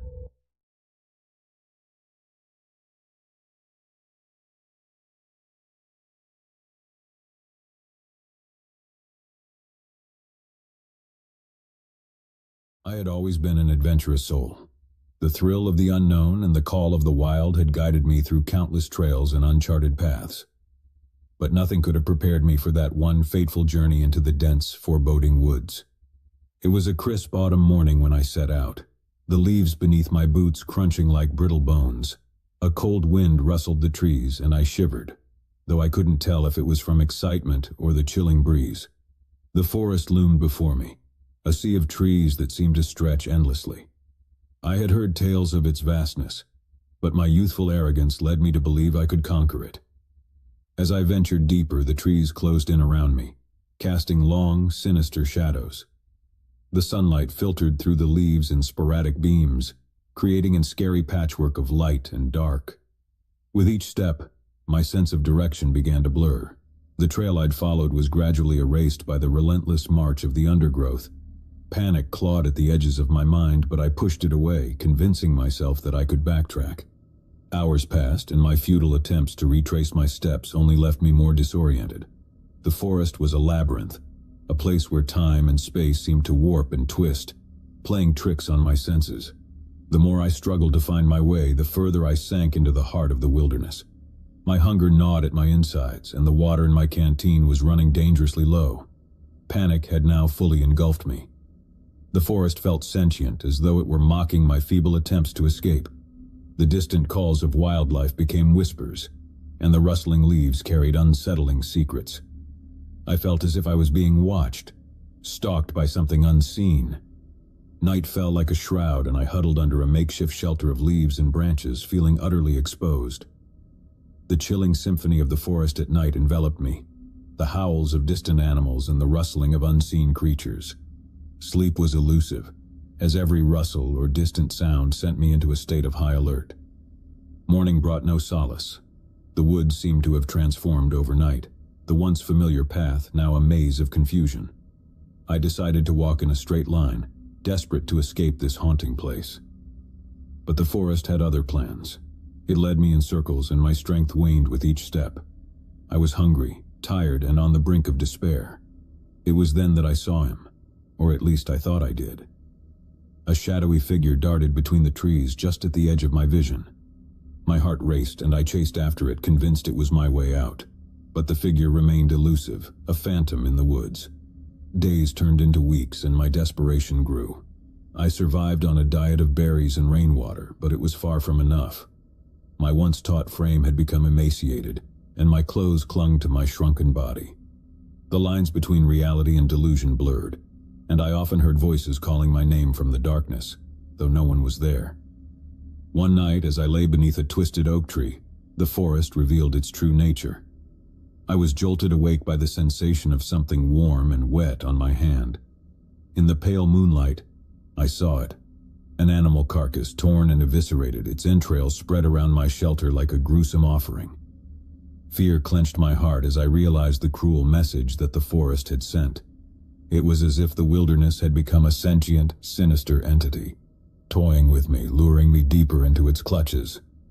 I knew then that I was no longer alone in these woods, but I could never be sure who or what was watching me. The forest held secrets darker than the night, and I had become ensnared in its web of terror. Hunger and fear drove me to the brink of madness, and I began to question my own sanity. And then, one fateful day, I saw him again. The shadowy figure, this time closer, more distinct. It was a man, disheveled and wild, with eyes that held a hint of madness. He beckoned to me, his voice a mere whisper on the wind. In my fragile state, I followed him without question, convinced that he was my salvation. He led me to a small clearing in the heart of the forest, where a ramshackle cabin stood. It was a crude structure, cobbled together from rotting wood and tattered cloth. Inside, a fire crackled in a makeshift hearth, casting mystic shadows on the walls. The man, whose name was Elijah, explained that he had been lost in the woods for years, just like me. He had learned to survive in this unforgiving wilderness, and he offered me food and shelter. Desperation clouded my judgment, and I accepted his hospitality, though a nagging voice in my mind warned me that there was something deeply unsettling about him. Days turned into weeks as I lived in the cabin with Elijah, my only companion in this forsaken place. He spoke of the forest as if it were a living, breathing entity, a dark force that demanded sacrifices. He claimed that he had made a pact with the forest, offering it sustenance in return for his own survival. As the weeks passed, I began to notice the gruesome trophies that adorned the cabin's walls, skulls of animals and even a few human bones. It was then that the horrifying truth began to dawn on me. Elijah was not merely a survivor, he was a part of the very darkness that had consumed the forest. He was a cannibal. The realization struck me like a lightning bolt, and I knew I had to escape. But the forest, now even more sinister, seemed to tighten its grip on me. Every attempt to leave was thwarted, as if the trees themselves conspired to keep me there. Elijah's sanity unraveled further, and he spoke of the forest's insatiable hunger, of the countless lost souls who had met their end within its depths. I knew that my only chance lay in outwitting Elijah, and so I bided my time, pretending to embrace his twisted worldview. I learned his routines and waited for the right moment. One fateful night, as he lay in a feverish sleep, I made my move. The forest, it seemed, had grown tired of its plaything. I crept out of the cabin, my heart pounding like a drum, and plunged deeper into the woods, my every step a prayer to the forces of nature for salvation. The forest seemed to part before me, as if it had grown weary of the game, and I stumbled upon a trail. With a newfound burst of energy, I followed it, guided by the distant glow of moonlight. But I was free, and I would never forget the horrors I had witnessed within the heart of the unforgiving forest. The tale of my ordeal became a cautionary legend among those who dared to enter the woods, a reminder of the darkness that could consume even the most adventurous souls. I've always had a deep love for the outdoors, so it wasn't unusual for me to spend weekends exploring new hiking trails in the wilderness of upstate New York. This particular weekend, I decided to venture into the vast Catskill Mountains, an area renowned for its beauty and serenity. The crisp morning air greeted me as I embarked on my hike, following a well-marked trail into the dense forest. The path was clear and the sun filtered through the leaves, casting a dappled light on the forest floor. The sounds of nature surrounded me, from the chirping of birds to the gentle rustling of leaves in the breeze. As I hiked deeper into the woods, I became increasingly aware of the sheer solitude that enveloped me. There was a tranquil and a dead silence that settled over the forest. Although I was alone, I couldn't help but feel as if unseen eyes were watching my every step. The feeling was unnerving, but I shrugged it off as a product of the profound quiet. Hours passed as I ventured further into the forest. The trail had become narrower and the dense underbrush encroached on both sides. I felt a sense of vulnerability, a realization that I was in a remote area where help was far from reach. My goal for the day had been to reach a pristine mountain lake I had read about, nestled deep within the Catskills. It was rumored to be a hidden gem, a place of breathtaking beauty. But as the day wore on, I began to worry that I had veered off the path. I took out my map and compass to assess my location, but to my shock, I couldn't find them. Panic surged through me as I realized that I must have left them behind at my last rest stop. I cursed my carelessness, but told myself that I could rely on my intuition and make my way back. I turned to retrace my steps, but to my surprise, the trail I had been following seemed to have disappeared. The once clear path had become an overgrown tangle of branches and underbrush. I fought back the rising fear and decided to push forward, confident that I could eventually find my way back to the main trail. The hours passed and my sense of unease deepened as I continued to walk deeper into the woods. The forest around me had grown unfamiliar, and I couldn't shake the feeling that I was lost. The towering trees seemed to loom over me, their branches blocking out the sunlight. The stillness of the woods was broken only by the occasional call of a distant bird. As the day turned into evening, I made the difficult decision to set up camp. I gathered wood for a fire and constructed a makeshift shelter using branches and leaves. The night was quiet and dark, save for the soft rustling of leaves in the wind. The following morning, I was determined to find my way back to civilization.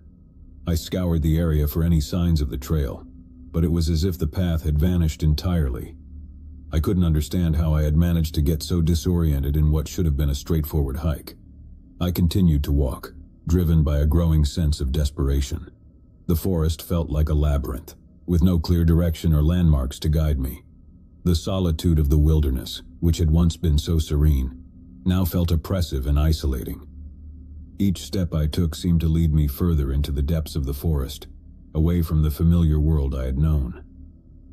The shadows of the trees cast long shapes on the ground, and the silence was punctuated only by the sounds of my own footsteps. I searched for any signs of human activity, a path, or a clearing that might lead me to safety, but the forest held no answers. I couldn't help but feel as if I had stepped into a different world, a place where the rules of reality no longer applied. Desperate to find my way back. My supplies were running low, and I had no means of communication with the outside world. I was well and truly alone, a lost soul in the heart of the Catskills. The forest offered no relief from the oppressive silence, and the solitude weighed heavily on my shoulders. The feeling of being watched never left me, and I couldn't escape the sensation that I was not alone.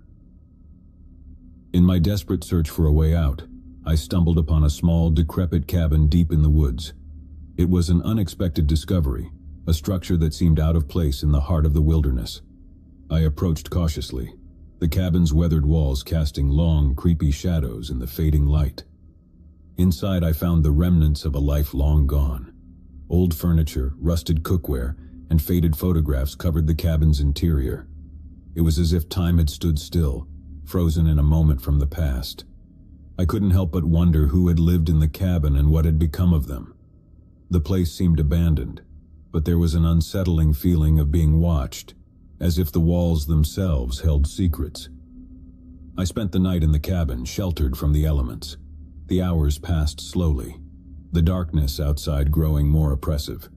I couldn't escape the feeling that the forest was closing in around me, that I was a mere intruder in a place that did not belong to me. The following morning I continued my journey through the woods, determined to find a way out. But the forest seemed intent on keeping its secrets. I came across strange symbols carved into the trees, intricate patterns that seemed to form a trail of their own. I followed them, hoping they would lead me to safety, but they only seemed to take me deeper into the wilderness. The sense of isolation and despair deepened with each passing day. I couldn't shake the feeling that I was being drawn deeper into the heart of the forest, as if it had a scary will of its own. I fought to keep my hope alive, clinging to the belief that I would one day find my way back to civilization. The forest had become my prison, a place of fear and uncertainty, and I was a lost soul in a realm of shadows and enigma. In the end, I couldn't escape the feeling that I had ventured into a world where time had no meaning, a place where the boundaries between the known and the unknown had blurred and merged. The forest had become a place of isolation and fear, and I was forever lost in its depths. My ordeal in the wilderness had been a descent into the unknown, a journey into a realm of solitude and desperation. The forest had revealed its enigmatic and unforgiving nature, and I had emerged from the experience forever changed. I had returned from the depths of the wilderness, but the memories of my time lost in the woods would continue to haunt me, a reminder of the beauty and the dangers that exist in the natural world. I've always been a nature enthusiast, and hiking has been a passion of mine for as long as I can remember. It was a sunny Saturday morning when I decided to embark on a solo hiking adventure in a remote and less traveled part of the Rocky Mountains. The idea was to find tranquility, to escape the bustling city life and reconnect with nature. The trail I chose led into an uncharted territory, a region that had been rarely explored by hikers. It was an area rich in dense forests, rolling hills, and breathtaking vistas. The promise of solitude and a genuine wilderness experience excited me. The day began with optimism and a sense of adventure. The early morning sun cast long shadows through the trees as I hiked deeper into the woods. The trail was marked, but it became increasingly overgrown and less maintained as I progressed. It was clear that few had ventured this far, but that only added to the appeal. The songs of birds and the rustling of leaves underfoot accompanied me. As the day wore on, I paused by a tranquil creek to refill my water bottle. The sun dappled the water's surface, and I could see small fish darting in the clear stream.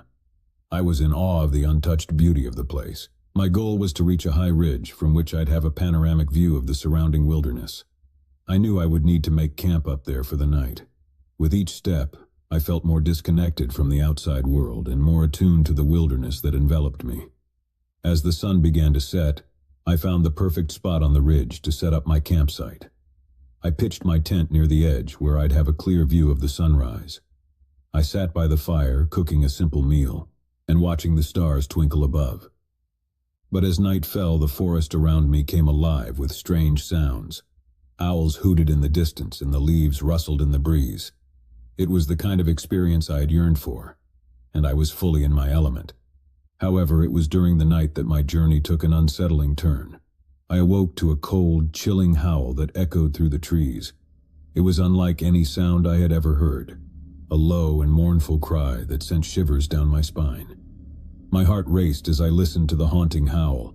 It was followed by more, as if a pack of unseen creatures were communicating through the night.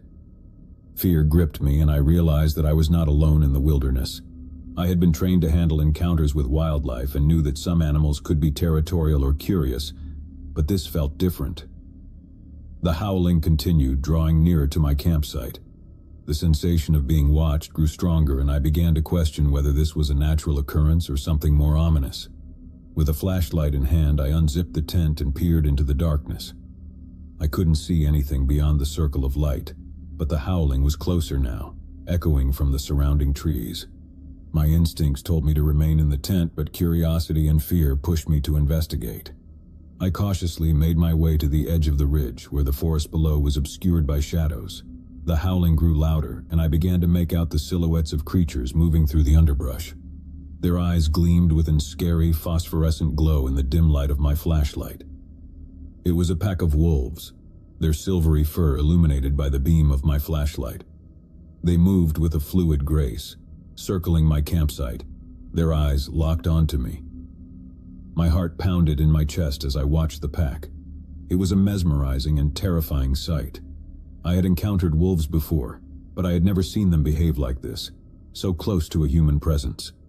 The leader of the pack, a massive silver-coated wolf, approached the edge of the ridge and locked eyes with me. Its gaze was intense and unwavering, as if it held a deep intelligence. I knew better than to run or make any sudden movements. For what felt like an eternity, I and the wolf maintained our silent standoff, each assessing the other. The howling of the pack had ceased, and the forest was still. The moment was surreal, a connection between man and beast in the heart of the wilderness. Then, with a subtle nod of its head, the wolf turned and led the pack back into the darkness of the forest. The dark, phosphorescent glow of their eyes faded into the night, and the howling resumed, echoing through the trees as they disappeared from view. I was left with a profound sense of wonder and a touch of fear. The wilderness had a way of revealing its secrets, and I had just witnessed a spectacle that few could claim to have experienced. The following morning, I awoke to the sound of birdsong and the warmth of the rising sun. The wolves were gone, leaving only their footprints and the memory of their haunting presence. I continued my hike, my perspective on the wilderness forever changed. I marveled at the untamed beauty of the land and the mysteries that it held. It was a reminder that even in the most remote corners of the world, we are not truly alone. As the days passed, I trekked deeper into the uncharted woods, exploring landscapes that few had laid eyes on. The trail had become less defined and the forest more untamed, but I continued on, driven by a sense of adventure and the allure of the unknown. The solitude of the wilderness surrounded me, and I embraced it as a kind of sanctuary. I couldn't help but feel that the forest had revealed a side of itself to me, a realm that few would ever have the privilege to witness. But as time passed, I began to realize that I was venturing deeper into uncharted territory, away from the well-trodden paths of civilization. The forest had a way of distorting time and space, and the sense of isolation grew stronger with each passing day.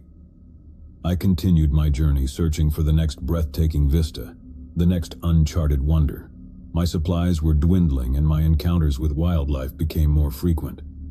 In the end, I couldn't help but wonder if the uncharted woods held a truth that was beyond my comprehension, a realm of solitude and fascination that would forever remain a mystery. My journey had been a descent into the unknown, a venture into a realm of fear and wonder, and I had emerged from the experience forever changed. I had returned from the depths of the wilderness, but the memories of my time in the uncharted woods would continue to haunt me, a reminder of the beauty and the uncertainty that exist in the natural world.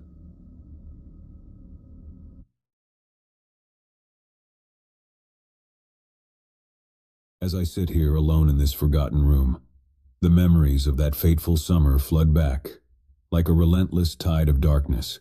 I never thought I'd be entangled in something so sinister, so surreal. But here I am, recounting my story, hoping that it serves as a cautionary tale. It all began innocently enough. I had recently graduated from college, eager to embark on the adventure of adult life. The world stretched out before me, full of possibilities. I had moved to a new city and was slowly settling into my job. But something was missing. A sense of belonging, a community. Little did I know that longing would lead me down a path I could never have imagined. One sunny afternoon, while sipping coffee at a local cafe, I noticed a flyer on the community board. It was an invitation to a gathering promising enlightenment and inner peace. The group called themselves the Cult of the Silent Shadows. The flyer showed a serene, masked figure bathed in moonlight, holding a candle. It piqued my curiosity, and with nothing to lose, I decided to attend their meeting. The address led me to an unassuming building on the outskirts of town. I entered a room filled with people of all ages, races, and backgrounds. The atmosphere was warm and inviting, and I felt an immediate sense of camaraderie. It seemed like the community I had been searching for. Their leader, a charismatic man named Gabriel, took the stage. He was a tall figure with piercing blue eyes and an air of magnetism that was impossible to ignore. He spoke eloquently about the struggles of modern life, the chaos of the world, and the need for inner tranquility. "We are the Silent Shadows," he proclaimed, "and we offer you a path to serenity, away from the noise and distractions of the outside world."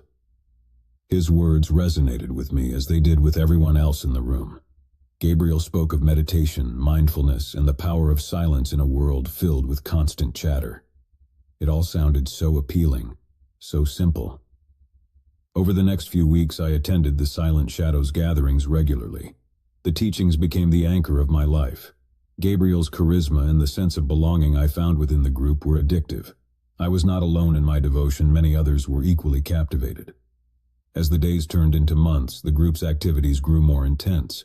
We were encouraged to immerse ourselves fully in their teachings. I began spending more time with my fellow members, often at the cult's secluded retreat deep in the woods. It was during one of these retreats that I began to notice something strange. The teachings, once focused on meditation and mindfulness, had taken a darker turn. Gabriel spoke of the need to shed our former selves, to become shadows of our former lives. He preached the power of silence, not just as a form of meditation, but as a way of life. The group started practicing silence for days at a time, communicating only through gestures and writing. We were discouraged from contacting our families and friends outside the cult, as they were seen as distractions from our true purpose. I began to feel a growing unease, but my attachment to Gabriel and the community kept me from questioning too deeply. I was not alone in my hesitation, but no one dared to speak out against the charismatic leader. One evening, as the sun set behind the trees, Gabriel gathered us around a roaring bonfire. The atmosphere was charged with anticipation. Gabriel announced that to become true Silent Shadows, we must undergo a ritual of purification. The ritual involved fasting for 3 days, spending all our waking hours in complete silence and meditating by the fire. It was meant to cleanse our minds and souls, to make us more receptive to the cult's teachings. I felt a knot of dread in my stomach, but couldn't bring myself to refuse. As the days of fasting passed, I became increasingly weak. My body ached, and my mind felt like a stormy sea. The silence, once soothing, now pressed down on me like a heavy weight. It was as if we were all sinking into a darkness, a collective silence that threatened to swallow us whole. On the third night of the ritual, something changed. As we meditated around the fire, the flames seemed to dance with an eerie, unnatural intensity. Gabriel stood at the center, his eyes closed in deep concentration. Then, with a sudden and unsettling calmness, he began to chant in a language I didn't recognize. The chant grew louder and more fervent, and the flames leaped higher, casting bizarre, flickering shadows on the faces of the cult members. I watched in growing horror as the atmosphere shifted from one of serenity to something altogether different. It was at that moment that I realized the true nature of the Silent Shadows. We were not a community seeking enlightenment and inner peace. We were pawns in Gabriel's grand delusion. He had manipulated us into a cult of silence, using our vulnerability and desire for belonging against us. I knew I had to escape. With trembling hands, I rose from my meditation spot and slowly backed away from the fire. The cult members were so engrossed in the ritual that they didn't notice my departure. I slipped into the darkness of the woods, my heart pounding like a drum. As I made my way back to civilization, I couldn't help but wonder about the fate of my fellow cult members. Had they truly become the silent shadows Gabriel had envisioned? Or had they fallen victim to a madness born of silence and isolation? I reported the cult to the authorities, but by the time they arrived at the retreat, it was empty. Gabriel and his followers had vanished, leaving behind only the lingering echoes of their chilling silence. In the years that followed, I rebuilt my life, forever haunted by the memory of the silent shadows. I learned the hard way that the quest for belonging and purpose can sometimes lead us down the darkest of paths, and I vowed to never let the shadows of silence consume me again. But even now, as I sit here alone, I can't shake the feeling that Gabriel and his cult are still out there, lurking in the shadows, waiting for their next unsuspecting victim. The darkness of that summer still clings to me, a constant reminder of the horrors that can hide behind a mask of serenity. Months had passed since my escape from the cult of the silent shadows. I had rebuilt my life, but the memories of that nightmarish experience continued to haunt my every waking moment. I couldn't help but wonder what had become of my fellow cult members, and whether Gabriel and his twisted teachings still held them in their grip. I kept a low profile, fearing that the cult might somehow track me down. My days were spent in constant vigilance, always watching my back, always on edge. But I couldn't shake the feeling that Gabriel and his followers were out there, lurking in the shadows, waiting for the right moment to strike. One day, as I was going through my mail, I came across a letter. It was an anonymous message, a simple piece of paper with a single word written in bold letters: silence. My heart raced as I realized that the cult had found me, or at least someone who knew about my past involvement with them. I had to find out who sent the letter, and more importantly, whether the cult was still active. I began to dig deeper, retracing my steps and reaching out to former cult members who had managed to break free like me. It wasn't easy. Many were still too frightened to talk, but gradually I pieced together a picture of what had transpired after my escape. It seemed that in the wake of my departure, the cult had become even more secretive and reclusive. They had changed their meeting locations frequently, always staying one step ahead of anyone who might be looking for them. Gabriel's hold on his followers had grown stronger, and his teachings had taken a more extreme turn. Rumors circulated that the cult had become involved in criminal activities, using their collective silence as a cover for illegal operations. But these were only whispers, and concrete information was hard to come by. Determined to expose the cult and bring an end to their reign of silence, I reached out to a journalist friend who had a reputation for investigating secretive organizations. With the evidence I had gathered, we began to dig deeper into the activities of the cult of the silent shadows. Our investigation led us down a twisted and treacherous path. We followed leads, interviewed former cult members, and even managed to infiltrate some of their gatherings undercover. What we discovered was chilling. The cult had evolved into a tightly knit, secretive society with Gabriel as its unquestioned leader. His charisma and manipulative tactics had only grown more potent over time. The members had become fanatical in their devotion, believing that silence was the key to ultimate enlightenment. But behind the facade of serenity and inner peace lay a darker truth. The cult had indeed become involved in criminal activities, ranging from money laundering to extortion. Their network stretched far and wide, with members in positions of power and influence across various industries. As we delved deeper into our investigation, we realized that exposing the cult would not be easy. They had eyes and ears everywhere, and anyone who tried to speak out against them faced threats, intimidation, and even violence. But we were determined to unmask the shadows and bring an end to their reign of terror. We compiled our findings, collected evidence, and prepared to blow the lid off the cult of the silent shadows. Our investigative report was set to be published in a major newspaper, promising to expose the cult's criminal activities and the dangers they posed to society. But as the publication date drew nearer, I couldn't shake the feeling that we were walking into a trap. My fears were realized on the night before the report was scheduled to be released. I received another anonymous message, this time more ominous than the first. It was a simple warning: silence is golden. I immediately contacted my journalist friend, and we decided to go public with the threats we had received. We believed that the cult would think twice about taking any drastic action if their actions were brought to light. The next day, as the report hit the headlines, the cult's reaction was swift and brutal. They released a statement denying all allegations and accusing us of spreading lies and slander. Gabriel, in a chilling video message, warned that those who sought to expose the cult's secrets would face dire consequences. Despite our fears, we pressed on, believing that the power of truth and justice would prevail. But the cult was not to be underestimated. They launched a campaign of harassment and intimidation against us, trying to discredit our investigation and silence us through any means necessary. As the pressure mounted, my journalist friend and I received a tip that Gabriel and his inner circle would be holding a secret gathering in an isolated location. It was an opportunity we couldn't pass up. We contacted law enforcement and provided them with the information we had gathered. On the night of the raid, we accompanied the police to the remote location where the cult's gathering was taking place. The tension was palpable as we approached the compound. We knew that this would be the moment of reckoning, the final showdown with the cult of the Silent Shadows. As we stormed the compound, a fierce battle ensued. Gabriel and his followers, armed with unwavering devotion and a willingness to protect their secrets at all costs, put up a formidable resistance. But the combined efforts of law enforcement and the evidence we had gathered proved to be their undoing. Gabriel was arrested, and his mask of charisma finally shattered. The cult members were taken into custody, their reign of silence broken. The truth about their criminal activities was exposed for the world to see. In the aftermath of the raid, I couldn't help but reflect on the journey that had led me from a naive seeker of belonging to an unwitting victim of a dangerous cult, and finally to a crusader for justice. The cult of the Silent Shadows had been dismantled, its darkness brought into the light.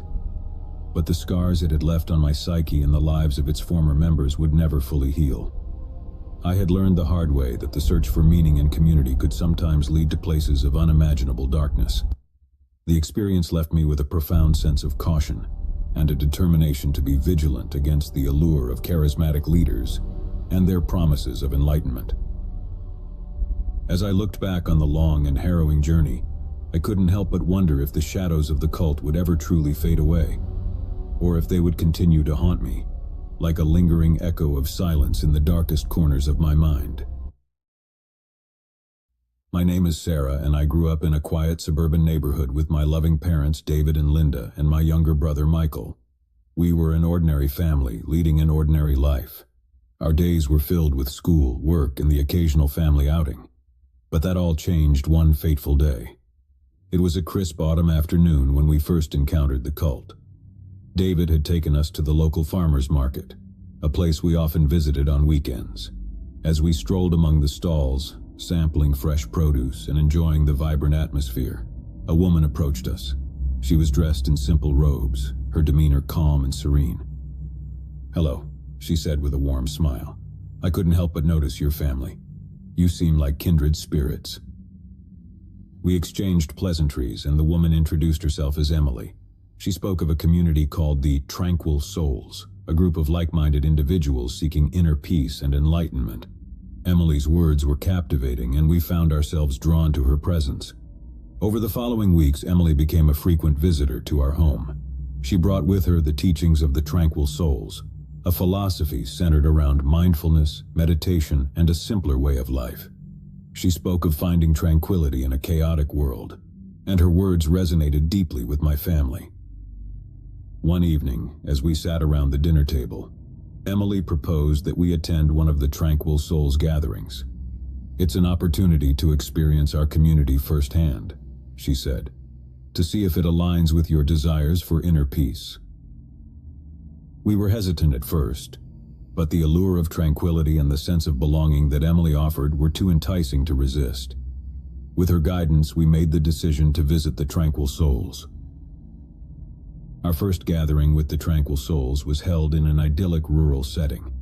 A small group of people dressed in robes similar to Emily's welcomed us with open arms. They exuded an air of serenity that was both captivating and unnerving. The teachings of the Tranquil Souls revolved around meditation, minimalism, and the renunciation of worldly possessions. At first, it seemed like a path to inner peace, a way to simplify our lives and find a sense of purpose. But as time went on, the teachings became increasingly extreme. We were encouraged to sever ties with our old lives, to let go of our possessions, and to embrace a life of austerity. The cult members spoke in hushed tones about the need to transcend the material world and reach a higher state of consciousness. My family and I became increasingly isolated from our friends and extended family as the tranquil souls became the center of our lives. Emily, once a mere acquaintance, had become our de facto leader. Her charisma and unwavering devotion to the cult were impossible to resist. As the cult's grip on our family tightened, I began to notice disturbing changes in my parents and brother. They had become increasingly distant, their eyes vacant and hollow. The cult's teachings had taken a darker turn, emphasizing the need for complete submission and the rejection of individuality. I tried to reason with my family, to convince them that we were headed down a dangerous path, but my words fell on deaf ears. They saw me as an outsider, a threat to their newfound sense of purpose. One evening I overheard a chilling conversation between my parents and Emily. They spoke of a final ceremony that would allow them to transcend the material world and achieve true enlightenment. The details were shrouded in secrecy, but the sense of foreboding in the air was palpable. Terrified for my family's safety, I reached out to a childhood friend, Rebecca, who had been concerned about our sudden withdrawal from society. I confided in her about the tranquil souls and their increasingly sinister teachings. Rebecca, now a journalist, took it upon herself to investigate the cult. She uncovered a trail of disappearances, financial irregularities, and allegations of mind control associated with the tranquil souls. It became clear that the cult was not what it appeared to be. Together, we devised a plan to rescue my family from the clutches of the tranquil souls. We contacted law enforcement, providing them with the evidence Rebecca had gathered. It was a race against time to stop the impending final ceremony. As the authorities prepared to raid the cult's compound, Rebecca and I infiltrated the tranquil souls in disguise. We attended one of their gatherings, where the atmosphere was tense with anticipation. The cult members, dressed in their robes, gathered around a massive bonfire. Emily stood at the center, her eyes closed in deep concentration. The cult's teachings had culminated in this moment, and I feared what would happen next. As the authorities closed in on the compound, Rebecca and I sprang into action. We distracted the cult members, urging them to reconsider their choices, while law enforcement moved in to apprehend Emily and the cult leaders. A tense standoff ensued, but ultimately the cult members, my family included, were freed from the clutches of the tranquil souls.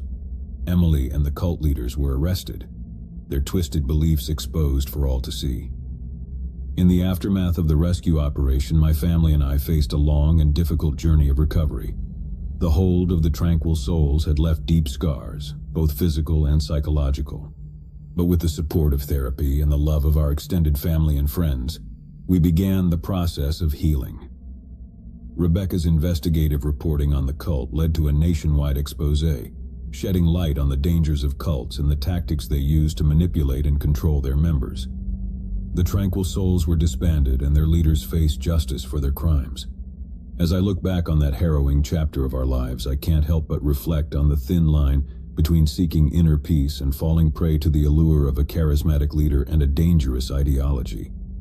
My family and I emerged from the darkness stronger and wiser, with a newfound appreciation for the importance of critical thinking and the bonds of love that hold a family together. The tranquil souls may have left their mark on us, but we refused to let their darkness define us. We were survivors, and we were determined to live our lives with newfound strength, resilience, and a commitment to never let the shadows of a cult engulf us again. My name is Mark, and I've always considered myself a rational and level-headed individual.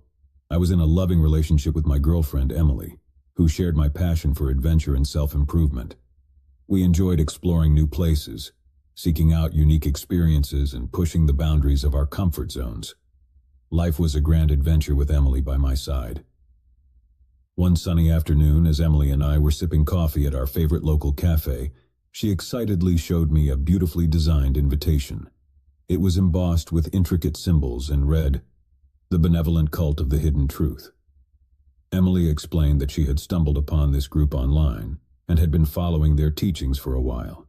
She believed that they held the key to enlightenment and personal growth.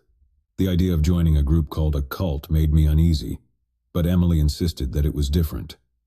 She claimed that they were focused on self-improvement, kindness, and uncovering hidden truths about oneself and the world. With her enthusiasm and persuasive arguments, I reluctantly agreed to attend their introductory meeting. The introductory meeting took place in a cozy yet elegant room in an inconspicuous building. We were greeted by friendly and seemingly ordinary individuals who welcomed us warmly. Emily introduced me to the group's leader, a charismatic woman named Sophia, who exuded an air of calm and wisdom. Sophia began by explaining the group's philosophy centered around kindness, self-discovery, and the pursuit of hidden truths. She emphasized that they were not a typical cult, but rather a community of like-minded individuals seeking to improve themselves and make the world a better place. Emily and I attended several more meetings, each one focusing on personal development, mindfulness, and the cultivation of empathy. The group's teachings were captivating, and I started to believe that perhaps I had misunderstood the word cult. As the months went by, Emily became increasingly involved in the benevolent cult of the hidden truth. She attended their gatherings more frequently, sometimes staying overnight at their retreats.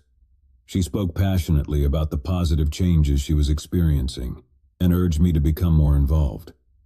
But something didn't sit right with me. I noticed that Emily was becoming more distant from our friends and family, and her devotion to the group was bordering on obsession. She began to spend less time with me, and I couldn't help but feel like I was losing her to the cult. One evening I decided to investigate the group further.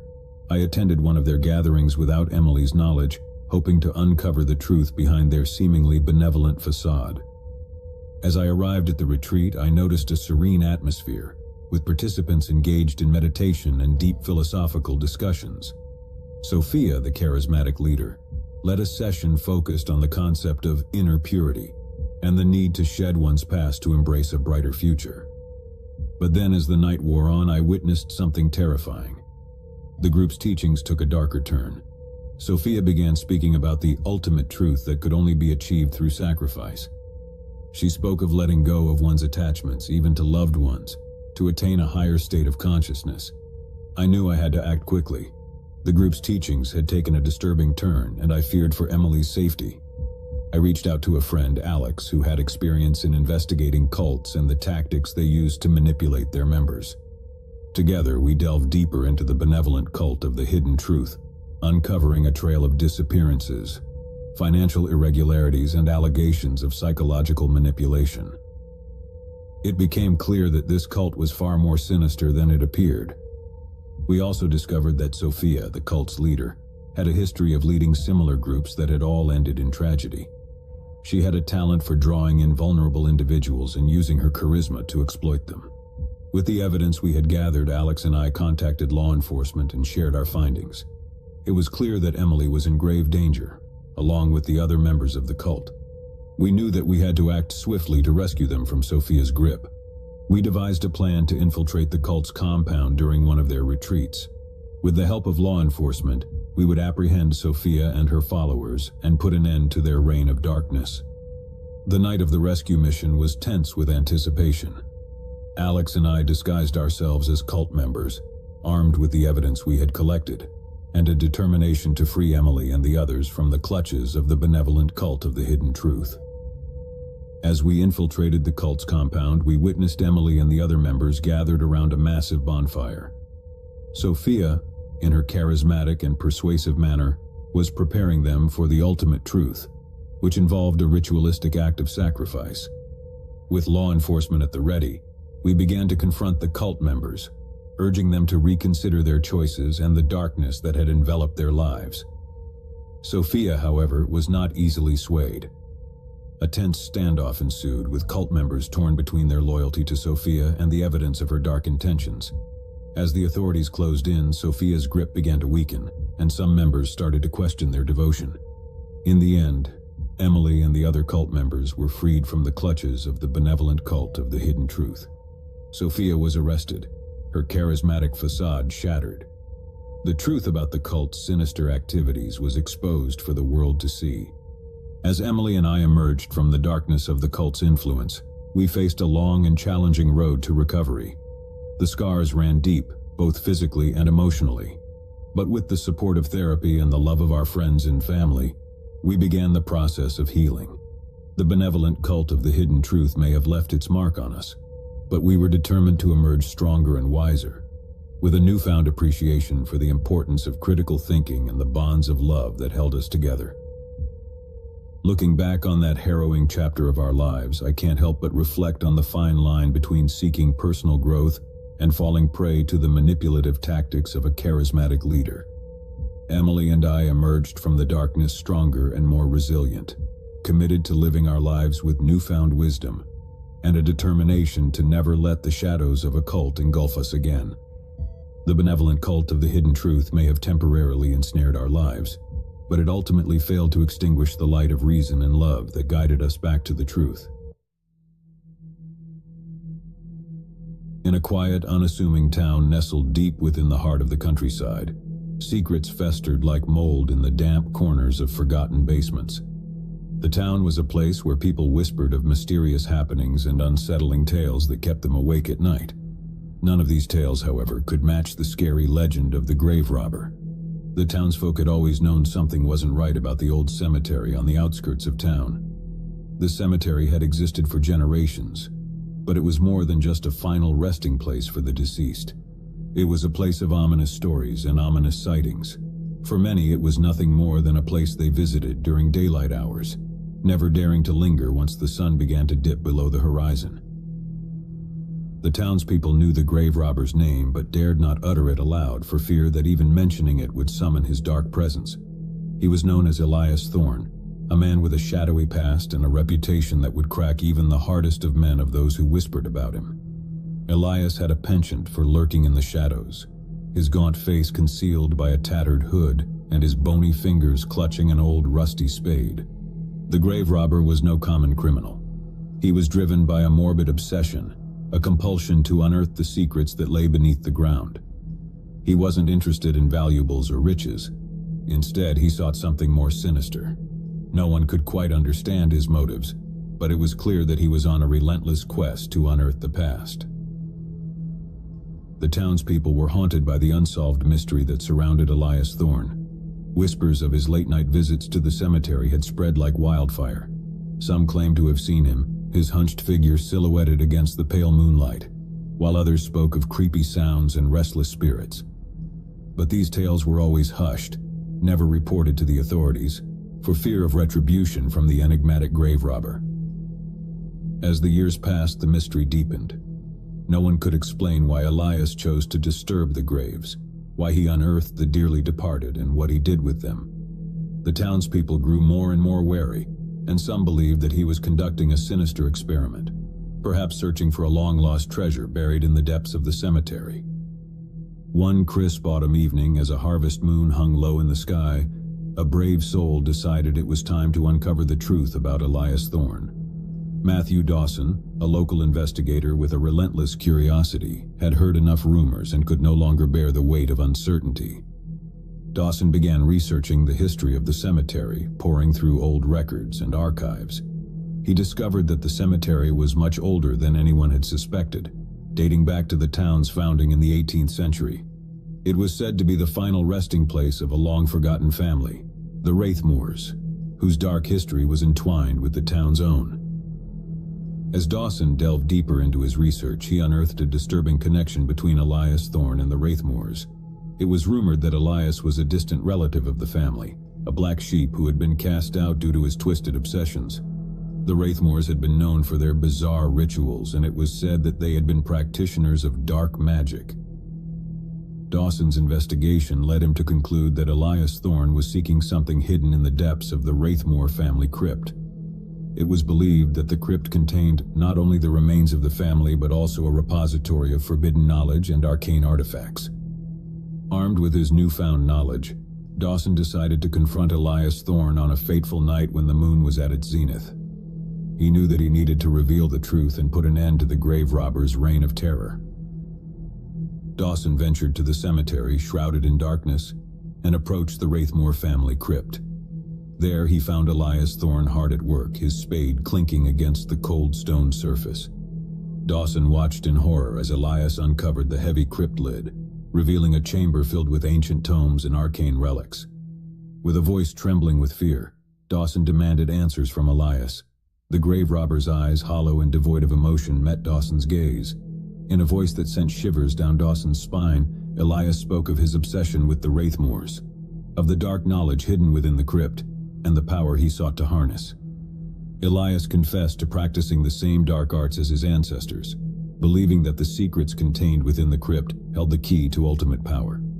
He spoke of the restless spirits that he had awakened, trapped within the cemetery's boundaries, and how he intended to use them to achieve his sinister goals. Dawson knew he had to put an end to Elias Thorne's madness. He pleaded with the grave robber to reconsider his actions, to let go of his obsession, but Elias would not be swayed. With a chilling grin, he reached for a cursed amulet from the crypt, a relic said to grant dark powers. As Elias raised the amulet, Dawson lunged forward, knocking it from his grasp. A struggle ensued, with the two men locked in a desperate battle for control of the sinister artifact. The ground beneath them seemed to tremble as the amulet crackled with unholy energy. The amulet's power was unleashed in a cataclysmic burst of energy. The ground shook and the earth itself seemed to rebel against the dark forces at play. The crypt crumbled, burying Elias Thorne beneath its rubble, and sealing the ancient secrets within. Dawson managed to escape the collapsing crypt, but the cemetery had changed forever. The restless spirits that Elias had awakened were finally put to rest, and the town was free from the malevolent presence of the grave robber. The mystery of Elias Thorne was buried along with him, and the old cemetery became a place of quiet reflection once more. The townspeople never spoke of Elias Thorne again. The legend of the grave robber faded into obscurity, and the dark history of the Wraithmores remained a buried secret. But one question lingered in the minds of the townspeople. What had Elias Thorne truly sought in the depths of the cemetery, and had he found it in the end? As the years passed, the memory of the grave robber became a distant echo, a chilling tale told around campfires on dark, moonless nights. The town moved on, but the shadow of Elias Thorne continued to haunt their dreams, a reminder of the darkness that could lurk in even the most unassuming of places. And so the mystery of the grave robber remained, a story that would never be forgotten, a tale of obsession, darkness, and the unearthing of secrets that should have remained buried for all eternity. Years passed, and the town's legend of Elias Thorne began to fade from memory. The once dreaded cemetery was now a tranquil place, its overgrown paths and time-worn headstones standing as silent witnesses to the past. But some residents couldn't shake the feeling that there were still secrets buried beneath the ground, waiting to be unearthed. One such resident was Sarah Whitman, a young historian with a keen interest in the town's history. Sarah had grown up listening to the stories of Elias Thorne and the Wraithmore family, and she had always been intrigued by the mystery that surrounded them. She was determined to pick up where Matthew Dawson had left off and delve deeper into the enigma that shrouded the cemetery. Sarah began her investigation by poring over the old records, letters, and diaries of the town's founding families. She spent countless hours in the town's dusty archives, uncovering long-forgotten documents that shed light on the Wraithmore family's dark past. She also studied Elias Thorne's genealogy, tracing his bloodline back to its origin. As Sarah delved deeper into her research, she uncovered a startling revelation. The Wraithmore family had indeed practiced dark arts, but it wasn't just dark magic they were involved in. They had been pioneers in the study of alchemy and the transmutation of elements, seeking the elixir of life itself. The family had believed that immortality was within their grasp, and their experiments led to mysterious disappearances and unsettling legends. Sarah's research revealed that Elias Thorne's obsession with the Wraithmores had been driven by a belief that they had discovered the key to eternal life hidden within the crypt. He believed that the crypt's contents held the final piece of the puzzle, the culmination of centuries of experimentation. The Wraithmores' experiments were nothing short of alchemical madness, and the secrets they had sought were both tantalizing and horrifying. Sarah couldn't help but wonder if Elias Thorne had succeeded in his quest, or if he had met a fate worse than death in his relentless pursuit. Sarah was haunted by the story of the cursed amulet that had caused the cataclysmic showdown between Elias Thorne and Matthew Dawson. She decided to revisit the wreckage of the family crypt, hoping to find clues that had been overlooked. Among the rubble and broken stones, she discovered a shard of the amulet, still emanating in dark energy. As she touched the fragment, Sarah felt a rush of unearthly sensations. Visions of the Wraithmore's experiments, their twisted pursuits, and the restless spirits they had awakened flooded her mind. She knew that the shard held a connection to the family's cursed past, and that it held the power to reveal the truth behind Elias Thorne's obsession. Sarah's quest for answers took her deeper into the dark history of the Wraithmores and their experiments. She was able to piece together a chilling account of their alchemical pursuits, their belief in the elixir of life, and the horrifying results of their experiments. It became clear that Elias Thorne had indeed unearthed the crypt's secrets. In his relentless quest for power and immortality, he had discovered the elixir the Wraithmores had sought. He had taken their research to its final terrifying conclusion, and he had achieved a form of eternal existence. However, the price for such a dark triumph had been high.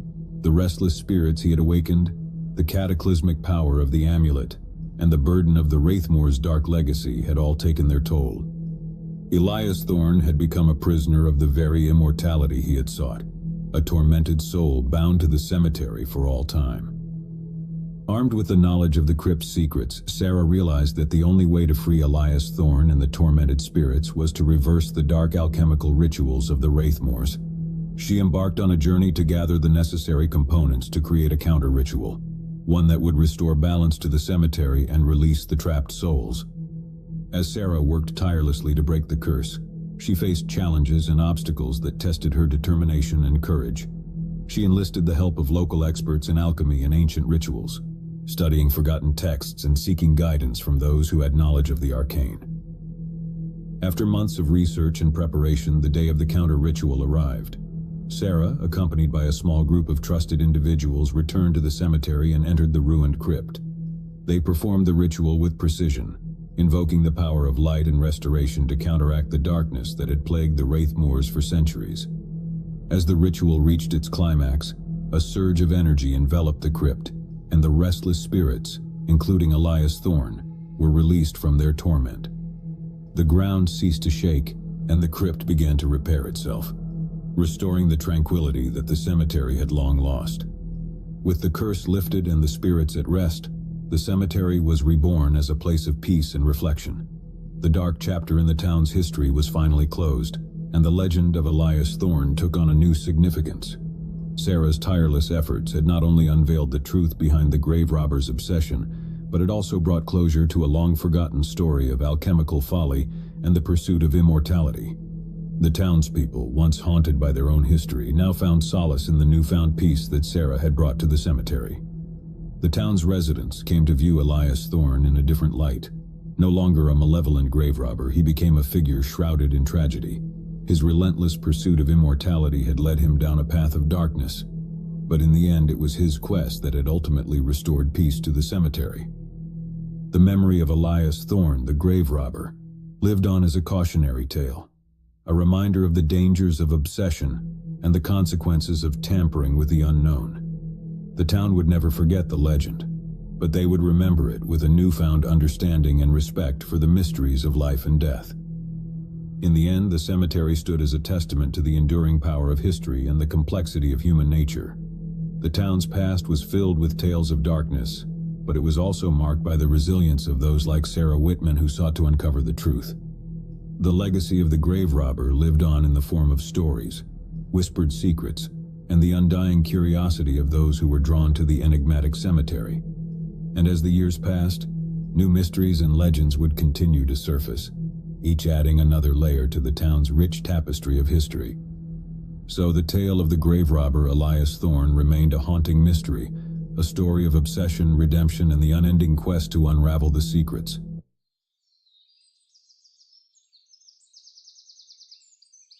As the sun dipped below the horizon, its final rays painted the sky in shades of crimson and violet. The dense forest surrounding us whispered secrets of the unknown, and the cabin, a remote sanctuary hidden deep within the woods, seemed to beckon with an otherworldly allure. Our group of friends, Sarah, Alex, Mark, Lisa, and Eric, had chosen this cabin for a weekend retreat, ignorant of the eerie tale it held. Sarah, the intrepid explorer of our group, had stumbled upon the listing while seeking an escape from our daily lives. The cabin was a two-story structure, its weathered facade hinting at the stories etched into its very wood.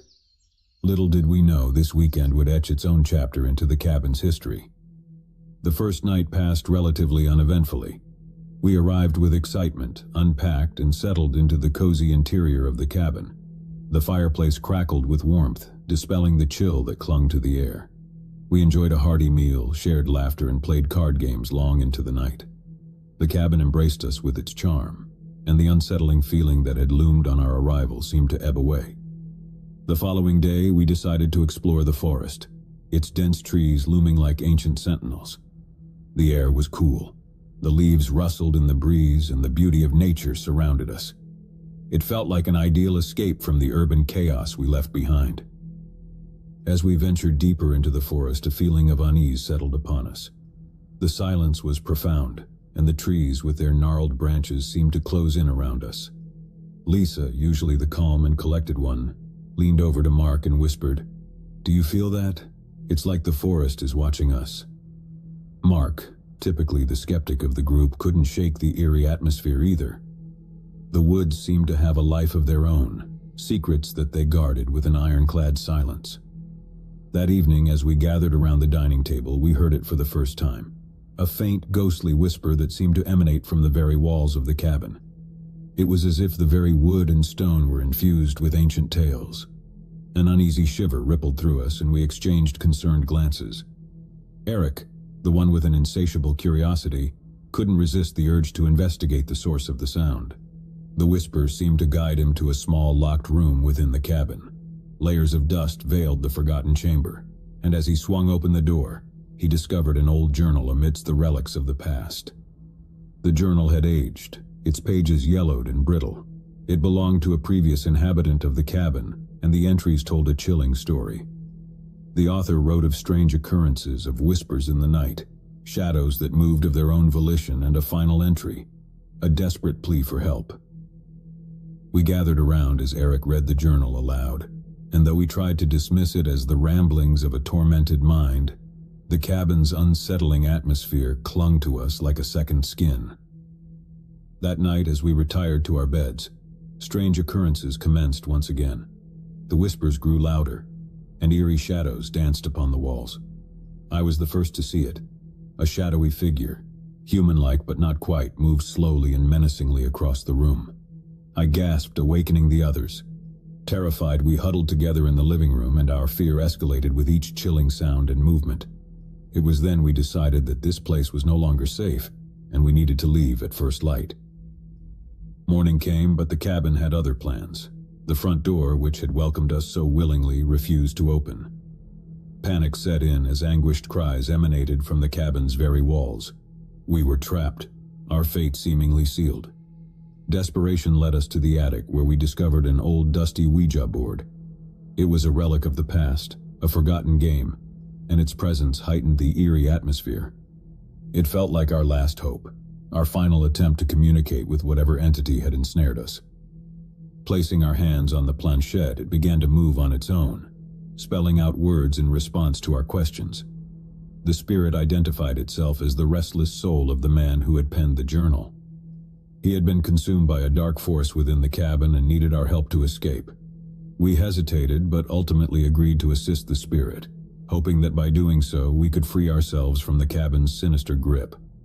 We followed the spirit's guidance, which led us to the cellar. There, he claimed, was the source of the sinister, an old locked chest containing the key to our release. As we found the chest and returned to the attic, the cabin's grasp intensified. Objects moved on their own, doors slammed shut, and the whispers evolved into a cacophony of haunting voices. We were undeterred, determined to complete the ritual that would release us from this nightmare. Finally, the oppressive force was expelled, and the cabin descended into an eerie silence. The front door swung open as if granting us passage to freedom. We fled without looking back, leaving behind the haunted cabin, its darkness expelled at last. As we drove away, we couldn't help but cast one final anxious look back at the cabin.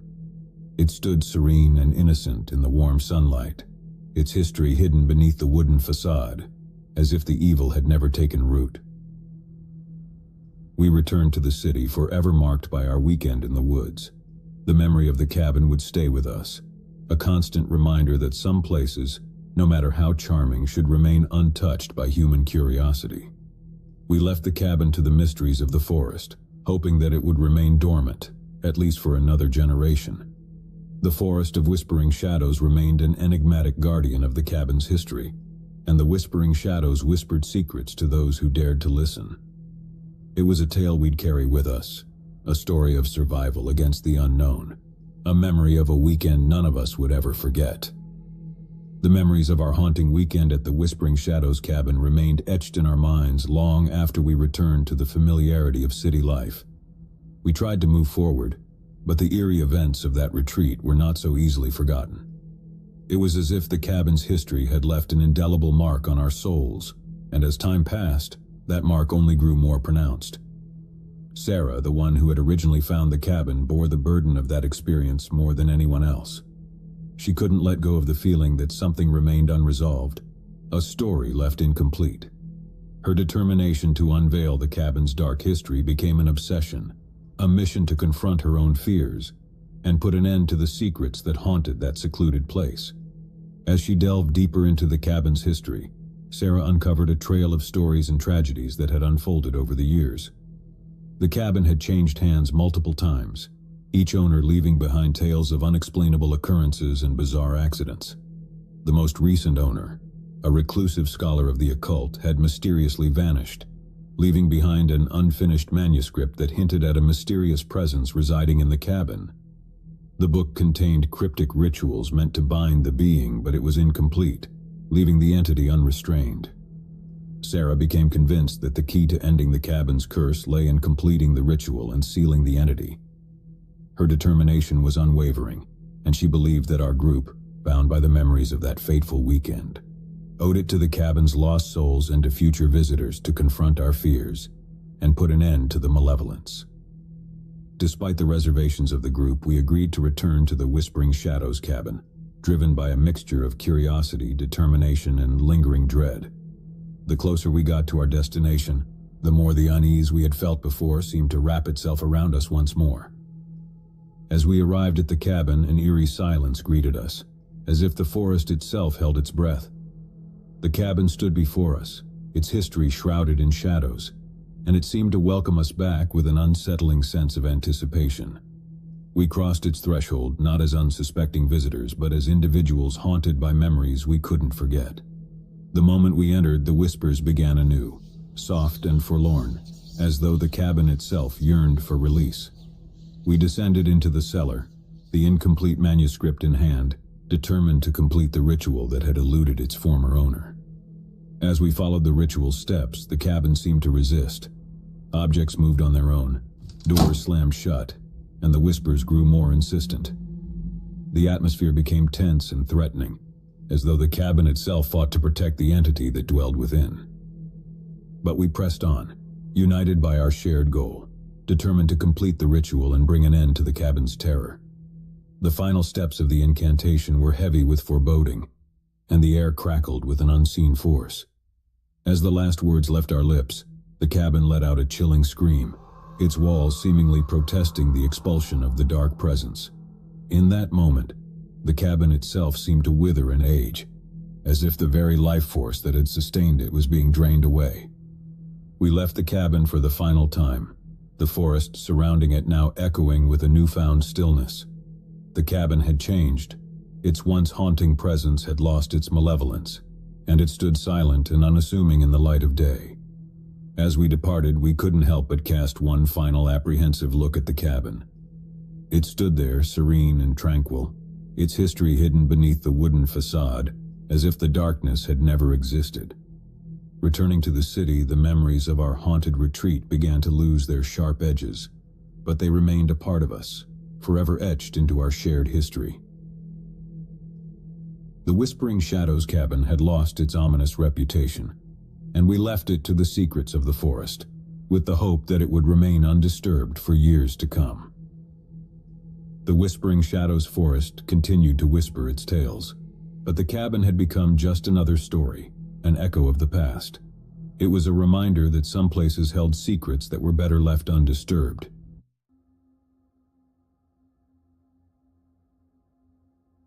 The night shift was always my least favorite part of the job. The empty hallways of St. Martin's retirement home seemed to echo with the ghostly memories of its inhabitants. The corridors played tricks on my tired eyes, and the creaks and groans of the old building were unnerving. But it was a paycheck and I had bills to pay. As the new night nurse on duty, I was responsible for the well-being of the elderly residents during the darkest hours. Most of them slept through the night, but a few would occasionally need my assistance. The isolation of the night shift only heightened my unease. It was as if the building itself was haunted by the shadows of the past. The first few weeks were relatively uneventful, except for the occasional patient needing assistance to the bathroom or a glass of water. But as the nights passed, I began to notice peculiar things. The residents, particularly the ones with dementia, would sometimes speak in hushed tones to no one in particular. They'd claim to see figures standing at the foot of their beds or hear distant whispers. I tried to reassure them, chalking it up to their old age and fragile mental states. But deep down, their stories sent a cold feeling down my spine.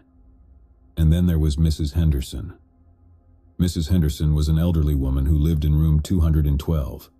She was sharp for her age, a former librarian who still possessed a wealth of knowledge.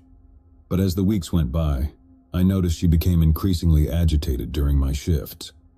One night as I entered her room to check on her, she grabbed my arm with surprising strength. Her eyes were wide with fear as she whispered, "They're watching. Don't you see them, dear? They're always there." I followed her gaze, but there was nothing to see. The room was empty, save for the soft glow of the nightlight. I tried to soothe her, telling her it was just her imagination. But deep down, I couldn't shake the feeling that something was amiss. As days turned into weeks, I noticed a pattern. The residents' restlessness seemed to increase with each passing night. They would talk of shadowy figures, distant voices, and faces in the windows. I began to doubt my own sanity, wondering if the isolation and dark atmosphere of the retirement home were playing tricks on my mind. One night, as I made my rounds, I heard a faint sound coming from the basement. It was a soft, melodic hum that made my blood freeze. I decided to investigate, my curiosity getting the best of me. I descended the creaky stairs, and as I reached the bottom, the humming grew louder. The basement was a labyrinthine maze of storage rooms and long-forgotten furniture. The source of the humming seemed to be coming from one of the rooms at the end of the corridor. The door was slightly ajar, and a pale, eerie light seeped through the crack. As I pushed the door open, I was met with a scene that froze me in my tracks. In the center of the room, a group of elderly residents sat in a circle, their faces twisted with a strange mix of fear and ecstasy. They were chanting in a language I couldn't comprehend, their voices rising and falling in an unsettling rhythm. In the center of the circle was Mrs. Henderson. Her eyes rolled back in her head, her frail body swaying to the haunting melody. My heart raced as I watched the bizarre spectacle unfold before me. I had no idea what I was witnessing, but it felt like something out of a nightmare. I couldn't move, couldn't speak as the chanting continued. It was as if time had stopped, and I was trapped in this surreal, otherworldly moment. I finally mustered the courage to step back and quietly close the door, retreating to the safety of the narrow corridor.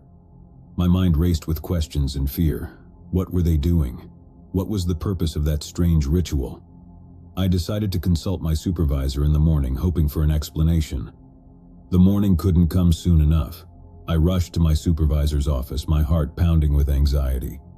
I explained what I had witnessed in the basement, expecting shock and disbelief. But to my surprise, my supervisor's face remained unnervingly calm. "That's nothing to worry about," he said with a dismissive wave of his hand. "Sometimes they just do strange things at night. It's part of their condition."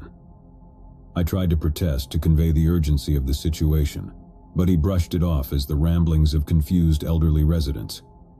I couldn't help but feel as though there was more to the story than he was letting on. That night, I couldn't get the image of the basement ritual out of my mind. I felt a growing sense of unease. a gnawing fear that there was something sinister lurking in the shadows of St. Martin's retirement home. As I made my rounds that evening, I couldn't help but notice the tension in the air. The residents seemed more restless than ever, their eyes darting around as if they were constantly on edge. It was as if the retirement home had become a pressure cooker ready to burst at any moment. And then it happened. As I entered Mrs. Henderson's room, I found her lying in bed, her eyes wide with terror. She pointed a trembling finger towards the window, her voice barely more than a whisper. "They're here," she said, her voice quivering. "The watchers in the night. They're waiting for you." I turned to look out the window, half expecting to see some malevolent presence lurking in the darkness. But there was nothing, just the same empty courtyard and the distant glow of streetlights. I tried to calm Mrs. Henderson, but her fear was palpable. She clutched my arm and begged me not to leave her alone. I decided to stay with her, hoping to provide some comfort in the face of her overwhelming terror. As the night wore on, Mrs. Henderson's fear only intensified. She spoke of the watchers in the night, of the things they had seen and the terrible secrets they held. It was a chilling narrative that creeped me out. Suddenly, the lights in the room flickered and dimmed, casting mysterious shadows on the walls. Mrs. Henderson's grip on my arm tightened, and she gasped in terror. I turned to look at the window, and that's when I saw them. Figures, dark and indistinct, stood outside the window. They were tall and featureless, their outlines shifting and swaying in the night breeze. Mrs. Henderson's eyes were locked onto them, her face a mask of pure horror. I tried to pull the curtains shut to block out the nightmarish figures, but they seemed to flicker in and out of existence, as if they were ethereal and insubstantial. I was overcome with a sense of dread, a feeling that we were being watched by something vicious and beyond our understanding. Mrs. Henderson's frail voice broke the silence, her words laced with terror. "They're the watchers in the night. They've been waiting for you, waiting for your turn." I couldn't bear to look at those shadowy figures any longer. I grabbed Mrs. Henderson, her trembling body in my arms, and rushed out of the room. As I made my way down the hallway, I noticed that the other residents were also in a state of fear and agitation. They spoke of the watchers in the night, of their long-awaited arrival. The retirement home had descended into chaos. Residents roamed the corridors in a daze, their voices filled with terror and confusion. It was as if a sinister force had descended upon the building, and there was no escape from its grasp. I desperately tried to call for help, but the phone lines were dead, and the lights continued to flicker, casting weird, dancing shadows on the walls. The building seemed to groan and creak, as if it were a living, breathing entity. As I led Mrs. Henderson down the stairwell, I couldn't shake the feeling that we were being pursued. The air was thick with an oppressive sense of dread, and the dark figures seemed to be closing in on us. Finally, we reached the ground floor, but the entrance seemed impossibly far away. The retirement home had become a nightmarish labyrinth, and we were trapped in its web of fear and uncertainty. Just as we reached the entrance, I heard a soft, melodic hum, the same creepy tune that I had heard in the basement. I turned to look behind us, and the figures were there, their shadowy forms looming in the darkness. They were closing in, their presence suffocating and malicious. I pushed the heavy double doors open, the night air rushing in to greet us. As I stepped out into the courtyard, I felt a strange sensation, as if the ground beneath me was shifting and undulating. I turned to look back at the retirement home, and what I saw will haunt me for the rest of my days. The building seemed to contort and twist, its windows transforming into gaping, hollow eyes that stared out at me with an otherworldly malevolence. The retirement home had become a nightmarish entity, a living, breathing abomination that defied all reason and logic. Mrs. Henderson's voice broke through my shock, her trembling words a haunting lament. "They've been waiting for you, waiting for your turn." I turned and fled into the night, leaving the retirement home and its horrors behind. The night air was cold and unforgiving, and the darkness seemed to stretch on into eternity. As I stumbled through the streets, I couldn't help but wonder what had become of the residents and the sinister figures that had pursued us. I was haunted by the memory of the retirement home, a place where the boundaries between reality and nightmare had blurred and twisted. The night shift had turned into a night of terror, a night that would forever haunt my dreams. The retirement home and its dark secrets were now a part of me, an unending nightmare that I could never escape. And as I walked through the cold, unforgiving darkness, I couldn't help but wonder if the retirement home was still there, waiting for its next victim, waiting for my turn to come. Working the night shift in a small research facility was always a creepy experience. The building was situated on the outskirts of town, surrounded by dense forest and far from the comforting glow of the city lights. As a laboratory assistant, I had grown used to the solitude of the night, but one particular night would forever change the way I viewed the facility. My shift began like any other. The research facility specialized in studying rare plants and their potential medicinal properties. Most nights, the silence was broken only by the soft hum of the air conditioning system and the distant chirping of crickets. But that night was different. As I made my rounds, checking on the various experiments, I noticed something odd. In one of the isolated containment chambers, a peculiar plant had grown much larger than it should have. It was a rare species known as luminaris, with phosphorescent leaves that emitted a soft, eerie glow. But this plant had exceeded its normal size and now filled the chamber. I approached the containment chamber, my curiosity piqued. The soft green glow of the luminaris leaves cast a surreal, almost otherworldly light on the surroundings. I reached out to touch the leaves, but before my fingers could make contact, a voice behind me said, "Don't touch it." Startled, I spun around to see Dr. Eleanor Weber, the head researcher. She was known for her reclusive nature and rarely ventured into the facility during the night. Her face was pale, and her eyes held a mixture of fear and fascination. "What's going on, Dr. Weber?" I asked, bewildered by the strange occurrence. "Why has this plant grown so large?" She didn't answer immediately, her eyes fixed on the luminaris. Finally she spoke, her voice barely more than a whisper. "It's not just the size, it's the rate of growth. I've never seen anything like it." We both watched in silence as the luminaris continued to expand, its leaves pulsating with a strange light. Dr. Weber's fear was palpable, and I couldn't help but feel a growing sense of unease. As we left the containment chamber, she explained that the luminaris had been a subject of intense research for years. Its unique properties made it a potential game-changer in the pharmaceutical industry, but its cultivation was notoriously difficult, with growth rates measured in millimeters over months, not inches and hours. Dr. Weber believed that something extraordinary had occurred, something beyond our comprehension. She was determined to find answers, and as the night progressed, we delved deeper into the anomaly. Our investigation led us to the main research lab where the luminaris seeds were stored. To our shock, the seeds had begun to germinate, their tiny shoots pushing through the soil. It was as if an invisible force was propelling their growth. Dr. Weber took a sample of the anomalous plant, and we returned to her office to examine it under the microscope. What we discovered was beyond belief. The plant cells showed signs of accelerated growth, as if they had been subjected to some unknown force. As the night wore on, we became increasingly absorbed in our research, forgetting about the time. The luminaris anomaly was unlike anything we had ever seen, and it held a dark, magnetic allure. At around 3 a.m., while we were engrossed in our research, a low, guttural sound echoed through the facility. Dr. Weber and I exchanged worried glances. The sound was unnatural, a discordant blend of whispers and growls. We decided to investigate, following the sound to its source. It led us to a remote section of the facility that housed the staff quarters.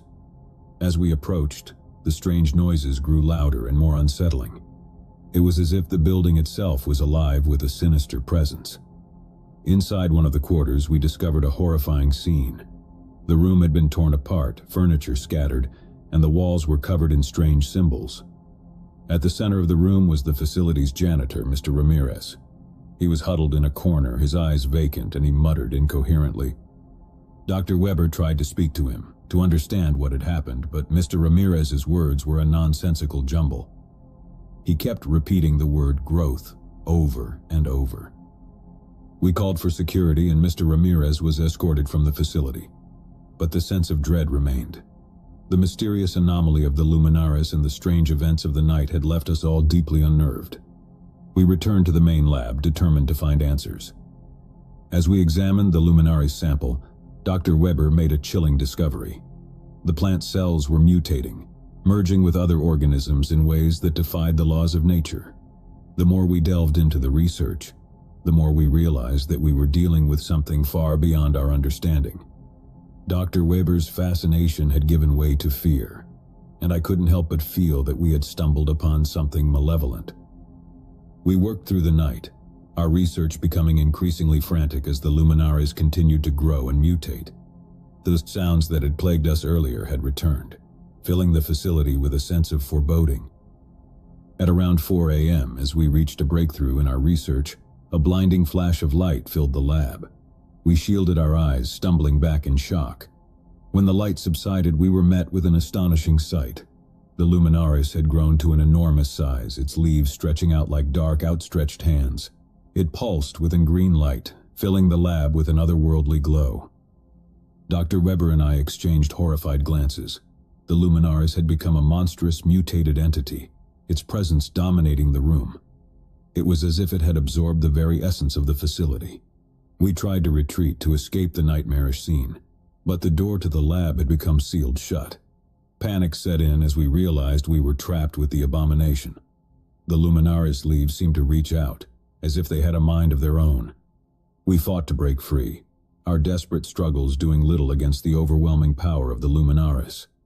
The plant seemed to pulse with malevolence, its unnatural growth spiraling out of control. As the luminaries closed in, the facility itself seemed to come alive, the walls shifting and contorting as if they were part of some grotesque living organism. The guttural sounds grew louder, filling the air with a cacophony of whispers and growls.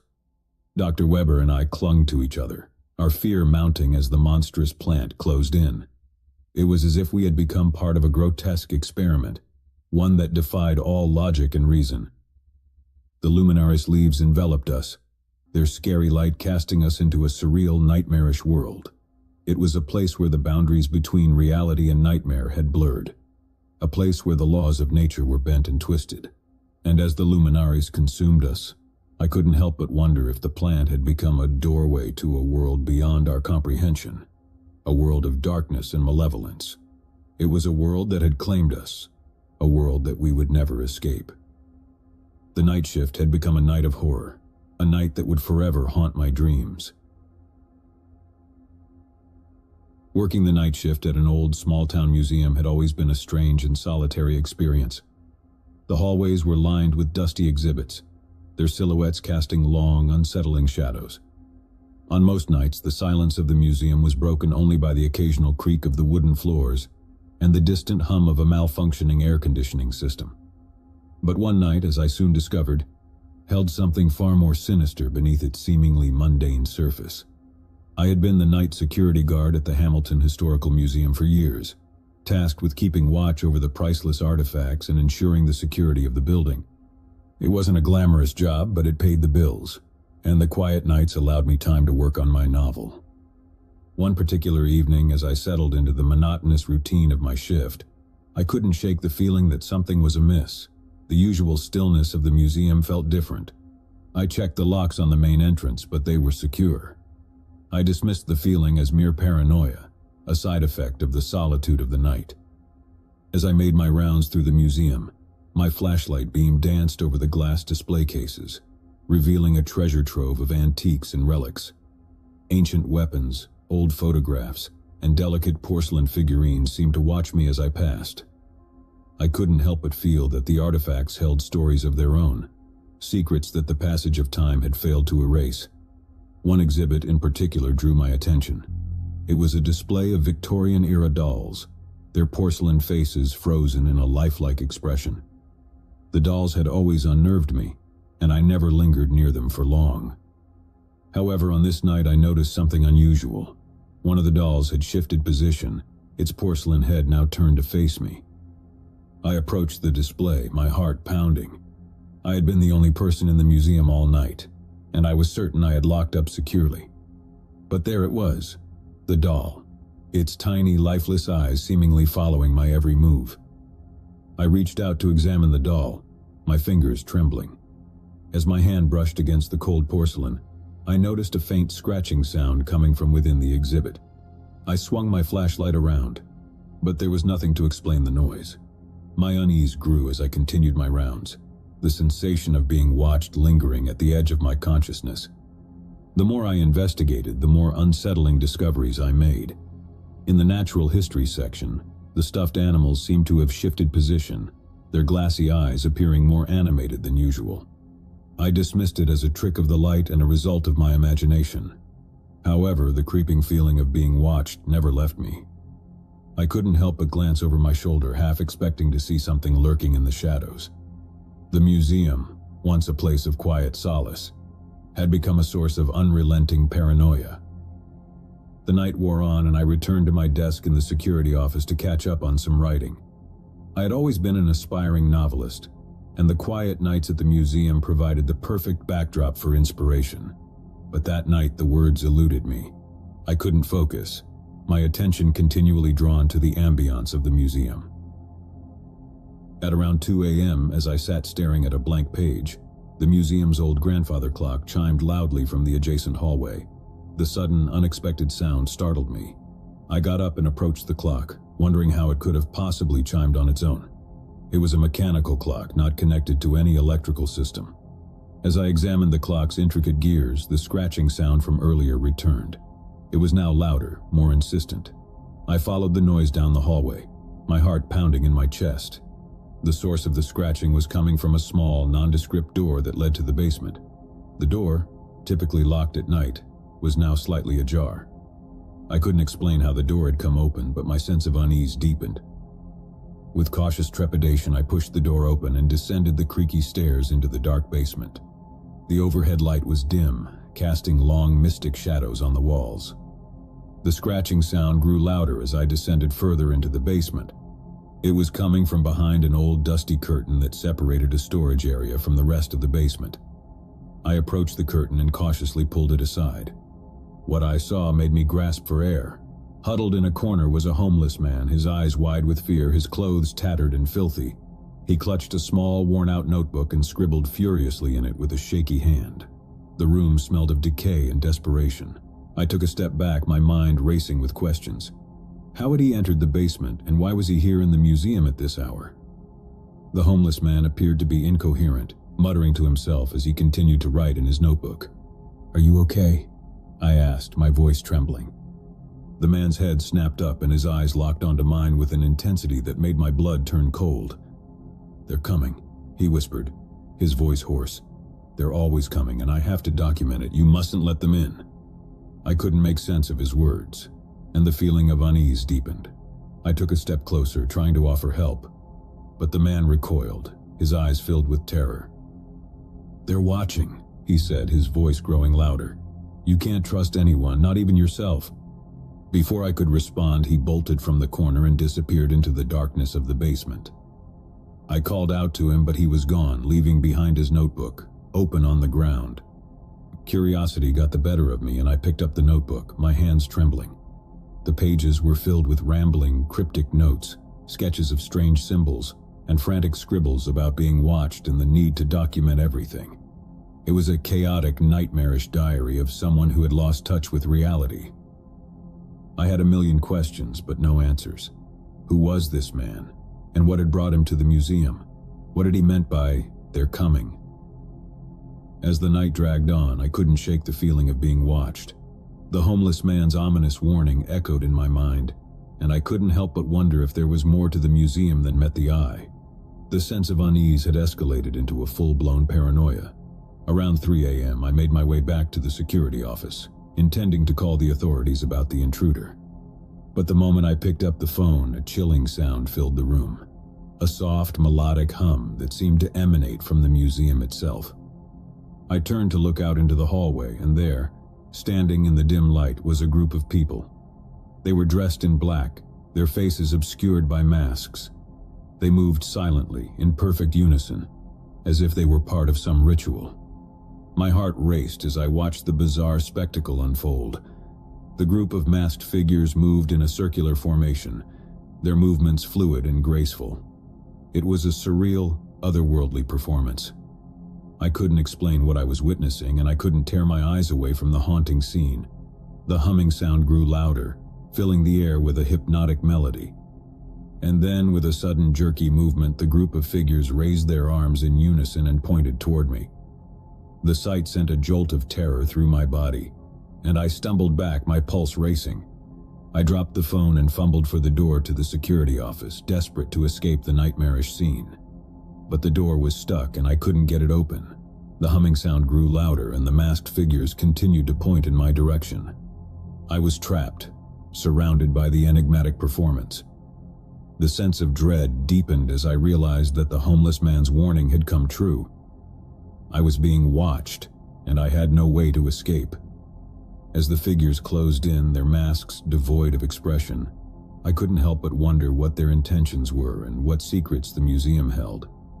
The night shift had taken a surreal, nightmarish turn, and I was left with an overwhelming sense of dread, my every instinct screaming at me to run, to escape the bizarre, sinister spectacle unfolding before my eyes. But the figures advanced, their hands reaching out, and the world around me began to warp and distort.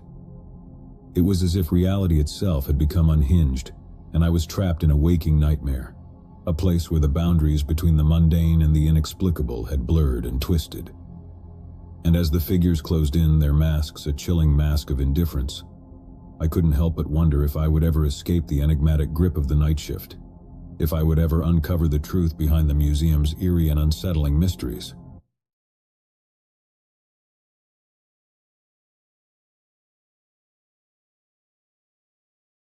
The chill of autumn had settled into our small college town, and with it came the promise of new beginnings. I was excited to start my freshman year at Crestwood University, eager to make friends and explore the world beyond my hometown. Little did I know that the darkest, most unsettling chapter of my life was about to unfold within the walls of my dormitory.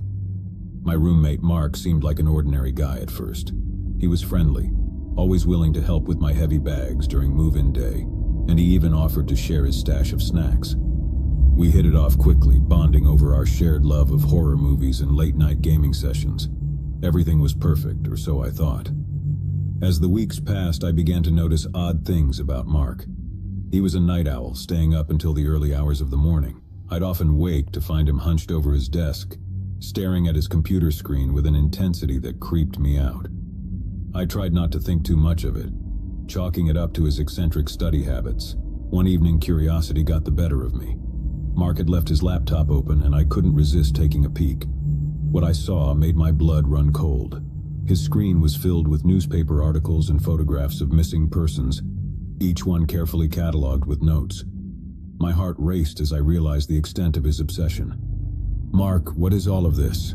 I asked, my voice trembling as I confronted him about the disturbing discovery. He turned to face me, his eyes devoid of emotion. "Just a hobby," he replied casually, as if discussing the weather. "I'm interested in unsolved mysteries, that's all." But it wasn't just the obsession with missing persons that unnerved me. Mark's behavior grew increasingly erratic. He would disappear for days on end, claiming he was visiting his family or taking impromptu trips. Whenever he returned, he'd bring back strange, unmarked packages that he stashed in the depths of our closet. I tried to distance myself from Mark, spending more time with my new friends on campus, but he always managed to pull me back into his world. He'd invite me to movie nights or offer me his snacks, and I'd find myself unable to refuse.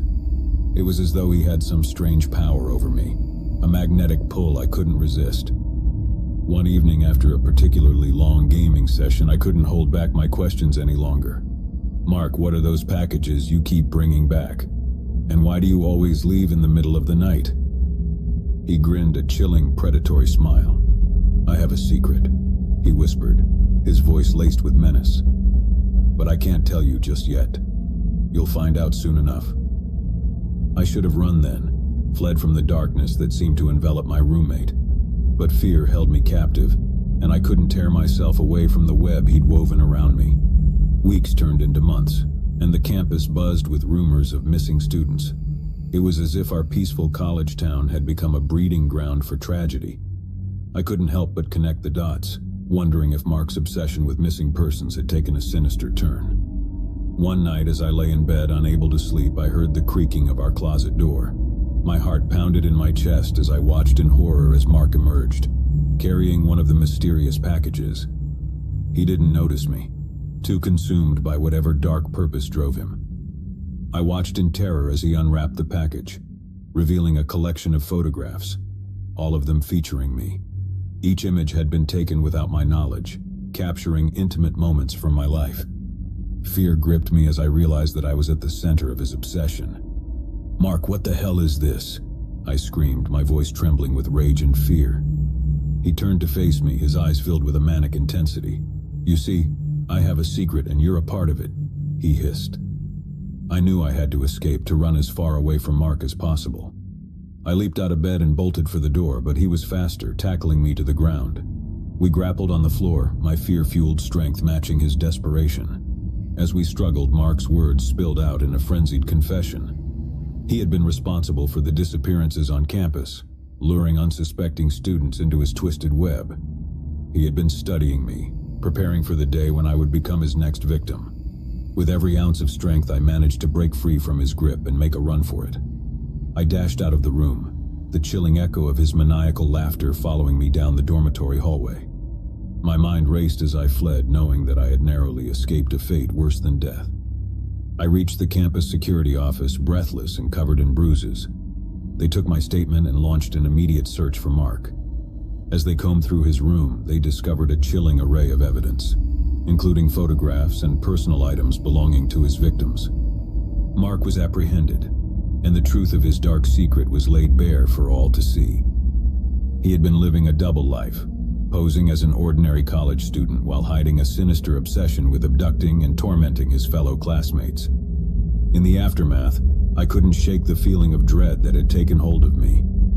The scars, both physical and emotional, ran deep, a constant reminder of the horrors I had narrowly escaped.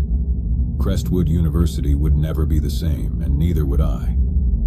As the seasons changed and the years passed, I found solace in therapy and the support of my friends and family. Mark was locked away, never to harm another soul, but the nightmares of that fateful year would haunt me forever. The darkness that had once resided within my own dormitory had been exposed, but the true nature of Mark's secret would forever remain a chilling mystery, one that I hoped would fade into obscurity, never to be unearthed again. But the story didn't end with Mark's capture. As the investigation deepened, the authorities discovered a network of hidden chambers beneath our dormitory, each one containing evidence of Mark's depraved activities. The underground lair was a chilling maze of photographs, journals, and mementos, each one linked to a different victim. It became clear that Mark had been operating in secret for years, selecting his victims with disturbing precision. He had meticulously documented their lives, collecting information and mementos that allowed him to assume their identities. It was a nightmare beyond comprehension, a secret so dark and twisted that it defied explanation. The campus was in shock, and the media descended upon Crestwood University, hungry for every detail of the horrifying discovery. Students and their families demanded answers, and the university was forced to confront the unthinkable truth that had festered beneath their very noses. As the investigation continued, more victims were identified, and the full scope of Mark's crimes became clear. Families were reunited with their missing loved ones, but the scars of their ordeals ran deep. Crestwood University would never fully recover from the stain of Mark's actions, and the dormitory where the nightmare had unfolded was forever tainted. In the years that followed, I tried to move on with my life, but the memories of that fateful year continued to haunt me. I couldn't escape the feeling of being watched, of a darkness that lingered in the corners of my mind. The nightmares persisted, a relentless reminder of the horror I had endured. As I walked the halls of Crestwood University, I couldn't help but wonder how many other secrets lay hidden beneath the surface, how many other nightmares were waiting to be uncovered. The campus had been forever changed by the darkness that had taken root within its walls, a darkness that had nearly claimed me as its victim. The legacy of Mark's dark secret would cast a long shadow over Crestwood University, a chilling reminder that even in the most ordinary of places, the most sinister of secrets could be lurking, waiting to be revealed. And so, as I looked out at the campus that had once been a place of promise and hope, I couldn't help but wonder if the darkness that had consumed Mark might one day resurface, casting its sinister shadow once again. I had always thought of myself as someone who could handle life's twists and turns with ease, After all, I had weathered my fair share of ups and downs over the years. But nothing could have prepared me for the peculiar turn my life would take when I moved in with my new roommate, Alex. It was a sweltering summer day when I first met Alex. I had been searching for a roommate to share the rent of my small 2-bedroom apartment, and he had responded to my online ad. We met at a nearby cafe, and our initial conversation was pleasant enough.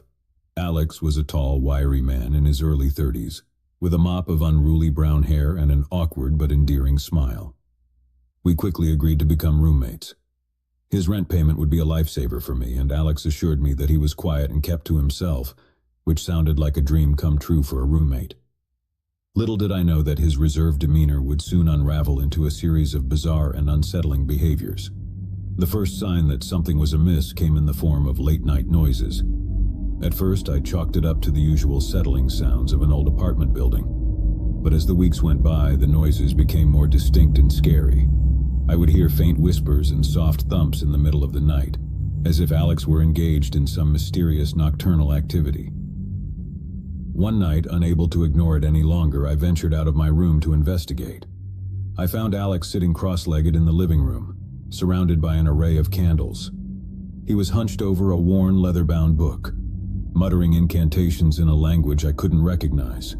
His eyes were wide, unblinking, and filled with an intensity that made my blood freeze. "Alex, what are you doing?" I stammered, my voice trembling with a mix of fear and confusion. He looked up at me, his eyes momentarily vacant, before a twisted smile crept across his face. "Just some late-night reading," he replied cryptically before closing the book and extinguishing the candles. I returned to my room, my heart pounding in my chest. The encounter had left me deeply unsettled, but I convinced myself that it was nothing more than an eccentric habit, a quirk that I could tolerate in a roommate.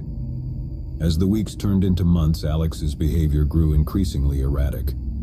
He would spend hours locked in his room, and when he emerged, he would be carrying strange items, a taxidermy crow, an antique dagger, and even a collection of unmarked vials filled with murky liquids. I had no idea what he was doing with these items, but it was clear that he was immersed in some bizarre and unsettling hobby. One evening, I returned home from work to find our living room transformed into a makeshift altar. Candles, incense, and strange symbols were scattered across the floor. Alex was kneeling at the center, his eyes closed in what appeared to be deep meditation. "Alex, what is all of this?" I demanded, my frustration and anxiety boiling over. He opened his eyes slowly, gazing at me with a scary calmness. "I'm pursuing a higher purpose," he replied, his voice carrying an otherworldly quality. "I've found a path to enlightenment, and I must follow it." I couldn't make sense of his cryptic words, and a sense of dread settled over me. It was as if Alex had ventured into a world of his own, one that was steeped in mysticism and darkness. I couldn't fathom what had led him down this path or how it had taken hold of him so completely. As the days turned into weeks, I became increasingly isolated in my own home.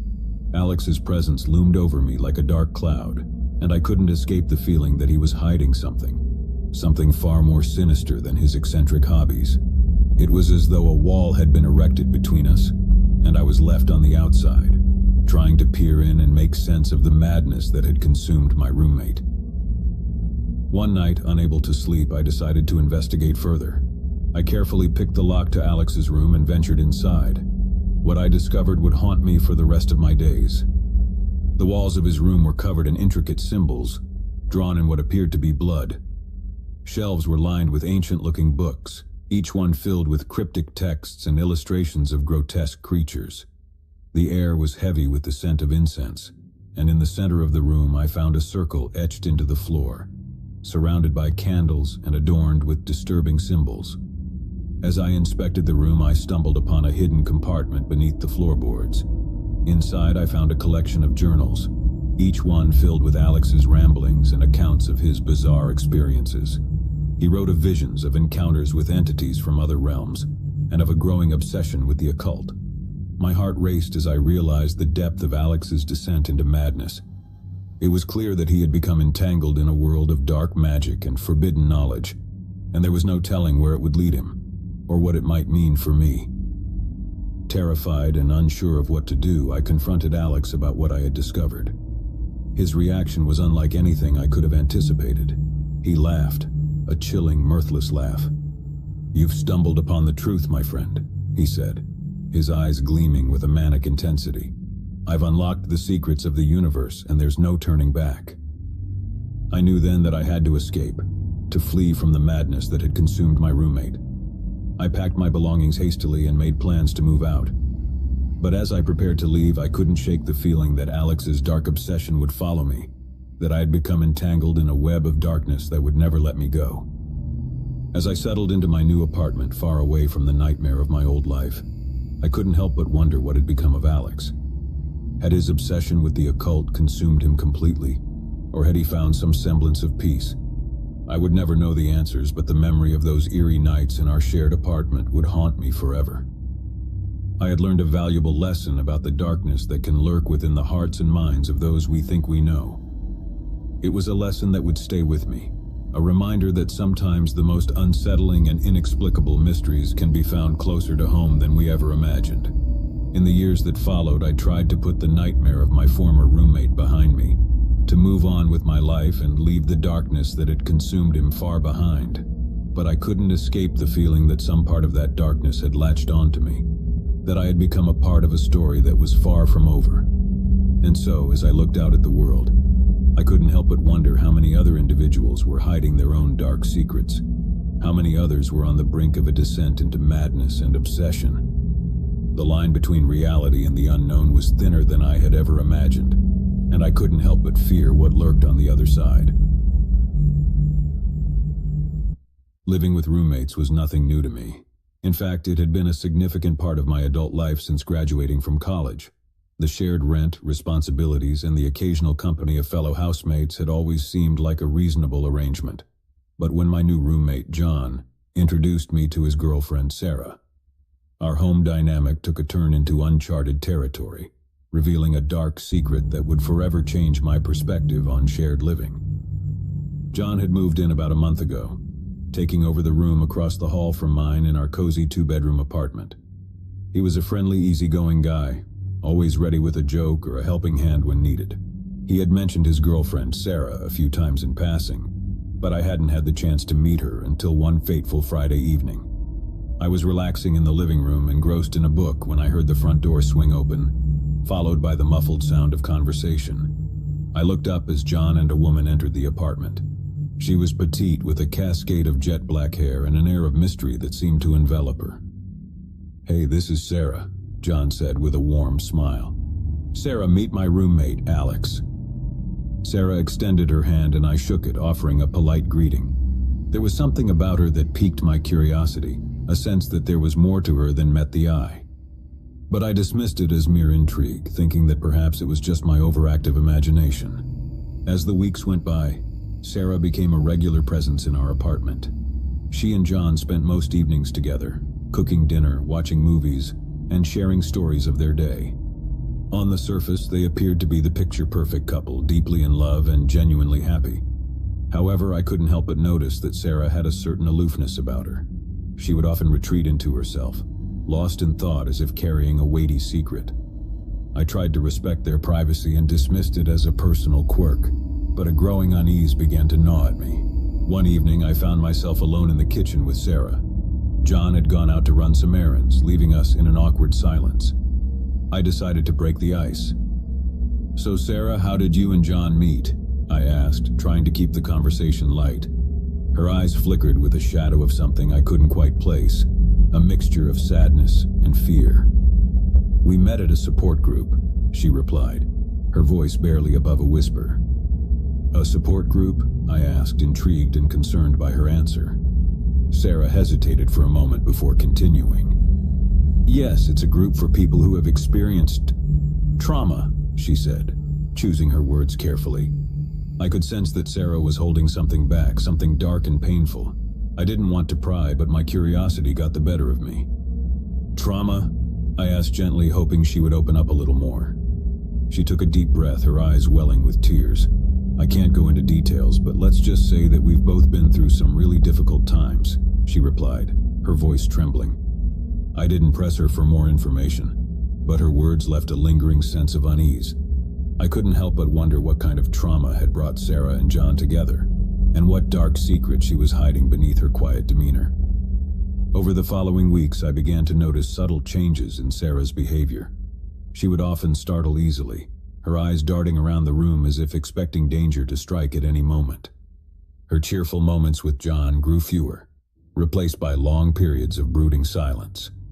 One evening, as I was in my room working on a project, I overheard a heated argument between Sarah and John in the living room. Their voices were raised and I couldn't make out the words, but the tension in the air was palpable. It was the first time I had witnessed such a dispute between them, and it left me with a growing sense of concern. The following morning, I ran into John in the kitchen. He looked exhausted, his eyes bloodshot from what appeared to be a sleepless night. "Is everything okay with you and Sarah?" I asked cautiously. John sighed, running a hand through his disheveled hair. "We've been going through a rough patch lately," he admitted. "Sarah's been dealing with some personal demons, and it's been taking a toll on both of us." I wanted to offer my support, to reach out to Sarah and let her know that she wasn't alone, but I didn't know how to breach the subject without intruding on their privacy. Instead, I decided to keep a watchful eye on the situation, hoping that things would eventually improve. As the days turned into weeks, I couldn't shake the feeling that something was seriously wrong with Sarah.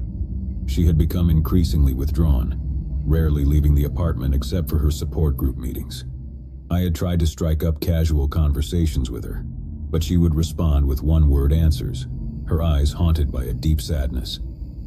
One evening, as I was returning from work, I found Sarah sitting alone her eyes fixed on the flickering television screen. Her gaze was distant, and she appeared lost in a world of her own. "Sarah, are you okay?" I asked, genuinely concerned. She turned to look at me, her eyes welling with tears.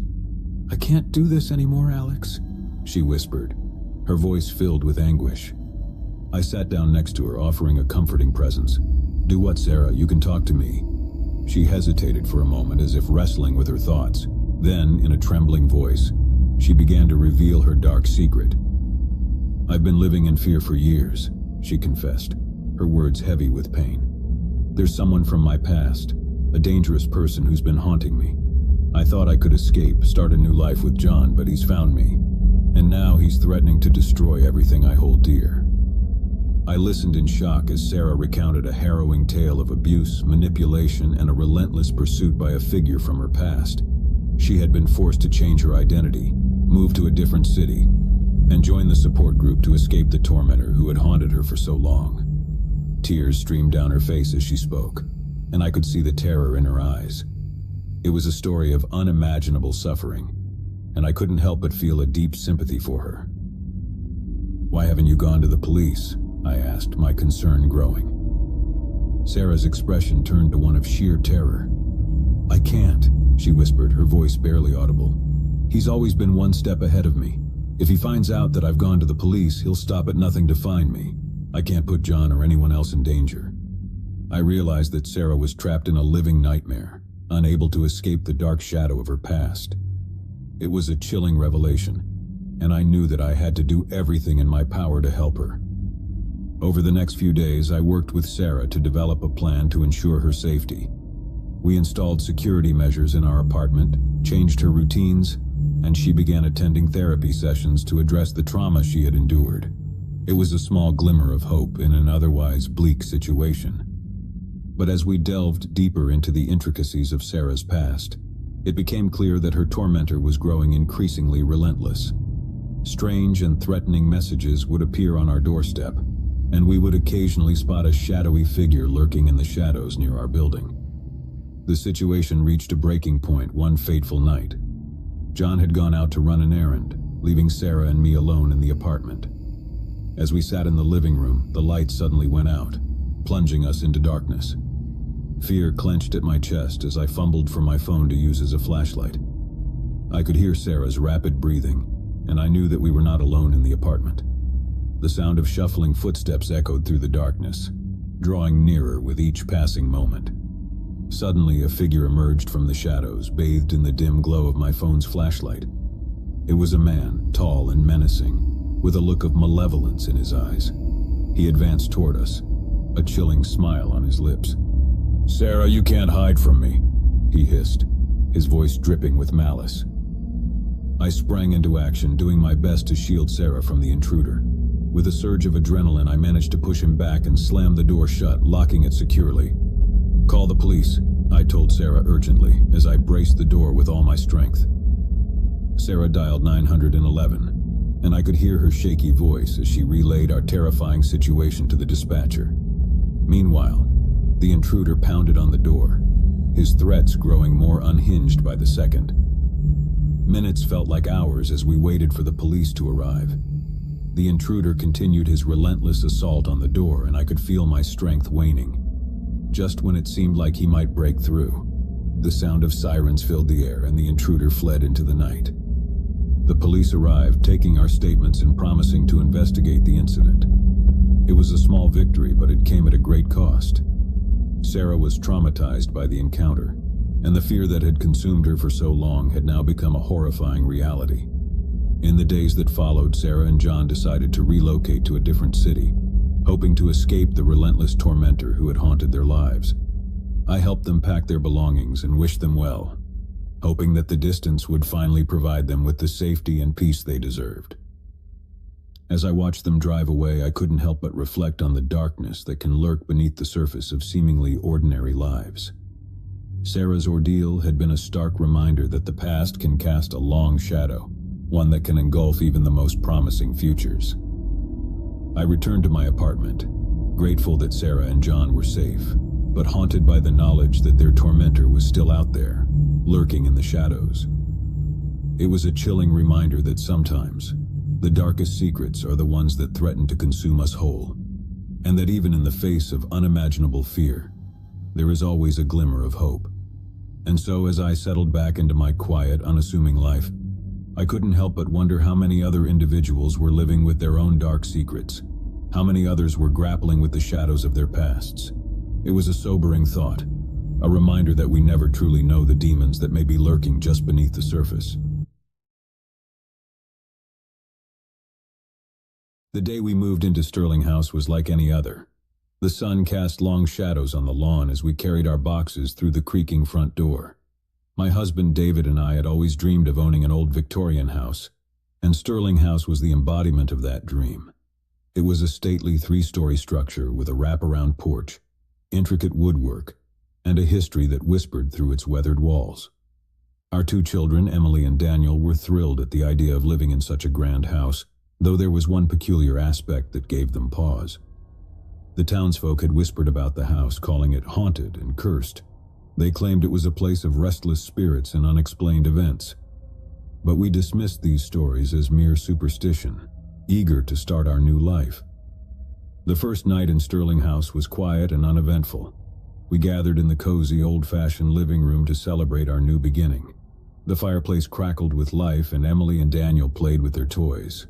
The only thing that seemed odd was the faint odor of roses that lingered in the air, but we attributed it to some old potpourri left behind by the previous owners. That night, as we settled into our respective rooms, I couldn't help but marvel at the house's character.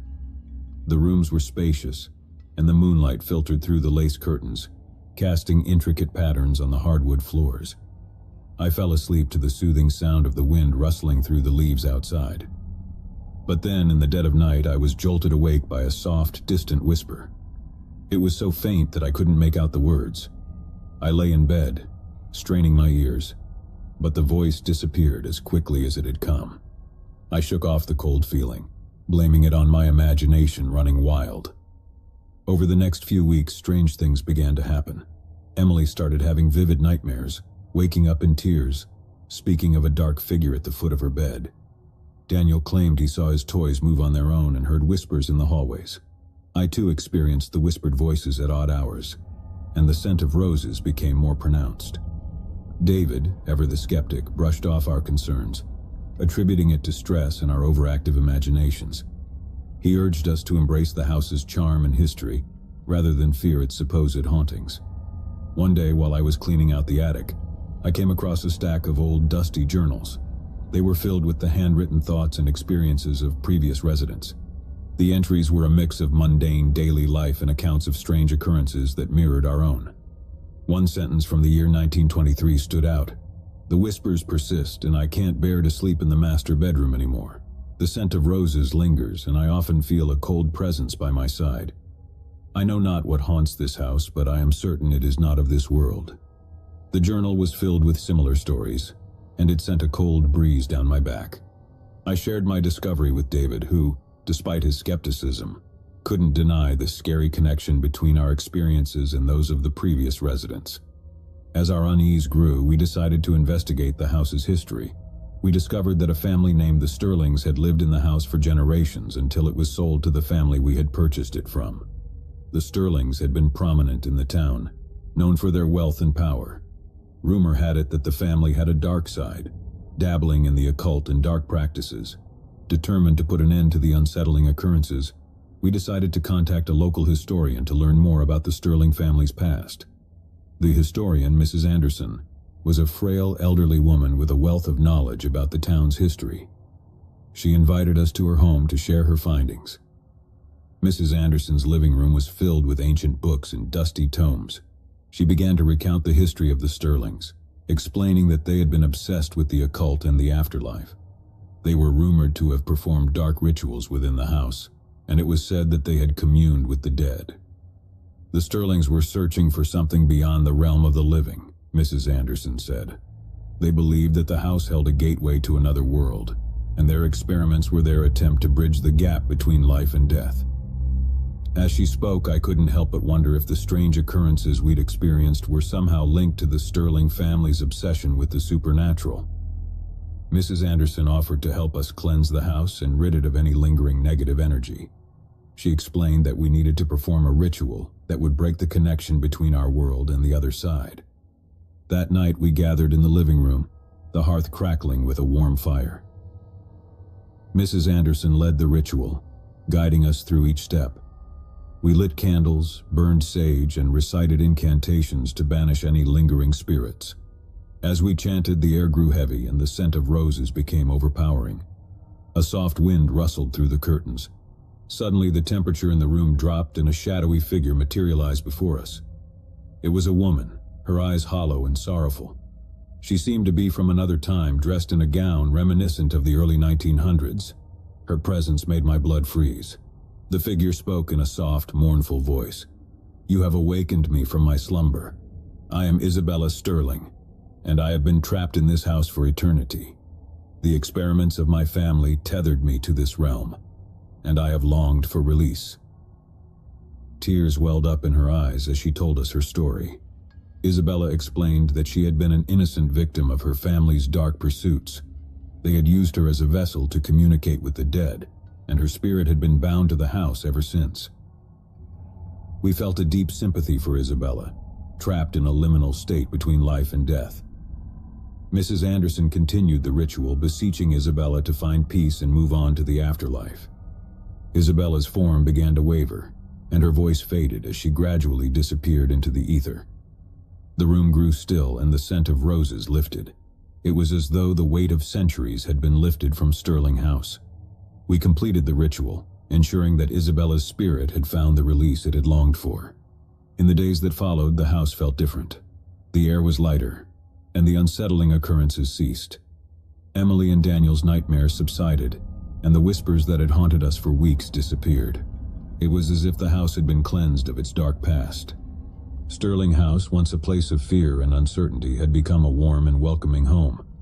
Isabella's presence no longer lingered, and the history that had whispered through its walls was now a distant echo. We had finally found peace in our new home. As the years passed, we cherished our time in Sterling House.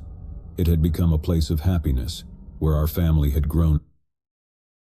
My name is Alex Holloway, and I never believed in ghosts until I moved into Hollywood House.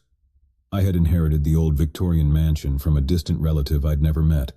The news of my sudden inheritance came as a shock, but the prospect of living in such a grand, historic house excited me. Little did I know that the house came with a history that would test the very limits of my skepticism. I had always considered myself a rational, level-headed person. I was an engineer by profession, and I approached life with a practical and analytical mindset. Ghost stories were nothing more than tales told around campfires designed to scare and amuse. But that was before I set foot in Hollywood House. The mansion sat atop a hill overlooking the sleepy town of Hollywood. The exterior was a sight to behold, with its ornate architecture, towering turrets, and sprawling gardens. It was a place that seemed to belong to a different era, and the townsfolk whispered about its dark past. The house had stood empty for as long as anyone could remember, and its imposing presence cast a shadow over the town. My first night in Hollywood House was a surreal experience. As I walked through the echoing hallways with a single flickering candle, I couldn't help but wonder about the stories I'd heard. People claimed to have seen figures in the windows at night, heard unexplained footsteps in the empty corridors, and witnessed lights flicker and doors open and close on their own. These were the tales that had earned the mansion its haunted reputation. I settled into one of the spacious bedrooms on the second floor, the large canopy bed and heavy drapes making me feel like I'd stepped into a period drama. As I lay in bed, I tried to dismiss the unease I felt. The wind whistled through the old windows, and the house seemed to sigh with its own ancient history. That night, as I drifted off to sleep, I heard it, a faint, distant whisper. I dismissed it as a trick of the wind or my own overactive imagination. But the whisper persisted, growing louder and more distinct. It was as though a voice from the past was trying to communicate with me. I strained my ears, and the words became clearer. "Help me," the voice pleaded, soft and trembling. My heart raced as I sat up in bed, my breaths coming quick and shallow. The voice sounded desperate, like a soul in torment. I leaped out of bed and searched the room, but there was no one to be found. The windows were shut tight and the doors were locked. I had heard the voice, there was no doubt about it, but its source remained a mystery. In the following days, I tried to put the incident out of my mind, convincing myself that it had been a vivid dream. I was determined not to let such irrational thoughts take hold of me. I delved into my work, focusing on renovations to make the house livable. However, the feeling of being watched and the whispers persisted. It was as though the house itself was trying to communicate with me, to tell me something I couldn't yet comprehend. One evening, as I was exploring the dusty attic, I came across a trove of old letters and journals. They were written by the previous inhabitants of Hollywood House, the Eldridges, who had lived there in the late 19th century. The journals were filled with accounts of strange occurrences that mirrored my own experiences. One of them caught my eye. The house is not what it seems. It harbors a presence that defies explanation. We hear the whispers at night, voices from another world, and the shadows move with a purpose we cannot comprehend. The house is cursed, and it hungers for something we cannot fathom. The journals were filled with similar stories, of doors that opened on their own, of apparitions in the hallways, and of voices that pleaded for help. The Eldridges had lived in constant fear, and they eventually abandoned the house, leaving it to decay. I couldn't ignore the striking similarities between their experiences and my own. The house was not just haunted, it was cursed, as if an insatiable darkness clung to its very foundations. As I continued my research, I learned that the house had been built on the site of a tragic event, a fire that had claimed the lives of several townspeople. It was said that the souls of those who had perished in the fire were never at rest, and their restless spirits haunted the mansion. My skepticism wavered as the evidence piled up. The history of Hollywood House was filled with inexplicable events and unexplained phenomena. It was clear that the house held secrets that defied logic and reason. One night, as I sat in the library, the whispers grew louder. They seemed to surround me, as if the walls themselves were trying to communicate. I strained to listen, and the voice became distinct, a woman's voice filled with anguish. "Help me," she implored, her words resonating with sorrow. I followed the voice to the grand staircase, where a shadowy figure materialized before me. It was a woman, her eyes filled with despair. She was dressed in a gown from a bygone era, and her form flickered in and out of existence. "My name is Eleanor," she said, her voice trembling. "I died in the fire, and my spirit has been trapped here ever since. You are our only hope." Eleanor's story was one of tragedy. She had been a resident of Hollywood, a young woman with dreams and aspirations, until the fateful night of the fire. She had perished along with others, and their spirits had been bound to the house, unable to find peace. I couldn't turn my back on Eleanor's plea for help. I reached out to a local historian, Mr. Thompson, who had spent years researching the history of Hollywood House. He explained that the house was a focal point for paranormal activity, a place where the veil between the living and the dead was thin. With Mr. Thompson's guidance, we decided to conduct a ritual to free the trapped souls and cleanse the house of its dark history. We gathered in the living room, surrounded by candles and incense, and recited incantations passed down through generations. As we chanted, the atmosphere grew heavy, and the air seemed to vibrate with energy. The whispers in the walls intensified, as if the spirits were aware of our intentions. I felt a presence in the room, a gathering of souls seeking release.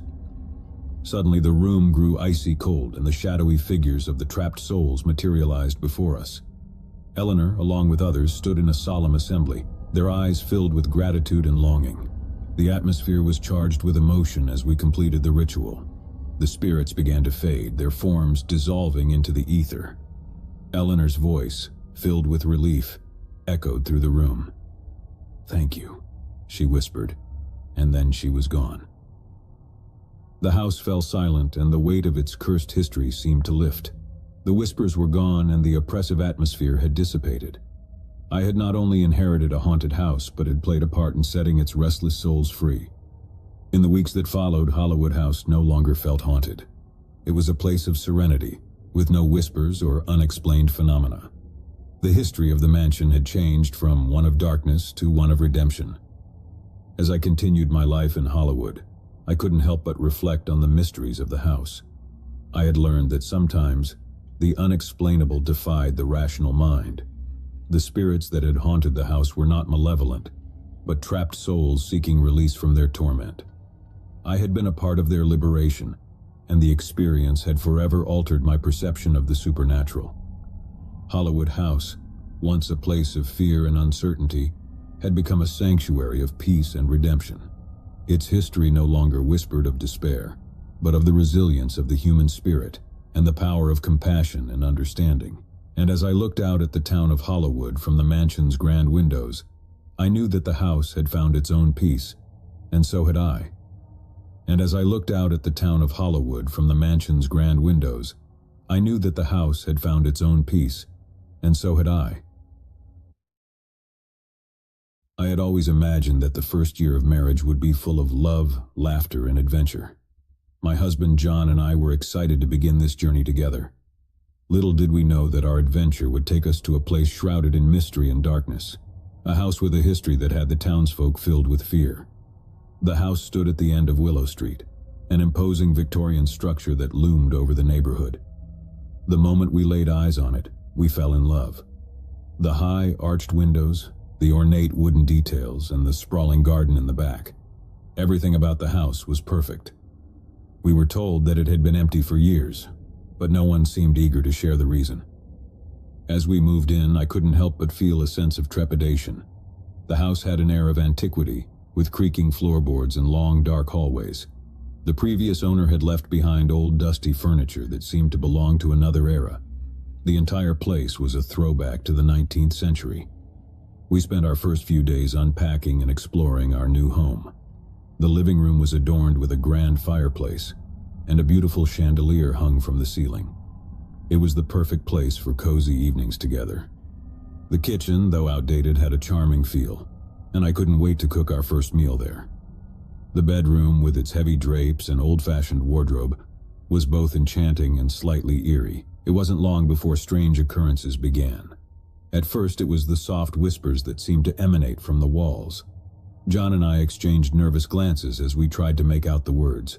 The whispers were unintelligible, but they sounded like voices from another time.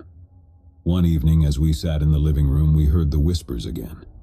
This time, I was certain that the voice said, "Help me." I shivered and looked at John, who had a concerned expression. He dismissed it as a draft or our imagination, but the unease lingered. As the weeks went by, the whispers grew more frequent. I decided to confide in our neighbor, Mrs. Davis, who had lived in the neighborhood for decades. She was known as the local historian and a keeper of town secrets. Mrs. Davis listened to my story with a knowing look. "That house, dear," she began. "It has a history and not a pleasant one. It was built by a wealthy family in the late 1800s, the Chattertons. They were reclusive, strange people, and the townsfolk had always whispered about their dark practices. She paused for effect. The Chattertons dabbled in the occult, trying to communicate with the dead. They believed the house had a connection to the spirit world, and they performed rituals in the hopes of unlocking its secrets. My heart raced as I realized that the whispers we heard might be connected to the Chattertons' experiments. Mrs. Davis went on. It said that they summoned a presence they couldn't control, and it cursed the house. After that, no one dared to live there, and the Chatterton family vanished without a trace. I couldn't believe what I was hearing.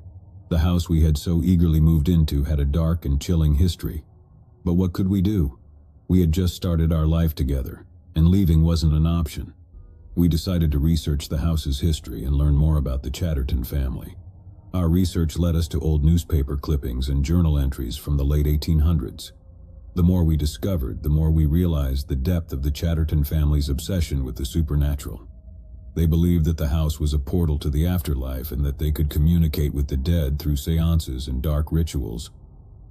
One journal in particular made my pulse rise. The whispers grow louder, and I fear we have awakened something dark. Shadows move through the house at night, and I've seen apparitions in the hallways. We must find a way to undo what we've done before it's too late. It was evident that the Chattertons had unleashed something beyond their control, and it had plagued the house ever since.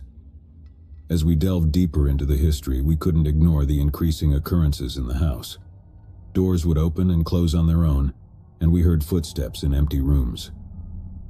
The whispers continued, and I couldn't help but feel that they were trying to tell us something. One night we awoke to the sound of a child crying. John rushed out of bed and followed the sound to the nursery. There he saw a faint, ghostly figure, a little girl in a white dress. She turned to him with tearful eyes, her voice trembling as she said, "Help me, please." As he reached out to touch her, she disappeared into thin air. John returned to our room, his face pale. "I saw her," he said, his voice shaking. "A little girl, just like the one from the old photographs we found in the attic. She was asking for help." We couldn't ignore the plea of the ghostly child any longer. We reached out to Mrs. Davis once more, hoping she could shed light on the mysterious girl. She listened intently and revealed that the Chattertons had a daughter, Emily, who had gone missing and was never found. It was believed that the entity they had summoned had taken her, and her spirit was trapped in the house. We realized that Emily's spirit was trying to communicate with us, asking for the help she never received in life. We couldn't turn our backs on her, and we decided to try and find a way to release her from the house's curse. Mrs. Davis suggested that we perform a ritual to free Emily's spirit. She explained that it would be a way to break the connection between the Chattertons' experiments and the trapped souls. We were hesitant but desperate to bring peace to the house.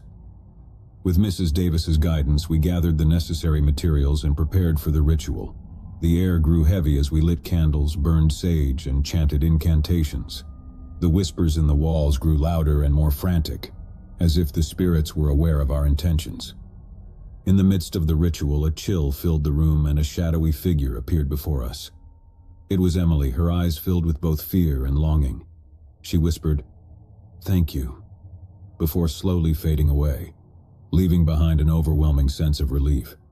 As the ritual concluded, the house fell silent. The whispers were gone and the oppressive atmosphere lifted. It was as though the curse that had plagued the house for decades had finally been broken. We felt a sense of peace we had never experienced before. In the weeks that followed, the house no longer felt haunted. It was a place of warmth, and we could finally enjoy our marriage without the constant presence of restless spirits. Emily had found her release, and the darkness that had clung to the house had dissipated.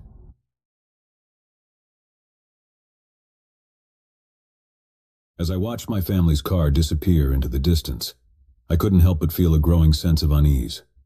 My parents were heading out of town for the weekend, leaving me alone in our old creaky house. I was no stranger to solitude, but this time felt different. A heavy feeling settled in my chest, and an unshakable feeling of dread began to creep into my thoughts. The house itself was a relic of the past, a grand structure with imposing pillars and a sprawling, overgrown garden. It was beautiful in its own way, but as the sun dipped below the horizon and shadows stretched across the property, It transformed into something foreboding. I reluctantly closed the front door and locked it, the click echoing through the empty hallway. The house felt too big, too silent, and suddenly, I felt too small. The first night alone in a house could be daunting, but as time wore on, I had imagined myself growing into the role. I could make my own meals, watch my favorite movies, and revel in the freedom of being the master of my own domain. Yet as I moved from room to room, something about the darkness outside felt oppressive, as if it were closing in on me. I made my way to the kitchen, trying to shake off the feeling of unease. The familiar space, with its warm wooden cabinets and cozy ambience, was meant to be comforting. However, the faintest hint of a draft seemed to whisper through the room. I tightened the shawl around my shoulders and decided to prepare a simple meal to distract myself. As I stood at the stove, the low hum of the refrigerator and the ticking of the kitchen clock were the only sounds that reached my ears. The house was eerily silent, and with each creak and groan, I couldn't help but feel as though it had a life of its own. I had always known it was old, but that night, it felt ancient, bearing secrets from generations long past. I finished my meal and tried to find solace in the glow of the television. I put on a comedy, but even the laugh track couldn't drown out the unsettling sense of isolation.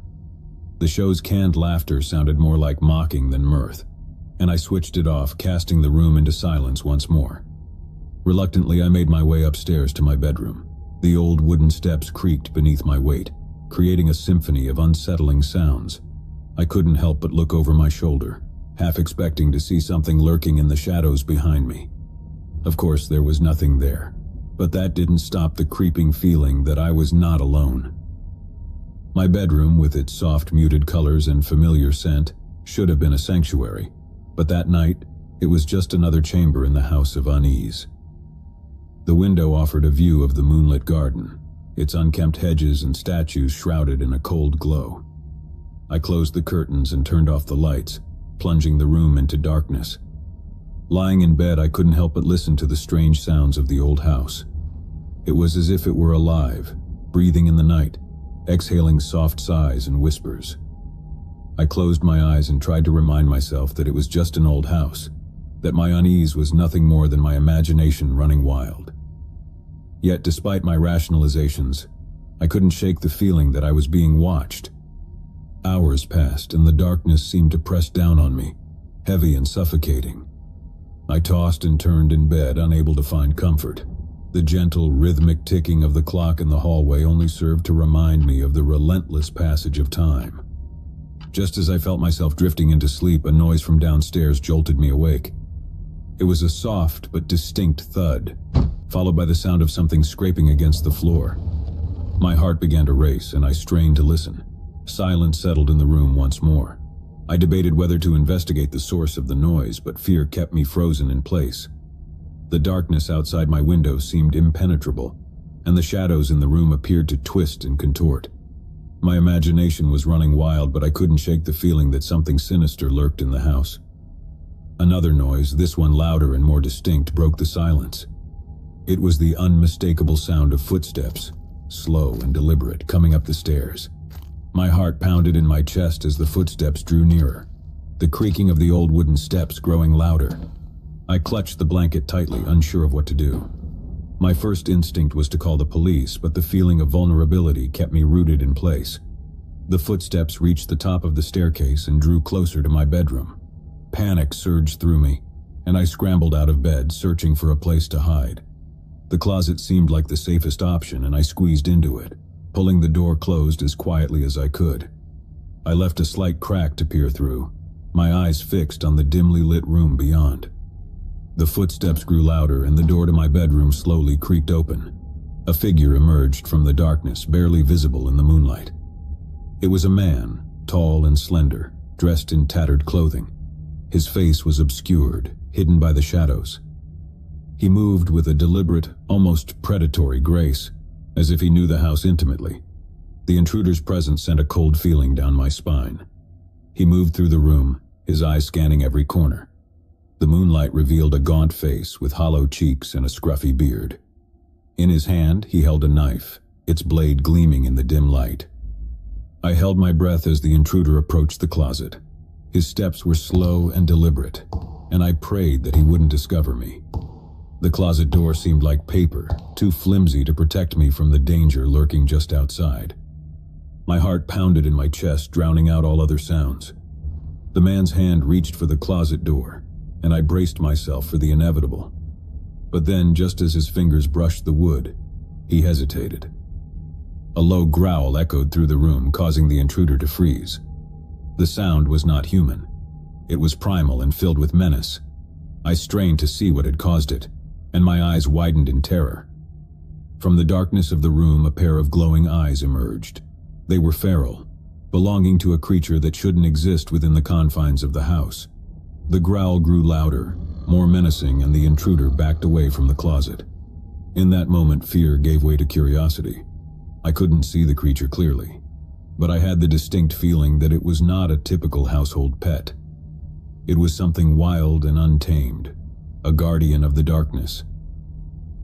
The intruder, sensing that he was outmatched, fled from the room, leaving the closet door ajar.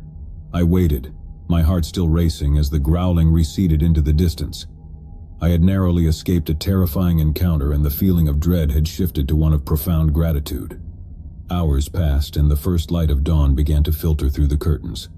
With trembling hands, I emerged from the closet, still cautious and unsure of what I might find. The house was silent once more, and the intruder was gone. But the encounter had left an indelible mark on me. As I watched the sunrise, I couldn't help but feel a sense of awe for the mysterious guardian that had protected me. The old house had revealed a hidden secret, a protector of the night that had stood between me and danger.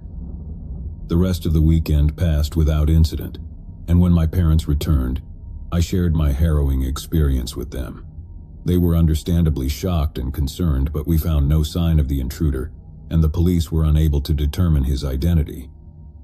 In the following weeks, I began to research the history of the house, hoping to uncover the origins of the guardian that had saved me. It was then that I stumbled upon an old, faded photograph, hidden in a dusty corner of the attic. The photograph depicted a man, tall and slender, dressed in tattered clothing. His face was obscured, but I recognized the scruffy beard and gaunt features. He was standing in the overgrown garden, his gaze fixed on something beyond the frame. The photograph was dated more than a century ago. I couldn't explain the connection between the intruder and the man in the photograph, but it was clear that the old house held secrets that spanned generations. The guardian that had protected me was a mystery, a part of the house's history that had come to life in the darkest of moments. As time passed, the sense of unease in the old house began to fade, replaced by a feeling of reverence for the guardian that had watched over it for generations. The creak of the front door echoed through the empty house as my parents departed for a weekend getaway, leaving my sister, Emily, and me alone. At 17, I was no stranger to spending time on my own. I turned to Emily, who was 12, and tried to muster a reassuring smile. "It's just the two of us this weekend, Em. We've got the whole house to ourselves." She nodded, her eyes wide with a mix of excitement and trepidation. "Yeah, but it's kind of creepy when it's so quiet." I couldn't argue with her. The silence in the house was overwhelming, a heavy presence that seemed to settle in every corner. I told myself it was the absence of our parents that made the house seem so much larger and emptier than usual. We had our dinner in the cozy kitchen, chatting about school and life, doing our best to chase away the unease. But no matter how much we talked, the silence of the house lingered in the background, like a watchful spirit. After dinner, I suggested we watch a movie to distract ourselves from the disconcerting atmosphere. We settled on a comedy, and Emily's laughter filled the room as the characters on the screen stumbled through their ridiculous antics. It was a welcome distraction, but even as we laughed, I couldn't shake the feeling that we were not alone. The movie ended and Emily stifled a yawn. "I'm heading to bed, you coming?" I shook my head. "I'll join you later. Just going to check things out downstairs first." She gave me a worried look but didn't protest. With a quick goodnight, she headed upstairs, leaving me alone in the dimly lit living room. The house seemed to creak and groan as I moved through it, its age and weight pressing down on me. The silence was so profound that it felt as though it was closing in, squeezing the very air from the room. I took a deep breath and tried to shake off the feeling of dread.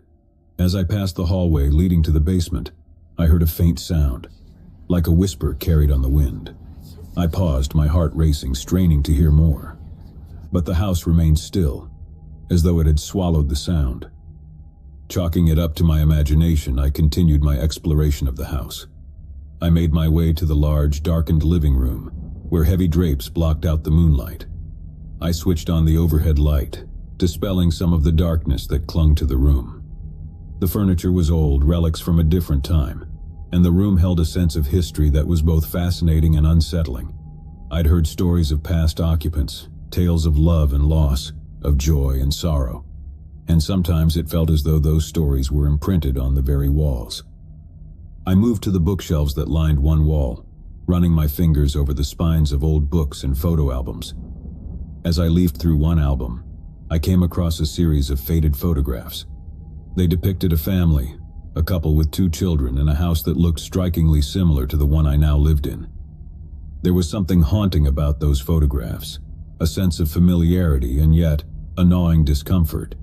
The faces in the photographs were unfamiliar, but I couldn't shake the feeling that they were somehow connected to the house, as though the past had reached out to touch the present.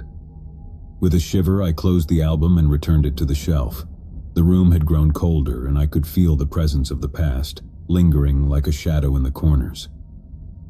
I decided it was time to head upstairs and join Emily. The heavy silence of the house had grown oppressive, and the stories of the past were pressing in on me. As I climbed the stairs, I could have sworn I heard a faint whisper behind me, a voice carried on the wind, but when I turned, there was nothing there.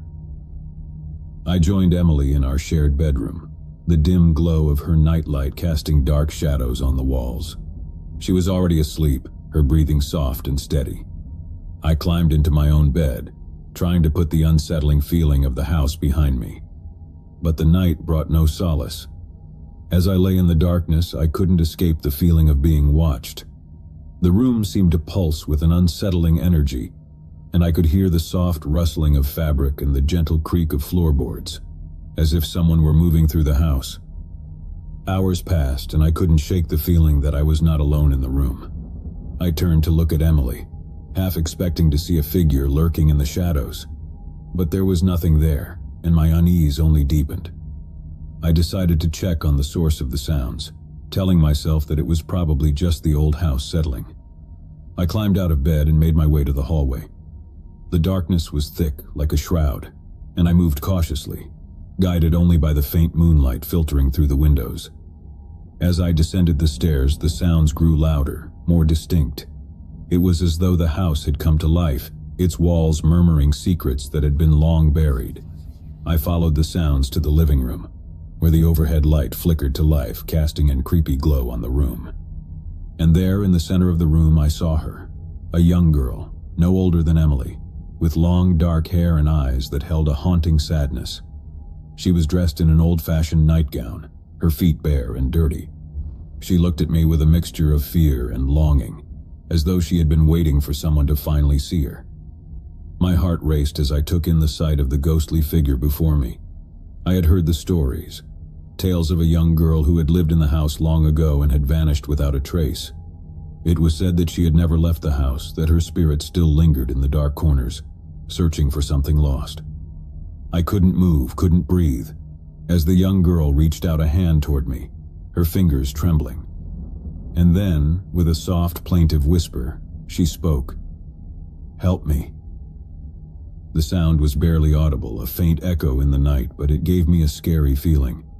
I knew I had to do something, to find out what had happened to this lost soul, to help her find peace. But as I took a step toward her, she faded away, dissolving into the shadows. The house fell silent once more, the only sound the thudding of my own heart. I returned to my room, my mind racing with questions and fear. The young girl's presence had shaken me to my core, and I couldn't escape the feeling that her story was entwined with the history of the house. Morning came, and I told Emily about the ghostly encounter. She listened with wide eyes, her fear mirrored in my own.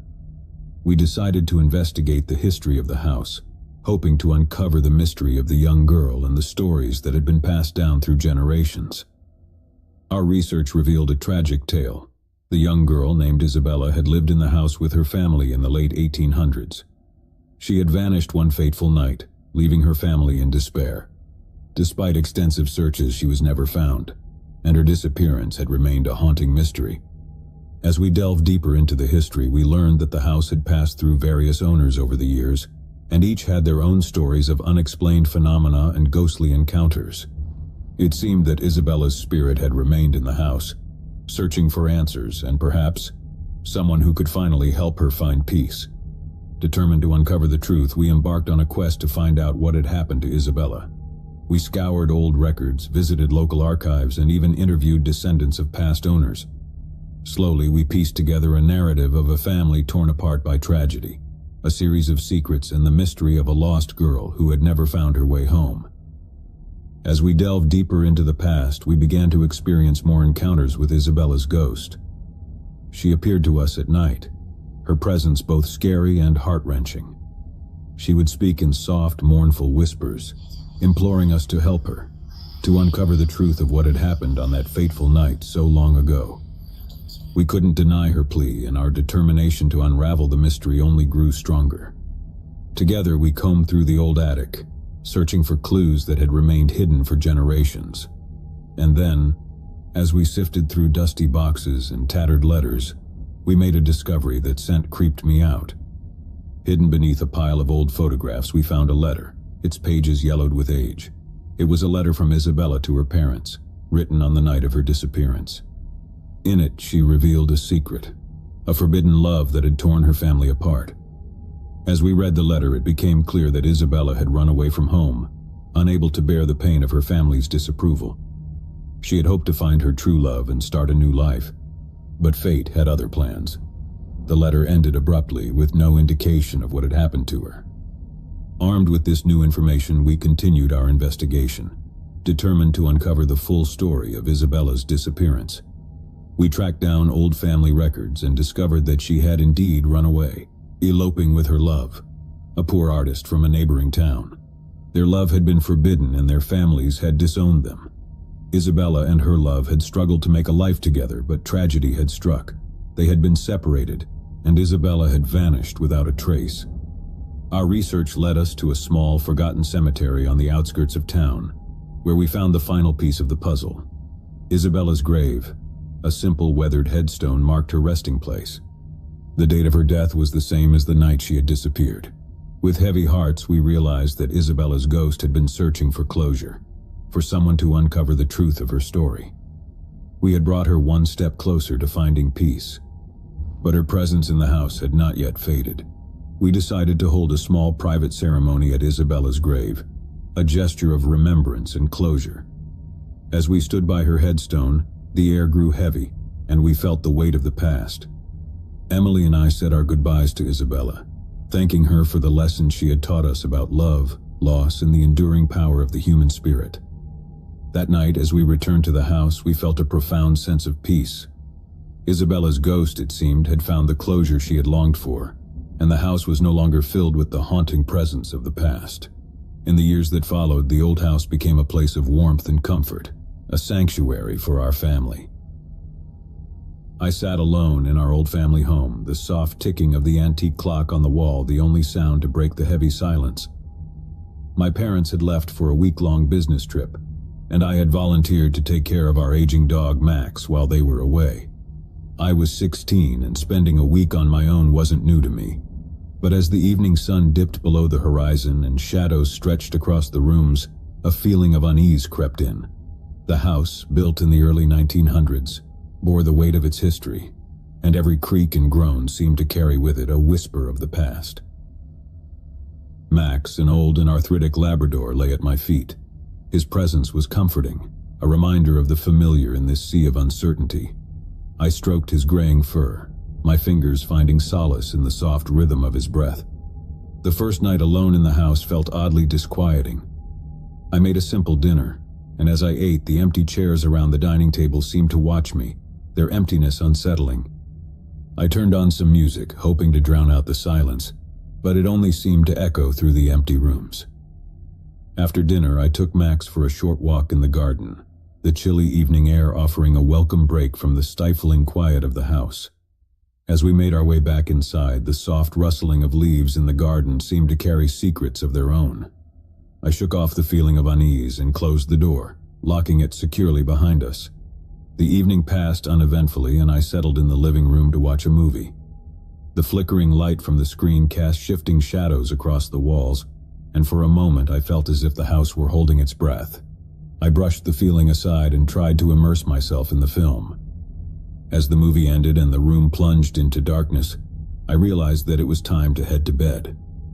Max followed me upstairs, his slow, deliberate steps echoing through the hallway. The house was silent, and as I climbed into bed, I couldn't help but feel as though I were being watched. Sleep was elusive, and the silence seemed to grow heavier with each passing moment. I tossed and turned, my thoughts racing through the labyrinth of the dark. The old house felt like a living, breathing entity, its walls listening to secrets long buried. Then, in the stillness of the night, a sound broke through, a soft, rhythmic tapping, like a finger gently rapping on a window pane. I listened intently, straining to locate the source of the sound. It was persistent, almost like a distant melody, and it seemed to be coming from somewhere within the house. As I slipped out of bed, Max's eyes followed me, his gaze filled with a mixture of curiosity and apprehension. The tapping grew louder, and I moved through the hallway, trying to pinpoint its origin. It was as if the very walls were murmuring, carrying with them a haunting melody. I reached the top of the stairs and followed the sound down to the living room. The tapping led me to the large bay window that overlooked the garden. I gazed outside, my breath catching in my throat as I saw what had been making the sound. A gnarled tree branch swaying in the wind and brushing against the glass. Relief washed over me, and I laughed at my own jittery nerves. It was just a tree branch, a trick of the wind, but in the stillness of the house it had taken on an eerie presence. I made a mental note to trim the branch the next day and returned to bed. Max followed me, and with his reassuring presence, I gradually drifted off to sleep. The house settled into an uneasy quiet, and I thought I could hear the faint echoes of footsteps in the dark, but I brushed it off as the stuff of dreams. The following day, I busied myself with chores around the house. I cleaned the rooms, trimmed the overgrown hedges in the garden, and even tackled the chore of trimming the troublesome tree branch outside the living room window. The sunlight cast long, comforting shadows across the property, and for a moment, the unease of the night before seemed like a distant memory. As the day turned into evening, I settled in the living room with Max, watching TV. The laughter of the characters on the screen was a comforting contrast to the silence of the house. I had almost forgotten the strange events of the previous night when the tapping sound returned. It was just as rhythmic and insistent as before, and this time I couldn't deny the feeling that it was coming from within the house. I muted the television and listened carefully, trying to locate the source of the sound. Max, too, lifted his head, his ears perked in the direction of the living room window. The tapping seemed to grow louder, more urgent, and I realized it was coming from the basement. I had never been particularly fond of the basement, with its old creaky stairs and dimly lit corners, but I couldn't ignore the persistent sound. With Max at my side, I made my way to the basement door, my heart pounding in my chest. The silence in the house had turned oppressive, and the tapping seemed to be a defiant challenge to that silence. I took a deep breath and descended into the dimly lit basement. The tapping grew louder as I reached the bottom of the stairs, and my eyes were drawn to a small narrow window set high in the basement wall. The window was covered by a tattered curtain, its fabric moving gently in the breeze. And as I approached, I realized that the tapping sound was the curtain brushing against the window frame. Relief washed over me, and I chuckled at my own jittery nerves. It was just the wind, the same wind that had caused the tree branch to tap against the living room window the night before. I made a mental note to secure the curtain and headed back upstairs with Max. That night, I settled into bed with Max at my side, trying to shake off the lingering unease from the previous nights. Sleep once again proved elusive, the silence of the house pressing in on me. I listened to the soft sound of Max's breathing, grateful for his presence. Just as I began to drift off, a sound broke through the stillness, a low, mournful howl. I sat up in bed, my heart racing. It was Max, his head tilted back, his eyes filled with a mixture of fear and confusion. The howl was not his own, but it seemed to be coming from somewhere within the house. I called out to Max, trying to calm him, but his howling continued. I could feel the unease from the previous nights returning, and the house seemed to pulse with an unsettling energy. I knew I had to investigate the source of the sound. With Max following closely, I made my way downstairs, my unease growing with each step. The howling was louder now, echoing through the house like a mournful lament. It seemed to be coming from the basement once again. I reached the basement door and descended the stairs, the howling growing more distinct. It was as though the sound was beckoning me, pulling me deeper into the darkness. I reached the basement window, the same one where I had discovered the tapping curtain the night before. But this time the curtain was still and the window was closed. The howling continued, its source elusive. I could feel Max's distress, his eyes fixed on the dark corners of the basement, as though he could sense something I couldn't. I called out once more, trying to calm Max and to dispel the unease that had settled over me. And then, just as suddenly as it had begun, the howling ceased. The house fell into silence once more, the only sound the soft ticking of the antique clock on the wall. I retreated from the basement, Max at my side, a sense of foreboding settling over me. I couldn't explain the source of the howling, but it was clear that the old house held mysteries that extended beyond its walls. As I climbed back into bed, I couldn't escape the feeling that the house itself was trying to communicate with me. Morning came and I decided to delve into the history of the house, hoping to uncover the mysteries that seemed to be lurking within its walls. I learned that the house had been built in the early 1900s by a prominent family, but their history was shrouded in secrecy. As I delved deeper, I uncovered a newspaper article from the early 1920s. The article described a tragic event, a fire that had claimed the lives of the family who had built the house. The fire had been a mystery, its cause never determined, and it had left the house empty and abandoned for years. I couldn't ignore the feeling of unease that settled over me as I read the article. It was as though the events of the past were reaching out to touch the present, their stories carried on the wind, in the tapping of branches and in the mournful howling that had filled the house. I decided to explore the basement once more, convinced that it held the key to the mysteries of the house. As I descended the stairs, the unease in the air grew heavier, and the basement seemed to shift and contort as though it were a place of secrets long buried. I made my way to the narrow window, the same one where I had discovered the tapping curtain. But this time as I approached, I noticed something strange, a soft, ghostly figure that seemed to be standing just beyond the glass. The figure was indistinct, its features blurred, and it was difficult to make out any details. But there was no denying the sense of a presence, a silent observer who had been watching from the shadows. With trepidation, I reached for the curtain, pulling it aside to reveal the basement window. The figure remained, its eyes fixed on me, and for a moment I felt as though I were looking into the past, into a world that had long since vanished. The figure's eyes held a haunting sadness, a plea for understanding, and it seemed to be reaching out to me, trying to convey a message. I couldn't explain the presence of the figure, but it was clear that it was connected to the mysteries of the house. As I watched, the figure slowly faded away, dissipating into the darkness. The house seemed to breathe a sigh of relief, and the unease that had settled over it began to lift.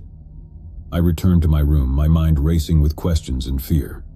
The figure in the basement had shown me that the house held secrets that extended beyond its walls, that its history was a tapestry of tragedy and loss. And as I watched the sunrise from my bedroom window, I couldn't help but feel that the house was not just a structure, but a living entity, a repository of stories that were waiting to be uncovered. In the days that followed, I continued my research into the history of the house, determined to uncover the secrets that had long been buried. The figure in the basement had been a messenger, a reminder that the past could not be forgotten, that the stories of those who had lived in the house were still waiting to be told. As I uncovered more of the house's history, I realized that it was a place of both darkness and light, a sanctuary for the lost and a repository of the past.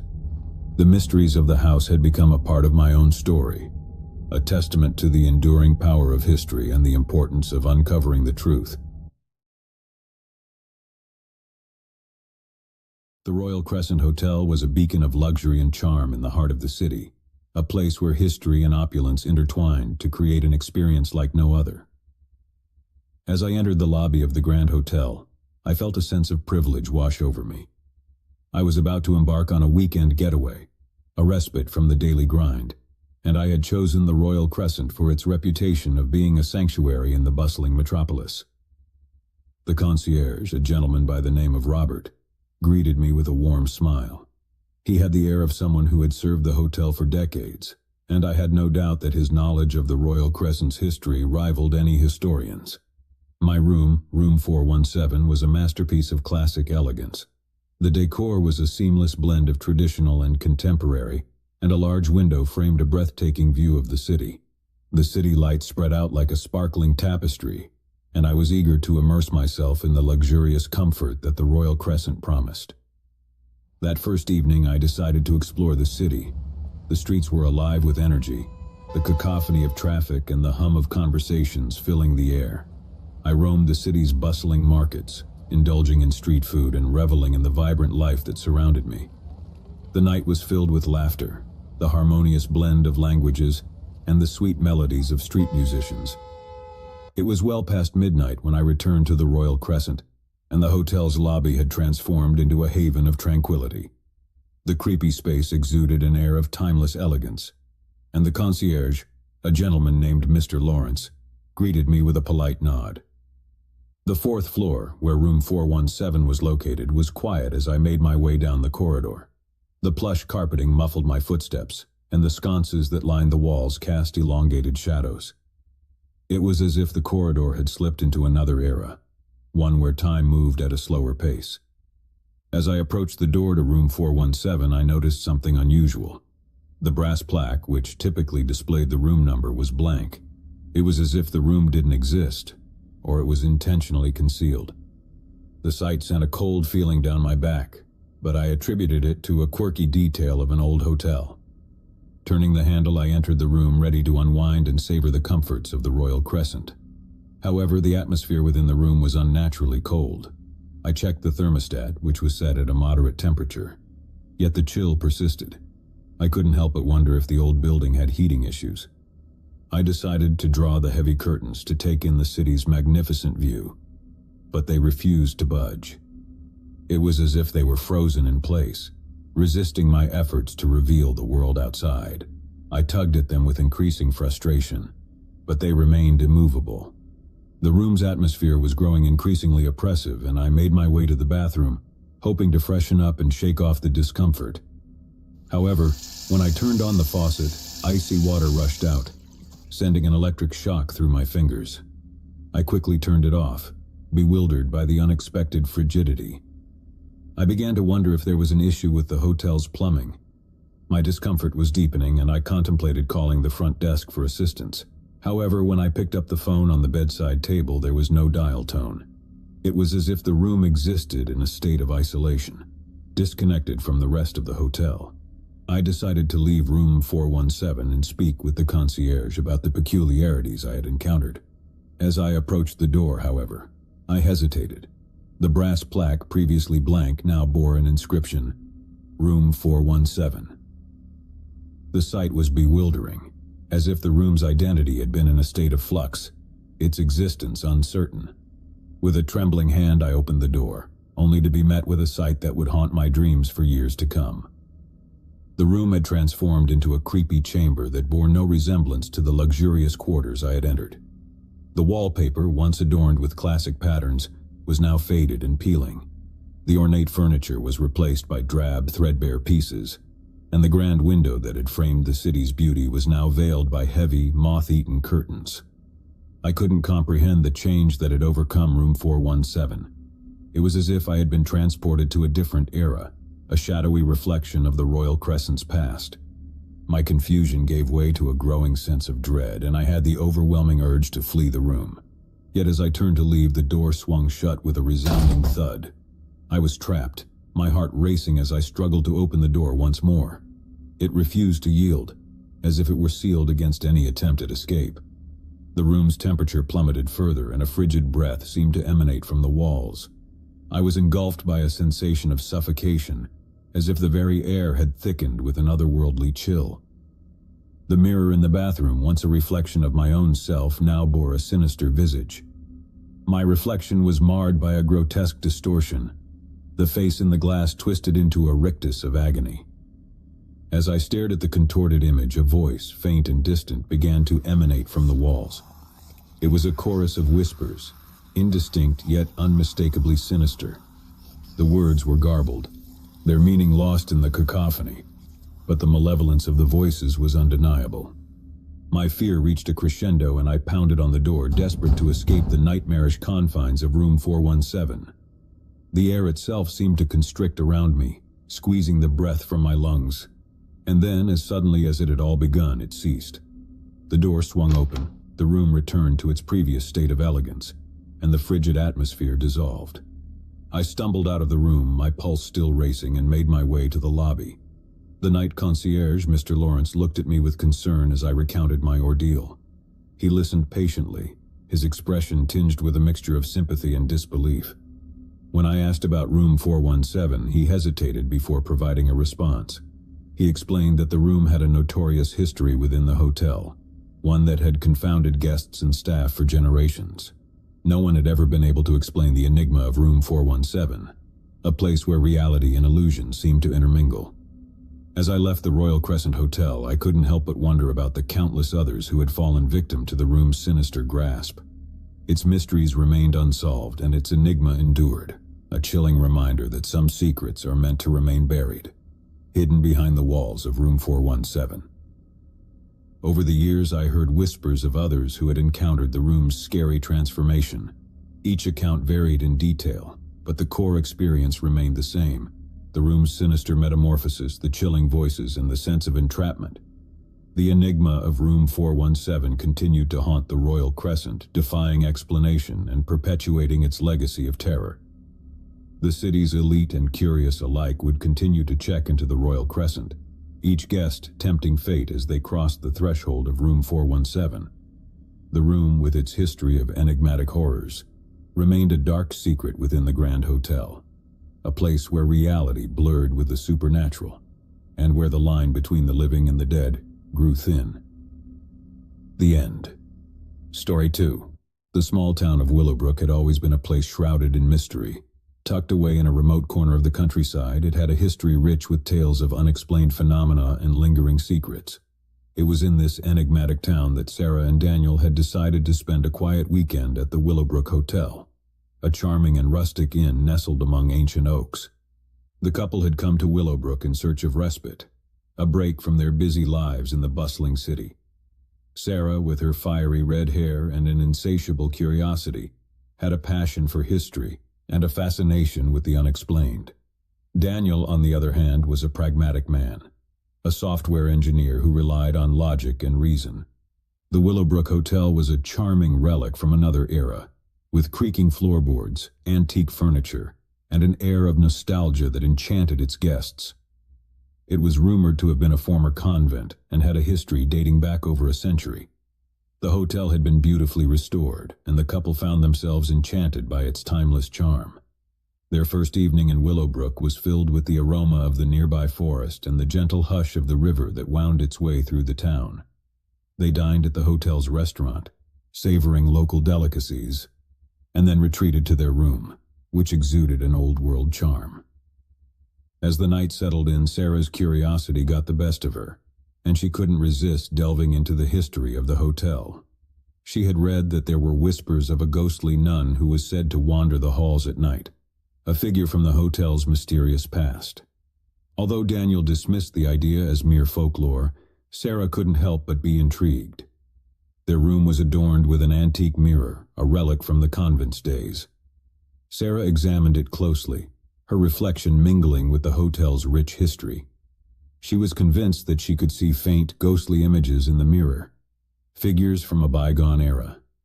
Daniel, however, attributed it to the play of light and shadow. The night passed peacefully, and the couple awoke to the gentle rays of the morning sun streaming through their window. They spent the day exploring the town, taking leisurely walks through the lush woods, and enjoying the local cuisine at a nearby cafe. Willowbrook seemed to have an undeniable charm, and they were grateful for their escape from the city's bustling chaos. As the day turned into evening, the couple returned to the hotel, their footsteps echoing in the empty hallway. They had decided to spend the evening in their room, enjoying a quiet dinner in the comfort of their quarters. The sun dipped below the horizon, casting long shadows in the dimming light. It was while they were dining that the first unusual occurrence took place. The lights in their room flickered and then dimmed, casting the chamber in a dark twilight. Sarah dismissed it as an electrical glitch, but a sense of disquiet settled over Daniel. The couple decided to retire for the night, the light of a single lamp illuminating their path. As they settled into bed, they couldn't shake the feeling that they were not alone. It was as if the room held a silent, watchful presence, and the air seemed charged with an unspoken history. Sarah, still intrigued by the tales of the ghostly nun, suggested conducting a séance, a playful attempt to connect with the past. She lit a few candles, and they held hands, closing their eyes. The room was filled with an expectant silence, broken only by the soft murmur of the nearby river. Suddenly the candles flickered and extinguished, plunging the room into darkness. An icy breeze seemed to sweep through the chamber, and the couple felt a strange presence enveloping them. Sarah's curiosity had quickly given way to fear, and she urged Daniel to stop the séance. The room seemed to respond, and the lights flickered back to life. Despite their unease, the couple attributed the bizarre experience to their imagination, heightened by the stories they had heard. They decided to sleep, hoping for a more peaceful night, but their night was anything but peaceful. As they lay in bed, a soft, ethereal voice filled the room. It was a whisper, barely audible but unmistakably present. The words were garbled like a forgotten language, and the voice seemed to resonate from the walls themselves. Sarah and Daniel exchanged nervous glances, their unease deepening. They couldn't pinpoint the source of the voice, and the air seemed charged with an otherworldly energy. As the whispering continued, it seemed to grow louder and more insistent. Suddenly, a shadowy figure materialized at the foot of their bed. It was a nun dressed in an antiquated habit, her face obscured by a veil. She was a phantom from the past, her form translucent and wavering. The couple watched in paralyzed horror as the ghostly figure extended a bony hand towards them. In a panic, Sarah and Daniel fled from their bed, their hearts pounding with terror. They rushed out of their room and into the hallway, their breathless flight taking them deeper into the hotel's ancient corridors. The corridor was poorly lit, and the flickering sconces cast mysterious shifting shadows. The couple found themselves in a labyrinth of hallways, their sense of direction muddled by the hotel's convoluted layout. The oppressive air seemed to close in around them, and the echoes of their footsteps reverberated through the silence. As they ventured further into the hotel, they encountered more spectral figures, each one a silent sentinel from the past. The ghostly nuns seemed to glide through the walls, their presence hauntingly real. The couple's fear was now mingled with a growing sense of disorientation. In the distance, they heard a soft, mournful chant, a haunting melody that seemed to beckon them. The voice, a chorus of ethereal nuns, echoed through the hallways, leading them deeper into the hotel's enigmatic heart.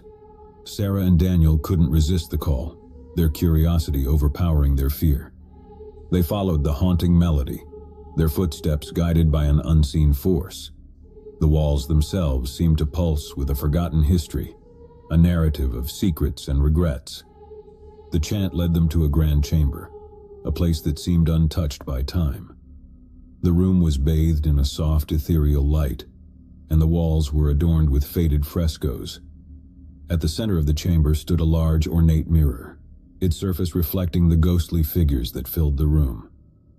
The spectral nuns surrounded the mirror, their veiled faces turned towards its surface. As the couple watched in astonishment, the mirror seemed to come to life. Images from the past flickered across its surface, a montage of moments frozen in time. The mirror revealed the history of the convent, a tale of devotion and despair. It showed the nuns' lives, their dedication to their faith, and the sorrow that had enveloped them. The haunting images left an indelible mark on the couple, who now understood the hotel's dark secret. As the mirror's visions faded, the spectral nuns turned toward Sarah and Daniel, their gaze filled with a profound sadness.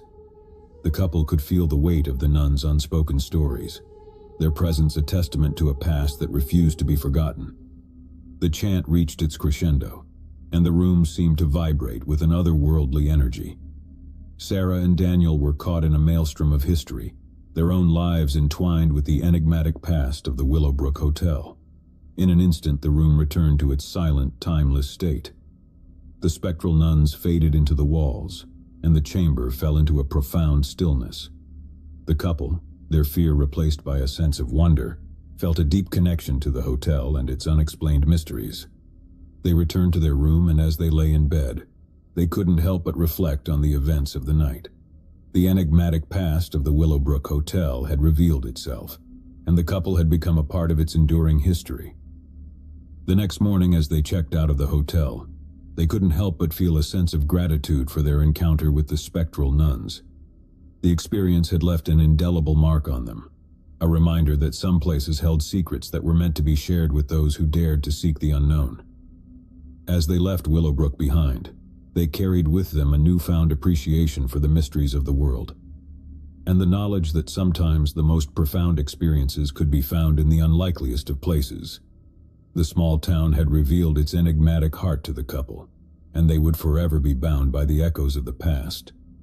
The end. Story 3. Emma Daniels was a seasoned businesswoman accustomed to the rigors of corporate life and the demands of the modern world. Her career had taken her to cities across the globe, from the bustling streets of New York to the tranquil charm of Paris. Yet amidst the constant flurry of meetings and deadlines, she yearned for a respite, a sanctuary to escape the cacophony of her fast-paced life. It was during a rare moment of self-indulgence that Emma stumbled upon the Sedgwick Hotel, an elegant establishment nestled in a picturesque town. Its Victorian charm and aura of quiet sophistication beckoned to her weary soul, and she couldn't resist the allure of its promise, a tranquil retreat away from the chaos of the corporate world. Upon her arrival, Emma was greeted by the warm smile of the hotel's concierge, a gentleman named Mr. Thompson. He was a true embodiment of old-world hospitality, his manner exuding a genuine warmth that instantly put her at ease. Emma's room, room 314, was a vision of timeless elegance, with its plush furnishings and a view of the verdant gardens that stretched beyond the hotel's windows. The Sedgwick Hotel seemed like the perfect haven for Emma, a place where she could escape the clutches of her demanding career and find solace in the simple pleasures of life. The town was a haven of tranquility, with its cobbled streets, charming boutiques, and friendly locals who greeted her with smiles. As the sun set over the town, Emma dined at the hotel's restaurant, savoring each exquisite dish that was presented before her. The flavors were a symphony for her senses, and she marveled at how this quaint town could hold such culinary treasures. After dinner, she retired to her room, eager to savor the quiet solitude it offered. As Emma settled into the plush armchair by the window, a sense of serenity washed over her. The room seemed to embrace her, its soothing ambience a balm for her weary soul. She decided to spend the evening lost in a good book, immersing herself in the world of fiction as the town's lights twinkled beyond her window. Yet as the night deepened and the town grew quiet, Emma became aware of a faint sound that seemed to echo through the walls. It was a soft, almost imperceptible noise, like a distant whisper that teased her senses. She paused, her book forgotten in her lap as she strained to discern the source of the sound. The noise seemed to emanate from the room next door, room 315. It was a barely audible murmur, indistinct yet persistent. Emma couldn't help but wonder if her neighbor had left a television or a radio on, its volume lowered to a mere whisper. As the minutes passed, the noise continued, its soft cadence growing increasingly unsettling. Emma could hear voices, muffled and hushed, as if a conversation was taking place in the adjacent room. Yet the words remained unintelligible, their meaning eluding her. Intrigued and perturbed in equal measure, Emma decided to investigate the source of the sound. She rose from her chair and crossed to the door that connected her room to room 315. She hesitated for a moment, her hand poised to knock, but before she could do so, the noise ceased abruptly. Confused and disconcerted, Emma returned to her room, unsure of what to make of the strange occurrence. She had barely settled back into her armchair when the noise resumed, as if in response to her departure. The whispered voices continued, their tone growing increasingly agitated. Determined to unravel the mystery, Emma decided to knock on the door of room 315. She could no longer ignore the enigmatic sounds that had captured her attention. With a sense of trepidation, she crossed to the adjoining door and rapped her knuckles against its surface. The noise inside room 315 ceased once more, and there was a moment of silence. Then the door creaked open slowly, revealing the interior of the neighboring room. Emma peered inside, her heart pounding, but there was no one to be seen. The room appeared empty, its furnishings untouched. There was no sign of a television or a radio, and the whispered voices had fallen silent.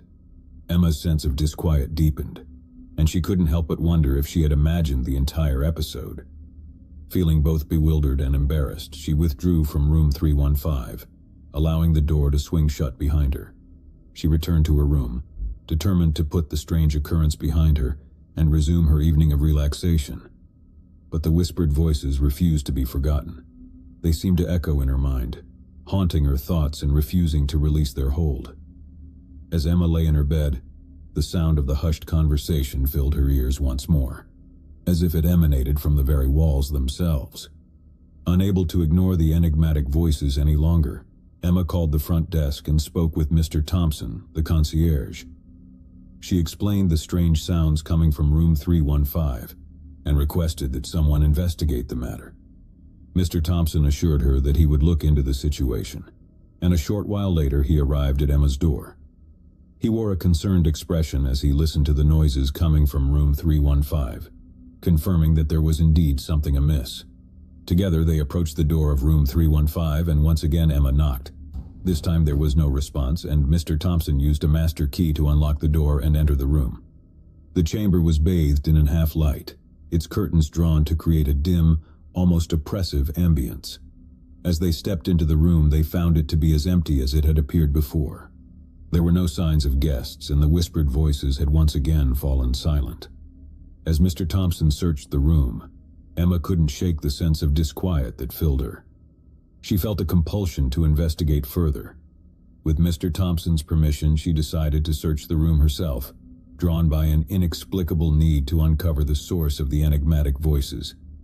As she combed through room 315, Emma couldn't find any clues that would explain the strange noises. The furniture was impeccably arranged, and the chamber was devoid of any electronic devices. The window offered a view of the night-shrouded town, its serenity in stark contrast to the unsettling events within. As Emma reached the bathroom, she noticed that the door was ajar. She pushed it open, revealing a scene that she could not believe. The bathroom was empty, but a faint, ghostly whisper seemed to emanate from within, its source concealed from view. Emma stepped into the bathroom, drawn by the ethereal sound. She searched for the origin of the noise, her gaze fixated on the ceiling. It was there that she noticed an air vent, its metal grill partially dislodged. With a sense of trepidation, Emma removed the grill and peered inside. To her astonishment, she discovered a hidden chamber within the walls of the hotel. The space was cramped, its walls lined with ancient decaying manuscripts and journals. As Emma retrieved the writings, she realized that they were diaries, accounts of long-forgotten guests who had stayed in the room. The pages were filled with cryptic entries, describing the same whispered voices that she had heard, the same conversations that had haunted her. It became clear that the voices were not a figment of her imagination. The diaries revealed that countless guests had reported similar experiences, and the room itself had gained a sinister reputation. The writings spoke of an inexplicable presence, of voices that seemed to transcend time and space. Emma couldn't help but be captivated by the diaries, their words drawing her deeper into the enigma of room 315. As she continued to read, she discovered that the room had been the site of unexplained phenomena for decades, with guests reporting whispered voices, shadowy apparitions, and a sense of being watched. Intrigued and unnerved, Emma returned to her room, the diaries in hand, and shared her discoveries with Mr. Thompson. The hotel staff had been unaware of the hidden chamber within the walls, and the revelation left them with a sense of unease. Together, Emma and Mr. Thompson decided to conduct a thorough investigation into the history of room 315. They sought out local archives, delving into the town's past in search of answers. What they uncovered was a chilling tale of tragedy and unexplained occurrences. Room 315 had once been part of a grand mansion that had stood on the hotel's grounds. The mansion had been the residence of a wealthy family, the Howards, who had lived there in the late 19th century. The family had been known for their reclusive nature, and had rarely been seen in the town. As Emma and Mr. Thompson delved deeper into the history of the Howards, they discovered that the family's isolation had been shrouded in mystery. Rumors abounded that they had been involved in arcane practices and had been consumed by a sense of foreboding. The diaries penned by various guests who had stayed in room 315 over the years revealed a recurring theme. They spoke of whispered voices and the sensation of being watched, as if the room itself held a dark presence. The enigma of room 315 had endured for generations, a haunting legacy that continued to bewilder and terrify those who entered its walls. It was as if the room had become a repository of the past, a place where the voices of the Howards and their unexplained secrets continued to echo. The hotel staff decided to seal off room 315, no longer allowing guests to stay there. Emma returned to her room, the diaries a testament to the enigmatic history of the Sedgwick Hotel. As she lay in her bed, she couldn't help but wonder about the countless guests who had been lured by the whispered voices of room 315, and the secrets that continued to elude understanding.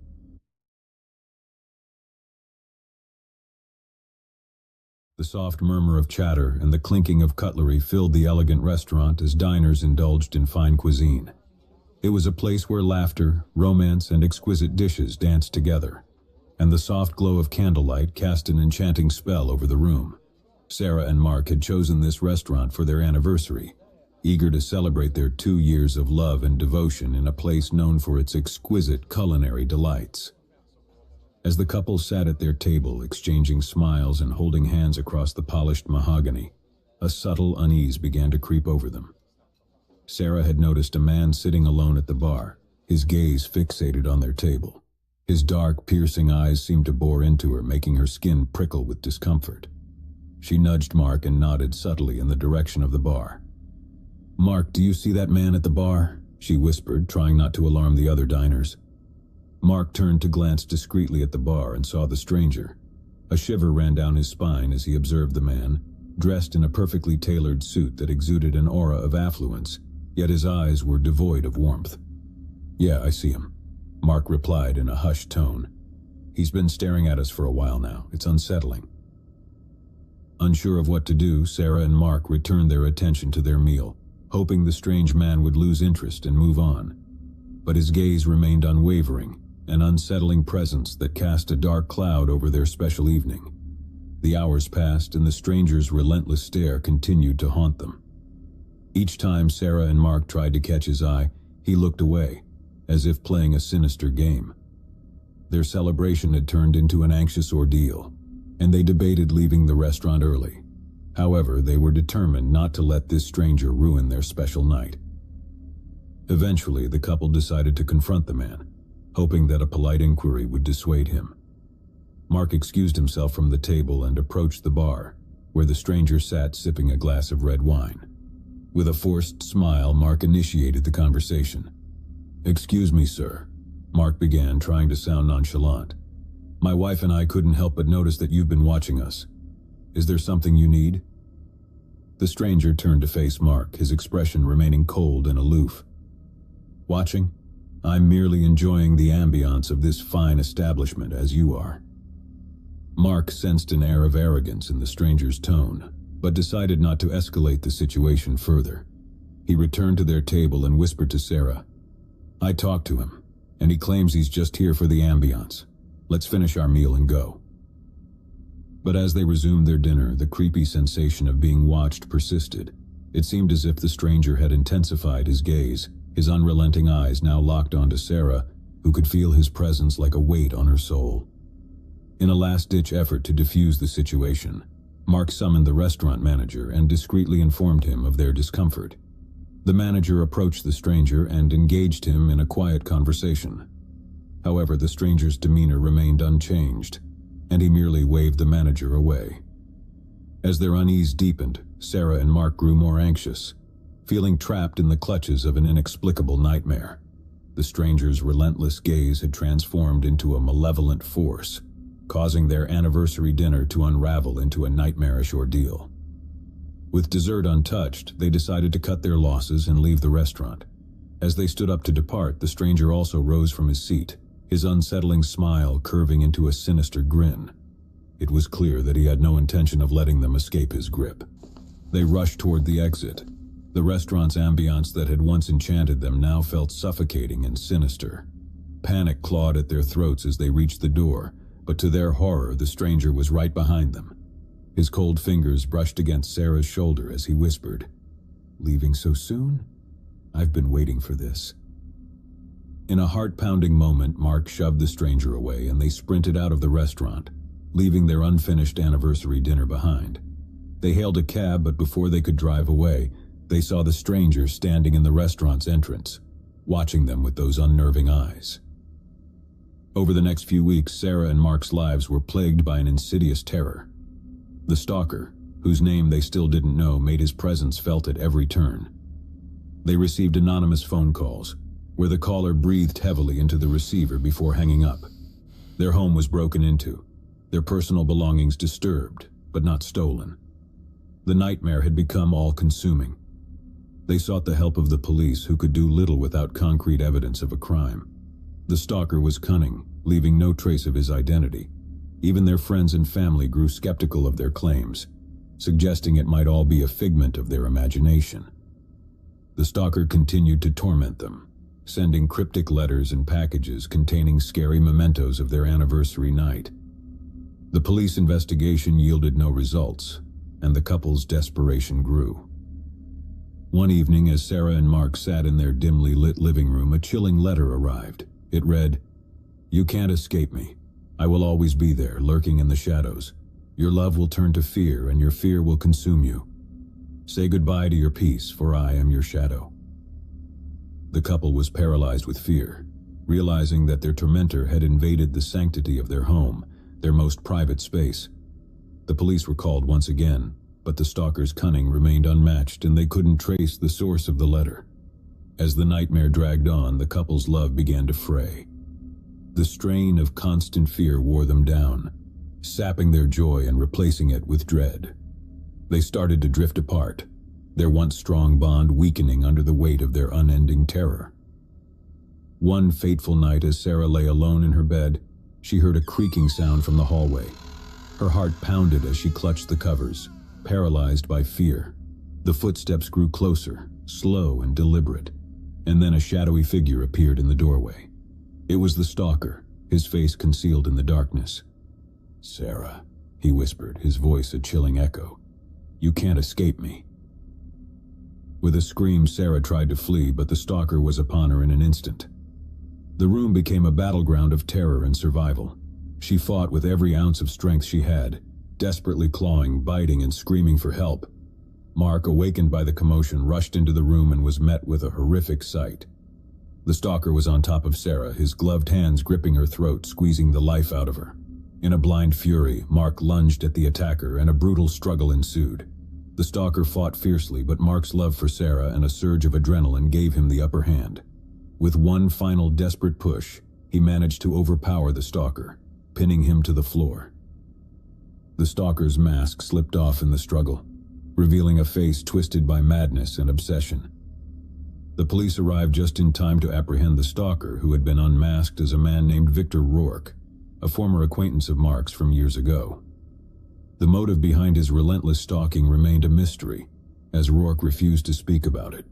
Sarah survived the attack, though she bore both physical and emotional scars from the ordeal. Mark's unwavering love and heroism had saved her life, but the trauma of the past months had left indelible marks on their souls. The end. Second story. In the heart of the bustling city, nestled amidst a row of quaint buildings, stood a charming little restaurant known as La Cuisson. With its warm ambiance and delectable cuisine, it had earned a loyal following of food enthusiasts who flocked there for an unforgettable dining experience. The restaurant's success was attributed to the talented and enigmatic head chef, Lucien Duval, whose dishes were nothing short of culinary masterpieces. Lucien had an air of mystery about him, always seen in the kitchen but rarely in the dining area. His tall, gaunt figure moved with strange grace, and his icy blue eyes held a secret that no one could decipher. His presence had a magnetic pull, drawing patrons from far and wide who were eager to savor the culinary delights he conjured. One such evening, a young couple, Alex and Julia, found themselves at La Cuisson. It was their anniversary, and they had heard raving reviews about the restaurant. The soft romantic lighting and the aroma of gourmet cuisine set the perfect mood for the occasion. The couple was seated at a cozy table near the window, each moment steeped in anticipation. As they perused the menu, Alex couldn't help but inquire about the elusive head chef. "Have you heard about this Lucien Duval, Julia? They say he's a culinary genius, but no one knows much about him." Julia nodded, her hazel eyes shining with excitement. "Yes, I read an article about him. They call him the Chef of Shadows. He's like a culinary ghost, known for creating dishes that are out of this world. I can't wait to taste his creations." Their meal arrived, and the first bite of the exquisite dishes was like a revelation. Each course was a masterpiece, a symphony of flavors that transcended their wildest culinary dreams. Their taste buds danced with delight as they indulged in the culinary artistry of Lucien Duval. After the meal, the couple asked the waiter if they could meet the head chef and express their gratitude in person. The waiter hesitated for a moment before agreeing to arrange a meeting. A few minutes later, Lucien Duval emerged from the kitchen, his tall, imposing figure casting a shadow across the dining room. "Ah, you wish to meet the elusive chef himself," Lucien said in a low, melodious voice that held an otherworldly quality. He approached their table with an enigmatic smile, his piercing blue eyes fixed on them. "I am pleased that you enjoyed your meal. It's not often that I come out to greet our patrons." Alex and Julia felt a cold feeling running down their spines as they gazed into Lucien's eyes. There was something in his gaze, an unsettling intensity that left them both feeling vulnerable and exposed. But his charm and the allure of his culinary prowess overshadowed their unease. The conversation flowed, and Lucien shared stories of his culinary journey and his inspiration behind each dish. He revealed that he was a man of few words, preferring to express himself through his culinary creations. Julia found herself drawn to him, unable to look away from his mesmerizing presence. As the evening drew to a close, Lucien handed Alex and Julia a small handwritten note. "A token of my appreciation for your visit," he said, his smile never wavering. They thanked him and left the restaurant, still captivated by the experience. Little did they know that their lives were about to take a dark and twisted turn. Over the next few weeks, Alex and Julia became frequent visitors to La Cuisson. Their obsession with Lucien's culinary creations deepened, and they found themselves enthralled by the enigmatic chef's presence. With each visit, they grew more infatuated with him, and their lives began to revolve around the restaurant. One evening after their meal, Lucien invited them to the kitchen to witness the magic behind his creations. Julia was thrilled, and Alex couldn't help but wonder if their fascination was becoming an obsession. In the kitchen, they watched as Lucien worked his culinary wizardry, his hands moving with a grace that seemed almost supernatural. As they left the kitchen, Lucien handed Julia another note. "A special gift for our most loyal patrons," he said with a sly smile. The note contained an invitation to a private dinner event hosted by Lucien himself at the restaurant. It was an opportunity they couldn't resist, and they eagerly accepted. The night of the private dinner arrived, and the couple was filled with excitement. They were among a select few guests seated at a long, elegantly decorated table. Lucien moved between tables, sharing stories and anecdotes, creating an intimate atmosphere. As the evening progressed, Julia noticed that some of the other guests seemed oddly subdued. Their eyes were glazed, and they spoke in hushed tones as if under a spell. She mentioned her observations to Alex, who dismissed her concerns, attributing the odd behavior to the enchantment of the evening. As the night wore on, the couple felt an increasing compulsion to please Lucien, to gain his favor. They hung on his every word, eager to meet his expectations. The intoxicating aura of the evening had them in its grip, and their obsession with Lucien deepened to a point where they would do anything to keep him happy. Finally, it was time for the pièce de résistance.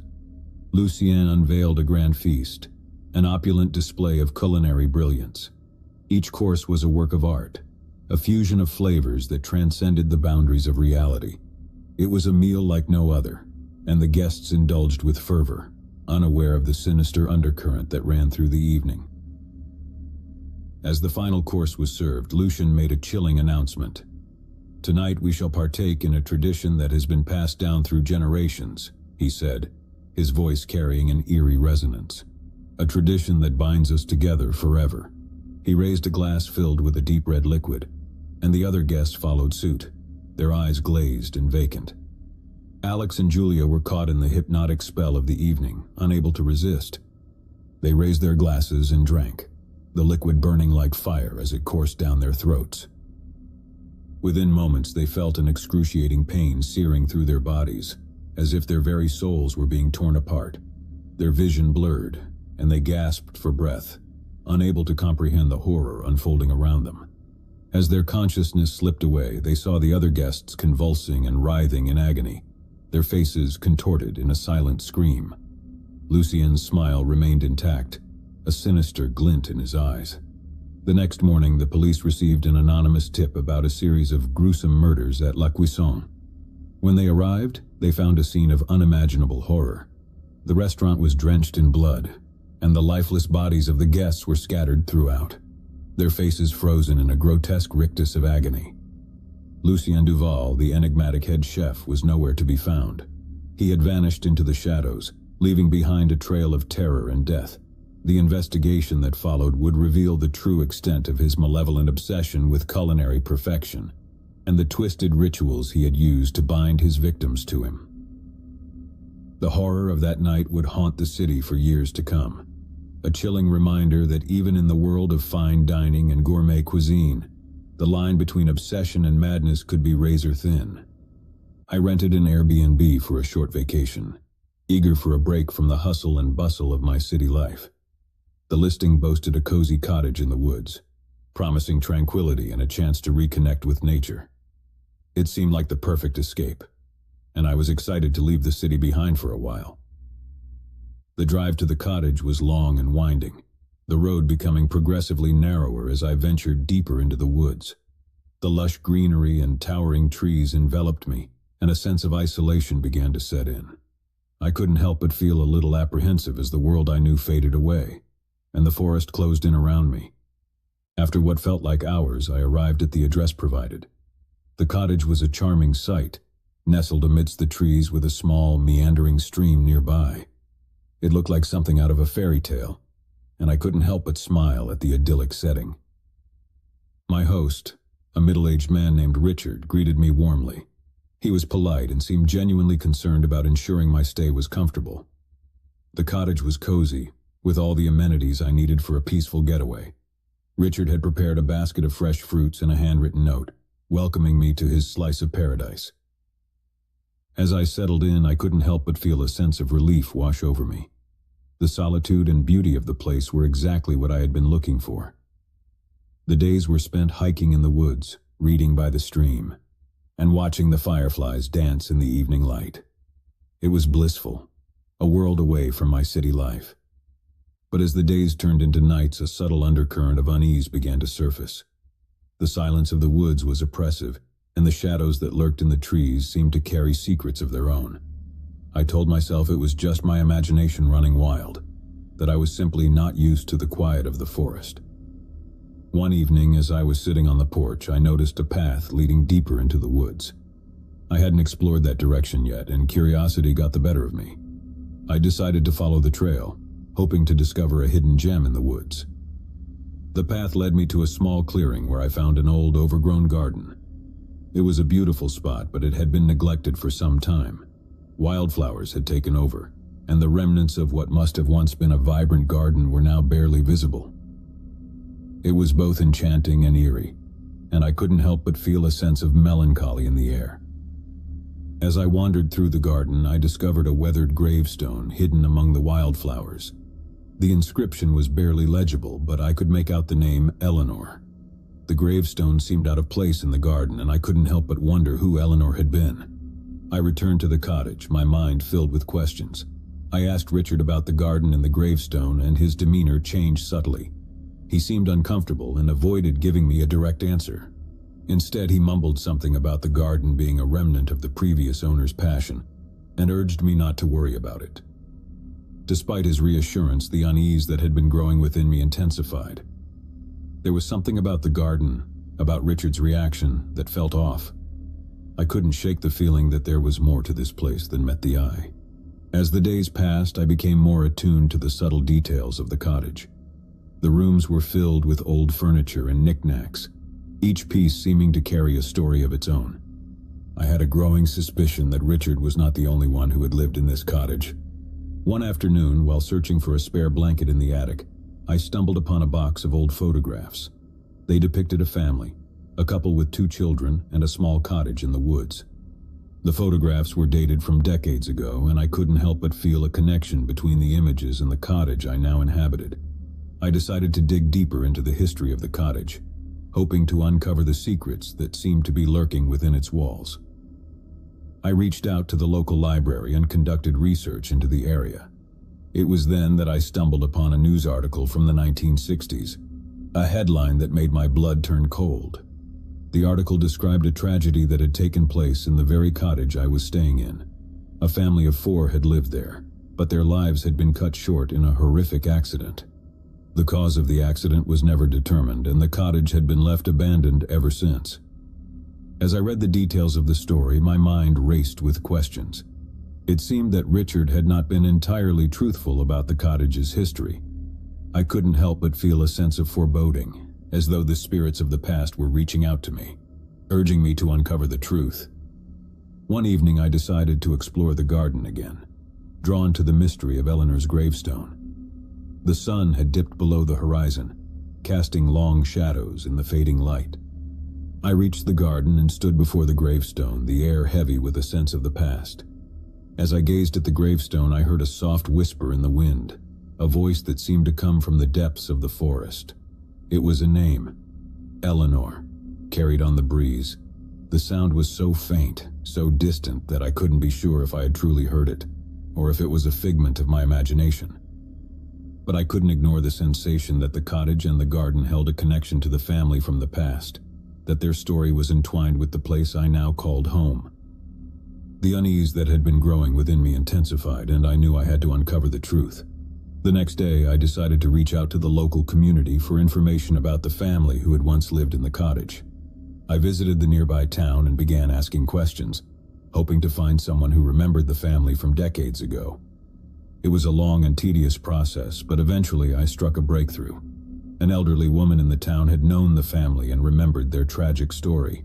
She told me about Eleanor, the youngest daughter who had died under mysterious circumstances. Eleanor had been a bright and lively child, the woman explained, but her death had cast a shadow over the family. It was believed that she had drowned in the stream near the cottage, but the circumstances surrounding her death had always been unclear. There were whispers of foul play, of secrets that had been buried with her. As I listened to the woman's story, my heart raced. The pieces of the puzzle were slowly falling into place. It seemed that the spirits of the past were reaching out to me, urging me to uncover the truth of what had happened to Eleanor. I returned to the cottage, my mind filled with a sense of determination. It was clear that Richard had been keeping secrets, that he knew more about the history of the cottage than he had let on. I needed to confront him, to demand answers about Eleanor and the family from the past. That evening, I found Richard in the living room, sitting by the fireplace. I could see the unease in his eyes as I approached, and I wasted no time in confronting him about the family's history. Richard hesitated for a moment, his gaze fixed on the flickering flames in the fireplace.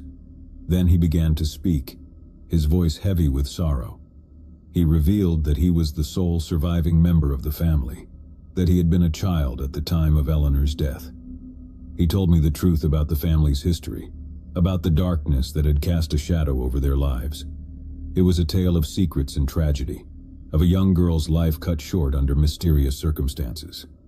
He explained that Eleanor's death had torn the family apart, that her memory still haunted him to this day.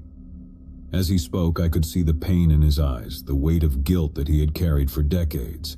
It became clear that Richard had chosen to keep the family's history hidden, that he had wanted to protect me from the darkness that lurked within the cottage.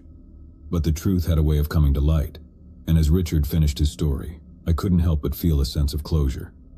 Eleanor's spirit had reached out to me, urging me to uncover the truth, and in doing so I had helped to bring the family's story to light. The following days were filled with a sense of healing and understanding. Richard and I spent hours talking about the past, sharing our memories of the family and the cottage. It was a bittersweet experience, a chance to come to terms with the tragedy that had unfolded there. As I prepared to leave the cottage, I couldn't help but feel a sense of gratitude for the lessons I had learned. The spirits of the past had reminded me of the importance of uncovering the truth, of not letting the secrets of history remain buried. The cottage in the woods had been a place of beauty and darkness, a sanctuary for the lost, and a repository of the past. Eleanor's spirit had reached out to me, urging me to uncover the truth, and in doing so, I had helped to bring her memory to light.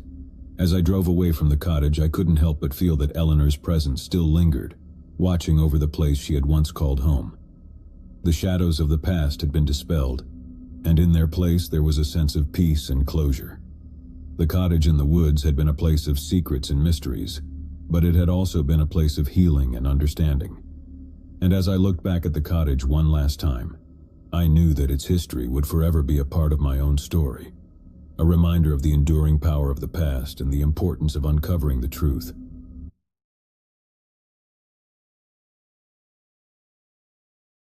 In the heart of summer, 4 friends, Lisa, Jake, Sarah, and Mike, decided to embark on a road trip that would take them through the picturesque landscapes of the American Southwest.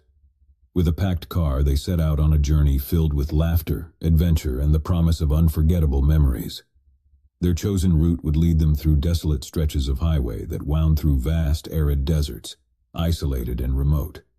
As they drove, the scenery transformed from bustling cities to barren wilderness, and the open road seemed to stretch on forever. Lisa, the driver, navigated with precision as Jake, her partner, manned the stereo. Their laughter filled the car, and they sang along to their favorite tunes, their spirits high as they embraced the freedom of the open road. Sarah and Mike in the back seat shared jokes and snacks, their faces illuminated by the ever-present glow of their smartphones. Hours passed, and the group marveled at the stunning vistas that unfolded before them. The landscape was simultaneously awe-inspiring and desolate, a stark reminder of the vastness of nature. But as the sun dipped below the horizon, the realization dawned that they were venturing deeper into the isolated desert, with no signs of civilization in sight. "We should probably find a gas station soon," Lisa remarked, her eyes scanning the barren landscape. Jake consulted the map and his smartphone, trying to determine the nearest gas station. There should be one a bit further ahead, but it's hard to tell exactly how far. With growing concern, they continued driving, hoping to reach the elusive gas station before their fuel gauge reached empty. But the hours passed and their situation grew more precarious. The landscape became increasingly desolate with no signs of life or infrastructure. The fuel gauge continued its relentless descent, and anxiety filled the car. Jake's phone lost signal, leaving them without GPS or a means to contact anyone for help. The group exchanged worried glances, realizing they were in a dire predicament. "It's been hours since we saw a gas station," Lisa said, her voice tinged with panic. Mike, trying to stay positive, tried to reassure the group. "There's got to be something up ahead, we'll make it." As the last dregs of fuel were siphoned from the tank, the engine sputtered and died. The car coasted to a halt on the side of the highway, surrounded by an endless expanse of desert under the moonlight. Desperation hung heavy in the air as they stepped out of the car and looked around. The silence was dark, broken only by the howling of the wind through the barren landscape. "We can't stay out here," Sarah said, her voice trembling. Mike's face was grim as he surveyed the empty highway. "We'll have to start walking and look for help. Maybe we'll find a gas station or a passing vehicle." With no other option, they set off on foot, clutching their flashlights and whatever supplies they had in the car. The desert night was unforgiving, the temperature dropping rapidly, and the haunting emptiness of the landscape added to their growing fear. Hours turned into a seemingly endless trek, and their energy waned. Sarah and Lisa shivered in the cold desert air, their feet aching from the miles they'd walked. Their hope began to fade, replaced by a gnawing dread that they might never find help in this desolation. Suddenly, Mike spotted a distant glow on the horizon. "Look, there's a light. It could be a gas station or a building. Let's go." Renewed with hope, they quickened their pace, heading toward the distant light. But as they approached, they realized it was not a gas station, but a solitary, dilapidated building that seemed abandoned for years. The flickering neon sign that once declared Oasis Diner hung precariously, its letters missing or askew. Reluctantly, they entered the diner, their flashlights revealing a scene frozen in time. Dust-covered tables and chairs, shattered glass, and tattered menus were strewn about the interior. It was a haunting sight that left them with a sense of foreboding. Mike called out, but there was no response. The place seemed deserted, and its silence was scary. With no other options, they decided to search for any supplies that might help them get back on the road. As they explored the diner, they discovered an old cash register, empty except for a few decaying dollar bills. In the kitchen, they found a pantry with canned goods and bottled water, which would sustain them for a short while. The group debated whether to spend the night in the abandoned diner or continue their journey on foot. The decision was fraught with uncertainty, but the chilling isolation of the desert night outside made the choice clear. They decided to stay and rest before resuming their quest for help at first light. In the diner's back room, they huddled together, trying to find comfort and warmth.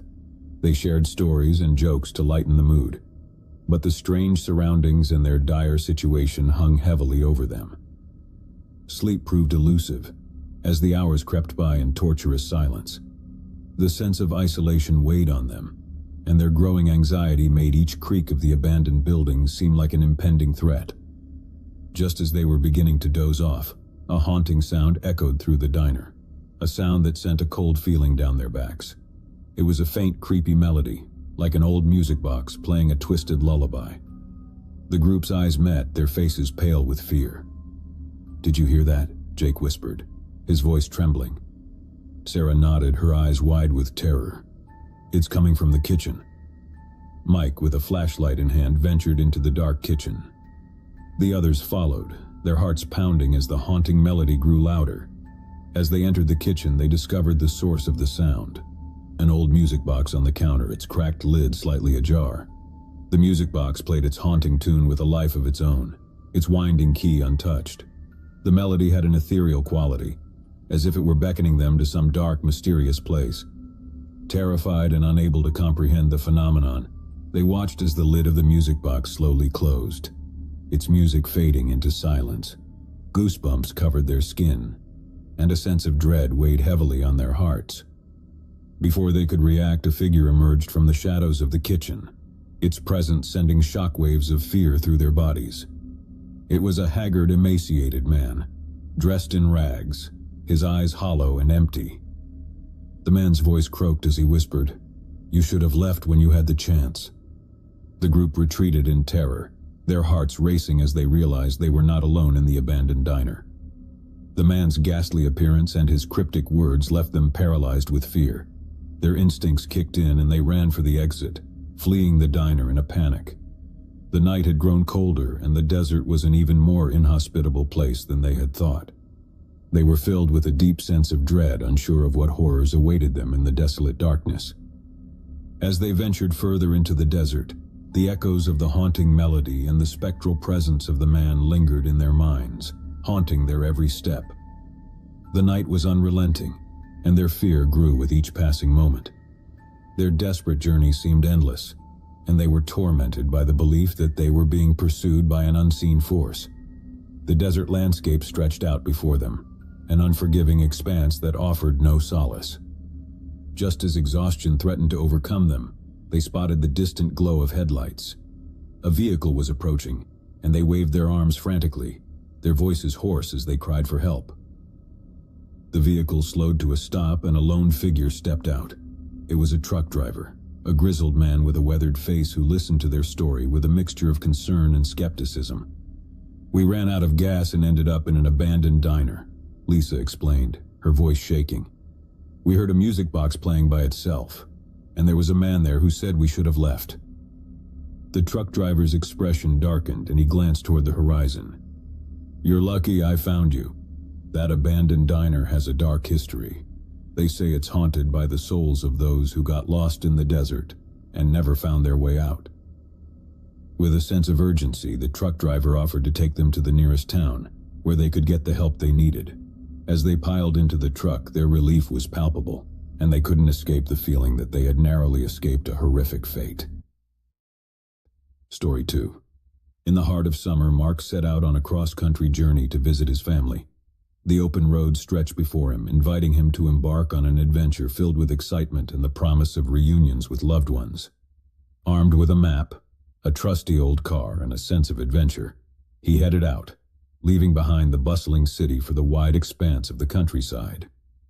As Mark drove through picturesque landscapes and quiet towns, he marveled at the diversity of the country. The journey was marked by changing scenery, from lush forests to rolling hills and dusty highways. Along the way, he exchanged pleasantries with friendly strangers, visited quaint diners, and admired roadside attractions. The trip was proving to be everything he had hoped for. One evening, as the sun dipped below the horizon, Mark found himself in a remote stretch of the highway, far from any signs of civilization. The desolation of the area was almost sinister, with miles of empty road surrounded by an expansive wilderness. As he drove, he noticed that his fuel gauge was approaching empty, and the nearest gas station was still miles away. Growing increasingly anxious, Mark kept an eye on the fuel gauge, hoping that he could reach the gas station in time. But as the needle inched closer to E, a sense of unease settled in. He knew he was in a remote area, and the idea of running out of gas in the middle of nowhere was unsettling. The car's engine sputtered, and Mark watched in dread as the fuel gauge finally hit E. The engine died, and he coasted to a stop on the side of the highway. Panic surged through him as he realized the predicament he was in, stranded in a desolate place with no one in sight. Mark's initial reaction was to call for help, but to his dismay, he discovered that his cell phone had no signal in the remote location. He felt a sense of isolation and vulnerability, and his mind raced as he tried to figure out what to do next. Just as he was considering starting the long walk to the gas station, a vehicle approached from behind. A pickup truck pulled up, and Mark watched with a mixture of relief and caution as a burly man in his 40s stepped out. The man wore a worn flannel shirt, and his face was obscured by a scruffy beard. He had a gruff appearance, and Mark couldn't quite read his intentions. "Car trouble?" the man asked, his voice a gravelly baritone. Mark nodded, trying to sound as composed as possible. "Yeah, I ran out of gas. I was just about to start walking to the gas station." The man's response was a slow, almost menacing smile that made Mark freeze. "No need for that, friend. I can help you out." Reluctantly, Mark accepted the man's offer of assistance. The stranger retrieved a gas can from his truck and began pouring the fuel into Mark's tank. As he worked, he engaged Mark in conversation, asking about his journey and his destination. Mark was polite but guarded, sensing something unsettling about the man. There was an air of intensity and a strange gleam in the stranger's eyes that made him uncomfortable. Still, he couldn't afford to turn down the help, especially in such a remote area. As the man finished refueling the car, Mark tried to offer him some money as a token of appreciation. The stranger waved it away with a dismissive gesture. "No need for that. I'm just glad I could help out a fellow traveler." Mark felt a growing sense of unease as the man returned to his truck. He thanked the stranger and got back into his car, eager to leave the desolate stretch of highway behind. However, as he pulled away, he noticed the stranger getting into his truck as well, and an uncomfortable feeling gnawed at his gut. Mark couldn't shake the sensation that he was being followed. He tried to rationalize it, telling himself that the man might be going in the same direction, but the unease persisted. The stranger's presence and the strange conversation they had shared haunted him as he drove on. Miles passed, and the highway seemed to stretch on forever. The stranger remained a constant presence in Mark's rearview mirror. Never too close, but never too far either. The paranoia grew, and he couldn't escape the nagging feeling that something was horribly wrong. To put his mind at ease, Mark decided to exit the highway at the next opportunity, hoping to lose the stranger on the back roads. He made a quick turn, leaving the main road behind, and tried to find a place to lay low. As he navigated the winding roads, he glanced in his rearview mirror, relieved to see that the stranger was nowhere in sight. Mark drove for several more miles, feeling a renewed sense of freedom. It seemed that he had successfully eluded his unwanted companion. He decided to stop at a nearby rest area to gather his thoughts and plan his next move. But just as he pulled into the empty rest area and parked his car, a sense of dread washed over him. The stranger's pickup truck had pulled in behind him, and the man emerged from the vehicle, wearing the same scary smile as before. Mark's heart raced as he realized the stranger had been following him all along. He considered his options, but the isolation of the rest area left him with few choices. The stranger approached his car, and Mark locked the doors, his hand trembling as he reached for his cell phone, still hoping for a signal. The stranger tapped on the window, his grin growing wider and more unsettling. "You tried to lose me back there, didn't you? That's not very nice." Fear coursed through Mark's veins, and he had no doubt that the stranger's intentions were far from benign. Desperation gripped him, and he reached for the car's ignition, preparing to make a hasty escape. But before he could react, the stranger produced a knife from his pocket, its blade glinting in the dim light. He began to slash at the tires of Mark's car, rendering it immobile. Panic and terror consumed Mark as he realized the dire situation he was in. With his car incapacitated, Mark had no choice but to open the window and face the menacing stranger. The man's smile had transformed into a sadistic grin, and he leaned in closer, the glint of the knife blade dancing in his eyes. "You shouldn't have tried to run, friend," the stranger whispered, his voice dripping with malice. Just as Mark feared the worst, the rest area's silence was shattered by the distant wail of sirens. The approaching police cars' flashing lights painted the scene with a sense of hope. The stranger, realizing the imminent danger, retreated and fled to his pickup truck. The police car skidded to a stop, and officers apprehended the stranger, who struggled violently but was eventually subdued. Mark's heart pounded with a mixture of relief and gratitude. The police explained that the man was a known criminal with a history of violence and assault. They had been tracking him for some time, and Mark's call for help had led them to the rest area just in the nick of time. Story 3. David and Sarah, a married couple, set out on a romantic getaway to celebrate their anniversary. They decided to explore the less-traveled back roads of the countryside, hoping to discover hidden gems and make memories together. The open road stretched before them, and they were filled with anticipation and excitement. The journey was punctuated by laughter, heartfelt conversations, and moments of pure happiness. They cherished the serenity of the open road, taking turns behind the wheel, and stopping at quaint roadside diners and antique shops. One evening they found themselves on a winding, desolate road, far from the bustling towns they had grown accustomed to. The remoteness of the area was almost creepy, with dense forests on either side of the road and no other vehicles in sight. As the day waned and the sun dipped below the horizon, David noticed that their fuel gauge was nearing empty. Sarah glanced at the gauge and said, "We should look for a gas station soon. The nearest town should have one." With growing concern, they continued driving, their eyes scanning the forested landscape for any signs of civilization. But as the fuel gauge inched closer to E, a sense of unease began to settle in. David muttered, "We're running low on gas. I hope we find a station soon." Just when their anxiety was reaching its peak, they spotted a small road sign that pointed to a nearby gas station. Their relief was palpable as they followed the signs to the station, anticipating a chance to refuel and continue their journey. However, when they reached the gas station, their optimism turned to dismay. It was dark and abandoned, a relic from a bygone era. The pumps were old and rusted, with no sign of life around. It became clear that the station had been out of operation for years. With a heavy heart, David turned to Sarah and said, "It looks like we'll have to find another station. Let's hope there's one not too far away." As they continued driving down the winding road, the forest grew denser and the sense of isolation more pronounced.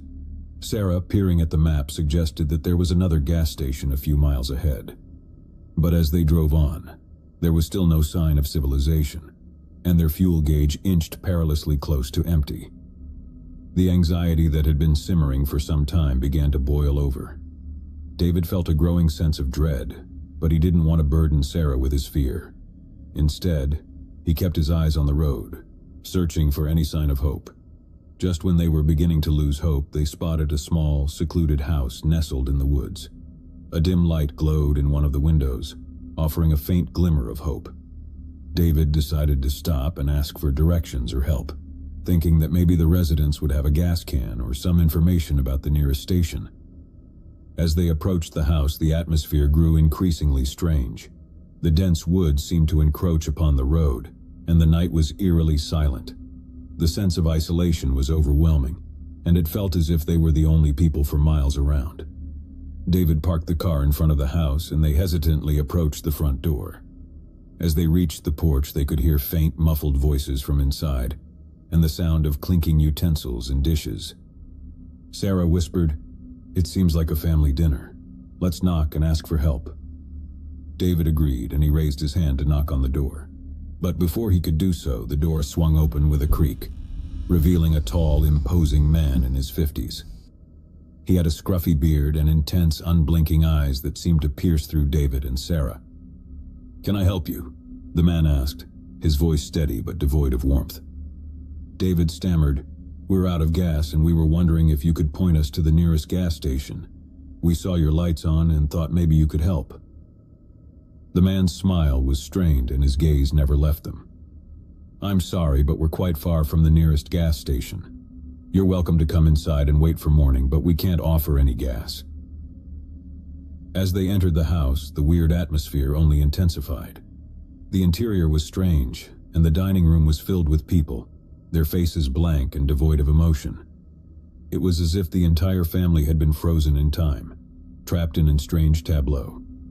The man introduced David and Sarah to his family, but there was something deeply unsettling about the encounter. The family members barely acknowledged their presence, and their dinner table was laid out with strange, unappetizing dishes. The air was heavy with silence, punctuated only by the sound of utensils scraping against plates. As David and Sarah sat at the table, the man's demeanor grew more unnerving. He continued to stare at them, his gaze unyielding. "You must be hungry after your journey. Please help yourselves to dinner." David and Sarah glanced at the peculiar dishes before them, unable to hide their discomfort. The food appeared to be a mix of unidentifiable ingredients, and an odd odor permeated the room. They politely declined the offer, but the man insisted, his insistence growing increasingly unsettling.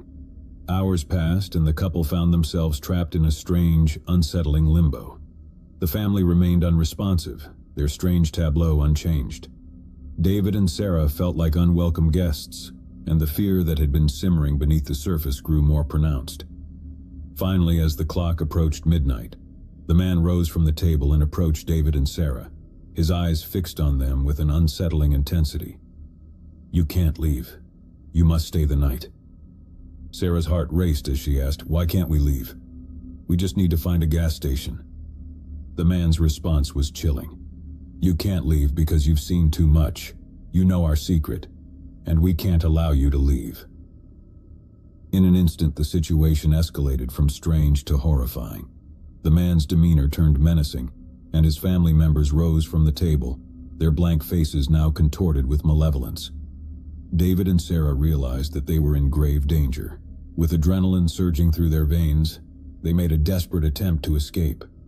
They bolted for the front door, but the man and his family pursued them with a chilling determination.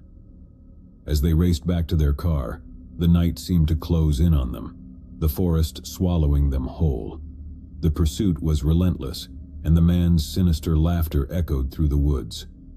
Desperation drove David and Sarah to their limits as they tried to outrun their pursuers. They sprinted through the thick woods, their breaths ragged and their hearts pounding. But the family's knowledge of the terrain gave them an advantage, and the pursuit showed no signs of relenting. Just when it seemed that David and Sarah were doomed, they stumbled upon a small cabin in the woods. The door was unlocked and they burst inside, barricading themselves in. The family members arrived moments later, their hands pounding on the door with a terrifying, relentless rhythm. David and Sarah huddled together, their hearts racing as they realized the direness of their situation. The cabin's interior was shrouded in darkness, and they knew that they had no means of escape. The scary sounds of the family members outside, their footsteps and taunts, filled the cabin with dread. As the night wore on, the couple's hope began to fade. The sinister family showed no signs of giving up, and the relentless pursuit had become a nightmare that refused to end. The darkness was their only ally, but it couldn't shield them from the malevolent presence lurking just outside the cabin. In the darkness, David and Sarah clung to each other, their fear and desperation consuming them. The horrifying realization that they were trapped in a remote cabin with no hope of escape, at the mercy of a sinister family, was a nightmare come to life. I had been out with friends one Saturday night, and the time had slipped away from me. By the time I realized I needed to head home, it was already past midnight, and the city was shrouded in a scary stillness. I knew taking an Uber was the safest option at this hour, so I requested a ride and watched as the app matched me with a driver named Mark. Mark's car arrived within minutes, and I hurriedly climbed into the back seat, eager to get home.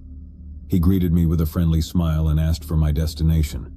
I mumbled my address, and he pulled away from the curb. The ride started like any other. We exchanged pleasantries, talking about the weather, our weekends, and other small talk. Mark seemed polite and unassuming, a middle-aged man with a calm demeanor. I relaxed into the ride, letting the soft hum of the engine lull me into a sense of security. As we drove through the streets, my thoughts wandered. I couldn't help but feel a tinge of unease. The city looked different at night, its familiar landmarks casting long, dark shadows. I reminded myself that I was in an Uber, one of the safest ways to get around, or so I had always believed. My unease deepened when I noticed that Mark was taking a different route than usual. It was a longer, more desolate path that led through an industrial area. I questioned him, my voice trembling slightly. "Why are we going this way? Isn't there a quicker route?" Mark turned to me, and his eyes seemed to glitter with an unsettling intensity in the car. "Oh, this is a shortcut, trust me. It'll save us some time." I wanted to believe him, but my instincts were screaming that something was wrong. I glanced at my phone, the GPS screen confirming that we were veering off the regular route. Panic began to churn in my stomach. I was about to protest again when Mark suddenly slowed down and pulled over to the side of the road. My heart pounded in my chest as I realized we were in a desolate industrial area with no signs of life around. The silence was oppressive, and the only light came from the street lamp above us. Mark turned off the engine and smiled, but it was a smile that freaked me out. "I think we should take a little detour." Panic washed over me, and I fumbled for my phone, ready to call for help or dial 911. But Mark leaned closer, his breath hot on my neck, and his hand snaked out to grab my phone. "Where do you think you're going?" he hissed, his voice laced with malice. "You're not calling anyone." The realization hit me like a freight train. This wasn't a mere detour, it was a nightmare unfolding before my eyes. I was alone in a car with a sinister man, miles away from help, and I had no way to defend myself. I knew I had to act quickly. With adrenaline surging through my veins, I opened the car door and bolted out onto the dark street. My heart was pounding, and I could hear Mark's enraged shouts as he chased after me. The industrial area was a maze of shadows and silence, and I had no idea where I was or where I could find help. My legs carried me through the deserted streets, and I finally stumbled upon a small convenience store with its lights still on. I burst inside, gasping for breath, my eyes wild with fear. The store clerk, an elderly man, looked at me with concern and asked what had happened. I quickly explained the terrifying encounter with the Uber driver, and the clerk called the police. Within minutes they arrived, and I provided them with a description of the man who had been driving the car. They assured me they would do everything in their power to find him. I was taken to the police station to give a formal statement, my hands trembling as I recounted the horror of the past hour. I learned that the car I had been in was reported stolen, and Mark was nowhere to be found. It was clear he had intended to harm me, and I had narrowly escaped a horrific fate. In the days that followed, the police conducted an extensive search for Mark, but he seemed to have vanished without a trace. I couldn't shake the feeling that he might still be out there, lurking in the shadows, waiting for another unsuspecting victim. Second story. My best friend Emily and I had decided to spend a girls' night out in the city. We painted the town red, dancing the night away at a local club. By the time the night was over, the city was shrouded in darkness. We knew it was time to call an Uber to get back home. The app quickly matched us with a driver, a man named Victor. We watched the little car icon on the screen approach our location, and when it finally pulled up in front of the club, we eagerly climbed into the back seat. Victor greeted us with a polite smile and asked for our destination. The ride began as expected. Victor was a middle-aged man with a kind, gentle demeanor. We engaged in friendly small talk, discussing our night out, the music, and our plans for the weekend. The warm, welcoming atmosphere in the car put us at ease, and we relaxed into our seats. The city had a different charm in the quiet hours of the night, and I couldn't help but gaze out of the window, taking in the serene beauty of the darkened streets. Emily and I continued to chat, laughing and sharing stories. As we ventured deeper into the city, I noticed that Victor was taking an unfamiliar route. I assumed it was a shortcut or an alternate way to avoid traffic. I glanced at my phone's GPS, but it was difficult to discern our location. The city looked different at night, and I didn't recognize the streets. I asked Victor about the route, my voice tinged with curiosity. "Is this a new way to get to our destination? I don't remember this route." Victor turned to us, his eyes glinting with an unsettling intensity. His voice, once warm, had taken on a sinister tone. "Oh, I thought we could take a little detour, see some sights." My unease grew as I noticed the street signs passing by, confirming that we were veering off the regular route. I felt a sinking feeling in my chest, the initial warmth and security of the car replaced by a growing sense of dread. I was about to insist that Victor return to the original route when he suddenly slowed down and pulled over to the side of the road. My heart raced as I realized we were in a desolate, unfamiliar area with no signs of life around. The silence was suffocating, and the only light came from the street lamp above us. Victor turned off the engine and fixed us with a smile, but it was a smile that creeped me out. "I think we should take a little detour." Panic welled up inside me, and I fumbled for my phone, ready to call for help. But before I could dial, Victor's hand shot out and snatched my phone from my grasp. "Where do you think you're going?" he hissed, his voice laced with malice. "You're not calling anyone." Emily and I exchanged fearful glances, and we knew we had to act fast. As the car came to a stop at a deserted intersection, we seized the opportunity to escape. We flung open the doors and bolted out of the vehicle, our hearts pounding. We sprinted through the streets, our breaths ragged and our minds filled with fear. Victor's enraged shouts echoed through the scary silence of the night as he pursued us, his footsteps getting closer with every passing moment. Desperation drove us to keep running, our legs carrying us through the darkened streets. We had no idea where we were or where we could find help, but we knew we had to escape this nightmare. In the distance,